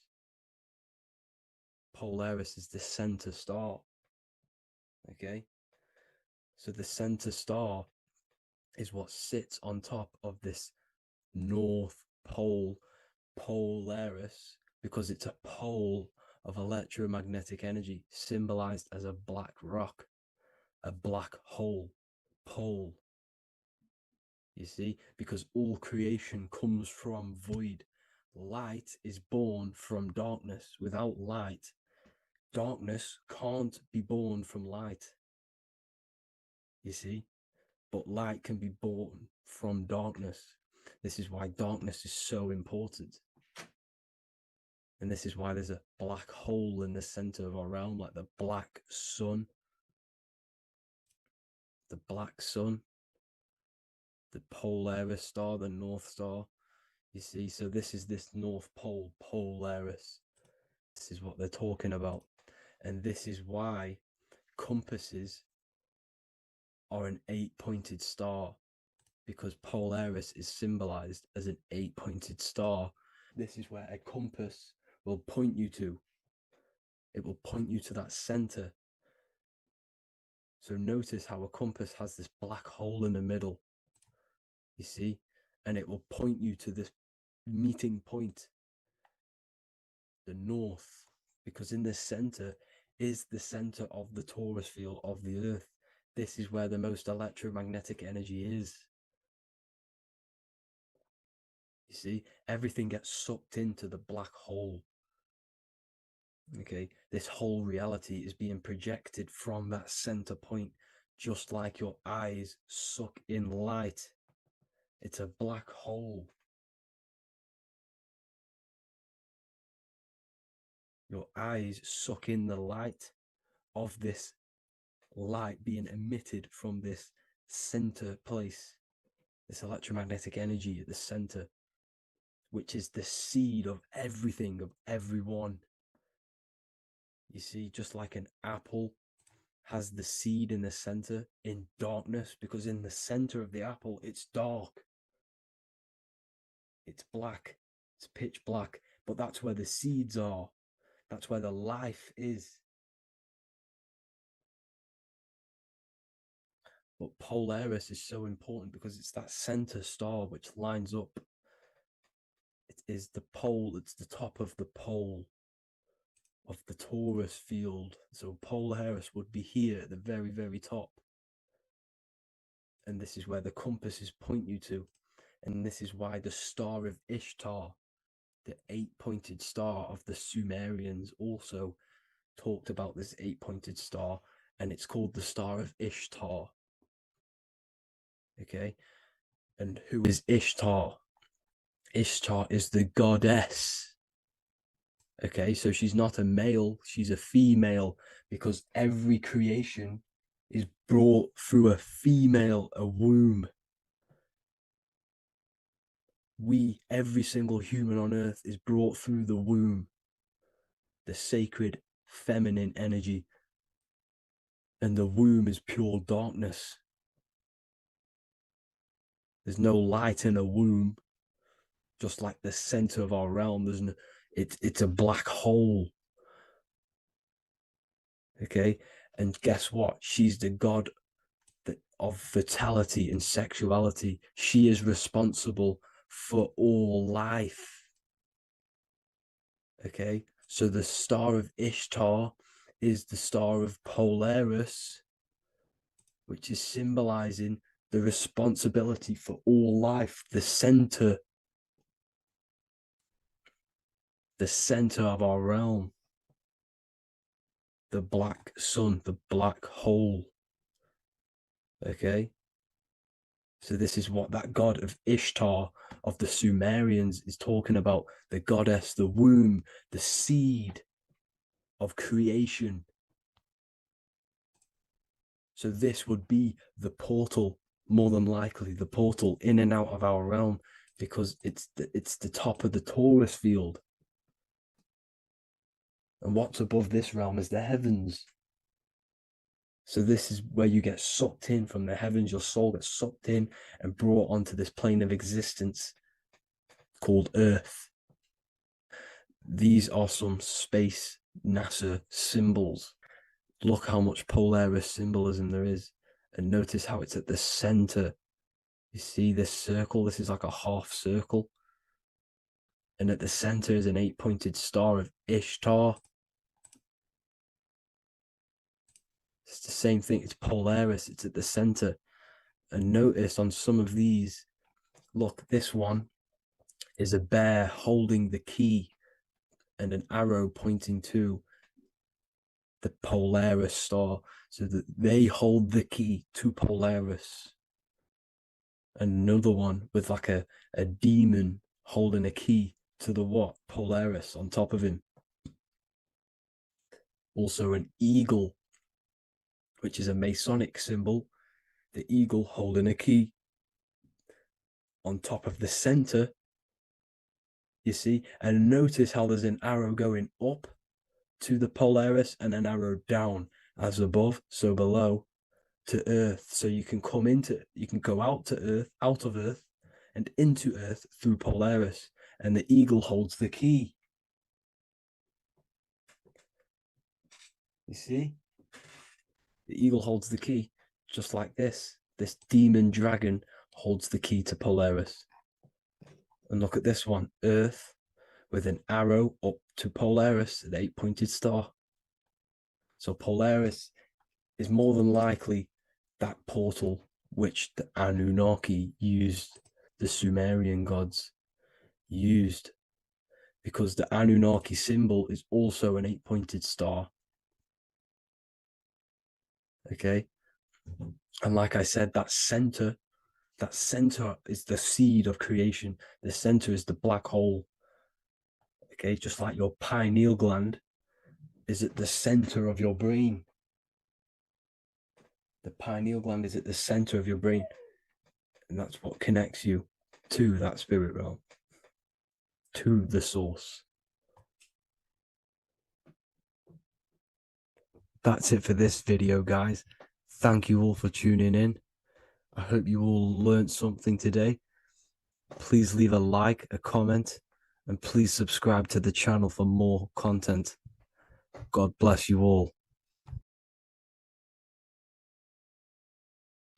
Hello, everyone, and welcome to another lecture inside Ethereal University.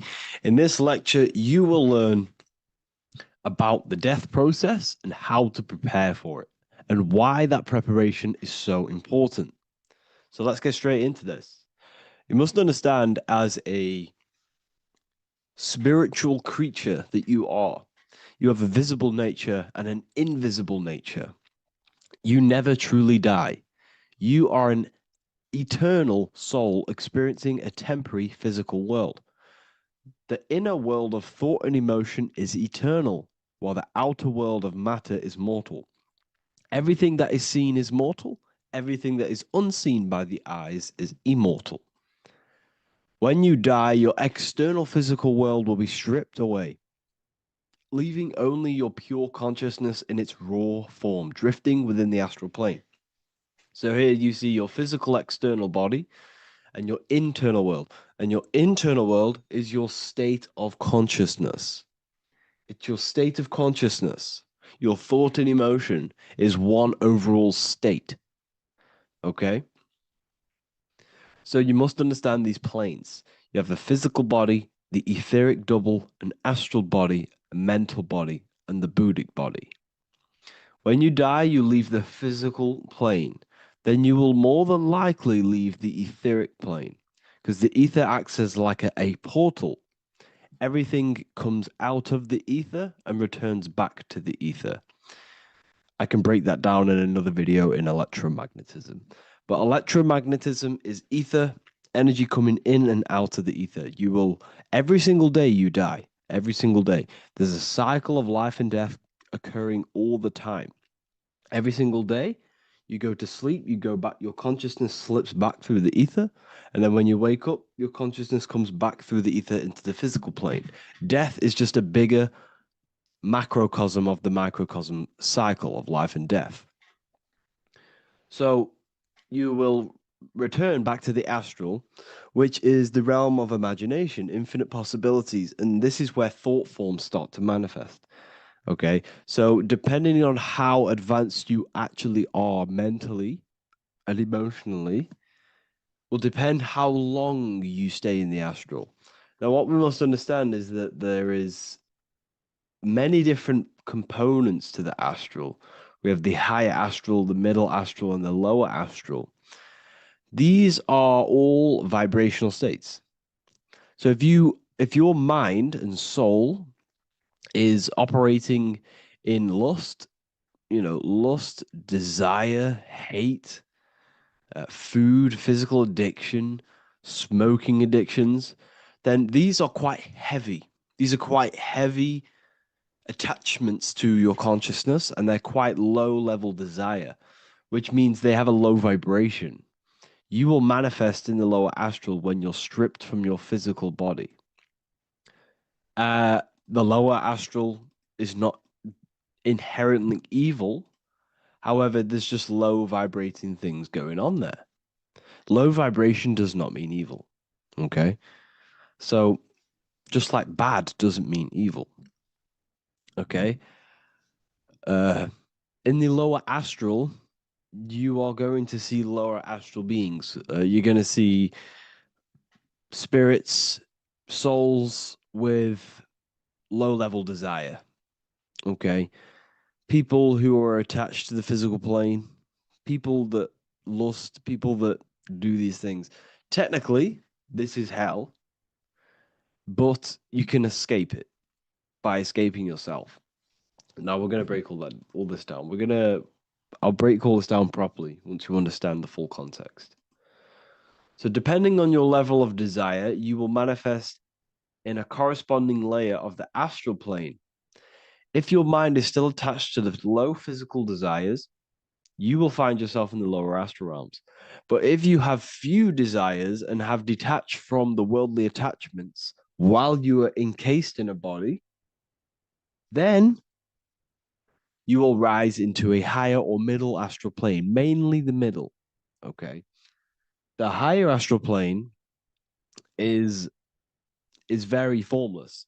So as I broke down here, this is, well, the physical plane is the lowest dimension. This is the most form, the most matter. It's quite heavy. The higher you go, the lighter it becomes, the more fluid, the more formless it becomes. So you see here it says denser down and lucidic up. So this is more lucidic in these higher realms. This is more dense in the lower realms. So this is why the ancient Egyptians were always talking about, I'll show you this. This is showing you death. So first of all, we have Anubis, which represents death.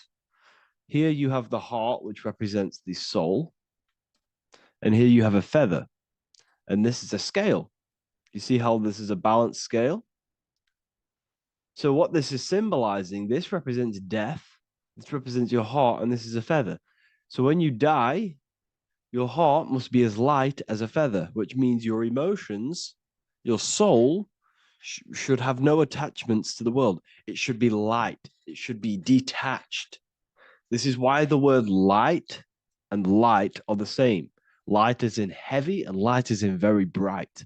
Because when you're less attached to the things, your soul shines. You're authentic. You're light. You're very bright soul. And you have no attachments. Your light is in not heavy. So you must detach from the worldly desires. We have to detach from the smoking, the food. This is why we should fast. Smoking, this is why we should detox. We should also meditate. We should also be able to sit with ourselves for long periods of times.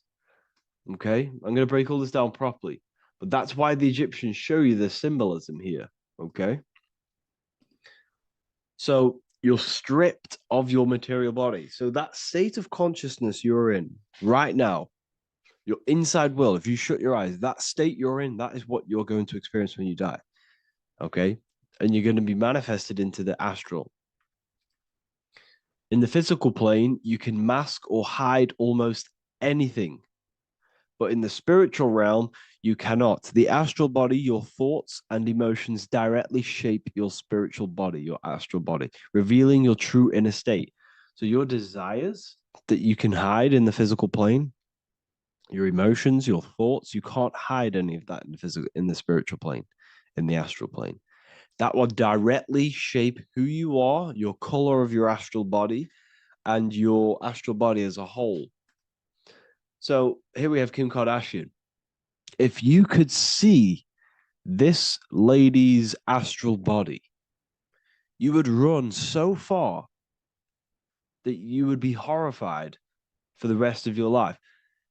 If you could see their spirit, their astral form, it would be horrific because their mind is so attached to, physical things, so attached to desire, money, fame, worship, power. These people do not want to die. These billionaires and millionaires will never want to die. They will do whatever they can to stay alive because they understand what when they die, they have to face themselves. They have to face their inner world. And their astral body, their true authentic self on the inside is horrible and horrific and so low vibration. So this is where it comes in. You must be as light as a feather. This is what the Egyptians are showing you in their artwork. Your soul must be as light as a feather. In order for the soul to ascend to a higher plane and not look at that physical plane and say, I want to go back or I want to desire things down there, you must detach now and prepare for death.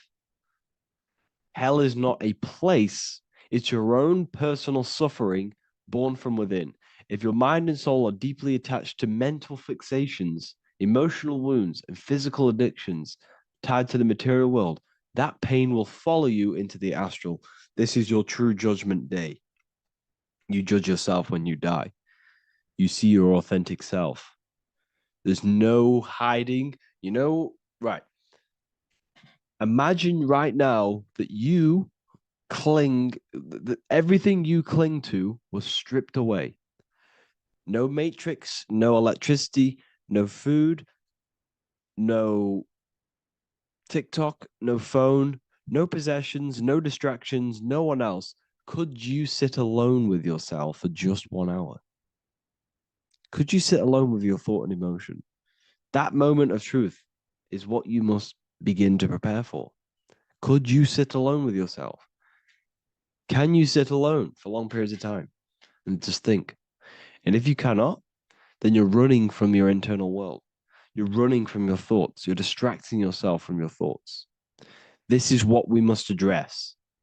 Now, don't feel bad if this is you. We've all have problems. We all have internal problems.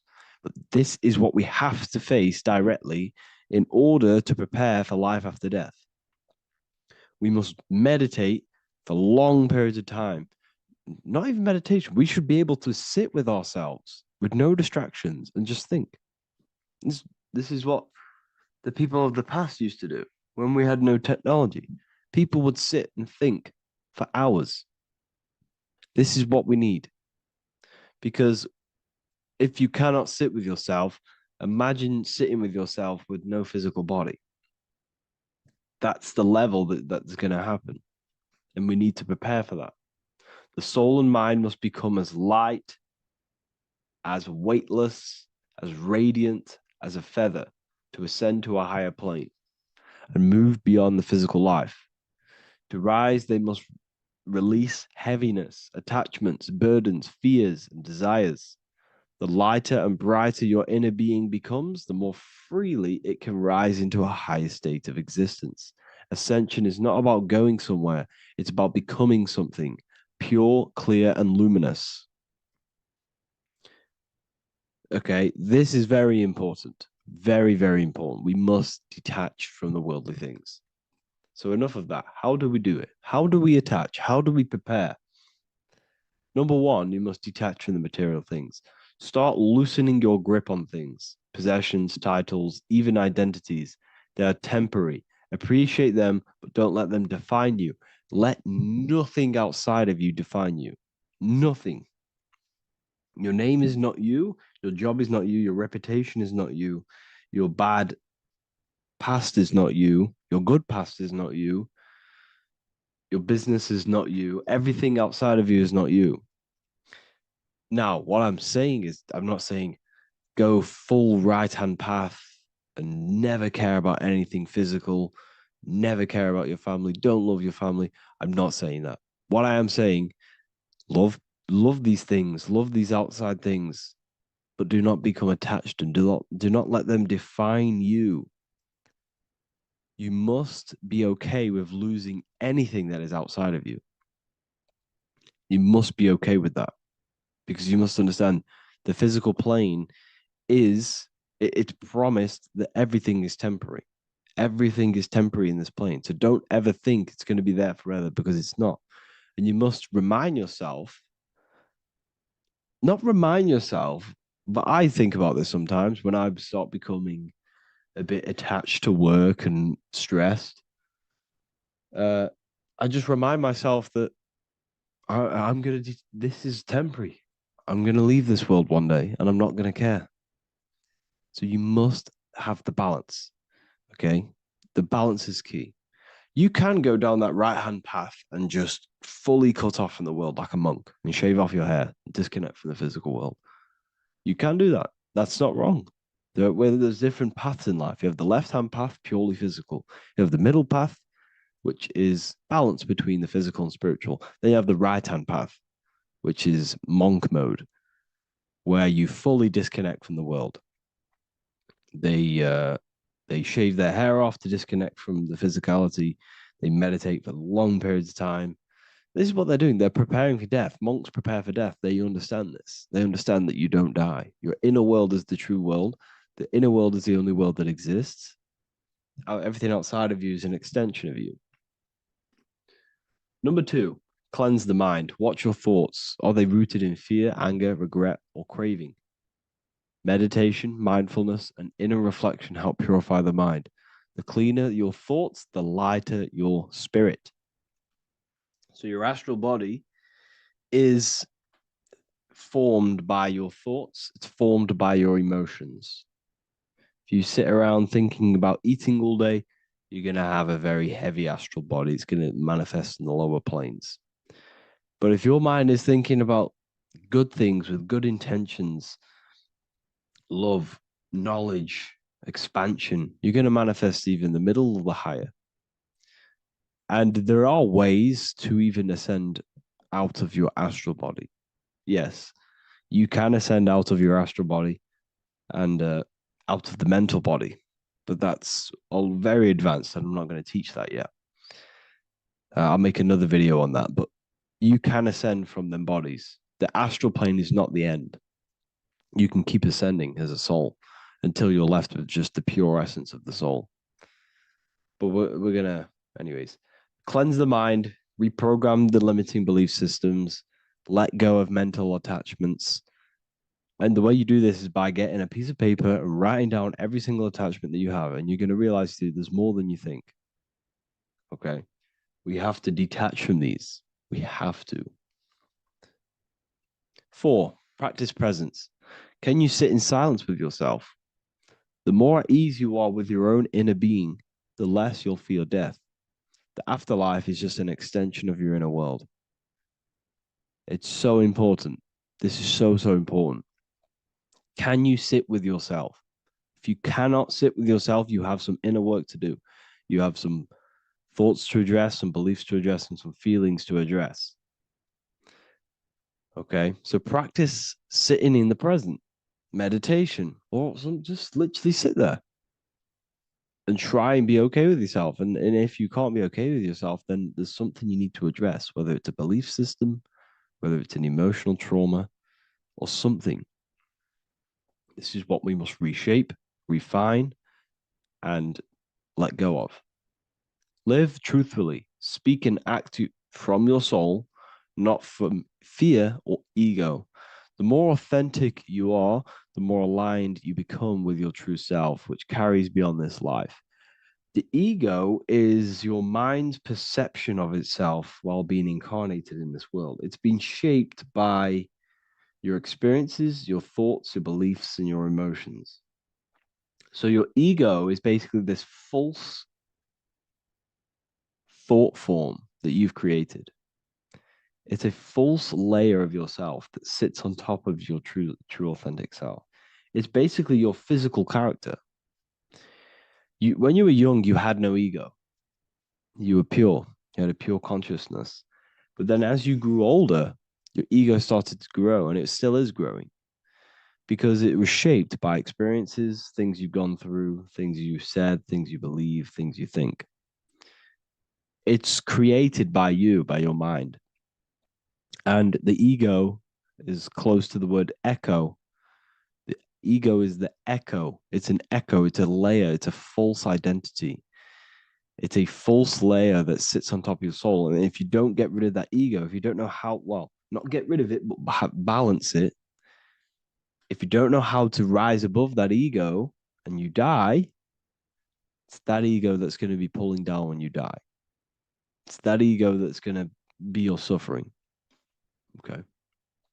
7, connect with the divine, whether through prayer, meditation, tune into something greater than yourself. The connection is the soul's compass beyond this world.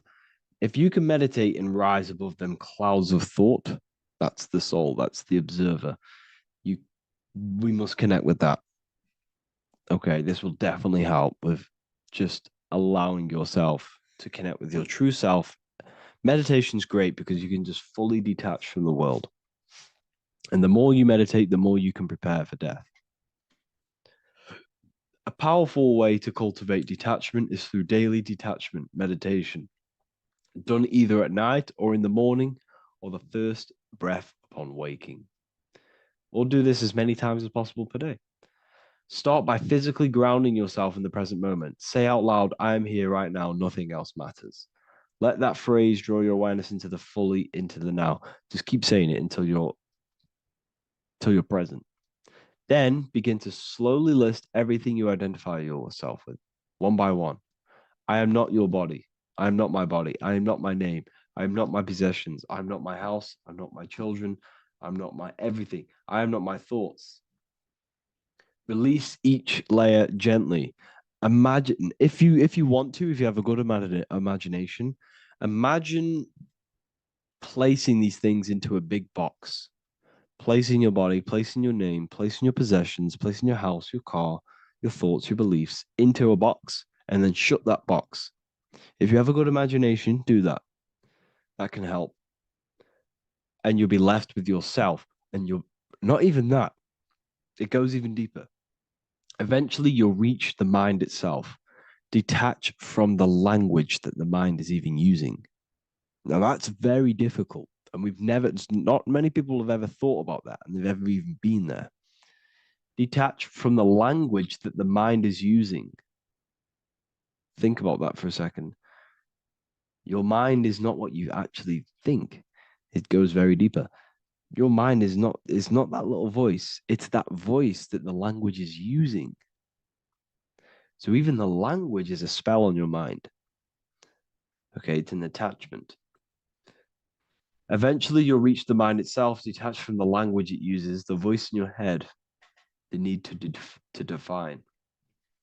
What remains is something beyond thought and beyond words. I can't even describe what's left because words, once the language is gone, it's purely metaphysical. All I can say it is pure awareness, and it's symbolized. This is why symbols are so amazing, because they can symbolize things that are beyond words. A flame, it's just a flame, and you won't be able to understand that until you've been there. It's just a flame. It's pure cause. Words can't describe it. You'd have to experience it. Connect with this essence daily. This is truly who you are. So this is a great way to detach. We can do these detachments every single day during meditation. This will definitely help over long periods of time. Of course, you're not going to be ready tomorrow for death, but just try and prepare for these things. This is the whole reason people used to meditate. It's the whole reason why people do these spiritual practices, because they understood that this plane is temporary and your soul moves on from this plane. And you'll never truly believe in the soul until you experience it. So I can show you these things, but You must go out and experience it. The soul is real, but you won't understand unless you cast off everything else. Okay. So I hope this video helps. It's a very deep video. I'm going to be making more of these stuff, of more self-mastery. And of course, we've made the self-mastery section now. So I'm going to be start filling up this place with lectures. And I think it's a great time to start this because a lot of people have been asking on how to master yourself, prepare to death. So hope this video helps. See you in the next one. There is a secret meaning behind the number 666. 666 is 3 sixes. The number 3 in occult and esoteric numerology represents the 3 aspects of human consciousness. We see this symbolism in the all-seeing eye with the light and the triangle. The triangle is the number 3. The eye represents consciousness, observation, and the light represents the light of consciousness, because consciousness is pure light. The 3 aspects of our consciousness is thoughts, emotions, and actions. Every thought creates a feeling, and the feeling creates the action. All physical manifestation is driven from these 3 aspects of our consciousness. All physical manifestation comes from thought. Every object you see around you, this screen, the phone you're on, the laptop you're using, or the iPad, was a thought in the invisible realms of consciousness. Then it was brought into physicality through feeling and action. This is because man is made in the image and likeness of God. We are all mini creators. We are all extensions of God's creative consciousness. Therefore, the number 666 represents 3 sixes. 3 is thoughts, emotions, actions. The number 6 represents the cube, because cubes have 6 sides. This material world that we experience, everything has 6 sides. Everything's created by cubes. We can move forward, we can move backwards, we can move left, right, up and down. This is the cube that we are stuck in. Therefore, 666 represents our 3 aspects of our consciousness, thoughts, emotions, actions, all contributing towards our physical self, material world, material pleasures, completely cutting ourselves off from our spiritual, true, divine self, which means 666 is representing a state of consciousness. A state of consciousness where we only operate from a place of material needs and survival things. As humans, we possess a physical material body in the physical material external world, but we also possess an invisible inner world, which is what we call spirit. When we disconnect ourselves from our inner worlds, we become lost in this materialistic way of thinking and acting, which can lead to no life purpose, a feeling of emptiness and voidness in our hearts. Humans possess the ability to transcend our animal instinctual natures and turn to the divine mind, to the spiritual inner world.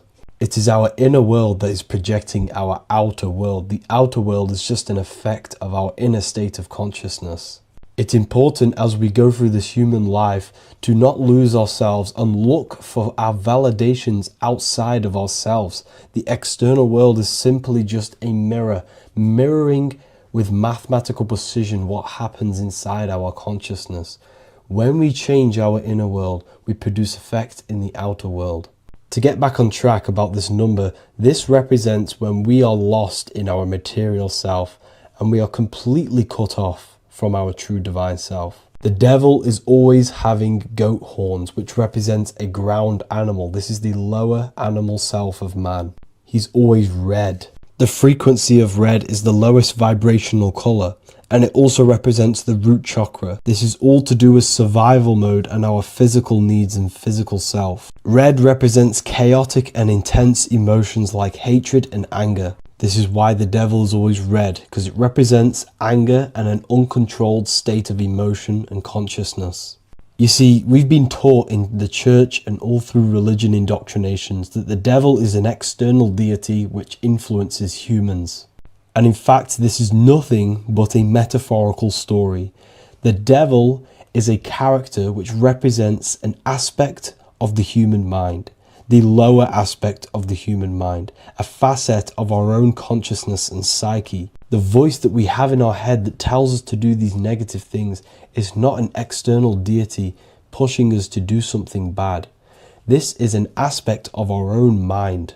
Jesus and Satan are just two characters which represent the two voices that we have in our own consciousness. In fact, the word devil was never present in the early Gospels. Instead, what was mentioned was a spirit of evil. A term spirit of evil was not meant to denote a specific deity or being, but rather any force of negativity, whether it manifests as a destructive thought, emotion, or action.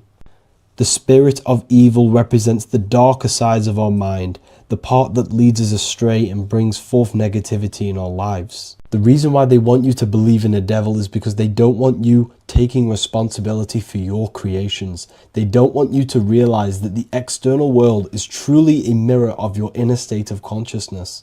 Instead, when something bad happens in your life, you blame it on some external devil or Satan who tempted you.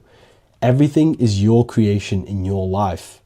When you realize this, you take full control and you begin to reshape your external world by changing your inner state of consciousness. You are not breathing correctly. 98% of people only use a third of their lungs capacity, which is shallow breathing, which ages you, lowers your brain capacity, and also lowers your state of consciousness. So it's essential that you breathe consciously on a day-to-day basis, because this is what truly elevates your consciousness. I am going to give you the key for you to raise your consciousness just through breathing alone. Such a simple thing, but yet the most effective way for raising your state of consciousness and becoming more spiritually and mentally advanced. So tune in for this video and I'm going to show you exactly how to do it and the symbolism behind breathing. Air is more than just air. It carries electromagnetic energy. So now I'm going to give you the science behind this spiritual truth. This invisible force is what sustains all physical life, providing the life force energy essential for existence. Electromagnetism. Everything is fed off electromagnetism. Your body is an electromagnetic battery. Now, we can prove that air carries electromagnetism just by doing a simple test, a simple scientific experiment, by getting liquid oxygen and pouring it between a north and south magnetic pole, two polar opposite magnets. We see that the liquid does not fall straight through it. It is sucked, it is magnetically attracted to these two opposing forces, opposing magnets. This is proof that air, liquid oxygen carries electromagnetism. When you are breathing electromagnetism, the essential life force behind all living beings. This is known as energy or prana, chi, ether, or spirit. This is all the same thing. Air is not just empty space, it is energy, it is prana, it is life force, it is spirit, it is ether, chi, prana. You are an electromagnetic being. Your consciousness is in direct correlation with your electromagnetic aura or biofield around your body. Your state of consciousness is mirrored within this field around your body. Now, your breath, when you breathe in, you're breathing electromagnetism or life force. Breath is the vital link between the physical and the spiritual, bridging the body with the soul. Through breath, we connect with both tangible world and deeper, the unseen realms of energy and consciousness. Breathing deeply and properly elevates our consciousness, enhancing the brain's functions, heightening the sensitivity of our five senses. It also brings a profound calmness to the mind, creating a state of clarity and inner peace. Like I said earlier, breathing properly is the fastest way to elevate your consciousness. It is the fastest way because breathing, when you stop breathing, what happens? You lose physical consciousness. Your body will shut down if you do not breathe in this vital electromagnetic energy in the oxygen. If your body does not get this for 5 minutes or however you can last without breathing, this makes you lose physical consciousness. Your body will not survive without this essential life force energy. Therefore, air is one of the most overlooked things. This is why we see the symbolism of Buddha having a big belly. Why does he have a big belly? Because it's symbolizing breath work, proper spiritual breath work, the certain teachings of breath work, of when you breathe in through the nose, you have to breathe in through the nose. You don't want to breathe in through the mouth because the nose acts as a filter which catches dust particles and filters out the air before it enters the lungs. The mouth does not do that. The nose is for breathing inward. We breathe in through the nose, and when we breathe in, we breathe into our belly, not our lungs. When we breathe into our belly and our belly expands outwards, we are then moving this energy down from the nose down the spinal column. And when we breathe back out, the belly goes in, which is raising the energy up the spinal column, back out through the mouth.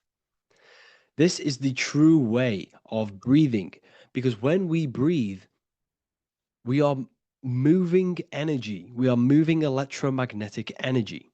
When we breathe in through the nose, the energy travels down the spinal column.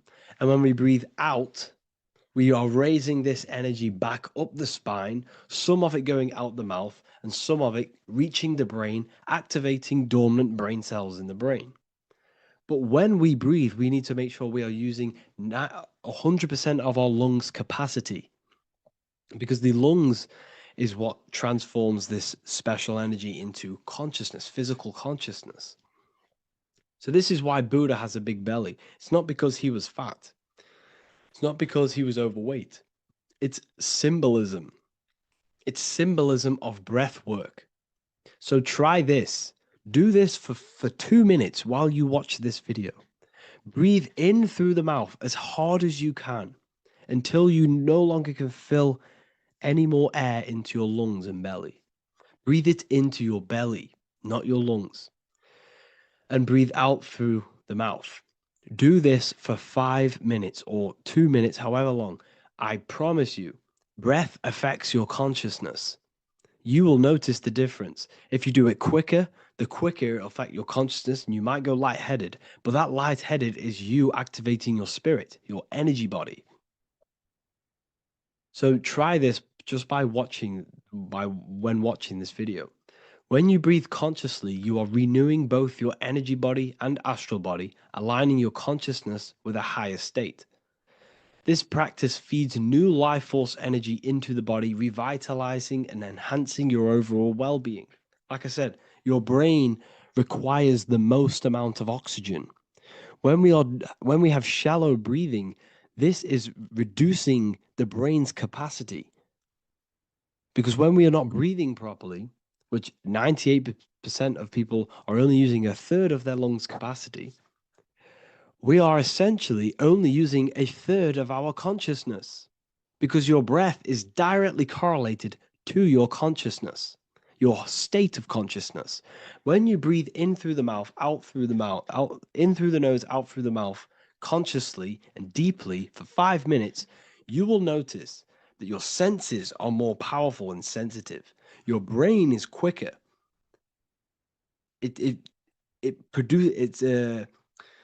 What's the word? It processes information quicker. You become quicker. You become a superhuman, and you feel more spiritual because it activates your spirit, your astral and energy body. So when we meditate, it's definitely important to breathe in through the nose and out through the mouth as deeply as possible to align with a higher state of consciousness. And this is the easiest way to separate your consciousness from the body. When you breathe in deeply for long periods of time, while meditating, while taking no thought, when no thought is present and you gain a rhythm of deep breathing, this is the gateway. This is the gateway to opening your consciousness. Because when you stop thinking, other aspects of your consciousness can open up. All of our lives we've been thinking, which has blocked off the higher states of consciousness. So breathing is very, very important. It affects our overall well-being. And this is Yahweh, the in and the out of breathing. When we breathe in, this is Yah. You can hear it. It sounds like Yah. And when we breathe out, that is way. This is the name of God, apparently. But God is within you. You can connect with God. You can connect with source consciousness within you by breathing, by raising your state of consciousness through breathing and meditation. This is why the Bible tells you the Spirit of God has made me, and the breath of the Almighty gives me life. You are consciousness. You are God. You're an extension of God's consciousness. Job 27:3. As long as my breath is in me and the Spirit of God is in my nostrils. The Spirit of God is through breath. John 20:22. And when he said this, he breathed on them and said to them, receive the Holy Spirit. The word spirit means breath. In Greek, Hebrew, Latin, it all means breath or wind or air. The Holy Spirit is a certain way of breathing, a breathing technique that elevates your consciousness, that syncs you up to a holy consciousness, an elevated state. That is the Holy Spirit. That's why it tells you in the Bible, when he said this, he breathed onto them. He breathed onto them and said, receive the Holy Spirit. You must breathe to receive the Holy Spirit. When you breathe, you are renewing the body's energy. You're taking in new life force, which is regenerating your cells, regenerating your brain, nervous system, and also connecting with consciousness, pure consciousness. This is not something that we should be doing during meditation. Yes, it is. We should be doing it during meditation, but this is something that we need to apply all of the time. This is the fastest way you can raise your consciousness. I just want to say, all of this knowledge is inside of the Book of Wisdom, Volume 2. Make sure to give a like and a comment on this video to help the algorithm. And let me know what you think about the last book or this book if you have read them, to let the new people know what they're looking at with this book. This is truly life-changing, the Volume 2 and Volume 1 is truly life-changing. You can get them in a bundle also.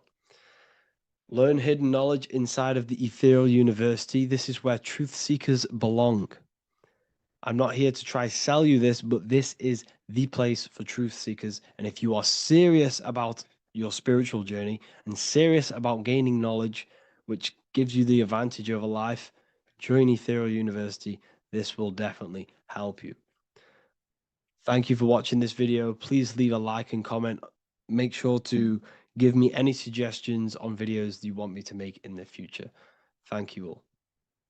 Orderly universe that nothing happens accidentally, everything happens on purpose and intentionally, right? Then you can start guide the manifestation power to what you want, right? Versus just accepting whatever life is giving you, if that makes sense. Okay. Now let's get into it. If you are new here, like I said, this is the Great School of Life. I want you guys to understand the basics of how life works. Okay. You are not a human being. Okay. You are not a human being. You are a spiritual being. So you live on 3 planes of understanding. We live on the spiritual plane, we live on the mental plane, and we live on the physical plane simultaneously. We live on 3 planes of understanding all at once. You are a spiritual being. At your core, you are God, you are source, you are power, you are energy, you are the universe, you are infinite intelligence, whatever word you want to use. You are the all. You are spirit. You and God are one. You guys cannot be separated. Just like the sun cannot be separated from the sunbeam, you cannot be separated from your source. You are spirit. You are God in human form. God is not a bigger version of humans. We are smaller versions of God. Okay. God is not a greater version of humans. We are smaller versions of God. Okay. You are God in human form. You are not your body. You are the spirit that lives in the body. You're not a human being. You are a spiritual being, and you're having a human experience. You are God in costume. I always tell you guys that. You are not a black woman. You're God cosplaying as a black woman. Hello, Mike. How are you, love? I am not M. Simone. I'm God cosplaying as M. Simone, right? Melanie is not Melanie. She's God cosplaying as Melanie. You are God in costume. Whatever your outer appearance is a costume. It's not who you are, right? So I want you guys to understand that the world has given us these labels: black, white, woman, man, mom, father, entrepreneur, business owner, worker, whatever it is. They've given us these labels to group or distinguish us. Walking the trail and watching. Yes, walking the trail. I need to be outside too. Let me pin this. Hold on. Right. So I want you guys to understand that, I don't remember what I was about to say. What was I saying before I read Mike's comment? What was I talking about? Oh, yes. Cosplaying. Yes. So the world gives us these labels to group or distinguish us, right? To make us feel like we're less than, or make us feel like we're in some group, or we're more better than others, or we're less than others, right? You are all the same. We are all one. If I took you out of your human meat suit, you would be a walking mass of energy. You would be a walking mass of power. That's what we all are. We are all energy. Everything is energy. Everything at its base is energy. If I took you out of your human form, you would be a walking mass of energy. Right? Everything is energy. This pen is energy. This glass is energy. The water that was in this glass was energy. This is energy. Everything is energy. Everything is energy vibrating at different frequencies. Right? So I want you guys to understand how everything works. Everything is energy. This is what Albert Einstein said. Okay? Everything is energy. And that is all there is to it. Match the frequency of the reality you want, and you cannot help but get that reality. It can be no other way. This is not philosophy. This is physics. Everything is energy. Everything is energy. Everything is energy, the same energy vibrating at different speeds, right? Water and ice are the same energy vibrating at different speeds. The rate at which it vibrates gives it its name.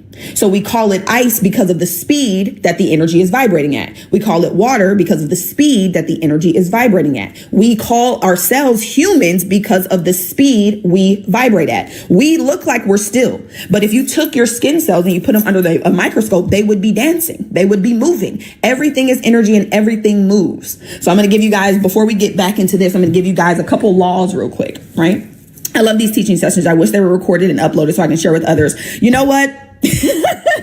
I need to find somebody to actually get these on YouTube, because I tried to do it and I gave up. I just didn't want to do it. But yes, that is the goal, to get these on YouTube. The other thing is, though, I have these communities and I have these courses where I teach and it is recorded, right? So I'm getting into the point now where I'm going to start adding more courses or adding more visuals to my teachings so you guys can see it. But you can watch it over and over again. You can stop it. You can play it back later. Like, all of that is inside the community.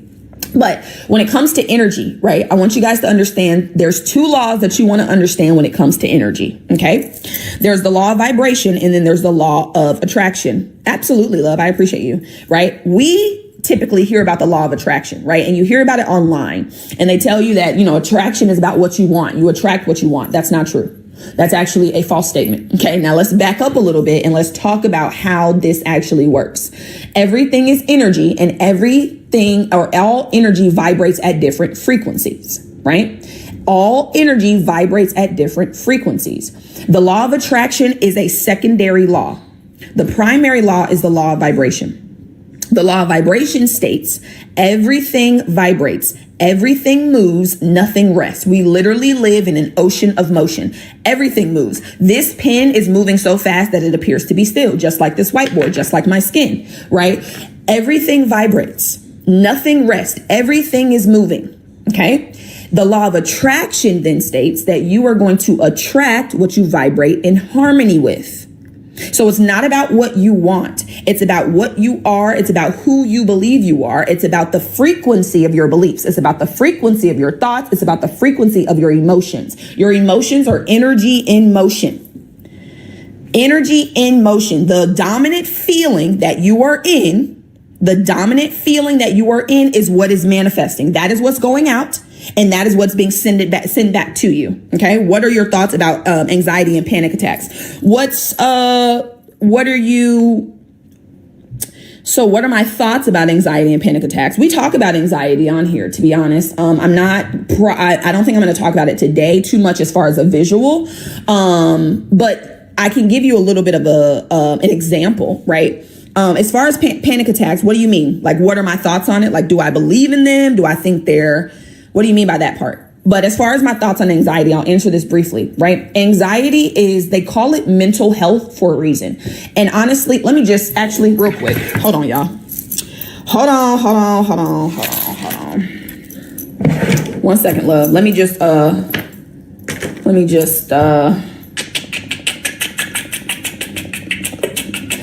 okay, hold on. Let me redo this. Bear with me. Bear with me. Let me redo this, because clearly we're supposed to be talking about it today. So give me 1 moment. Let me reconfigure my board and give you guys what you need. Okay. And yes, we'll talk about anxiety. We'll talk about depression. We'll talk about that so that you guys can get what you need to heal yourself from these so-called things that you have. Because there's nothing that's incurable. Okay. I don't care what they told you. They lied.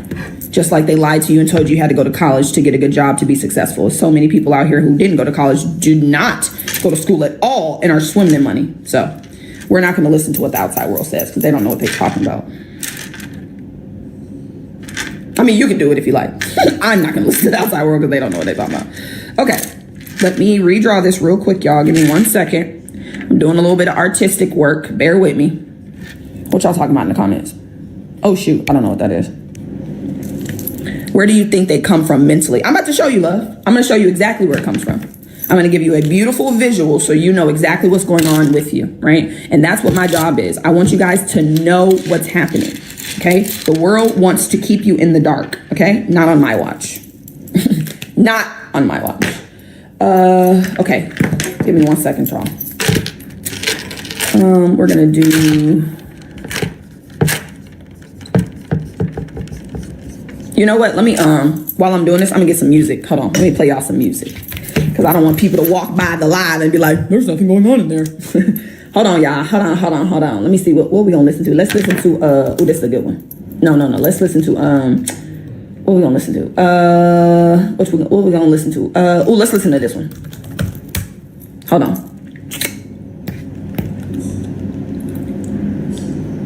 Love that. I love this. This is cute. Okay. So let's talk about it, love. Oh, let me put this back up here. Uh-oh, hold on. I got my signs wrong. 1 second. Doop. Okay.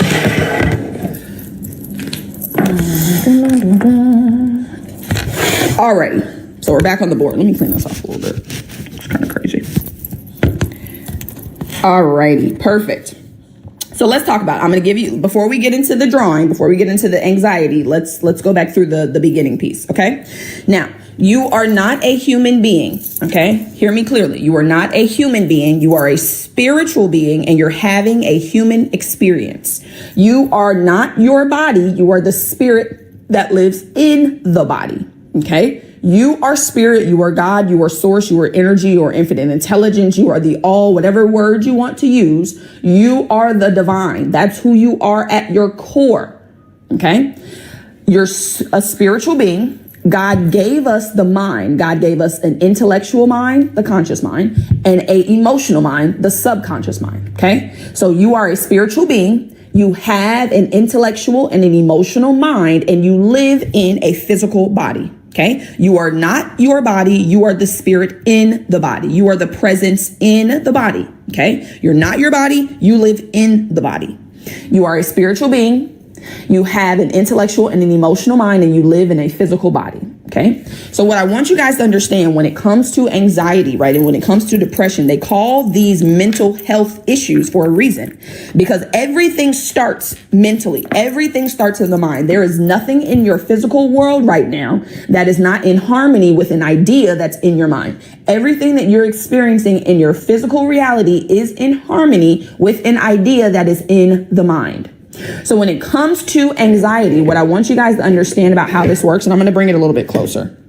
What's the difference between spirit and soul? So this is how I see it. And it's, of course, if this doesn't serve you, then you can believe, something different. But I see spirit as the whole.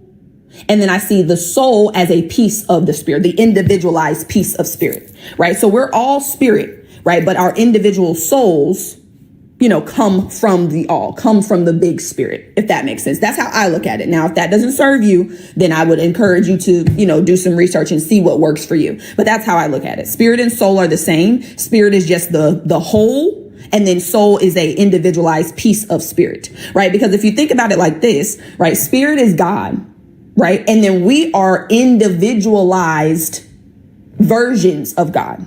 We're all individual. We have like an individual personality, quote unquote, but we're all God. We're all spirit. And then our soul is the individualized piece of it. That's how I see it. Like I said, if that doesn't serve you, then I would encourage you to do some research and see what makes you feel good. And then with saying that, right, I'm not here to tell you guys what to believe. I'm just here to inspire you to create new beliefs. I'm here to tell you how your life is created right now and to give you the tools to be able to create beliefs that will actually get you where you want to go, right? If what I believe does not serve you, you do not have to believe it. I'm not here to push my beliefs down your throat. I'm not here to tell you that you don't know what you're talking about and this is the way and the only way. I'm just here to give you a higher perspective so that you can create beliefs that actually serve you to get you to the reality you want to create. Okay. So these are the three pillars for permanent manifestation. God created you with everything you need to be successful. A lot of you guys have trouble with your experiences, with your life, with your reality, because you believe you're missing something. You believe you have to go get something to be successful. You believe you need more education. You need more skills. You need to know more. You have everything right now you need to create the life of your dreams. You are spirit. That is the all. There is nothing outside of spirit. There is nothing outside of God. Everything you need, you are right now. You have the mind. The mind actually directs spirit. So spirit is formless. God is formless. God has no form. I want you guys to think about water. Water is formless. Water has no form until you put it in a vessel. If I put water in this cup, it will take the shape of this cup. Same thing with spirit. Spirit is infinite, unlimited. And then by the limitations that are in your mind, you are going to put a limit on this unlimited power. By your mind, by the thoughts, feelings, and beliefs that you are predominantly holding and in. So spirit is unlimited. There is no limit to God. We can all agree to that. There's no limit to God. But somehow in our reality, we're experiencing limitation. That's not because God is limited. That is because we have limited thinking and feeling that translates into limited actions, which creates a reality that appears to be limited. Okay? All right. Now let's talk about this drawing right here. If you guys are new, right, this is let me ask you first. So a couple of you guys in the comments, I want you to tell me what your mind looks like, right? So if I say, hey, what does your mind look like? What comes up? When I say the word mind, what picture comes up for you? I want somebody to put something in the chat. We'll see. We'll see how many answers we get. We got a lot of different answers yesterday. I liked it. It was very fun. A mountain peak. Okay. Brain. Yep. That's what most people think. Most people think about the brain. I'm going to let some more of y'all come through. The brain. Okay. Yeah. Most people think about the brain. That's what most people tell me. Most people are like, oh, it's, the brain. A beach. I like that. Music notes. Okay. Okay. Music notes. Beautiful. An antenna. Okay. Okay. Pictures and noise. A whole bunch of chaos. Okay.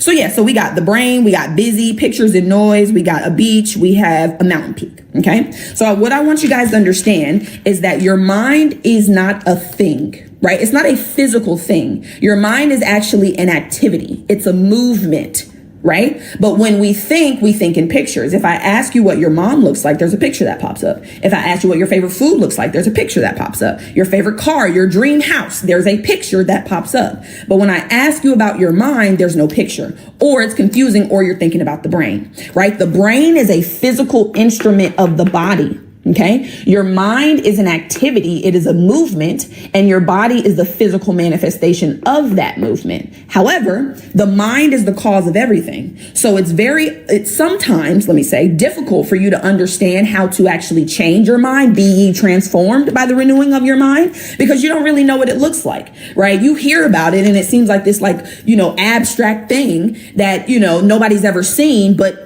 somehow it controls everything.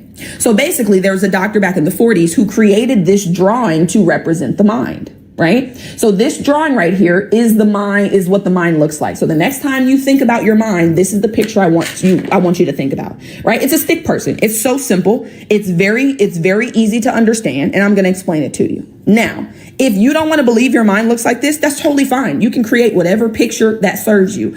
This is so simple, and it looks just like a person, that it's the best drawing that I've ever seen of it, right? This is what I use. Now, you can use whatever you like, but this is what I teach my clients, and this is what I teach my students, right?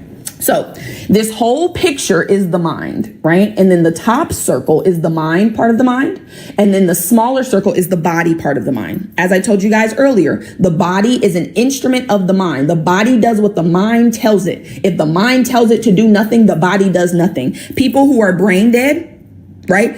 When they say brain dead, the mind is no longer functioning the way that it's supposed to. So the body does nothing. The body's not going to move without the movement. Okay. Now the mind is split into two. Now, for creation's sake, it's split into two. So we have the conscious mind and we have the subconscious mind. The conscious mind is going to be your thinking mind. Okay. So this is your educated mind. This is the intellectual mind. When you went to school, right, and they dumped all that shit into the cup thinking the cup was empty when your cup was actually full, and their job was to pull the stuff out of the cup. They dumped all of that stuff into the conscious mind. They just dumped a whole bunch of knowledge in there that you're not even using. It has nothing to do with anything, just a whole bunch of busy work, right? But then the subconscious is your feeling mind. This is your emotional mind. This is the part of the mind that actually creates. This is the part of the mind that actually manifests. Okay. So I want you guys to think about the conscious mind as the seeds, right? You get to choose whatever seed you want. Consciously, you get to choose what type of life you want to live. You get to choose the type of partner, choose the type of house you want to have. You get to choose these things consciously. But the subconscious mind, I want you to think about as a garden. The subconscious mind has no ability to reject. It will accept whatever you give it. If you plant a negative seed into the subconscious mind, you're going to reap a negative fruit. If you plant a poisonous seed into the subconscious mind, you're going to reap a poisonous fruit. It's just like the garden outside. The earth doesn't argue with you. When you want to plant a poisonous seed, the earth doesn't say, oh no, that's poisonous, I couldn't take that. No, the earth accepts whatever you give it, and it will outpicture whatever you give it. It will create fruit in harmony with whatever seed you plant. It does not matter what seed it is. If you plant $1 million seed in the subconscious with emotion, you will reap $1 million life. Now, right now you're reaping the seed you're reaping, or you're reaping the fruit you're reaping because of the seeds that are in your subconscious. So one of my jobs, right, is to help you understand what seeds are currently planted, because as long as those seeds are planted and rooted and undisturbed, they're going to continue to produce fruit in harmony with it. And your life is going to continue to stay the same. So you must uncover what seeds are planted in your garden right now, because you have seeds. You got lots of them, tons. I'm not enough. I don't know enough. I don't have enough. Money is hard to get. Money is evil. All the rich people are hoarding the money. Niggas ain't shit. I never have any great relationships. Everybody treats me bad. I don't know enough. I'm not confident. I don't have any faith. I'm too fearful. I have anxiety. All of these seeds that have been planted over and over and over and over and over into the subconscious mind become habits. Okay. So I want you guys to understand what a habit is. A habit is an idea that is fixed in the subconscious that causes your actions without any conscious effort. You guys have a multitude of habits. You wake up every day and you just move into a routine. You don't have to think about it. You don't have to think about putting your shoes on, how to tie them, how to get in the car, how to drive it, how to cook. You don't have to do any of that. Even with your breathing, I want you guys to understand that you're not breathing consciously right now. You're not thinking about, okay, let me take a breath. Let me let it go of breath. Let me take a breath. Let me let go of a breath. It's an automatic pattern. It's a habitual way of operating. You don't have to think about breathing. Do you know how difficult life would be if we had to think about breathing and all the things that actually happen within us? Oh my gosh, we would be overwhelmed. And that's why a lot of you are overwhelmed, because you think that you make things happen. You think you're the one that's going to manifest it. You have to know how. You have to do the work. God is doing the work, baby. Your job is to pick the seed, plant the seed, and tend to it. That's your job. You're not going to actually make that seed grow, though. You guys understand? When you plant a seed into the ground, you don't make it grow. The farmer doesn't make the seed grow, right? The farmer plants the seed, tends to it, waters it, weeds, pulls the weeds. And then the earth, the God, the actual power makes that seed grow, right? The farmer has an assumption that they've planted the right seed. They've done what they need to do. And God, the earth, is doing the rest. That is the same way that your life operates. But if you're trying to do the work of God, if you're trying to step into the big God's role, that's why you're struggling. That's why you're confused, you're overwhelmed, you're frustrated, and you're discouraged, because you're not supposed to be trying to make the seed grow. It's going to grow automatically. Your job is to pick the seed, plant it, and to tend to it. Now, somebody asked me if I studied psychology. I didn't. I actually wanted to, though. So I actually wanted to way back when. I wanted to be a forensic psychologist. Way back in the day. I took a psychology class in high school, though. It was pretty dope. But then no, I went to school and got a math degree. I got a math degree because I'm just good at numbers. But yes, psychology is like one of my favorite things. That's like one of the things that I would have done had I went down a traditional path. But I teach, this is what I study. Actually, yes, I do study psychology 100%, because that's exactly what this is. Now, do I study it in a traditional sense? No. But based off what I teach, absolutely, I study psychology, and I teach people about the psychology of the mind, right? And the psychology of the Bible, right? Somebody said that yesterday. It's like you're teaching the psychology of it. Yes, I teach you how to actually use it, right? These scriptures that we hear in the Bible, seek the kingdom first and his righteousness, and all these things shall be added. And then be ye transformed by the renewing of your mind. That is psychology. That's exactly what it is, right? So what I want you guys to understand, though, is that the conscious mind is selective. Where are you going? Oh, okay. The conscious mind is selective. Okay. Your conscious mind chooses. You get to choose what type of life you want to live. You get to choose the money, the partner, the relationship, the physical health, the mental health, the spirituality, how much faith you're going to have, how much love you're going to have, how much travel you're going to do. You get to choose it. Nobody else chooses it. I love the energy of numbers too. Like, I'm actually starting to get into numbers and things like that, like deeply. Love it. Right. But you get to choose. You have the choice to create the life of your dreams. Whatever you want, you can choose to have. However, I want you guys to see that your choice is only 2%. Okay. When you choose the seed that you want to plant, that's only 2% of your results. 97% of your results, the reality, is going to come from those seeds being planted into the subconscious. This is an automatic process. Hold on, let me draw one more thing on here. And I am going to go over the actual anxiety and things like that. Just give me 1 second, y'all. Let's just color this in, okay? I want you to understand that there's a quote in the Bible, it's a scripture. There's also a book too. It's called "As a Man Thinketh." The Bible says, "As a man thinketh in his heart, so is he."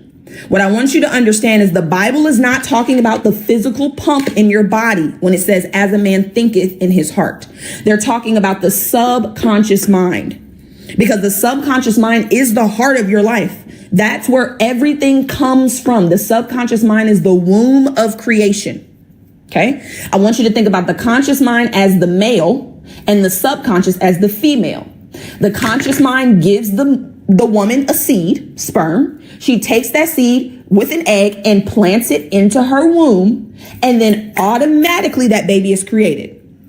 You don't have to make the baby. Okay. You're not consciously deciding to make the ears and the eyes and the legs every day. It's an automatic process. You have accepted the idea that you are carrying life, and you are automatically operating every single day to create the reality of a baby.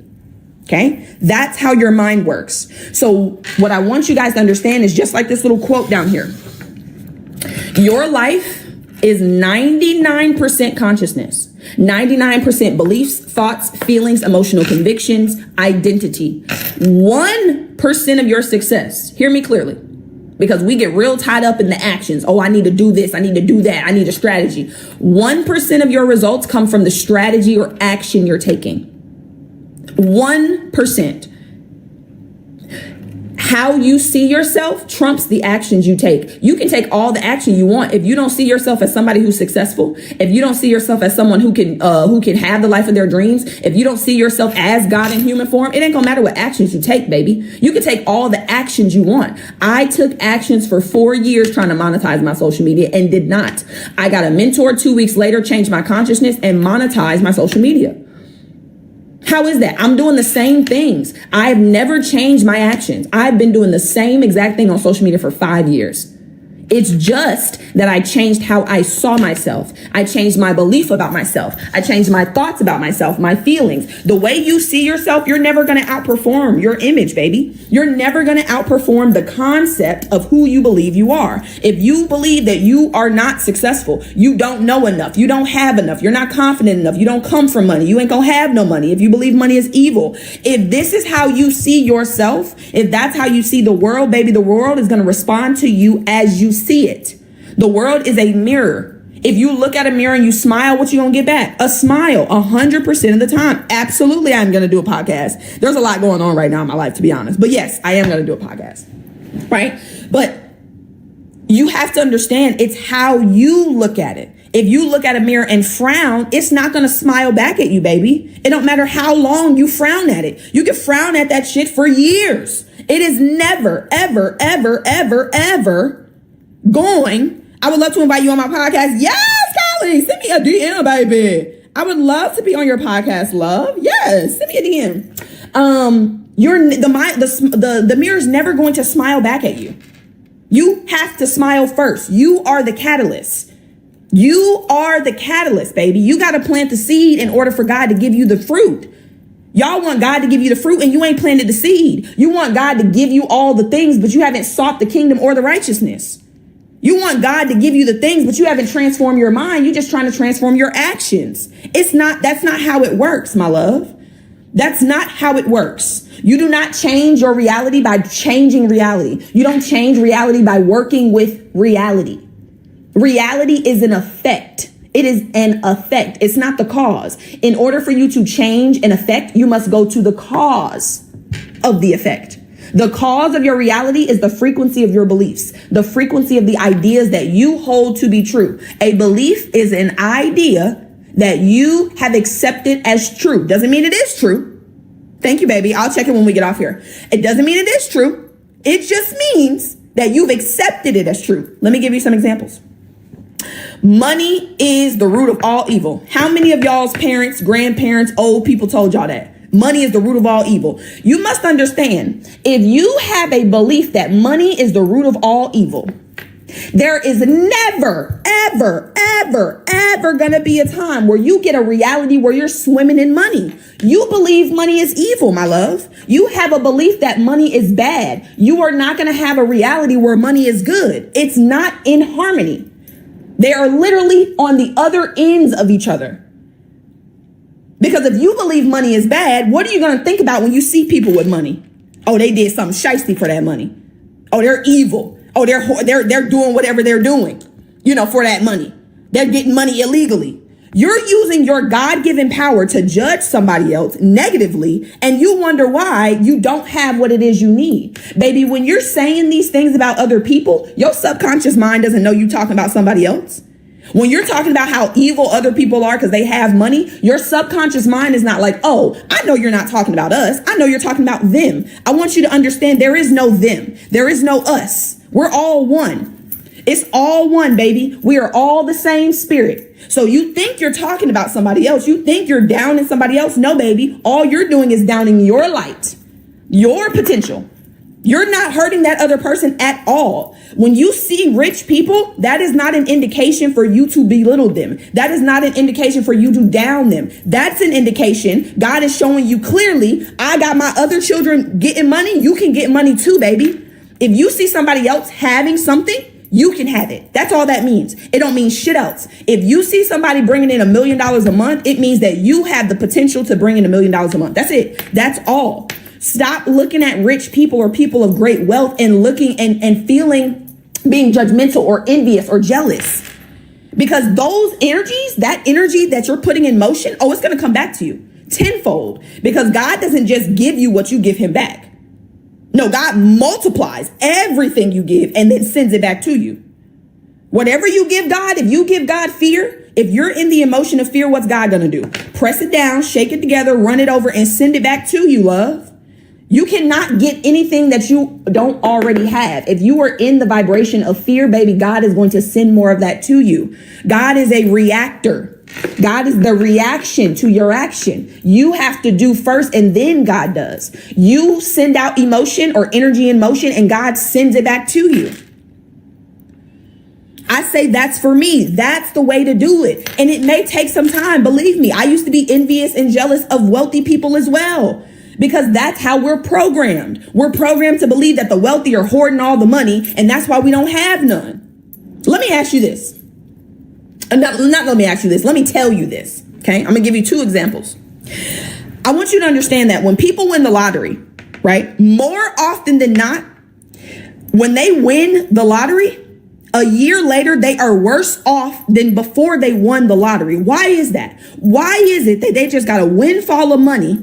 Because this is what a lot of you want. A lot of you want God to give you what you want, but you don't want to change. So let me explain this to you. God gives you $1 million today, but you're the same person, same beliefs, still believe money is evil, still believe it's hard to get, still believe you don't know how to use it, still believe you can't save, still believe you don't know how to invest. What's going to happen? You're going to use that money the same way you've been using money.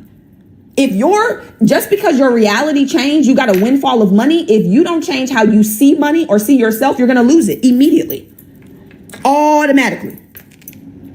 Everybody talks about, well, what we should do is we should take all of the money that's in the world and we should split it up evenly between everybody. I'm going to let you guys know. We could do that. We could do that today. And in a year, all of that money will be right back in the hands that it started in. Because if you don't change the consciousness, if you don't change your beliefs, thoughts, and feelings about money, about your relationship with it, about yourself, about success, about life, baby, you're going to run it up. You're going to have the same actions you've always had. God's going to react to you the same way, and your reality is going to go back to the way that it was. It's not about taking the money that somebody else has. It's about understanding that God gave you everything you needed to be successful, but you can't see it because you're looking at others. You're too busy looking at the people that got so much. Oh, I don't have any money because they have it. No, you don't have any money because you believe that your power is outside of you. That's why you don't have any money. It's not because anybody else is hoarding it. This is an infinite universe. And I know some people lose me on this. This is an infinite universe we live in. All of it's within. This isn't, she said, I got an inheritance and well, here I am. And it be like that. And that's what we want. We want God to give us this life, but we ain't the person to actually sustain it. God could give you your dream life right the fuck now, today, immediately. Drop it in your lap. But you are not the person that can sustain it. You want God to work these miracles for you, and you ain't the person to sustain the miracles. Like, you aren't that person yet, baby. You have the reality you have because you see yourself a certain way. If you expect God to give you a different reality, you're going to have to change the way you see yourself. It's all within. I don't teach you guys anything about the without. This verse right here, seek first the kingdom of God. Where is the kingdom of God at? Within. Number 1, God gave us the first thing he said was seek the within. What are you doing? You seeking the without. You seeking some actions. You're seeking another course. You're seeking another degree because you feel like if you get more knowledge, then you'll be more successful. Baby, it's not about the knowledge. You can know everything under the sun. If you do not apply it, if you do not implement it, if you do not accept it, if you do not reprogram how you see the world, how you see yourself, that knowledge is not going to do anything for you, love. Knowledge is cool, yeah. That's what they tell you. Knowledge is power. That's what they say. That's not true. That's a lie. You can have all the knowledge in the world and have nothing to show for it. When you apply that knowledge, when you apply it, that's when it becomes powerful. It's the application. Knowledge by itself will do nothing for you. You must apply the knowledge. You must get it into the part of your mind that actually controls the reality.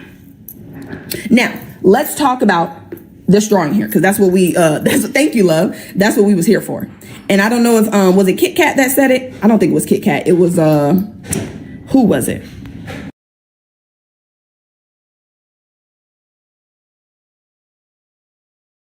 It wasn't Kit Kat. I think it was Midwest Girl. I think that's who asked.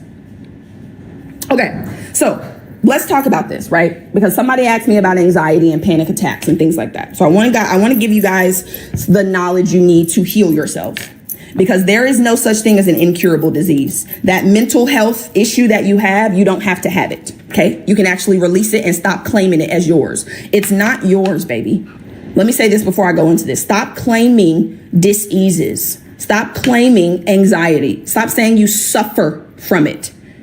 Stop saying that, because the more you suffer from it, the more you're going to suffer from it. Stop suffering from it. It's something you experience. It's something that happens to you. It's not yours. Oh, my anxiety. No, it's not yours. Stop claiming it. It's not yours. It doesn't belong to you.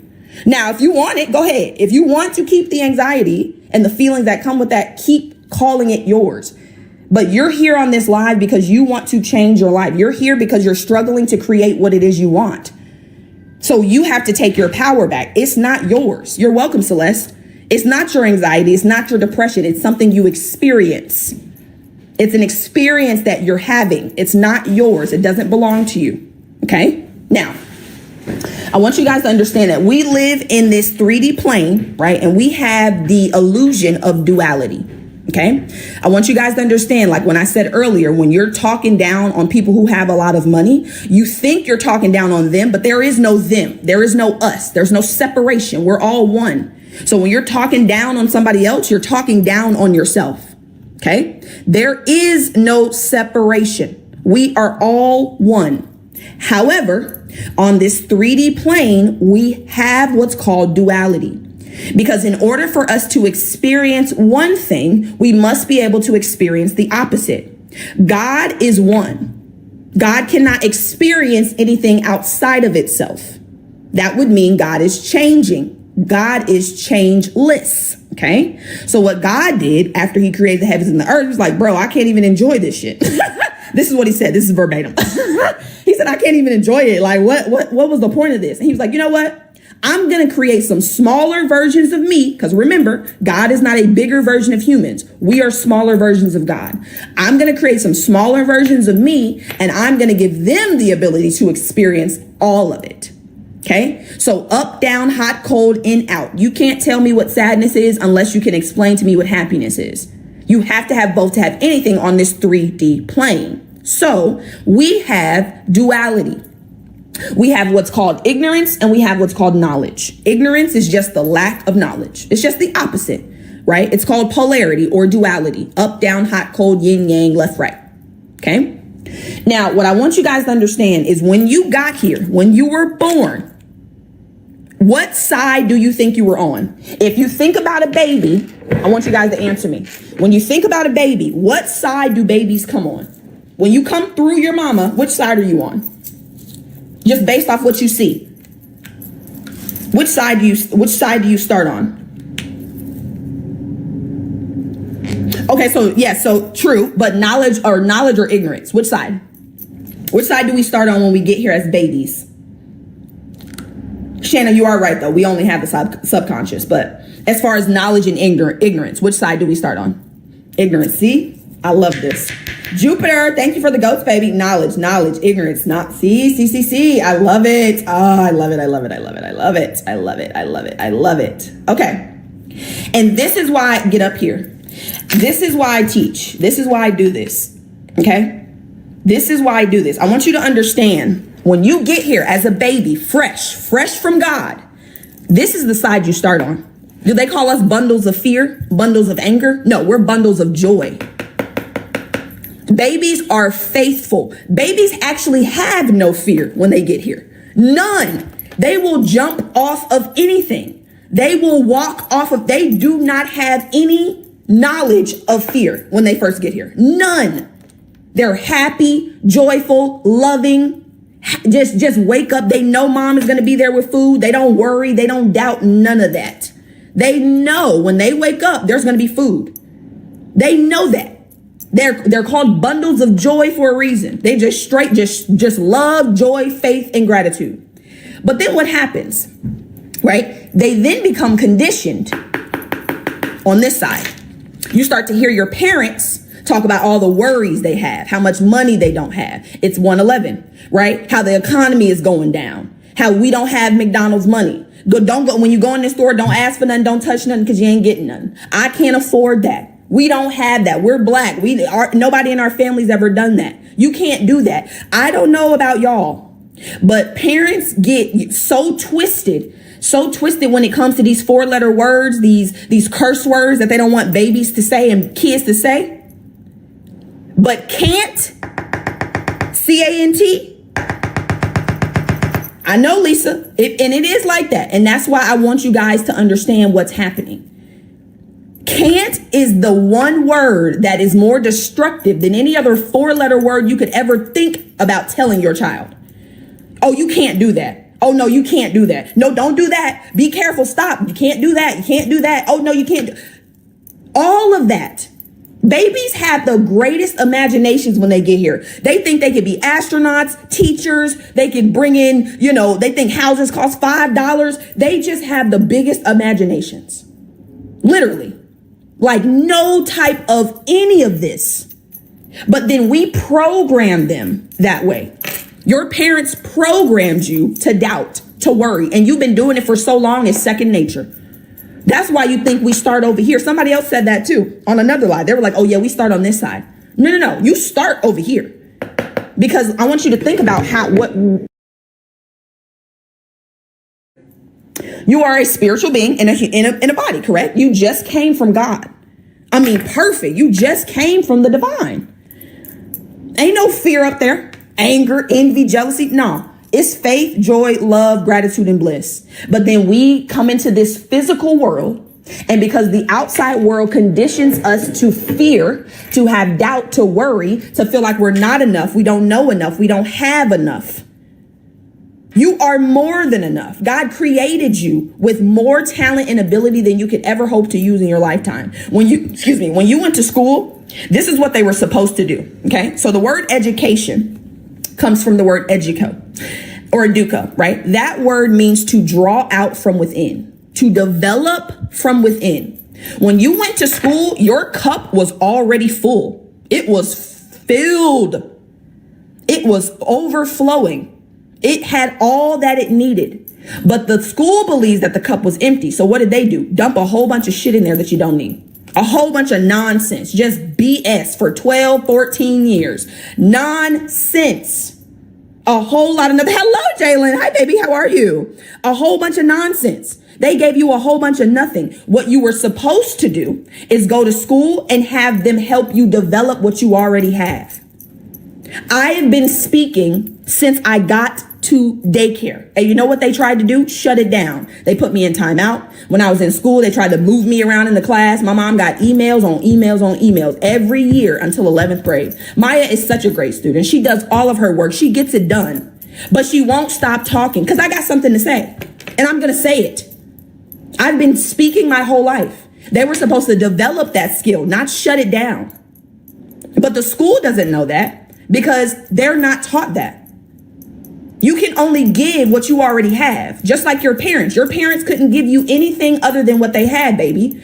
And one of the steps that I take my clients through is that forgiveness step, forgiveness of self, forgiveness of others, forgiveness of God, whoever you need to forgive. Because your parents gave you what they had. Yes, it was probably trash. We understand. I got it. I got some trash stuff too. I got some good stuff and you did too, but a lot, it was a good bit. Okay. But we have to forgive others, ourselves, for what we didn't know. They didn't know. They gave you what they had. They gave you all they had. And it might not have been enough. But I want you to understand that regardless of what your parents did or did not give you, you have everything you need right now to rewire your life and get it on track to the life of your dreams. Right now, you are spirit, you have the mind, and you have a body. Spirit is the power through which all comes. The mind is the channel through which this spirit flows, and it manifests through the body into your reality. Already gave it to you. You were born with it. You don't have to do anything for it. When I talk about the 3 pillars for permanent manifestation, do not ever be confused. Spirit, mind, body. Those are the 3 pillars, and you were born with them. You were born with them. You don't have to do anything for it. God gave it to you. I mean, from literally conception, you have everything you need. But what does the world tell you? Oh, you're not good enough. You don't know enough. You need to go to school, get another degree, get some more education, learn some more, spend some more money on some BS on the outside world. Well, Susie, I could cry from you saying that, baby. Like, I'm trying, I want you guys to understand, I didn't start the great school of life. You know what, Wit? I love you, baby. I did not start the great school of life, from a place of love, from a place of joy, from a place of faith. That's not how it started. It started from a place of anger. I was literally fuming, boiling, and I still do when I think about it. The fact that you have been programmed to believe that you're not enough, to believe that you don't have it, to believe that you need something outside of yourself. I don't like that.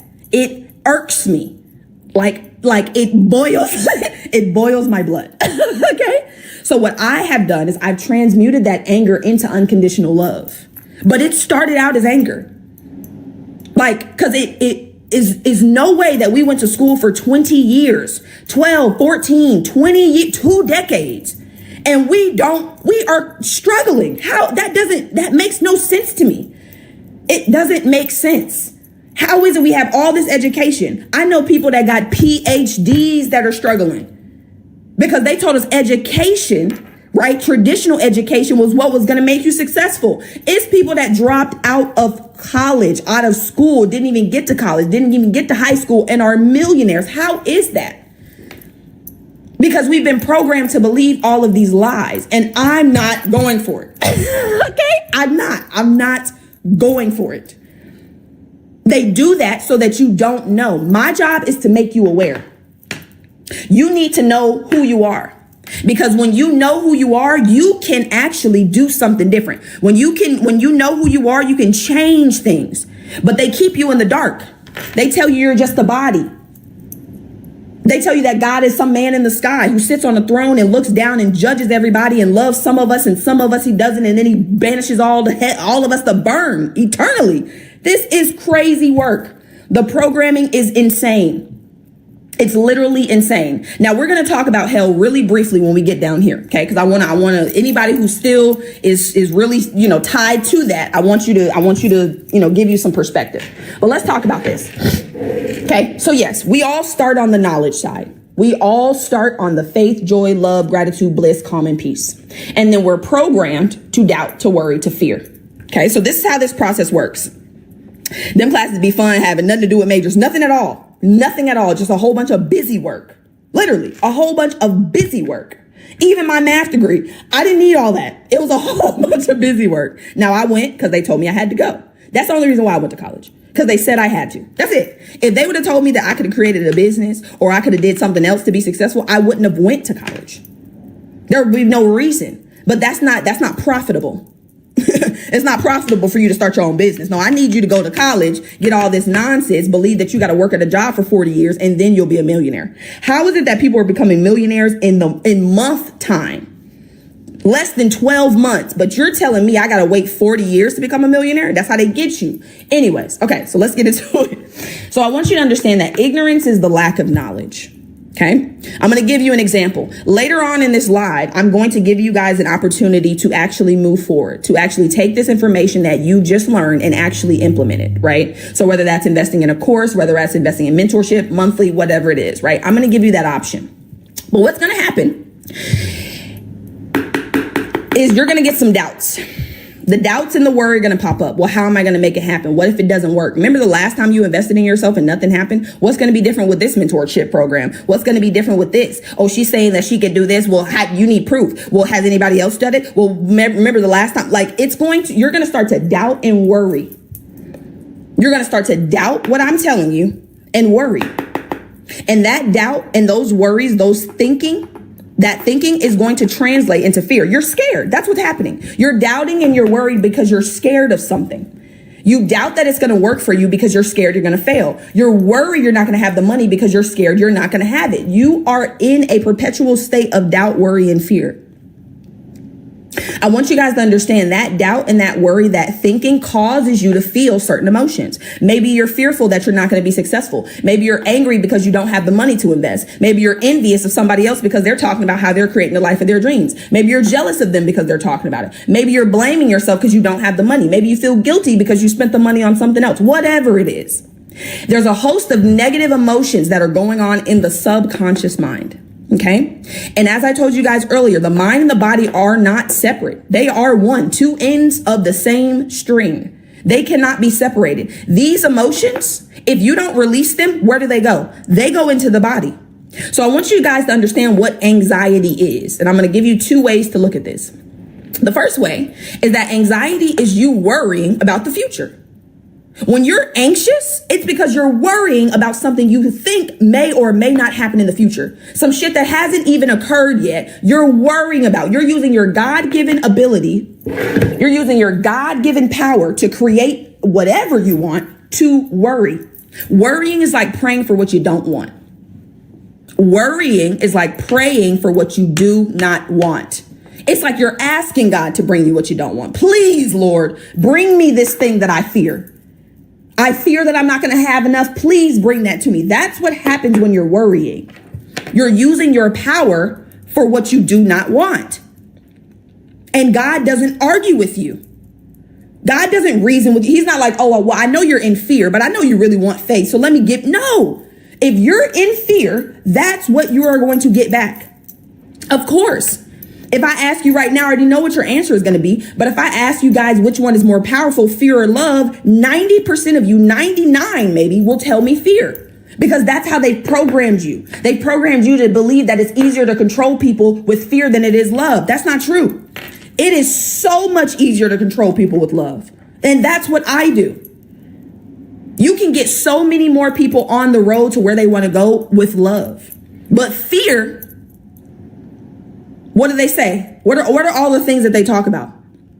Right? When it comes to religion, right? They always talk about the scared piece of it. You know, that God is someone to fear, that if you don't do X, Y, and Z, this is what's going to happen to you, that he's judgmental, that he's what's the other word? That he loves you conditionally. They program you from the jump to believe in fear. Love cast out fear more than anything else. Self-love is the cure for everything you want. Everything. But what happens is these emotions, they cause you to be anxious. I want you guys to think about, absolutely, I'm gonna have you on the team with me. Thank you for the roses, baby. I want you guys to see this visual too. A lot of people like this visual when I show it. So when you're anxious, right? A lot of people who experience anxiety, they tap. Right? Or they have some type of shaking, right? Like they tap, either their foot or they tap. Okay. So this is what you're doing. This is how your cells, this is what your body is in. Hold on. Let me take this bracelet off because that's a little loud. This is the vibration that your body is in. Hold on 1 second, y'all. 1 second. Bear with me. Hold on. Let me take these bracelets off. So I don't want to hear it. Hold on. Okay. Right. This is how it is. This is what your body is physically doing when you're anxious. Now, you may not be shaking physically, but some people actually do. But this is exactly the vibration that you're in. I want you to see this. Okay, so this is you, anxious, worried, doubtful, scared. This is God. This is God trying to give you the life of your dreams. This is God actually trying to give you the things that you're worried about. But you see how you cannot receive like that? You see how you cannot, you can't, because you're going to drop it. Whatever God is trying to give to you, you're going to drop it. So this right here, this anxiety actually repels what it is you want. Because God knows if I give it to you, baby, it's going to hit the ground. Okay. Now,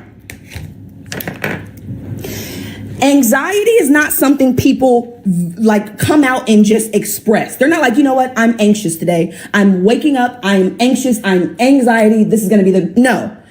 People suppress their anxiety. It's suppressed. They don't express it. They suppress it. Now let's back up. Anxiety, again, is these negative emotions about the future. So you're suppressing these negative emotions. You're going to get to this point of depression. Okay. Now there's two ways I want you guys to think about depression. Depression is like a hole. It's like a dip. That's what it is. It's like a dip. It's like a whoop, right? So in your body, there is a hole. And those negative emotions that you have not felt, understood, and released are suppressed into that hole. And it creates like a literal ball inside of your body. On the other side, though, depression is you worrying about the past. Now you're stuck in the past because what happened was you used your God-given power for the now to worry about the future. The future then became the reality that you were worrying about. And now you're so focused on the fact that your life used to be so great because of the process of you using your God-given power to doubt and worry, be anxious about the future. Now the future has become the present where it's actually manifested. And now you're depressed because of what you believe you should be living right now. Now you're focused on how the past was so much better. Now you're outside again. You're either in the future or you're in the past. I need you guys in the now. There is no past. There is no future. Everything is happening right now. We live in an eternal now. You can go in your mind right now and you can see the best birthday party you ever had, the best experience, the best party you went to. You can go in your mind right now and experience it. It's not happening in the past. It's happening right now. Same with the future. You can go into the future and see your highest version living the life of their dreams. Is it happening in the future? No, it's happening right now. You are using the God-given power of the now to worry about the future or worry about the past. Now, that depression, those negative emotions that are in your body stored, they cause dis-ease. Y'all have seen that word before, right? Disease. It's a body that's not at ease. You are dis-ease. Now, I want you guys to understand this. Every dis-ease that you believe runs in your family doesn't run in your family. What runs in your family is the belief in sickness. That's what runs in your family. The disease doesn't run in your family. The belief in sickness is what runs in your family. Oh, you know, Grandma Charlene had it. You know, Auntie Kay had it. You know, your sister got it. Shit, I know I'm gonna get it. What? No. This disease, the physical, doesn't run in your family. The belief in the sickness is what runs in your family. The way that you cook your food is what runs in your family. The way that you speak about yourself is what runs in your family. I don't know about y'all, but I need us, especially as African-American people, I need us to relinquish ourselves from eating these foods that our ancestors had to eat because they had nothing better, because they were given the lowest of the low. Why are we still eating these things? Why are we still cooking our food in these same ways? I'm not saying there's anything wrong with soul food. What I am saying is a lot of the things that our ancestors ate, they ate because they had no choice. And they had to doctor it up the way they had to make it taste like something. We have, I know you do, Steph, and I'm not coming for you. All I'm saying is, okay, you ain't got to do it. Right? But what I want you guys to take from this is that it's not the disease that runs in your family, baby. Right? It's the belief in the sickness that runs in your family. Hold on, Kendra. Hold on. Let me pin Kendra comment. We are still living in survival mode because that's how we're programmed. You must understand that everything your ancestors gave your parents their beliefs, your parents gave you their beliefs, and you're going to pass those beliefs down to your children automatically. It's not something you consciously think about. It's an automatic pattern. You want to know why you look just like your parents? genetic paradigms. And then you come out and they environmentally program you, and you have environmental programs. Girl, no, I love me a seafood boil. Nah. No, and that's the thing. I'm not judging the foods that you're eating. I'm not telling you not to eat what you want to eat. I'm just saying you ain't got to. Okay, we got better options. Right? But that's how they operated. Out of survival. And not just African Americans, Latinas. There's a lot of white people that have the same type of struggles, living out of survival. But because we are programmed unconsciously, they just pass down all that survival to us. Your job, though, because you're hearing me now, is to chill out with that. Understand that if you don't do something, if you don't change what you believe, you're going to give it to your kids. Your kids are a direct image and reflection of you. Those things that your kids do that you don't like, where do they come from? They're a direct reflection of you, baby. They are a direct reflection of you. Right? So everything that you are passing down right now, you're passing down unconsciously. And I love that Wit said should. Because just because, like I told you guys earlier, knowledge alone ain't gonna do nothing. Just because you know better don't mean you're gonna do better. I knew how to stop talking in school. I didn't do it. It wasn't because I was being spiteful. It wasn't because I didn't want to. I didn't know that I had a program in the background that was causing me to operate the way that I was. So you can know better all you want. You're gonna have to actually make a choice to do better. Just knowing better is not gonna have you get better. Knowing better is not going to create better. It's the actual application of the knowledge. Okay. Now that dis-ease that's in your body causes your body to disintegrate. It starts to literally break down. Your physical vessel starts to break down. Okay. And then there's a point that you come to where we call death. Okay. Now I put death in quotation marks because I want you to understand that there's no true death, right? It's just a transition. Now I want you guys to hear me. And this again, if you don't want to believe this, that's totally fine. But I feel like you will because it makes sense. Now the Bible tells us, and the religious people tell us, because, you know, that's, and let me say this before I say that. The Bible that we're reading has been altered. I want you guys to understand that. It has not been altered to give us power. It has been altered to keep us in fear and to keep us away from our power. Okay. When King James got that Bible way back when, and he went through it and he said, oh no, take this out, reword this, flip this around. Now send this out. Okay. So I always tell you guys, when you're reading the Bible, when you're reading these books, to take what feels good and leave the rest. Take what feels good and leave the rest. Okay? You do not have to believe everything that is in the Bible. You can if you would like, but I have a feeling it's not going to serve you. So take what serves you, listen to God's voice. You'll know if it's God speaking. Anything that sounds like fear, like worry, like doubt, like anxiety, like love, conditional love, that's not God. Now, I understand some people are not going to like how I'm saying this, and that's okay. But I want you guys to be freed from the chains. Okay? Now, the Bible tells us, and the religious leaders tell us, if that God is a man in a sky, right? He's sitting on this throne, and he's looking down at everybody. And he's picking and choosing whose prayers he's going to answer. And he's loving us conditionally. And if we don't follow a certain set of rules, then we are going to be banished to burn in hell. Oh, also, it then tells us before that, right? The leaders tell us that we were born in sin. It also says that, right? That we were born in sin. How is it that we were God in human form, but we're born in sin? Again, none of my business. Now, this is the part that I want you to understand. If you believe that you are a human being, or you believe that you are your body, then somebody telling you that you can burn in eternity or burn in hell for eternity, it makes sense. It definitely does. It makes sense. If you believe you're a body, then yes, you can burn in hell for eternity. However, you're not a body. You're the spirit that lives in a body. Let me ask you a question. And I will answer your question. Do you believe hell is real? I'll answer it in a second. Let me ask you a question. Can you burn a spirit? Can you burn a ghost? Can you burn steam? Can you burn the air? No, you actually can't. It's actually impossible to do that. It's not how it works.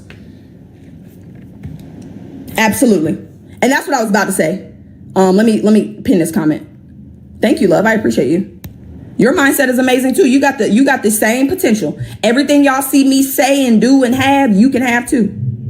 Right? So I'll go over this pin comment, but yes, right? So listen to that. Can you burn spirit? Can you burn energy? Can you burn a ghost? You can't. You cannot burn a ghost. You cannot. It will decompose. Your body is going to stay on this physical plane and your spirit is going to go back to its heavenly resting place. It's going to go back to where it came from, the all, one with God. Now, answer the question. As far as hell and heaven, I believe hell and heaven are states of mind. Because a lot of us are living in hell right now. You ain't got to go burn in eternity to live in hell. You could be living in hell right now. So what is hell? What consciousness is hell in? Doubt, worry, fear, anger, grief, sorrow, what other, envy, jealousy, blame, shame. When you're living in a perpetual state of these emotions on this side, that is absolutely hell. 100%. You ain't got to die to do that, baby. You can do that right here on earth. Now, on the flip side, heaven, same exact thing. Heaven is a state of mind. Faith, joy, bliss, ease, love, freedom, contentment, confidence, self-love, self-esteem, worth, opulence, luxury. That is heaven. And that is a mindset you can appropriate right now. You don't have to die to go to heaven either.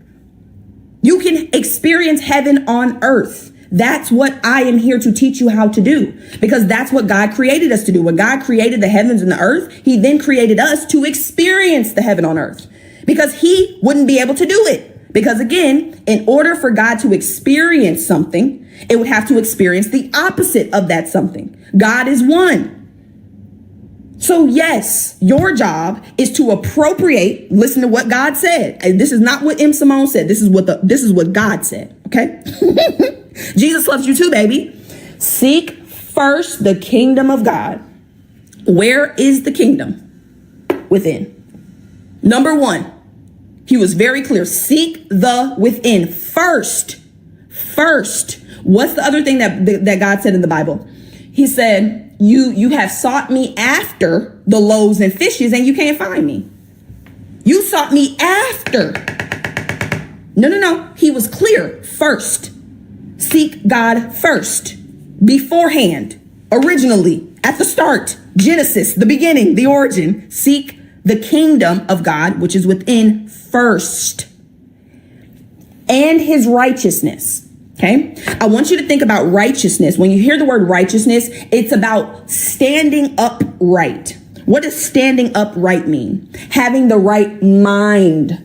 Having the right consciousness. So righteousness, you can think about right-mindedness, which is what we're talking about, or right consciousness, which is also what we're talking about.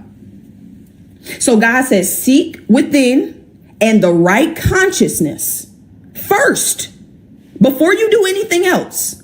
Seek within and the right consciousness. And then all these things, all of them, everything.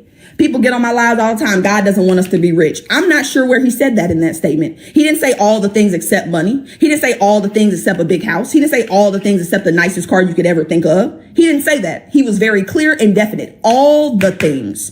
Because when you know that everything you want comes from God and you seek him first, he's going to give you everything you need and want.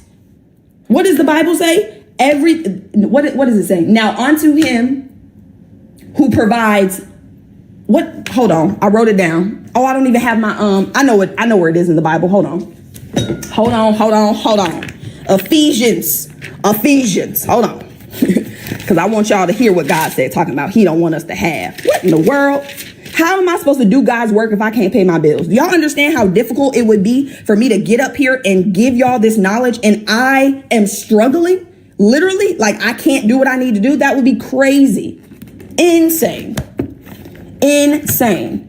We are God's servants and we not gonna have what we need to actually serve? Come on now. That don't make any sense. It don't. I just flipped to 11:11. I saw that. Okay, where is it? 3:20. Here we go. Now, I don't like how they wrote it. I don't like how they wrote it. Well, this is what it says. I don't like this version though, but it says, now all glory to God who is able through his mighty power at work within us to accomplish infinitely more than we might ask or think. Right. So that's what it says in this version. But the other version is like, now unto him who is able to provide, who gives us more.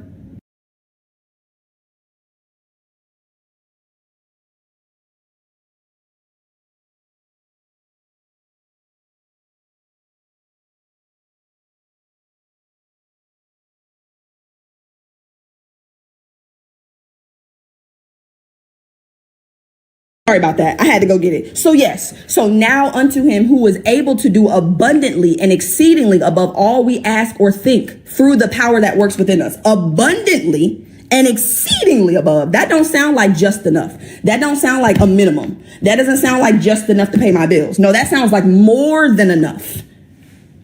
More than enough. Insanity. Doing the same thing over and over and over and over again and expecting a different result. Guys, we're going to have to do something different. You're going to have to do something different, love. You have to do something different. In order for you to have something different, you got to do something different. And in order for you to do something different, you must be something different. You must have different beliefs, thoughts, and feelings. It's not optional. What was the other thing God said? Be transformed by the renewing of what? I haven't actually seen the movie and I don't know too much about it, so I really can't speak on it. But I have heard good things, so maybe I'll go see it and then I'll be able to talk to you guys about it. Your mind. He was clear. I mean, crystal. It says, be not conformed to this world, but be transformed by the renewing of your mind. It's very clear. There's no room for interpretation. If you want to be transformed, if you want anything to transform, what do? You renew your mind. That's it. If you want all the things to be added unto you, you seek within first and the right consciousness, the right state of mind, the right belief, thinking, and feeling. Thank you for the heart puffs, baby. It's clear, crystal. You don't have to think about what God is telling you. Seek the kingdom of God. It's within. Seek the righteousness, the right thinking, feeling, and believing. And all the things that you want will be added. All of them. There's nothing outside of all. There's nothing outside of God. Everything you want, God wants to give to you. But you're in the way, baby. Your beliefs, your thoughts, and your feelings are in the way. God wants to give you everything you want. Oh my God, it's going to make me cry. Why am I so emotional? God wants to give you everything you want, my love. Literally. God gave you his power when he created you. Gave you his power when he created you and gave you the mind to be able to direct his power to what you want. I mean, gave you what you needed. You have it. You have everything you need. You just need to do what he told you to do. He told you to seek within and the right belief, thought, and feeling so that all the things you want will be added unto you. Because just like I have right here, guys, 99% God gave, he told us what it was. 99% comes from your beliefs, your thinking, and your feeling. 99% of your life. Absolutely. I may have released it. You got to reprogram it. Now it's time to reprogram it, right? But let me explain this side to you guys, because this is the side I want to get you back on. Okay. So this is where we are right now. But you've been on this live and you're hearing me speak and you know what I'm saying. You know what I'm saying is true. That's why y'all still here. It resonates. What I'm saying resonates with you. Because you know at your core, you know that you're God in human form. You can never actually not know that. You can't not know that you're God. You can never not be. You will always be. You can never not be. And what are you? You are a spiritual being, not a spiritual doing, a spiritual being.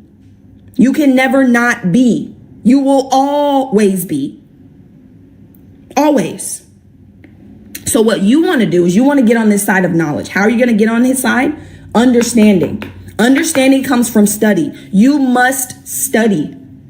And I ain't talking about the study they had us do in school, because I ain't never did that type of study. Honestly, I excelled in school doing the bare minimum. And that's actually how life works. But another conversation, right? You want to develop the understanding.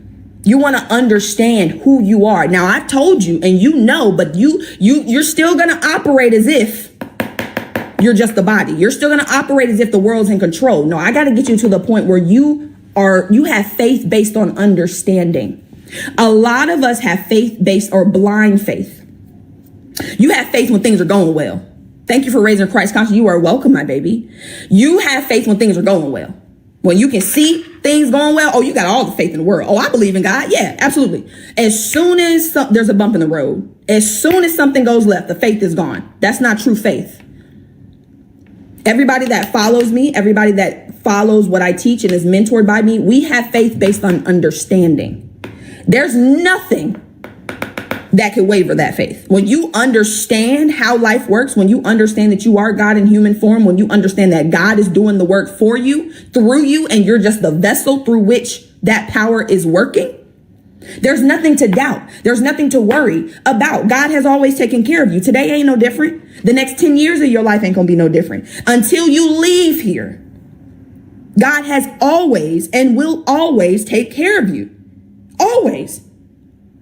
There is never a time where God is going to leave you or forsake you. Ever. Ever. It doesn't matter what you do. I know what they told you. They told you if you don't do X, Y, and Z that God may or may not love you. That's not true. God loves you unconditionally. There's nothing you could do to deny his love.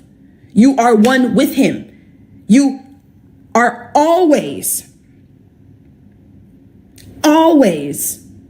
going to be taken care of, always going to be loved unconditionally. There is no condition for God's love at all. It's unconditional. Everything God gives you is unconditional. The love is unconditional. He does not care how many times you have strayed from your path. He is still here waiting for you to tap him in.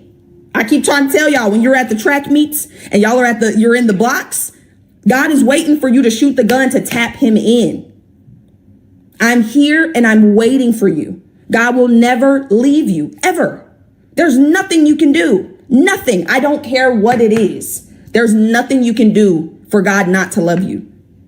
Now, when you start to build this understanding of who you are, of how life works, of how God works, the understanding that God gave you spirit, mind, and body to create the life of your dreams, that builds faith. I don't have to see anything in my outside world changing to know that God is working to and through me. That's going to build faith. It's going to build joy. You're going to feel love, gratitude. When you start to find things to be grateful for right now, that puts you in a certain vibration. It's a certain frequency. Gratitude is one of the highest frequencies. Gratitude and unconditional love, baby. If you can get in gratitude and unconditional love, you will magnetize everything you want to you. Because the more that you actually appreciate what God has already given, unconditional love, you will magnetize everything you want to you. Because the more that you actually appreciate what God has already given, out, y'all. We're not talking about the little one. You're the little G-O-D. God is the big G-O-D. So when you show gratitude for what he's already given you, oh, baby. Now, I don't know what other word to use, but God is like a trick for real. I don't know what other word to give it. When you show appreciation for what God has given to you, oh,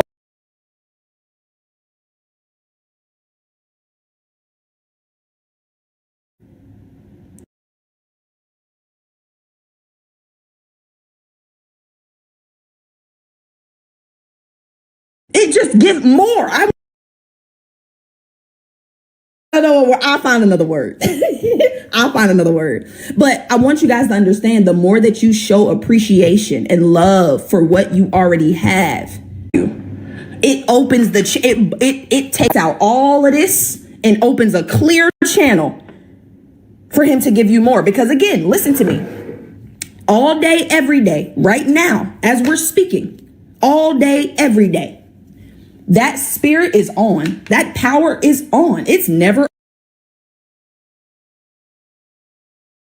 speaking.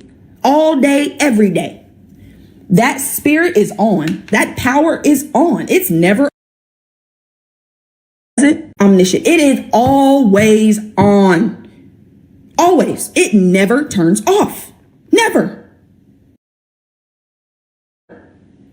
Love, faith, and joy, the channel that you're giving God to work through expands. There's no obstruction. This right here is the obstruction in your path. You think it's something outside of you. You think it's something in the world. You think it's because you don't know enough. No, the obstruction in your path is this right here. This is the obstruction. Because what's happening is God's infinite power has to go through doubt, worry, fear, anger, envy, jealousy, blame, all of this before it gets to the body, into the reality. So when it gets to you, it's so minuscule, so small. How is it changeless?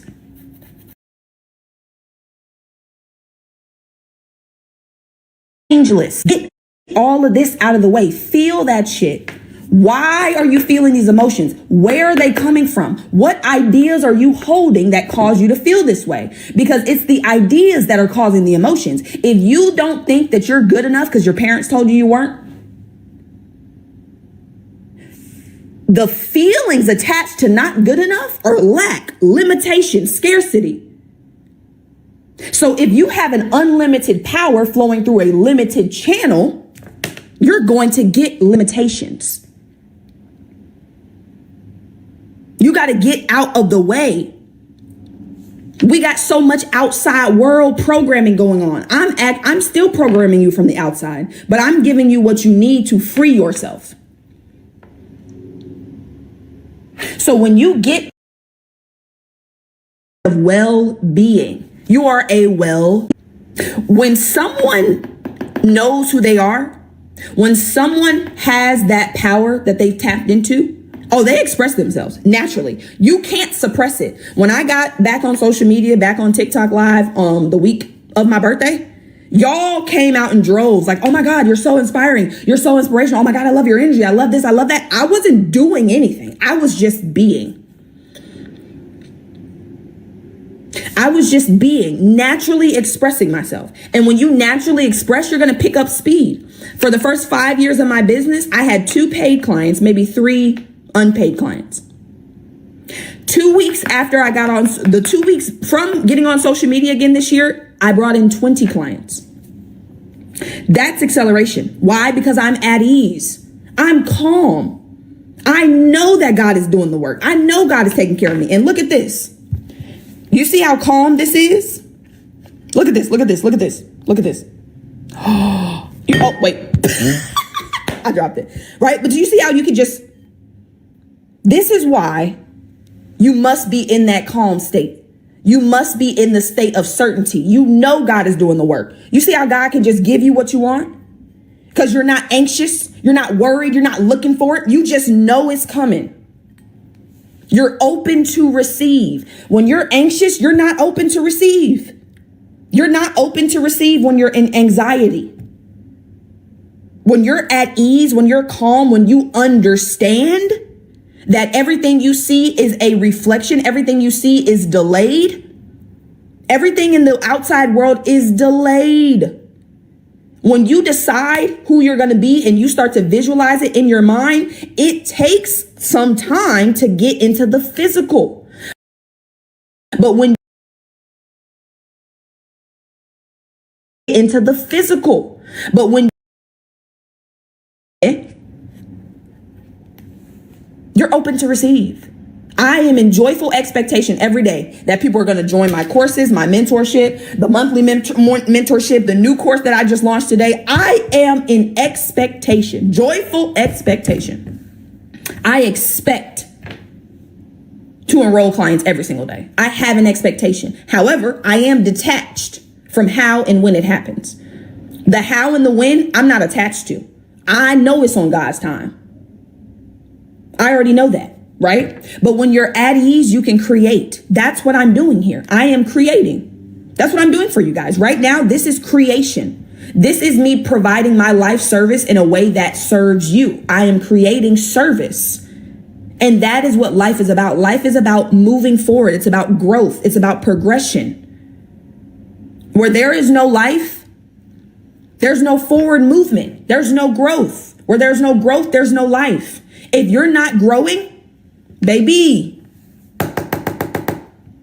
that stagnancy, that standing still, you want to create. You are here to create. What you can receive while calm, receive. Hold on. The question is, how does one get there? How does one get to this spot, this side over here? Is that what you're asking? Using the time you're waiting to prepare yourself for what he has called. Hold on. Am I following you? Hold on. Let me see. I am now. Prepare. I talked about this yesterday. Hold on. I talked about this yesterday. You asking God for a new house. You said, God, I want to move. God said, all right, bet, let's do it. And you ain't packed up your current place. You're waiting for evidence that he's going to give you what you want before you do it. Oh, so you want to see it before you believe it.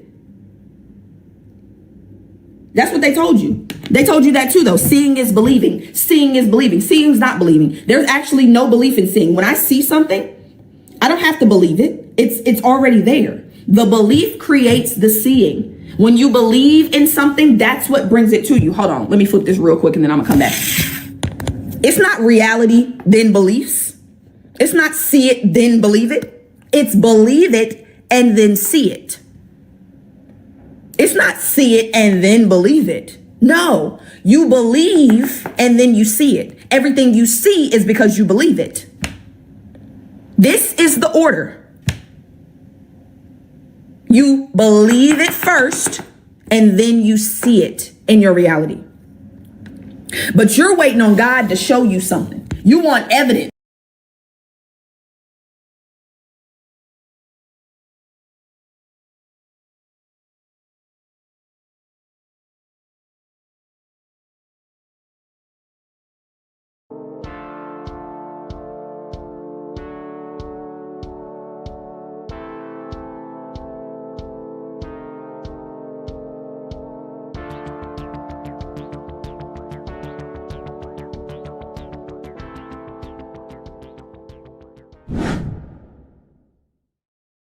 How are we doing, people? It's Revival of Wisdom. We're back today talking about sun worship. Okay? And please enjoy, sit back and enjoy the video. First thing we need to understand is that the sun is the risen savior. It's the light of the world. Without the sun, we have nothing. Now, the sun is the Son of God. We didn't make the sun. No one owns the sun. But who created the sun? Obviously, the Creator created the sun. Therefore, it is the Son of God. And that is what Jesus is symbolizing in the Bible. The Bible is a metaphorical story. That's why it's called the greatest story ever told, because it is a story about the sun, the zodiac. It's about you, the systems in the body. It's about everything that is sacred in this creation. Now you can see the suns behind Jesus' head in all of the ancient portraits, even the ones that are more modern. You still see a sun on the back of his head because he is the sun. He's the light of the world, our risen savior. And this is what Christians are lost because they don't realize it's a symbolic story and they think Jesus was a historical person. He's not a historical person. Okay, this is what we need to get out of our mind. This wasn't a historical person. It's the Son, our risen Savior. The Son is the soul. It's the soul of this creation. Because what is a soul? A soul is pure life force, pure energy. Whatever a soul inhabits, it gives life to. Like our soul feeds our body.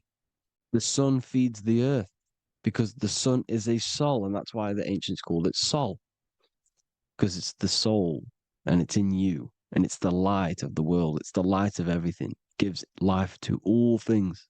Here's Jesus and his 12 disciples. The 12 disciples symbolize the 12 zodiac signs. Aries, it rules the head region because the 12 zodiac constellations rule specific regions of your body. Aries, the ram, you have a cerebrum in your head. This is Aries on the head of the table. His Gemini rules the arms and the lungs. The two twins, Gemini. He's holding up two hands for the two hands and arms. The twins. Cancer has a knife in his hand. It's not so clear, but he has a knife in his hand. Cancer is the crab. Crabs have claws. And he's pointing at Virgo's Adam's apple, saying there's no Adam's apple there. It's a woman. Who's the sixth sign? The sixth sign is Virgo, the virgin, the only woman in the painting. Now notice how there are 3 people in 4 groups for the 4 seasons and for the 3 months and 3 zodiac signs in each season: spring, summer, fall, winter. Matthew, Mark, Luke, and John with the suns on the back of their heads, because it's the 4 states of the sun. The 4 states of the sun. Now, 6th sign, Virgo, the virgin, the only woman in the painting with no Adam's apple. Then we have the sun, Jesus, red and blue, red shift, blue shift. Electromagnetism. The ancients knew this. He's got one hand open, one hand down, because the sun gives and retrieves. The sun rises and it falls. It gives, then pulls away. That's what the sun does, and that's what he's doing. His arms are out, symbolizing the rays of the sun, casting down onto the earth, giving and then receiving. Libra, his 2 hands are equal, he's holding his arms out equally, because Libra is the 2 balanced scales. Libra is when the sun is balanced between the summer and the winter. It's being judged. The sun isn't balanced. That's what Libra is, the 2 scales. Capricorn is the goat. Goats have 2 horns, and you can see the 2 horns on his head here. See? So this is astrology. This is what Leonardo da Vinci is depicting here. It's astrology. He knew the story of the Bible is all astrology. It's all based on astrology. The Son of God, the real Son. Now here are some Bible verses. I am the light of the world. Obviously, that's the sun. What other light is there that lights up the world? The moon can't do it. It's the sun, the one and only Son, our risen Savior. Because if the sun didn't rise, we'd all be dead. So it's our risen Savior. And it dies for our sins every night and then gets reborn every day. Now Jesus calms the storm. Mark 4:35-41. The disciples are all on a boat and there's a heavy storm. But Jesus is asleep. The disciple says, Jesus is asleep. We need to awake him. They wake up Jesus, and Jesus got up and rebuked the wind and said to the waves, quiet, be still. Then the wind died down and it was completely calm. Well, when Jesus was asleep, this is the sun not being risen. It's not risen yet. Because in the night times, that's when the storms happen on the sea, in the ocean. And when they awake Jesus, Jesus rises because he's the sun. He rises and everything calms. Because when the sun comes, the storms go. You see? So it's the sun. It's all about the sun. Here's another, Luke 22:10. A disciple asked Jesus, when will we know it's the end times? And Jesus says, as you enter the city, a man carrying a jar of water will meet you. Follow him to the house that he enters. Well, this is clearly talking about astrology, the topic that Christians think is satanic, when they don't realize the whole thing's based on astrology. Because the end times is the end of Pisces, which is the 2 fish, which is the age we've just gone out of. And you can see all these ancient churches here with 2 fishes, because they knew it was the age of Pisces. There's an ancient photo, ancient artwork with the two fish, Pisces, and the end times as it talks about in the Bible, and Christians think the world's going to end or something. But no, it's just the end of Pisces. As you enter the city, a man carrying a jar will meet you. Follow him to the house. The house is the zodiac sign that he enters. And the zodiac sign is Aquarius, because that's what it is, a man carrying the water. We know this is astrology because that is a woman's job in the ancient times. In the ancient times, the woman used to get the water. You would never see a man collecting water back then. That was the woman's job, whilst the man builds the houses, for example. You see, so we know it's talking about astrology because astrology is the man holding the bucket of water. It's the end of Pisces. Now we are in Aquarius. And of course, Luke 24:36, the risen Savior, the Son. Now, the Son is also born on the 25th of December, a virgin, just like Horus, Mithra, Buddha, Krishna, Hermes, and thousands of other gods, all born on the 25th of December. Well, it's because the sun moves 1 degree northward on the 25th of December. And on the 22nd to the 24th, it stays in the same degree because it's moving south. But then on the 22nd, it stays in the same degree on the Southern Crux constellation. And the ancients called this the sun dies on a cross, because the cross is the Crux constellation, the Southern Cross. And it stays on that same degree for 3 days on the cross. The sun dies on a cross, and then on the 25th, moves 1 degree northward, bringing back the summer, the light, the warmth, the growth of crops. And this is the sun being reborn again, a virgin, because it's pure. And here's Mithra, another sun god before Jesus was around, before Christianity. It was Mithraism, and Mithra, Ra is Ra, the sun god, Egypt. It's all about Ra, the sun. You can see the crown of thorns on Jesus' head, symbolizing the rays of the sun. And here are the rays of the sun on the back of Mithra's head. Krishna, the sun. Buddha, the sun. Horus, horizon. All born virgins, all did miracles, all resurrected. Dead for 3 days. Well, here he is, dead for 3 days on the cross. And resurrected, because it's the most ancient religion ever been on the face of the earth, the worship of the sun. And we should worship the sun, because without the sun we are nothing. The sun feeds us, feeds the earth, feeds everything. Without the sun we are nothing. It's been reversed, and now we're worshipping man, when we're worshipping a man called Jesus was never real. It's all about the sun, the most high, the most powerful, potent, celestial body in the sky, the orb that feeds us every day. It dies for our sins and rises every day. It's the sun.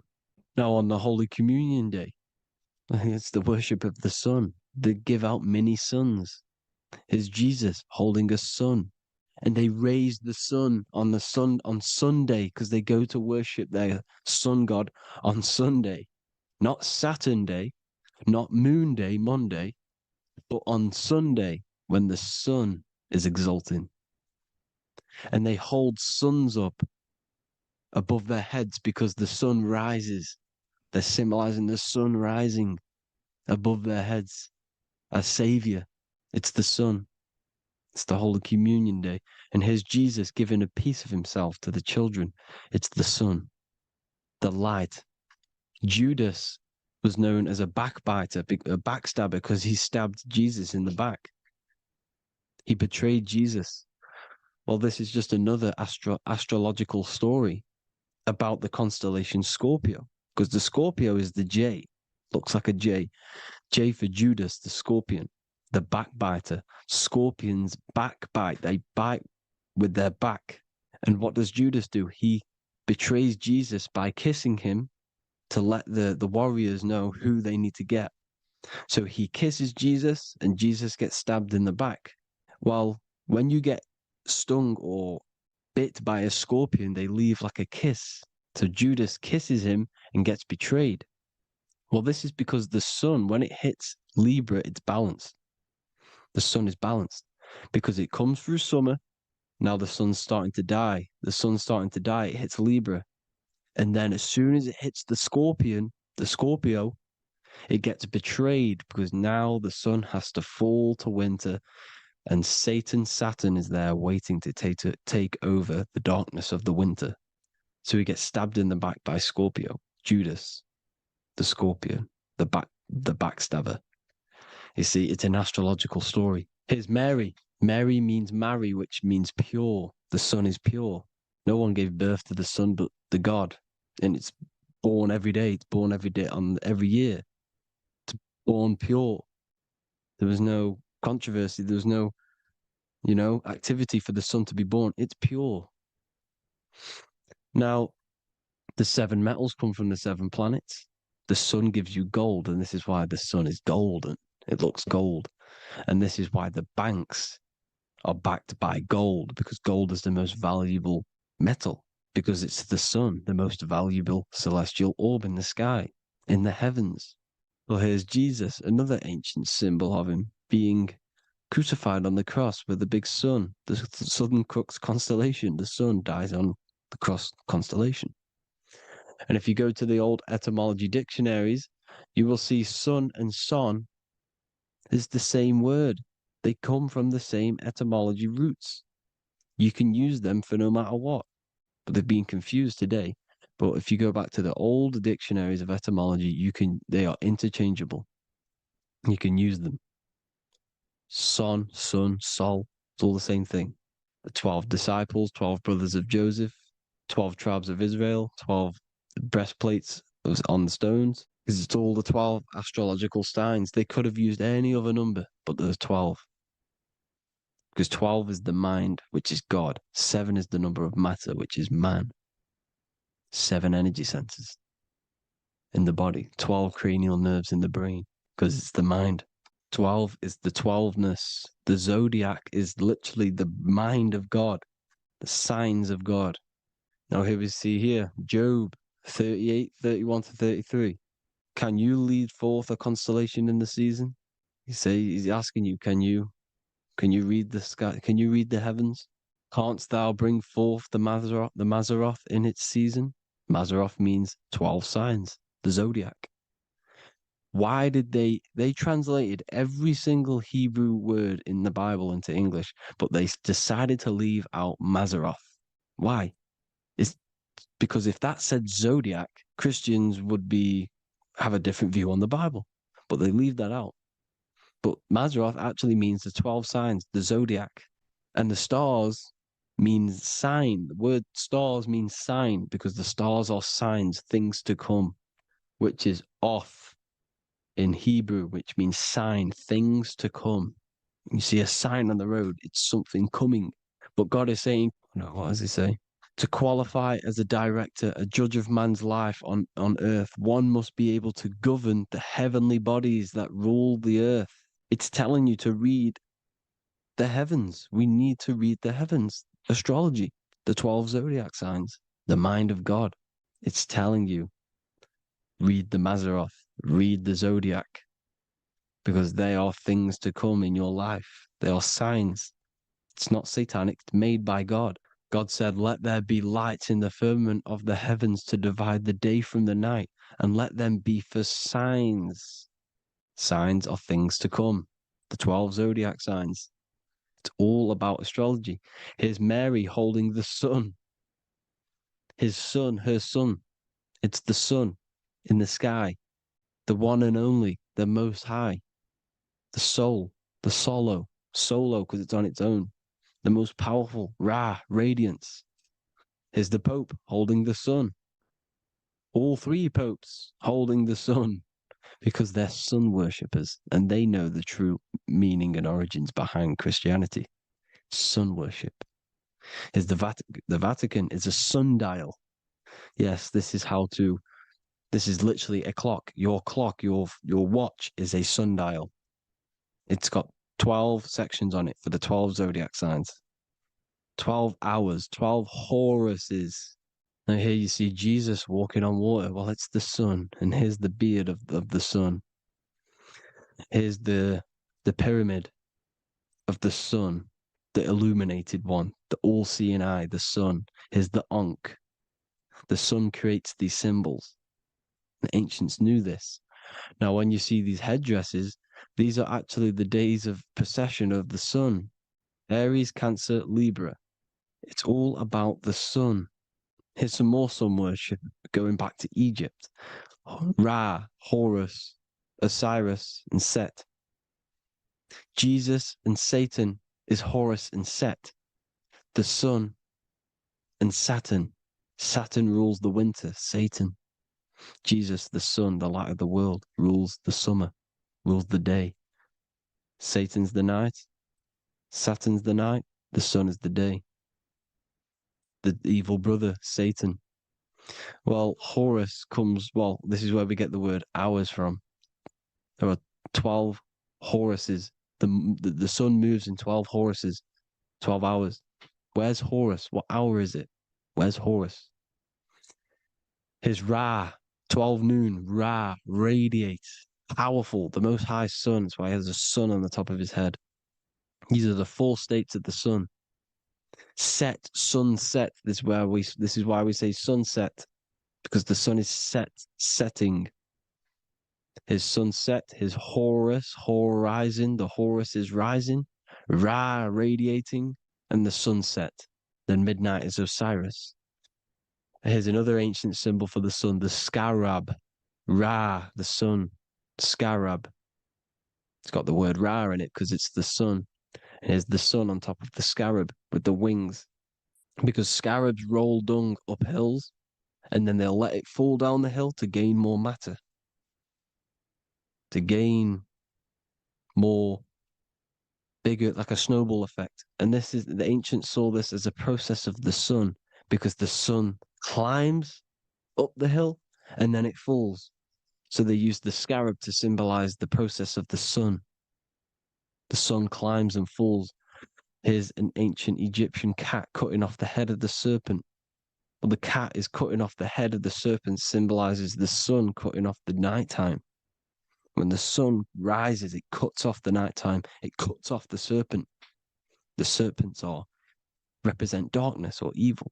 Oh, there's some more symbology of the sun and the heavens, the arch, the royal arch, the firmament, the sun inside the firmament. These are all ancient churches, and they all depict the firmament with the sun inside. Is the ancient cosmology, you see, because it's all about the sun. Everything's about the sun, because the sun is our orb made for us to sustain life in this, inside of this creation, inside of this firmament, the royal arch of heaven. Here's the Freemasons depicting it. Here's the Masonic royal arch. But you can even see the zodiac signs. Here's Cancer, the checkered board. It's the royal arch of the firmament. Obviously, they don't want to tell you that. You live in space, apparently.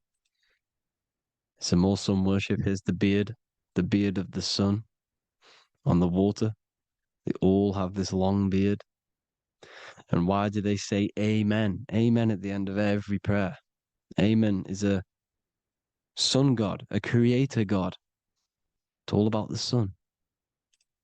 So thank you all, people. Hope you all enjoyed. Hope you all gained some knowledge and insight. Please give me a follow, drop a comment, drop a like. Have a good day. Love you all.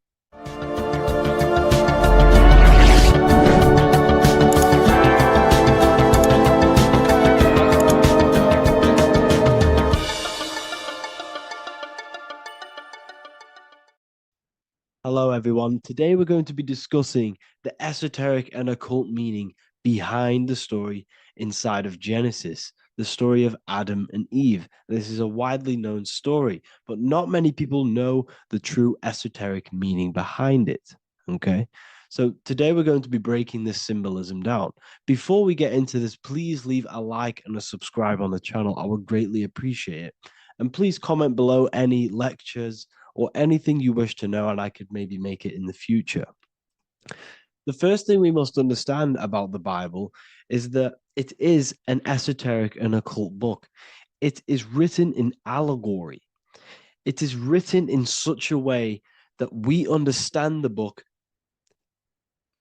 compared to our level of perception. Now, what do I mean?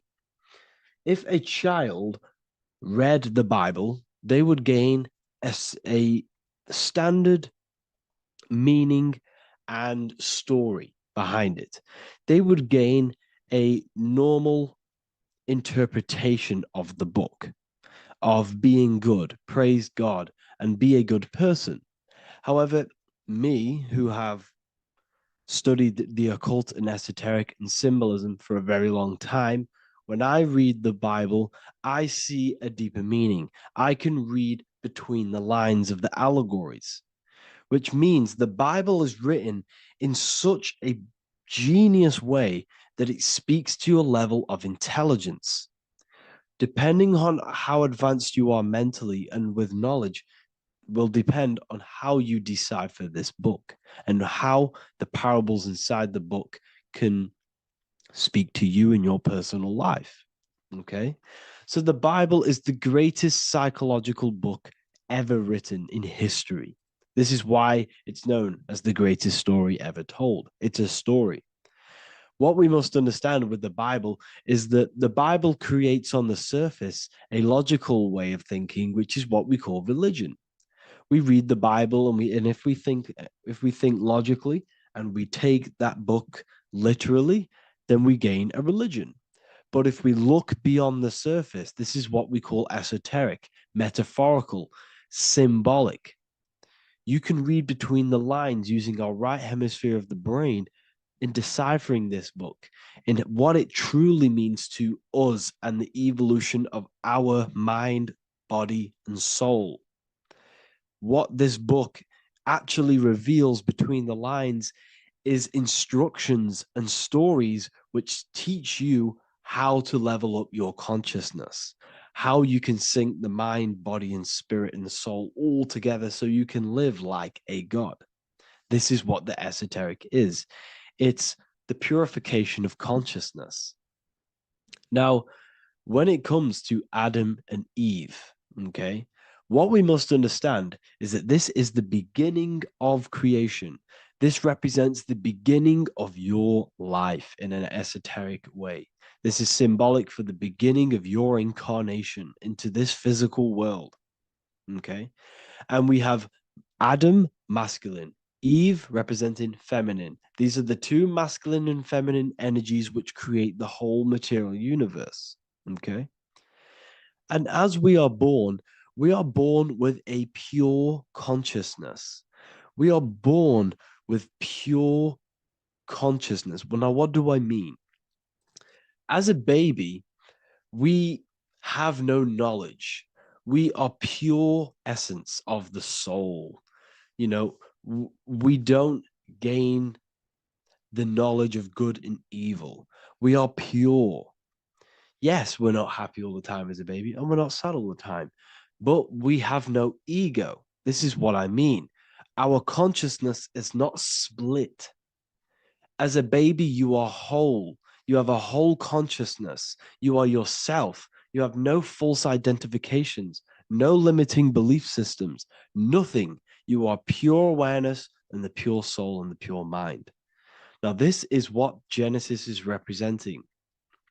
As we grow older, the more experiences we gain, the more thoughts we start to think, the more knowledge we gain of this world, the more impure our mind, our heart, our soul, our spirit becomes, the more impure our body becomes. As we grow older, we're infected with negative beliefs, negative thoughts, and society norms. This is a big one. As we grow older, we are molded by society. We shut off areas of ourself and we push them away so that we fit in with society. We all know this. We all did this in school. We pushed away parts of ourselves to act cool or to fit in, whatever it may be. Whatever type of person you were in school, we all went through this because society and culture is programmed. So as we grow older, our consciousness splits. We gain a persona, an ego, and we gain a shadow self, the subconscious, and we gain an ego. Now, the ego is what you show to people. It's that character that you show, that you put on to your culture, to your family, to your friends. This is a false identification. And we also gain a shadow self. The shadow self is gained through experience. This is the subconscious. Our ego is created through experience. And so is the subconscious and the shadow self. Okay. So as we gain age in this material body, we fall from the Garden of Eden. We gain the knowledge of good and evil. This is what the symbolism represents of us leaving the garden, us eating from the fruit. Now, the fruit represents the knowledge, it represents the insight, the experience, which splits our pure consciousness. Our soul splits. Okay? We lose connection with the divine. We lose connection with our pure self through material experiences. We may lose ourselves in material experiences. We may lose ourselves in lust and material gain, wealth, and all of these lovely things that the material world offers. We lose ourselves in this. Okay? And not only that, there's another symbolic thing that we're missing with being a child. There's another symbolic meaning behind this tree in this story of Adam and Eve. And this is sexual energy. Okay? As we are a baby, we have no ability to create another human life. We have no sexual urges. We have no desire for the material things as a baby. Nothing. As we grow older, our sexual energy cultivates around the age of, it's like 10, maybe earlier for some people or later for some people. This is what we call puberty, when our sexual energy activates.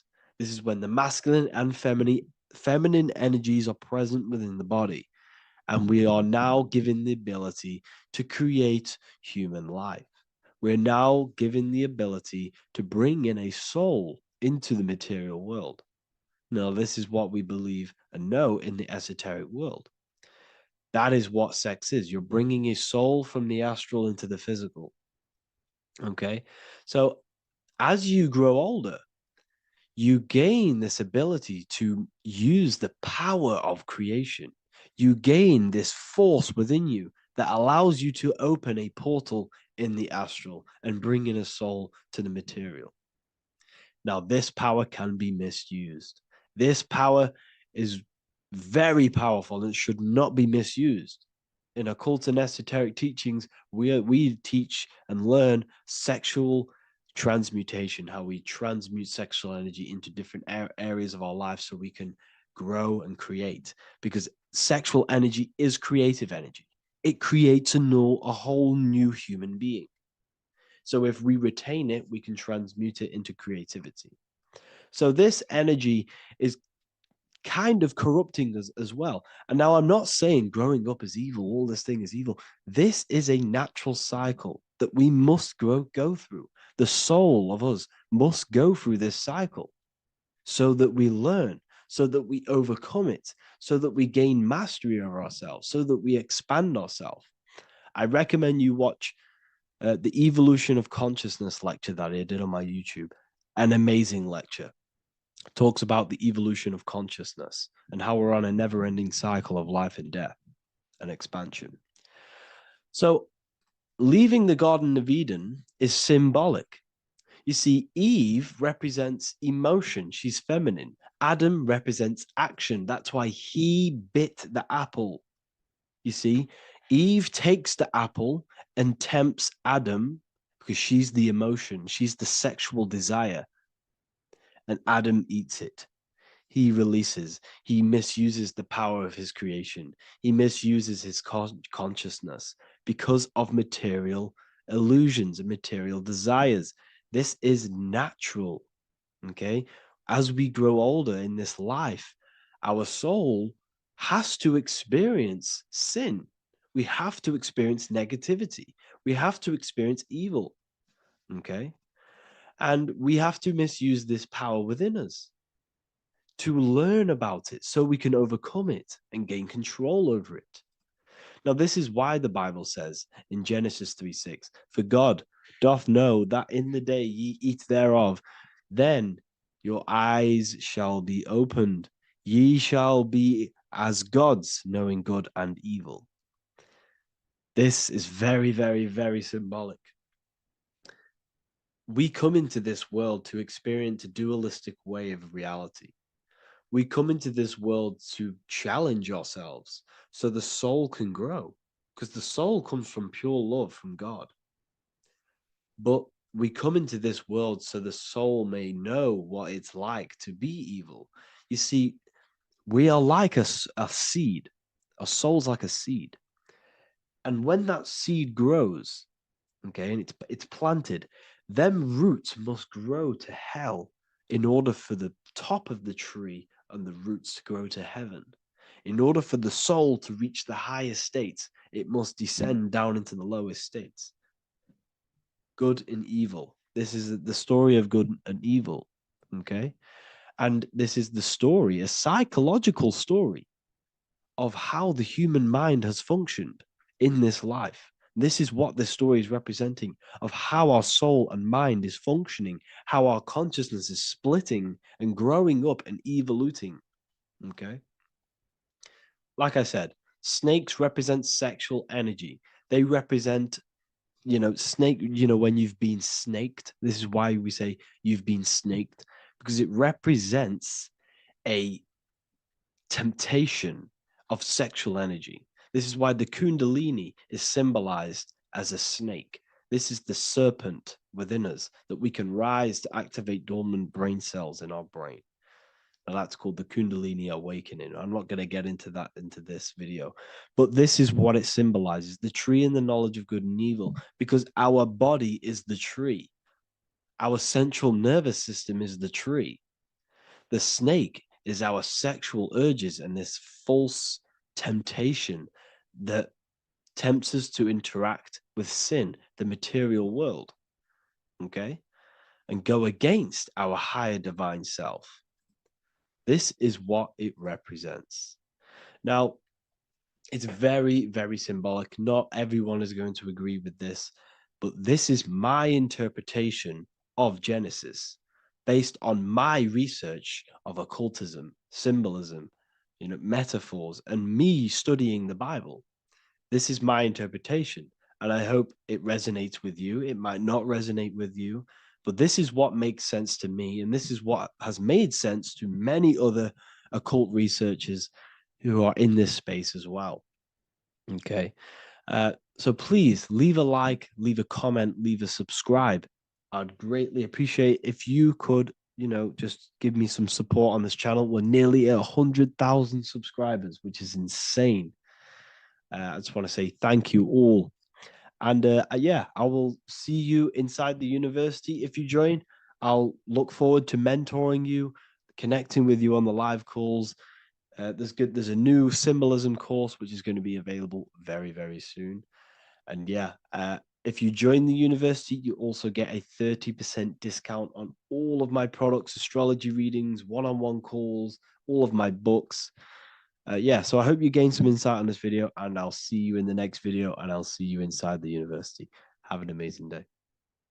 എല്ലാവർക്കും നമസ്കാരം. എന്റെ പേര് Harry B Joseph, revival of wisdom എന്നും അറിയപ്പെടുന്നു. Wisdom വാല്യം 1ഉം 2ഉം എഴുതിയത്. ഈ വീഡിയോയിൽ നിങ്ങൾക്ക് ഇന്ന് ഉപയോഗിക്കാൻ തുടങ്ങാവുന്ന ഏറ്റവും അടിസ്ഥാന ധ്യാന സാങ്കേതികതയെക്കുറിച്ച് നമ്മൾ ചർച്ച ചെയ്യാൻ പോകുന്നു. ഈ ധ്യാന സാങ്കേതികത എന്റെ യാത്രയിൽ എന്നെ വളരെയധികം സഹായിച്ചിട്ടുണ്ട്. ആത്മീയമായി പരിണമിക്കാൻ തുടങ്ങിയപ്പോൾ ഞാൻ ആദ്യം ഉപയോഗിച്ചത് ഇതാണ്. ക്രമേണ എന്നെ തന്നെ നിയന്ത്രിക്കാൻ ശ്രമിച്ചു, കാരണം ആത്യന്തികമായി ഇതെല്ലാം ഇതാണ്. നിങ്ങളുടെ യാഥാർത്ഥ്യത്തെ നിയന്ത്രിക്കാൻ കഴിയുന്ന തരത്തിൽ സ്വയം നിയന്ത്രിക്കുക. അതിനാൽ ഏറ്റവും അടിസ്ഥാനപരമായ ധ്യാനം എന്നത് നിശബ്ദ ധ്യാനം എന്ന് ഞാൻ വിളിക്കാൻ ഇഷ്ടപ്പെടുന്നതാണ്. ഇത് ഏറ്റവും എളുപ്പമുള്ളതാണ്, തുടർന്ന് ധ്യാനത്തിന്റെ മറ്റ് മേഖലകളിലേക്ക് നീങ്ങാൻ ആവശ്യമായ കഴിവുകൾ ഇത് നിങ്ങൾക്ക് നൽകുന്നു. ഇത് ധ്യാനത്തെക്കുറിച്ചുള്ള ഒരേയൊരു വീഡിയോ മാത്രമല്ല, ഇത് ഏറ്റവും അടിസ്ഥാനപരമായ ഒന്ന് മാത്രമാണ്. മറ്റ് വീഡിയോകളിൽ നിഗൂഢാനുഭവങ്ങൾ നേടുന്നതിനുള്ള കൂടുതൽ നൂതന സാങ്കേതിക വിദ്യകളിലേക്ക് ഞാൻ പോകും. എന്നാൽ ആത്യന്തികമായി ഇന്ന് നമ്മൾ ചർച്ച ചെയ്യുന്ന ഈ ധ്യാനം നിങ്ങളുടെ യാത്ര ആരംഭിക്കുക എന്നതാണ്. ഈ ധ്യാനം ചെയ്യുന്നതിന്റെ ചില ഗുണങ്ങൾ ഞാൻ നിങ്ങൾക്ക് നൽകാൻ പോകുന്നു. ഈ രീതി എന്റെ ജീവിതത്തെ എങ്ങനെ മാറ്റിമറിച്ചുവെന്നും എനിക്ക് സ്വയം നിയന്ത്രിക്കാൻ സഹായിച്ചുവെന്നും ഞാൻ കണ്ടെത്തി. വ്യക്തിപരമായി പറഞ്ഞാൽ എന്റെ ആത്മീയ പ്രക്രിയയിലോ ഉണർവിലോ 4 വർഷമായി. ഞാൻ എല്ലായ്പ്പോഴും വ്യത്യസ്ത സാങ്കേതിക വിദ്യകൾ ഉപയോഗിക്കുന്നതിനാൽ ഞാൻ അമിതമായി ചിന്തിക്കുന്ന സമയത്ത് ഈ ധ്യാനം ഉപയോഗിക്കാൻ ഞാൻ ഇഷ്ടപ്പെടുന്നു. ഞാൻ ഒരു ദിവസം മാത്രം ധ്യാനിക്കുകയോ എല്ലാ ദിവസവും ഒരേ കാര്യം ചെയ്യുകയോ ചെയ്യുന്നില്ല. എന്റെ ബോധത്തെയും ഞാൻ എന്നെത്തന്നെ എങ്ങനെ നിരീക്ഷിക്കുന്നു എന്നതിനെയും ആശ്രയിച്ച് ഞാൻ വ്യത്യസ്ത സാങ്കേതിക വിദ്യകൾ ചെയ്യുന്നു. ഞാൻ എന്തെങ്കിലും സൃഷ്ടിക്കാൻ ശ്രമിക്കുകയാണെങ്കിൽ ധ്യാനത്തേക്കാൾ ദൃശ്യവൽക്കരണത്തിലാണ് ഞാൻ കൂടുതൽ ശ്രദ്ധ കേന്ദ്രീകരിക്കുന്നത്. എന്നാൽ എന്റെ ചിന്തകളുടെ നിയന്ത്രണം നഷ്ടപ്പെടുന്നതായി എനിക്ക് തോന്നാൻ തുടങ്ങിയാൽ, അല്ലെങ്കിൽ ഞാൻ നെഗറ്റീവായി ചിന്തിക്കാൻ തുടങ്ങിയാൽ, അല്ലെങ്കിൽ ഞാൻ വർത്തമാന നിമിഷത്തിൽ വളരെ സന്നിഹിതനല്ലെങ്കിൽ വർത്തമാന നിമിഷത്തിലേക്ക് എന്നെത്തന്നെ തിരികെ എത്തിക്കാൻ ഞാൻ ഈ ധ്യാനം ചെയ്യും. ഈ ധ്യാനത്തിന്റെ പ്രധാന നേട്ടങ്ങളിലൊന്ന് അതാണ്. നിങ്ങളുടെ മനസ്സ് ഏറ്റവും ശക്തമായ കേന്ദ്രത്തിൽ നങ്കൂരമിടാൻ, വർത്തമാന നിമിഷത്തിൽ നിങ്ങളെത്തന്നെ നങ്കൂരമിടാൻ സഹായിക്കുക എന്നതാണ്. ഭൂതകാലത്തെക്കുറിച്ചോ ഭാവിയെക്കുറിച്ചോ അമിതമായി ചിന്തിക്കുകയാണെങ്കിൽ മനസ്സ് ശക്തമല്ല. അതെ, നമ്മുടെ ഭൂതകാലത്തിൽ മോശം ഫലങ്ങൾ സൃഷ്ടിച്ച നമ്മുടെ ചിന്ത, വികാരങ്ങൾ, പ്രവൃത്തികൾ എന്നിവ മാറ്റാൻ കഴിയുന്ന തരത്തിൽ ഏതൊക്കെ ചിന്തകൾ, വികാരങ്ങൾ, പ്രവൃത്തികൾ എന്നിവ നമ്മെ ഈ ഘട്ടത്തിലേക്ക് നയിച്ചുവെന്ന് കാണാൻ കാര്യങ്ങളെക്കുറിച്ച് ചിന്തിക്കുന്നത് നല്ലതാണ്. വർത്തമാനകാലത്ത് നമുക്ക് അവയെ മാറ്റാൻ കഴിയും. അങ്ങനെ ഭാവിയിൽ മികച്ച ഫലങ്ങൾ സൃഷ്ടിക്കാൻ കഴിയും. അതെ, അത് നല്ലതാണ്. നിങ്ങളുടെ ഭാവി ദൃശ്യവൽക്കരിക്കുന്നത് അത്ഭുതകരമാണ്. കാരണം ദൃശ്യവൽക്കരണം എന്നത് നിങ്ങളുടെ ഭാവിയെ രൂപപ്പെടുത്താനും ബോധത്തിന്റെ ഉയർന്ന തലങ്ങളെ ഭൗതികത്തിലേക്ക് താഴ്ത്താനും നിങ്ങൾക്ക് നൽകിയിരിക്കുന്ന ശക്തിയാണ്. എന്നാൽ ഇന്നത്തെ ഈ ധ്യാനം വെറും നിശബ്ദ ധ്യാനം മാത്രമാണ്. ധ്യാനിക്കാൻ തുടങ്ങുന്ന ഒരാളായി നിങ്ങളുടെ യാത്ര ആരംഭിക്കാൻ ഇത് നിങ്ങളെ സഹായിക്കും. ഈ ധ്യാനം വളരെ ലളിതമാണ്. നിങ്ങൾക്ക് ഒരു ദിവസം 5 മിനിറ്റ് പോലും ഇത് ചെയ്യാൻ തുടങ്ങാം. നിങ്ങൾ 5 മിനിറ്റ് ചെയ്തു കഴിഞ്ഞാൽ നിങ്ങൾക്ക് 10 മിനിറ്റിലേക്ക് പോകാം. തുടർന്ന് ഈ ധ്യാനത്തിന്റെ അടിസ്ഥാന കാര്യങ്ങളിൽ പ്രാവീണ്യം നേടാൻ തുടങ്ങിക്കഴിഞ്ഞാൽ 30 മിനിറ്റ്. എന്റെ യാത്ര ആരംഭിച്ചപ്പോൾ ഈ ധ്യാനം ചെയ്യുന്നതിലൂടെ ഞാൻ അനുഭവിച്ച പ്രധാന നേട്ടങ്ങളിലൊന്ന് ബാഹ്യകാര്യങ്ങളുടെ സ്വാധീനം കുറവായിരുന്നു എന്നതാണ്. പ്രവർത്തിക്കുന്നതിനു മുമ്പ് ചിന്തിക്കാൻ ഇത് എന്നെ പഠിപ്പിച്ചു. മിക്ക ആളുകളും ധ്യാനിക്കാൻ തുടങ്ങുന്നതിനു മുമ്പ് അവർ വളരെ പ്രതികരണശേഷിയുള്ളവരാണ്. ഞാൻ ഇങ്ങനെയായിരുന്നു. എന്നാൽ ധ്യാനം നിങ്ങളെ മനസ്സിനെ നിശബ്ദമാക്കാനും മനസ്സിന് മുകളിൽ ഉയരാനും അനുവദിക്കുന്നു. നമ്മൾ നമ്മുടെ വികാരങ്ങളെയും ചിന്തകളെയും പ്രവൃത്തികളെയും ഓഫ് ചെയ്യുകയാണ്. നമ്മൾ നിരീക്ഷകനുമായി ബന്ധം നേടുന്നു. ചിന്ത അനുഭവിക്കുകയും വികാരങ്ങൾ അനുഭവിക്കുകയും നിങ്ങളുടെ പ്രവൃത്തികൾ അനുഭവിക്കുകയും ചെയ്യുന്ന നിരീക്ഷകൻ. അതുകൊണ്ടാണ് ഞാൻ മുമ്പ് പറഞ്ഞിട്ടുള്ളത്, വിഷാദം നിലവിലില്ല. സാങ്കേതികമായി അതില്ല. നിങ്ങൾ മനസ്സിനെ ഓഫ് ചെയ്യാൻ പഠിച്ചാൽ ചിന്ത ഓഫാക്കുക, വിഷാദം വിൻഡോയിലൂടെ പുറത്തേക്ക് പോകുന്നു. നെഗറ്റീവ് ചിന്തകൾ വിൻഡോയിലൂടെ പുറത്തേക്ക് പോകുന്നു. നമ്മുടെ മനസ്സിനെ നിയന്ത്രിക്കാൻ നമ്മൾ പഠിക്കുമ്പോൾ, നിങ്ങൾ അതിന്റെ നിയന്ത്രണം നേടിക്കഴിഞ്ഞാൽ നിങ്ങൾക്ക് ഏതെങ്കിലും നെഗറ്റീവ് വിഷാദത്തിൽ നിന്നോ ഉത്കണ്ഠയിൽ നിന്നോ പ്രതിരോധശേഷി ലഭിക്കും. ഞാൻ നിങ്ങൾക്ക് നൽകുന്ന ഈ ധ്യാനത്തിന്റെ മറ്റൊരു നേട്ടം നിങ്ങളുടെ ചിന്തകളെ നിയന്ത്രിക്കാൻ ഇത് നിങ്ങളെ അനുവദിക്കുന്നു എന്നതാണ്. ചിന്തകൾ നിങ്ങളുടെ മാനസിക ബോധമണ്ഡലത്തിലേക്ക് പ്രവേശിച്ച് തുളച്ചുകയറാൻ ശ്രമിക്കുന്ന കാര്യങ്ങൾ മാത്രമാണെന്ന് ഈ ധ്യാനത്തിലൂടെ നിങ്ങൾ മനസ്സിലാക്കുന്നു. ചിന്തയെ നിശബ്ദമാക്കാൻ നിങ്ങൾ പഠിക്കുമ്പോൾ നിങ്ങൾക്ക് എല്ലാ നെഗറ്റീവ് ചിന്തകളെയും ഫിൽട്ടർ ചെയ്യാനും നിങ്ങളുടെ എല്ലാ ശ്രദ്ധയും നല്ല ചിന്തകളിലേക്കും നിങ്ങളുടെ ശാരീരിക യാഥാർത്ഥ്യത്തിലേക്ക് സൃഷ്ടിക്കാൻ ശ്രമിക്കുന്ന ചിന്തകളിലേക്കും നയിക്കാനും കഴിയും. അതിനാൽ ഈ ധ്യാനം ചെയ്യുന്നതിനുള്ള ആദ്യ പടി വളരെ ലളിതമാണ്. നിങ്ങളുടെ മുറിയിലോ വീട്ടിലോ നിങ്ങൾ എവിടെയായിരുന്നാലും ശാന്തമായ ഒരു സ്ഥലം കണ്ടെത്തുക. നിങ്ങൾ ഒരു തുടക്കക്കാരനാണെങ്കിൽ തീർച്ചയായും ഇത് വീടിനുള്ളിൽ ചെയ്യുക. കാരണം അത് കൂടുതൽ നിശബ്ദവും ബാഹ്യമായ ശ്രദ്ധാശൈഥില്യങ്ങൾ കുറവുമാണ്. നിങ്ങൾ കൂടുതൽ പുരോഗമിക്കുമ്പോൾ നിങ്ങൾക്ക് പുറത്തോ എവിടെയെങ്കിലുമോ ഇതെല്ലാം ചെയ്യാൻ തുടങ്ങാം. കാരണം എല്ലാം അടച്ചുപൂട്ടാൻ നിങ്ങൾ നിങ്ങളുടെ മനസ്സിനെ പരിശീലിപ്പിച്ചിരിക്കുന്നു. നിങ്ങൾക്ക് സുഖമായി ഇരിക്കാൻ കഴിയുന്ന ഒരു നല്ല ശാന്തമായ സ്ഥലം കണ്ടെത്തിക്കഴിഞ്ഞാൽ നിങ്ങൾക്ക് ഇരിക്കാൻ തുടങ്ങാം. നിങ്ങൾക്ക് ഇത് കിടന്നുകൊണ്ട് ചെയ്യാൻ കഴിയും. ധ്യാനാത്മകമായ ഇരിപ്പ് പോസ് ചെയ്തുകൊണ്ട് നിങ്ങൾക്ക് ഇത് ചെയ്യാൻ കഴിയും. ഇത് പൂർണ്ണമായും നിങ്ങളുടെ ഇഷ്ടമാണ്. വ്യക്തിപരമായി ഞാൻ ഇരിക്കാൻ തുടങ്ങി, പക്ഷേ ഇപ്പോൾ ഞാൻ കിടക്കുകയാണ്. ഇത് പൂർണ്ണമായും നിങ്ങളുടെ ഇഷ്ടമാണ്. ഇതിന് നിയമങ്ങളൊന്നുമില്ല. ഇത് വെറും ആത്മീയ തമാശയല്ല. ഞാൻ നിങ്ങളെ പഠിപ്പിക്കാൻ പോകുന്നില്ല. നിങ്ങൾക്ക് ഈ നിഗൂഢാനുഭവം ലഭിക്കും. ഈ ധ്യാനം വളരെ ലളിതമാണ്. നിങ്ങളുടെ മനസ്സിനെ നിയന്ത്രിക്കാൻ ശ്രമിക്കുന്നു. നിങ്ങളുടെ ചിന്തകളുടെ മേൽ നിയന്ത്രണം നേടുന്നതിനുള്ള ആദ്യപടിയാണിത്. പല കാര്യങ്ങൾക്കും നിങ്ങളെ വ്യതിചലിപ്പിക്കാൻ കഴിയാത്ത ശാന്തമായ ഒരു സ്ഥലത്ത് നിങ്ങൾ ഇരുന്നുകഴിഞ്ഞാൽ നിങ്ങൾ ലൈറ്റുകൾ ഓഫ് ചെയ്യുന്നതാണ് നല്ലത്. രാവിലെ ഉണരുമ്പോൾ അല്ലെങ്കിൽ ഉറങ്ങാൻ പോകുന്നതിന് തൊട്ടുമുമ്പ് ഇത് ചെയ്യാൻ ഞാൻ വ്യക്തിപരമായി ശുപാർശ ചെയ്യുന്നു. ഞാൻ ഇത് പറയാൻ കാരണം ഈ സമയങ്ങളിൽ തലച്ചോറിന്റെ തരംഗങ്ങളും തലച്ചോറിന്റെ പ്രവർത്തനവും കുറയുന്നു എന്നതാണ്. സൂര്യൻ അകലെയായിരിക്കുകയും ചന്ദ്രൻ അസ്തമിക്കുകയും ഇരുട്ടാകുകയും ചെയ്യുമ്പോൾ സൂര്യന്റെ വൈദ്യുതകാന്തിക രശ്മികൾ തലച്ചോറിൽ സ്വാധീനം കുറയ്ക്കുകയും തലച്ചോറിന്റെ തരംഗ പ്രവർത്തനം കുറയുകയും ചെയ്യുന്നു. നാഡീവ്യൂഹം വിശ്രമിക്കുന്നു. നിങ്ങളുടെ മുറിയിലെ ഏതെങ്കിലും ലൈറ്റുകൾ ഓഫ് ചെയ്യുമ്പോൾ നിങ്ങളുടെ തലച്ചോറിൽ ബാഹ്യ സ്വാധീനം കുറയുകയും നിങ്ങളുടെ തലച്ചോറ് അത്ര ഡീകോഡ് ചെയ്യുന്നില്ല. ലൈറ്റുകൾ ഓണാണെങ്കിൽ ഇവ മസ്തിഷ്ക തരംഗങ്ങളെ ബാധിക്കുകയും തലച്ചോറ് ഉൾക്കൊള്ളാൻ ശ്രമിക്കുന്നത് വർദ്ധിപ്പിക്കുകയും ചെയ്യും. ഇതെല്ലാം തലച്ചോറിനെ പരമാവധി ഓഫ് ചെയ്യുക എന്നതാണ്. നിങ്ങളുടെ പഞ്ചേന്ദ്രിയങ്ങൾ അങ്ങനെയായതിനാൽ കഴിയുന്നത്ര നാഡീവ്യവസ്ഥ ഓഫ് ചെയ്യുക. നിങ്ങളുടെ പഞ്ചേന്ദ്രിയങ്ങൾ അക്ഷരാർത്ഥത്തിൽ നിങ്ങളുടെ നാഡീവ്യവസ്ഥയിലെ അസന്തുലിതാവസ്ഥയാണ്. നിങ്ങളുടെ നാഡീവ്യവസ്ഥയിൽ ഇപ്പോൾ ഒരു അസന്തുലിതാവസ്ഥയായി മാറിയ എന്തെങ്കിലും നിങ്ങൾ സ്പർശിക്കുമ്പോൾ നിങ്ങളുടെ നാഡീവ്യൂഹം അത് കണ്ടെത്തി നിങ്ങളുടെ തലച്ചോറിലേക്ക് അയക്കുന്നു. നിങ്ങളുടെ മസ്തിഷ്കം അതിനെ ഒരു ഇന്ദ്രിയമോ സ്പർശനമോ ആയി വ്യാഖ്യാനിക്കുന്നു. നമ്മളെല്ലാം ഓഫ് ചെയ്യാൻ ശ്രമിക്കുകയാണ്. അതിനാൽ നിങ്ങൾ ഒരു ശാന്തമായ സ്ഥലത്ത് എത്തിക്കഴിഞ്ഞാൽ ലൈറ്റുകൾ ഓഫ് ആകും. നിങ്ങൾക്ക് ഒരുതരം ഉറക്കം വരുമ്പോൾ നിങ്ങൾ കണ്ണുകൾ അടയ്ക്കുക. ഞാനിപ്പോൾ ഒന്നും ദൃശ്യവൽക്കരിക്കാൻ നിങ്ങളെ പഠിപ്പിക്കാൻ പോകുന്നില്ല, പക്ഷേ നിങ്ങൾ ആദ്യം ചെയ്യേണ്ടത് വളരെ ലളിതമാണ്. നിങ്ങളുടെ ചിന്തകളെ നിരീക്ഷിക്കുക. ഒരു ചിന്ത നിങ്ങളുടെ മനസ്സിൽ പ്രവേശിക്കും. അത് നിരീക്ഷിക്കുക, തുടർന്ന് അത് ഓഫ് ചെയ്യുക. ഒരു ചിന്തയും ഇല്ലാത്ത ഒരു ചെറിയ ഇടവേള, ഒരുപക്ഷെ 1 സെക്കൻഡ് അല്ലെങ്കിൽ അര സെക്കൻഡ് ഇടവേള ഉണ്ടാകും. മനസ്സിൽ പ്രവേശിക്കുന്ന ആദ്യ ചിന്ത നിങ്ങൾ ഓഫ് ചെയ്യുമ്പോൾ മറ്റേ ചിന്ത നിങ്ങളുടെ മനസ്സിൽ പ്രവേശിക്കുന്നതിന് തൊട്ടുമുമ്പ് ഒരു ചെറിയ വിടവ് ഉണ്ടാകും. ആ വിടവാണ് നിങ്ങൾ നിരീക്ഷിക്കേണ്ടത്. അപ്പോൾ മറ്റൊരു ചിന്ത വരും. ആ ചെറിയ വിടവിലേക്ക് നിങ്ങളുടെ ശ്രദ്ധ ഒന്നുമില്ലായ്മയിലേക്ക് തിരിച്ചുവിടുക. മറ്റൊരു ചിന്ത വരും. ഈ പ്രക്രിയ തുടരുക. നിങ്ങളുടെ മനസ്സിനെ നിരീക്ഷകനിലേക്ക് തിരിച്ചുവിടുക. നിരീക്ഷകനാകുക. നിങ്ങൾ ക്രമേണ പുരോഗമിക്കുമ്പോൾ, നിങ്ങൾ ഈ ധ്യാനം തുടരുമ്പോൾ, ഞാൻ പറഞ്ഞ അര സെക്കൻഡ് അല്ലെങ്കിൽ 1 സെക്കൻഡ് ദൈർഘ്യമുള്ള ഈ വിടവ് പതുക്കെ വികസിക്കാൻ തുടങ്ങുകയും വലുതായിത്തീരുകയും ചെയ്യും.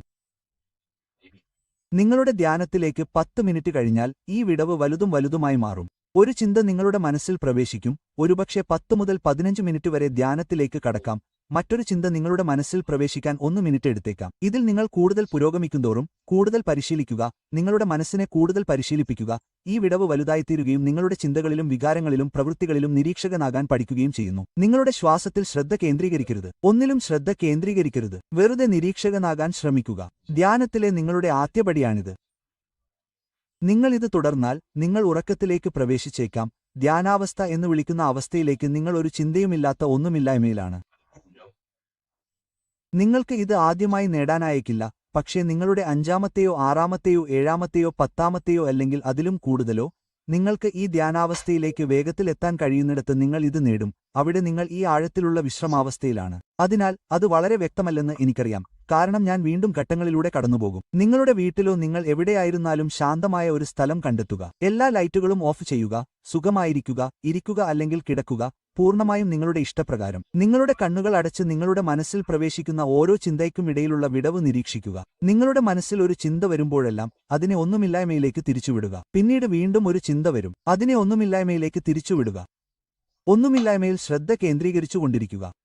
നിങ്ങളുടെ മനസ്സിലേക്ക് വരുന്ന ചിന്തകളുടെ വ്യത്യസ്ത ശാഖകളിൽ മുഴുകിപ്പോകരുത്. ഇത് ചെയ്ത് 1-2 ആഴ്ചകൾ കഴിയുമ്പോൾ നിങ്ങൾക്ക് കുറച്ച് പുരോഗതി കാണാൻ കഴിയും. നിങ്ങൾ ധ്യാനത്തിന്റെ ആഴത്തിലുള്ള അവസ്ഥകളിലേക്ക് പ്രവേശിക്കുന്നത് നിങ്ങൾ കാണും. ഇതിന്റെ ഗുണങ്ങൾ ആദ്യമായി സംഭവിക്കുന്നില്ല. ചില ആളുകൾക്ക് ഇത് സംഭവിച്ചേക്കാം. എന്റെ ഉള്ളിലെ ചില മാറ്റങ്ങൾ കാണാനും ശ്രദ്ധിക്കാനും എനിക്ക് 1 ആഴ്ചയോളം എടുത്തു. എന്റെ ബോധം, എന്റെ ശ്രദ്ധ വർത്തമാനകാലത്തിൽ കേന്ദ്രീകരിച്ചതിനാൽ ഞാൻ എന്റെ ഭൂതകാലത്തെക്കുറിച്ച് വിഷമിക്കുന്നില്ലെന്ന് ഞാൻ ശ്രദ്ധിച്ചു. എനിക്ക് പ്രതികരണശേഷി കുറഞ്ഞു. എന്റെ ചിന്തകളെ ഫിൽട്ടർ ചെയ്യാനുള്ള കഴിവ് എനിക്ക് ലഭിച്ചു. നിങ്ങൾ മനസ്സല്ലെന്ന് നിങ്ങൾ മനസ്സിലാക്കുന്നു. ഇത് വളരെ പ്രധാനമാണ്. ഇതിനുശേഷം നിങ്ങൾ ഇതിന്റെ നിരീക്ഷകനാണെന്ന് ഞങ്ങൾ മനസ്സിലാക്കുന്നു.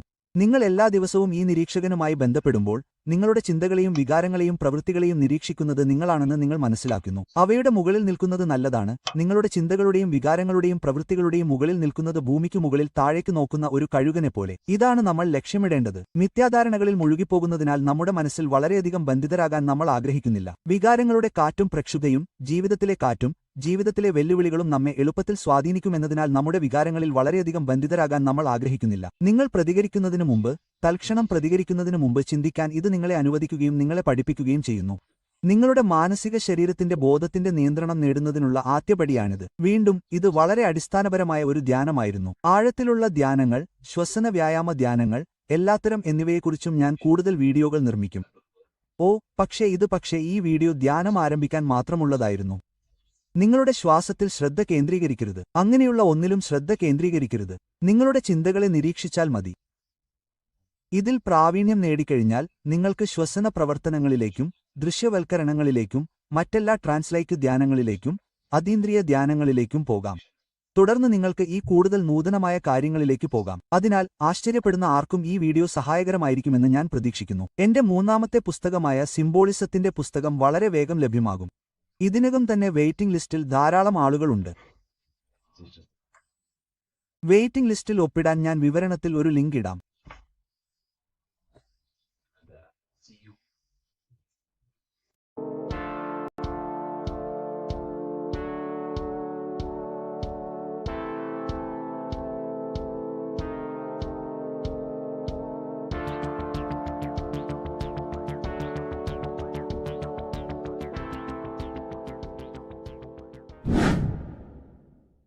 The earth has become a realm in order to trap souls within so that they can harness our electricity, our energy. Even the Bible is talking about how this realm is controlled by the wicked one in John 5:19. We know that we are the children of God and that the whole world is under the control of the evil one. Ephesians 6:12. For our struggle is not against flesh and blood, but against the rulers, against the authorities, against the powers of this dark world, and against the spiritual forces of evil in the heavenly realms. So the Bible is telling us that this is not the only world. There are other worlds, there are other realms that we can go to, considered as heaven. Heaven being a higher realm where there is no evil, no darkness. This is a midpoint realm where there is good and evil. Now, we're going to explain how the soul trap is how it's working and how your soul is being harnessed for its energy and how you are tricked to come back to this realm after death. What you need to understand is first is that you are the invisible intelligence behind the physical body. You are the mind and soul. The soul is the true you, the good you. It is pure love, pure bliss, eternal, never dies. The mind can be corrupted though. The mind is the intelligence of the soul. It is invisible. It has no true form. The intelligence inhabits the brain. The brain is the computer to control the electrical machine called the nervous system, which is choice, program, and action. You are the invisible intelligence behind the body, and this will prove it even more. You do not even see into the external world. You are seeing an image produced by the brain because the light is being sucked through the retinas of the eyes. The image is produced in the visual cortex at the back of the brain. What does this mean?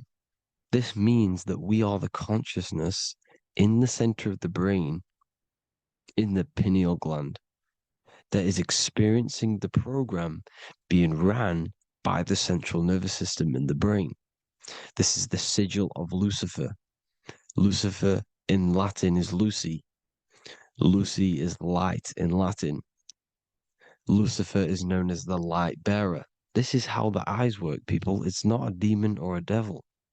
The sigil for Lucifer is how the eyes work and how the left eye is controlled by the right brain.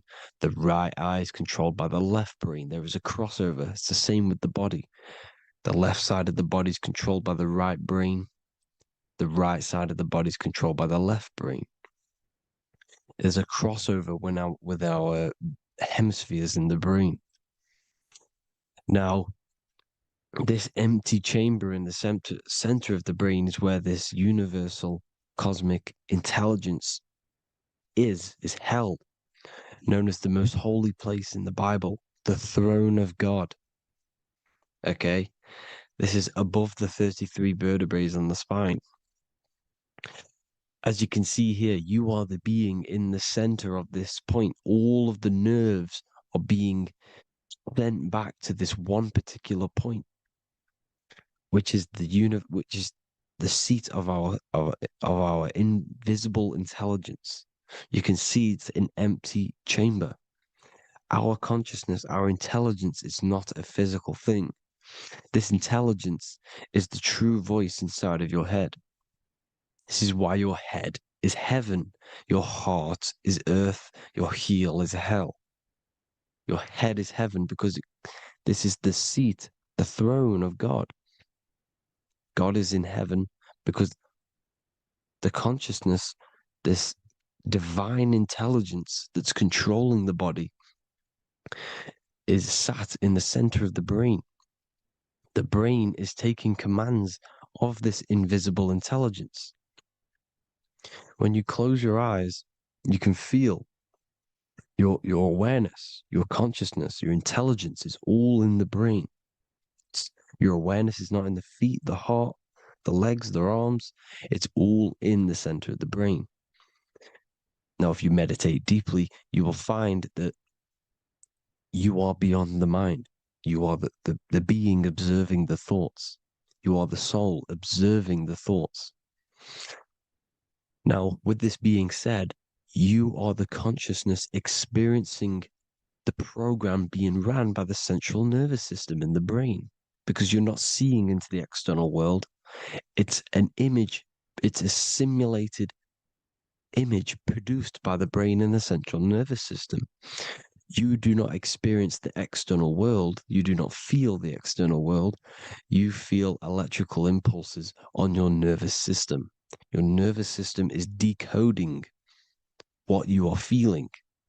So the only thing that you truly feel is the electrical impulses on your nervous system. This is why the nervous system is the tree of knowledge of good and evil, because it gives your invisible intelligence, your mind, the knowledge of good and evil. It can detect good things, it can detect bad things. If it's hot, if it's warm, if I need to go, the nervous system is doing this. It is the tree of knowledge of good and evil. Okay? Now this universal intelligence is symbolized as the single eye. Okay? Matthew 18:9. It is better for you to enter life with one eye than to have two eyes and to be thrown into the fire of hell. What does this mean? It's symbolic, it's metaphorical, people. It is metaphoric. Your universal intelligence is the single eye, the one eye.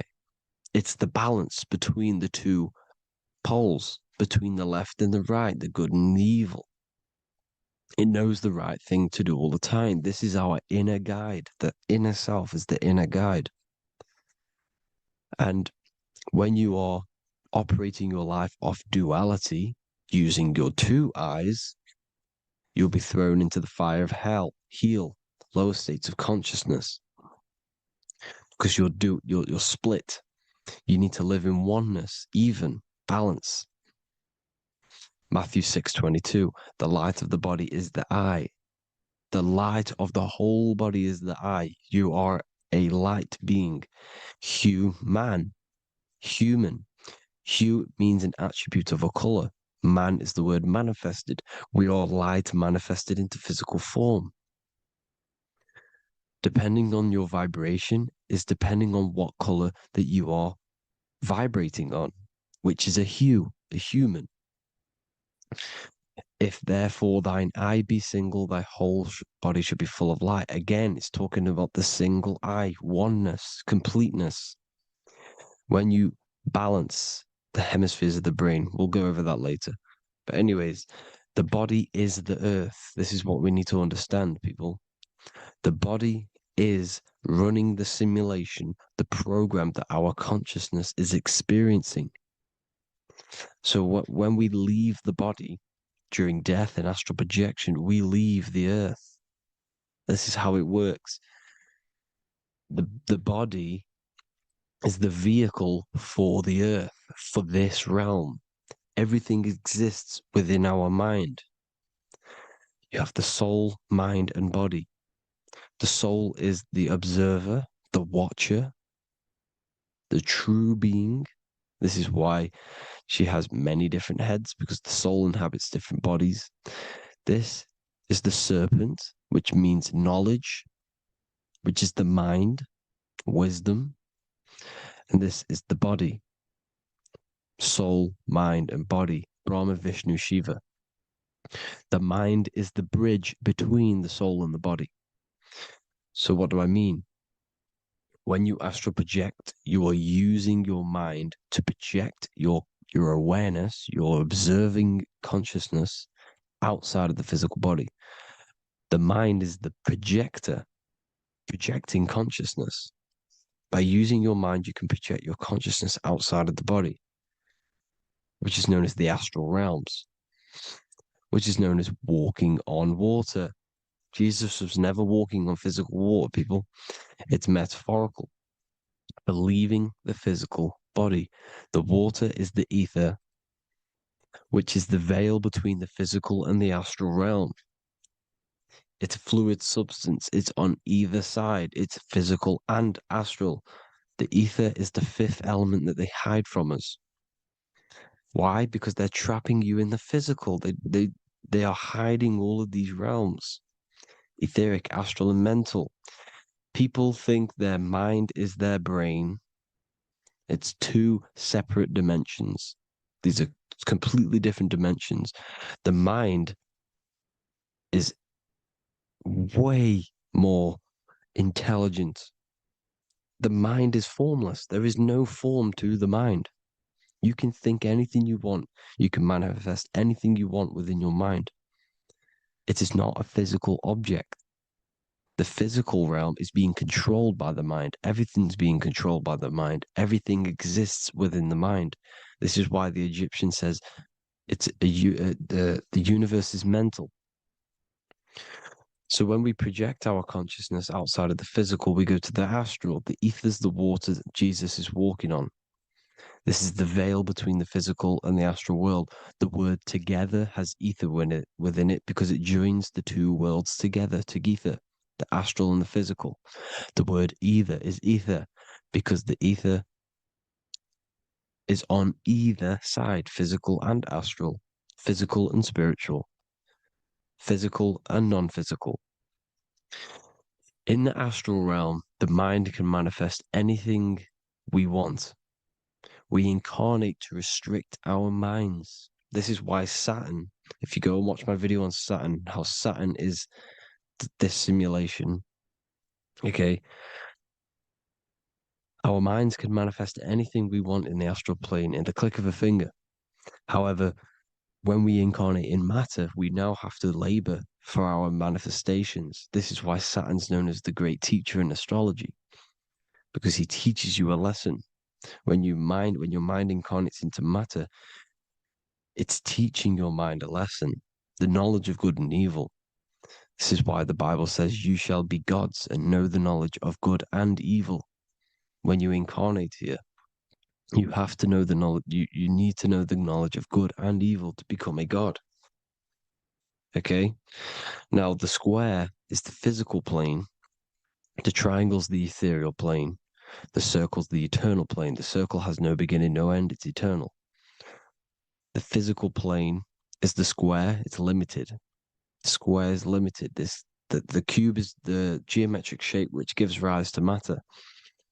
Now, the term think outside the box has truth in plain sight. You have to think outside the box to project your consciousness, use your mind to project your consciousness outside of the box, the physical plane, into the astrals. The astral realm is the realm of the stars. Above us is the stars. Through the stars is the astral plane. This is why astral has the word star within it. The devil is the deveil. When you sell your soul to the devil, quote unquote, it's metaphorical. The devil exists in the physical plane. It's the lowest state of consciousness. The deveil, you deveil yourself into the physical when you are the devil. The deveil. The ethereal plane. Now, we all know what the famous symbol of the all-seeing eye, right? The all-seeing eye with the eye in the triangle.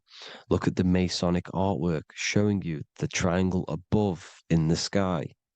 This is symbolizing the ethereal planes. The eye in the triangle symbolizes your invisible intelligence, your mind, which has the ability to see on either side. Because the triangle's the ethereal plane. The eye is your consciousness, your intelligence. And this intelligence has the ability to see in the physical plane and to see in the ethereal planes, in the astral planes. This is why it's above the earth, it's above the ground. Because it can see here, it can see in the heavenly realms. Now, the stars are, well, this is known as heaven, the realms of the astral planes. This is some quotes from the Emerald Tablets of Thoth. Out of the darkness ye must rise upwards, one with the light and one with the stars. Man is in process of changing to forms that are not of this world. Grows he in time to the formless, a plane on the cycle above. So there's other worlds. The Bible's telling you there's other worlds, there's other realms. Know ye must become formless before ye are one with the light, the astral light above, which shining through the stars. Not of the earth are ye, earthy, but a child of the infinite cosmic light. You are the invisible intelligence controlling the physical body. The body's not you. It's the vehicle that your soul lands in when your mind projects your consciousness into that realm. Free from the body, I flashed through the night. Unlocked at last for me was the star space. Wow, that's powerful. The star space, the astral planes. This is what it's talking about. We are all a star. We descended from the astrals, which is the star. We are all a star. Look at the ancient paintings of Jesus' birth. It's the star beaming his consciousness down into the physical plane. Here's another one. Here's some Freemasonic artwork showing you, again, the ether, that invisible intelligence, the eye, manifesting itself inside of here, in the physical realm, where the people are. You see? It's the same here. This is Jesus. Here's the bird symbolizes the Holy Spirit, your invisible intelligence, descending into the waters, the ether, the ethereal, everything. The ether's the base of all physical matter. Here's Truth in Plain Sight. Mr. Bean, the famous TV program in England, in the UK. He begins the program like we all begin the program from falling from the stars. He falls down with a beam of light. And this is Truth in Plain Sight. This is false. The aliens don't exist. They're a lie, alien. But this symbolizes the star beaming our consciousness. And when we die, this star will suck us back up. Just like this UFO is doing. It's Truth in Plain Sight. So, this is some more Freemasonic artwork going from duality to singularity. Sun, moon, masculine, feminine. Right hemisphere, feminine, left hemisphere, masculine. The consciousness in the center, the balance point. Here's another more Freemasonic artwork. The two pillars, left and right hemispheres, and the invisible intelligence between the left and right hemispheres, the light of the body. This is why light's coming off it. Because it's light, it's pure light. The blazing star. The stairs go from the checkered board, the duality, up to oneness, in between the sun and the moon, the masculine and the feminine. This is symbolizing going into oneness. What did the Emerald Tablets say? You got to become one with the stars, one with the one with the self. Balancing the two hemispheres so that you can gain, because when the two hemispheres are balanced, you can gain a more deeper connection with your invisible intelligence. Same with the chakras. When the chakras, the seven seals in the Bible, these are seven seals because when you conquer the seven chakras, when you balance the seven chakras, you then gain a more deeper connection with your internal self. because your mind is not filled, it's not being ran, it's not being dominated by these 7 deadly sins, the 7 seals, the 7 chakras. These are 7 energy centers which are concealing our true form. Balance makes us have a stronger connection with our true cosmic intelligence. Heaven is even. This is why Jesus is pointing at the heart. The even point is the heart. You got to balance the chakras and live from the heart, because the heart is the earth. You're in good and evil. The body manifests the lower and the higher self. The higher self is in the higher parts of the body. Wisdom, intuition, expression. The lower self is in the lower parts of the body. Sex, food, and power. This is how they are trapping your soul, people. Like I said, the mind is the bridge between the soul and the body. So by tricking the mind, not giving it the right knowledge, and keeping the mind stuck in the lower 3 centers, thinking about power, food, and sex, this is low vibrating energy. It's going to keep your mind addicted to the physical realms. Okay, this is why you need to go even, balance, heaven. Okay, I will explain the soul trap in a second, how it fully works. But I'm telling you all the science behind it so you can understand. When you are doomed, you are domed. This is the dome, the firmament, the mind. Ment is mind, firm is firm. A firm ment is doomed under the firmament. You must have a loose mind, an open mind to expand your consciousness beyond the stars, beyond the ethereal barrier. You have to vibrate higher than this world. Your consciousness must be expanded more than the physical plane. You need to learn how to astral project. You need to learn how to leave the body, how to operate outside of the body, so that you, when you do leave the body, you will have recognition. You'll have knowledge. You'll have practice. But this is as above, so below. The woman's belly is the earth. It's as above, so below. It's a microcosm of the macrocosm. We are the children in the womb. We are the people in the earth being ready to be born into the heavenly realms.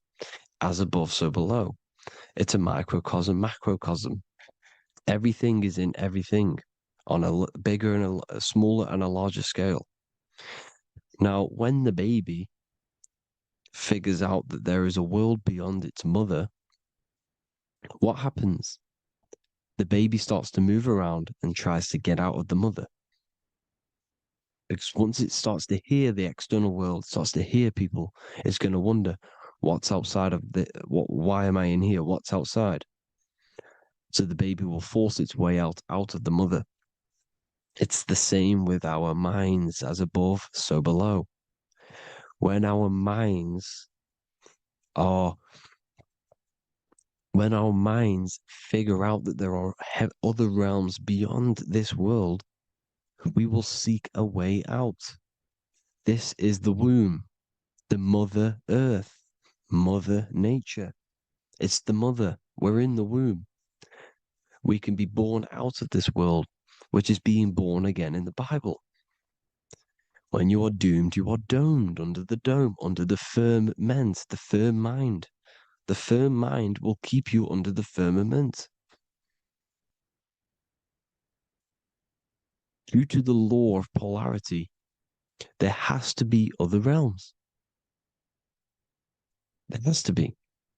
Because the law of polarity works in this world, and it will work on every scale possible. It's universal laws. These are universal laws. The law of polarity means that there are other realms polarizing this realm. There is a hell, there is a heaven. There is a midpoint, which is Midgard, which is the one we are in now. Earth, heart. Earth is the heart. Heart is the center, good and bad. The balance between good and bad. Your reality is your level of realization. your mind realizes other worlds, you will seek a way to them worlds. It's that simple. The soul trap is to keep you stuck in this physical body, which is the earth. This body is the earth. It's running the program, like I said at the beginning. It's running the simulation that your consciousness is experiencing. You are an electromagnetic being, and you're hidden in a cage, your rib cage, and you're stuck in cells, a prison cells. Look, you're in cells. We produce electromagnetic energy. Your soul produces this energy.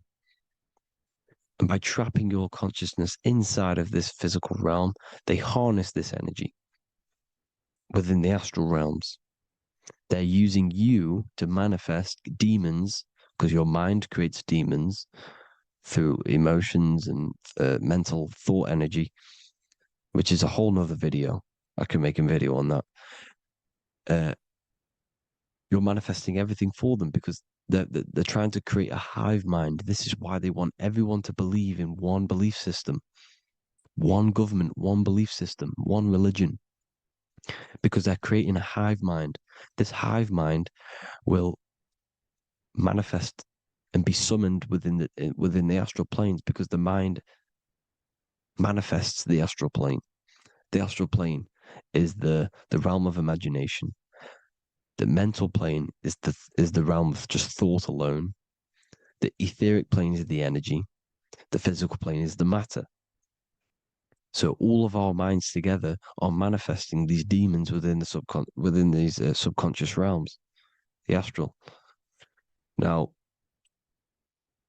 how are they keeping you stuck to this realm? Well, when you die and you're stuck in your lower three chakras, okay, when your mind and soul detaches from the body, which is the earth, when you leave the earth, you're still going to have these mental addictions to the food, the sex, the materialism, the phone, the cigarettes, everything.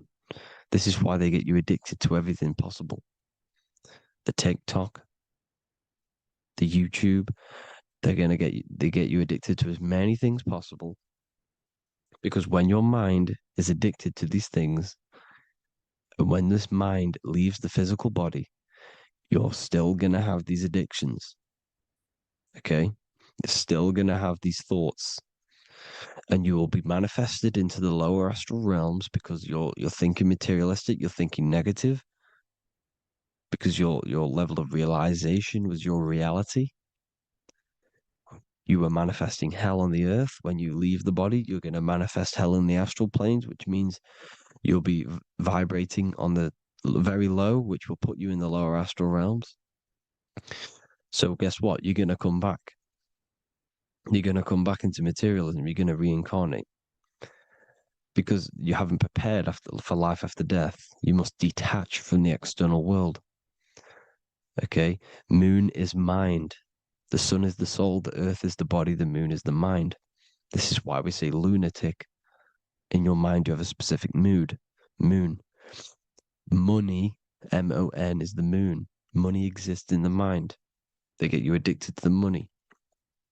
The Bible's telling you this. Do not conform to the pattern of this world, but be transformed by the renewing of your mind. It's telling you. Of this world, but be transformed by the renewing of your mind. Who knew that the Bible was this deep? Matthew 16:26, what good will it be for someone to gain the whole world yet forfeit their soul? James 4:4, don't you know that friendship with this world means enmity against God? Therefore, anyone who chooses to be a friend of this world, of the world, becomes an enemy of God. John 4:4, dear children, are from God and have overcome them, because the one who is in you is greater than the one who is in the world. It's talking about the invisible intelligence. It's greater than the physical world. John 2:15, do not love this world, nor the things it offers you, because this world will create you to, if your mind has attachments to what this world offers, sex, money, and power, pretty much, you will reincarnate here. You will come back here, because when you leave the body, your mind will still have these addictions. Do not love the world, nor the things it has to offer you. All of this is in my newly published book. The paperback versions are now available. Finally, for all the people who have been waiting, the Book of Wisdom. All of this knowledge is inside of the Book of Wisdom. The paperbacks are available. There's worldwide shipping. You can get it anywhere, pretty much, any country. My new website, it's amazing. There's going to be some amazing products coming on the new website. But I thank you all for the support. Before I leave, I need to explain what is going on with the soul trap. Like I said at the beginning, the mind's the bridge between the soul and the body. The body's the realm. By tricking your mind with false knowledge, they are keeping your soul stuck to this realm. They get you addicted to all the physical things, and that is it. As soon as you're addicted and you die, you're going to come back. So by tricking your mind, which is the bridge between the realms, they keep your mind stuck within this body. They keep you in physicality. They deveil you, the devil, the deveil. Thank you all for the support, people. If you do want to join the Academy, all the links will be posted below this video for the book, The Academy. Thank you all for the support, and have an amazing day.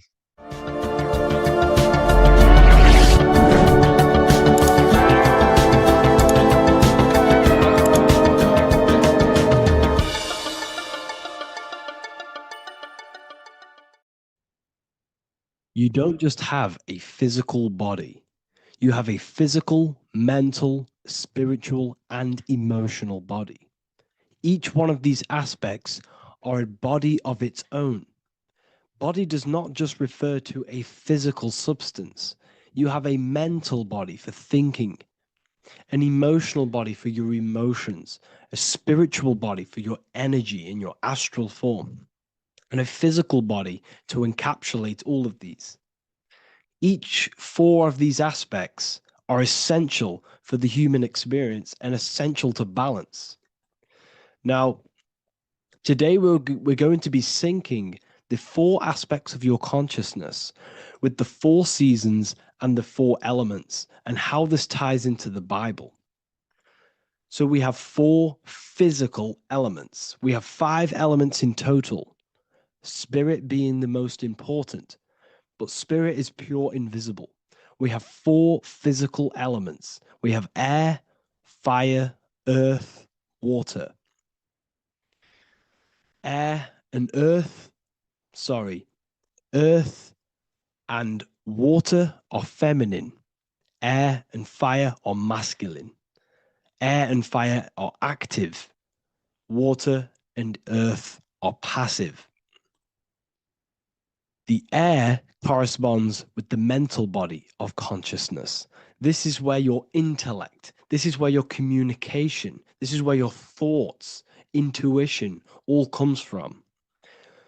This is the mental body of consciousness that allows you to think, allows you to process, figure things out, and have intellect and gain knowledge. This is your intellectual aspect of your consciousness, located in the head region. We have a fire nature, a spiritual nature. This is our astral body. Our astral body is all to do with the subconscious realms, the higher realms of consciousness. This is the body that allows us to be free from the physical body. Our spirit is more of our energy. Water is our emotional body. This is what allows us to feel things, that allows us to gain intuitive feelings of conscience. So emotion allows us to understand what is right and what is wrong. When we feel something bad, we know that this is wrong. When we feel something good, we know that we are doing good. Emotions are a creational force that allows us to feel certain things to bring them into existence. Our emotional body is a creational force and should not be reactive, and it should be controlled. Most actions are stemmed from emotions. Actions bring thought into physical existence. Emotions are the driving power. They are what drives your actions. The thought, then the emotion, then the action. Earth is your physical body. This is your physical state that allows you to take mind and emotion into action, into fruition, into physical matter.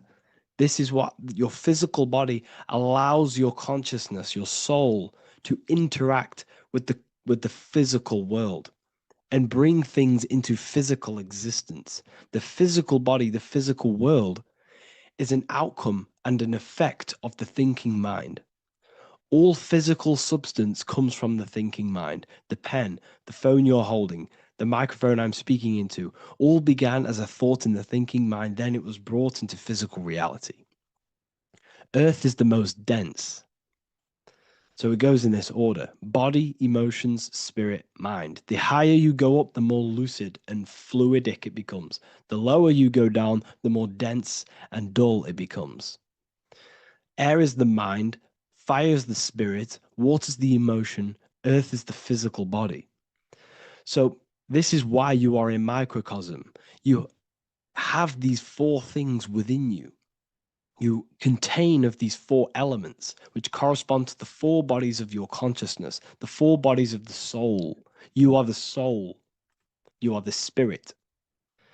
So this is why in Theologians 4:17 it says, "Caught up together with them in the clouds to meet the Lord in the air." You don't meet God or the Lord in the physical air, in the clouds. This is clearly a parable. A human being cannot go up to the clouds and meet a mystical man in the clouds. This is obviously a parable, a metaphor. The air is your mind. You must raise your consciousness beyond the body, beyond the emotions, beyond the spirit, and enter in the mind during meditation, turning the mind inward to connect with the Lord. The Lord is the highest aspect of your consciousness, the one that exists beyond the physical body, beyond your emotions, beyond the thought. So you meet the Lord in the air, in the mind. The mind represents the air. This is why in America there's a saying called an airhead. You're an airhead. This means that you are stupid, or you don't think, or you have nothing in your mind. You have nothing in your head. When someone's very stupid, you call them an airhead, because air represents the mind. The air is elevated. The air is invisible. The mind is totally invisible to the human eyes. It is a metaphysical substance. In fact, it's not a substance at all. It's so fluidic. It's everywhere. The mind can be everywhere at all times. It can be anything. Nothing is impossible within the mind. Now, this is synced with the four seasons. The four seasons represent the four aspects of human consciousness, the four bodies of your consciousness, the four bodies of your soul. The sun is your soul, okay? And the sun travels around four seasons. Summer, when the sun is the most hottest point. Autumn, when the sun starts to move away from the hottest point. Things start to die. Then it goes to winter. This is when everything dies. This is when things enter in within itself. This is when darkness occurs. Then spring. This is the reignition of the sun. This is when the sun starts to bring back the warmth back to the summer. You have four seasons which correspond to the four bodies of consciousness. Fire is the spirit. This is when you are passionate. This is when you are taking action. This is when you are fiery. The sun is blazing. You're taking action. You're very passionate. You're very spirit. You're in the spirit. Autumn is water, emotion. This is when you start to become very reflecting. This is when you start to feel emotional, because in autumn there's lots of water. This represents the emotional body of consciousness. Winter is the mind. This is air. Winter, what happens in winter? Everything enters within itself. The leaves die, the trees die, everything dies and goes within. This is the mind. The mind is the darkness, remember. You close your eyes to enter within the mind. The winter represents meditation. In the winter, what do people do? They stay inside of their house. They research more. They read more books. They become more intellectual. They think more in the winter because we are so we're stuck inside. So we're more reflective. We're thinking more. We're more communicative. We're more intellectual. In the spring, this represents the earth, the body. This is when we start to come out of the mind and we awaken to the body, and things start to grow again. The plants start to grow. The earth is growing again and reborn again. This is the body. This is when you become more active in the spring. And then the summer, back to the summer, we then take action on these thoughts and these thoughts that we gained over the winter. Essentially, this is just a massive cycle. And this is a daily cycle also. The nighttime is the winter. The morning is the spring. The midday is the summer. And the evening time is the autumn. This is a microcosm. We have 4 bodies of consciousness. You are the sun, you are the soul, and the soul has 4 bodies: summer, autumn, winter, spring. Emotion, air, body, spirit. Sorry, emotion, mind, body, spirit. So you are the soul. You are the pure essence of consciousness. The sun is your soul in the heart. And the seasons are inside of you because you are a microcosm. Okay? You are a microcosm. The word sun is son. The Latin word for sun is sol, which is soul or solo, because the sun is solo. It's on its own. You are the soul, and the soul has the 4 different bodies of consciousness. So before we move on any further, if I've blown your mind, please, if you can, leave a like, a comment, a share, and a subscribe. Let me know what videos you want me to make in the future. Please drop a like. It definitely will help me. You are a microcosm of the macrocosm. Man is a miniature universe that goes through its own cycles. The seasons of the summer, winter, spring, and autumn do not occur merely outside of him, but within him as well. The summer is within you. You feel different in the summer. You feel different in the winter. You feel, depending on the body of consciousness, it's your soul's interacting with. So the sun in the sky is your soul inside, and the sun goes through these cycles, which is affecting your bodies of consciousness, because the cycles represent your bodies of consciousness. Now, this ties in with the Bible. This is why we have 4 Gospels. This is why Matthew, Mark, Luke, and John are always seen with the 4 different zodiac sign animals or symbols. So you always see each one of the Gospels. If you just type in on Google Matthew, Mark, Luke, and John, type in ancient pictures, paintings, or pictures of them, and you will find these 4 zodiac signs are always standing with each one. Taurus, the bull; Leo, the lion; Scorpio, the eagle. An old symbol for Scorpio was the eagle, and a man for Aquarius. Here you see very, very ancient paintings and artwork. Here we see Matthew, the man, Aquarius. Here we see John, the Scorpio. The same here. We also see it on the tarot cards, on the world card. We see the 4 fixed zodiac signs. Here we see it as well. These are called the 4 fixed zodiac signs. Now, when we look at the zodiac, we're no longer looking at the sky, because what you must understand is as above, so below. What is above you is inside of you. What is above is what is below. What is outside of you is within you. The zodiac is inside of you. The zodiac revolves around the sun. The sun is your soul. These are different energies of your soul. Like I said earlier, The 4 seasons are the 4 bodies of your consciousness. And in each body of consciousness, you have these different energetic energies that you can work with. Okay, so this is the true astrology. This is the true astrology, the internal esoteric astrology. You can't find much information on this at all. Very hard to find. So what we're looking at are the 4 bodies of consciousness. Obviously, when you look in the middle of each, when we look in the middle of each season, spring, the middle of spring is Taurus. The middle of winter is Aquarius. The middle of autumn is Scorpio. The middle of summer is Leo. These 4 signs are known as the 4 fixed signs.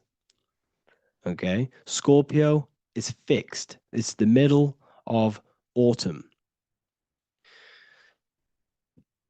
Scorpio is a water sign, emotion.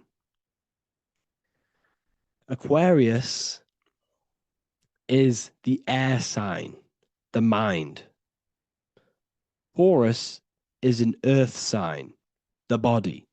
Leo is a fire sign, the spirit. This is why we see Matthew, Mark, Luke, and John with the 4 fixed signs of the zodiac, which represent the 4 bodies of consciousness. Leo, the spirit, fire. Luke, Taurus, earth, body. Matthew, Aquarius, air, mind. John, Scorpio, water, emotion. Each gospel is depicting Jesus and showing Jesus in each gospel. Each one of these gospels is showing and depicting Jesus according to the different body of consciousness. In John, this is when Jesus starts to turn water into wine. Water is emotion. Wine is transmuted emotion. This is when he does miracles with his emotions, water into wine. Aquarius, which is Matthew, air, the mind. Inside of the Gospel of Matthew, this depicts Jesus as an intellectual person, a person who's communicating and using his mind, his mental body a lot inside of the Gospel of Matthew. Go and read it, and you will see this. Luke, Taurus, earth, the body. Luke shows and depicts Jesus according to the body of consciousness, the physical body. He shows Jesus as a human, being a human being, helping people physically and helping people's physical needs, like giving away food and doing all sorts of good things for other people. Leo, Mark, inside of the Gospel of Mark, this shows Jesus as a spiritual teacher, a passionate person who is taking action. Each gospel is showing Jesus according to the different body of consciousness. And Jesus represents you, the Son. That's why it's called the Son of God, the light of the world.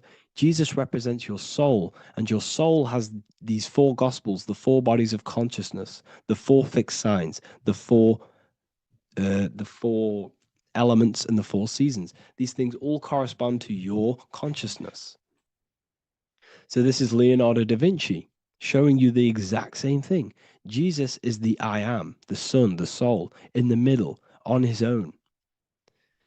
Luke, spring, earth, body. There are 3 people in each group. There are 4 groups and there are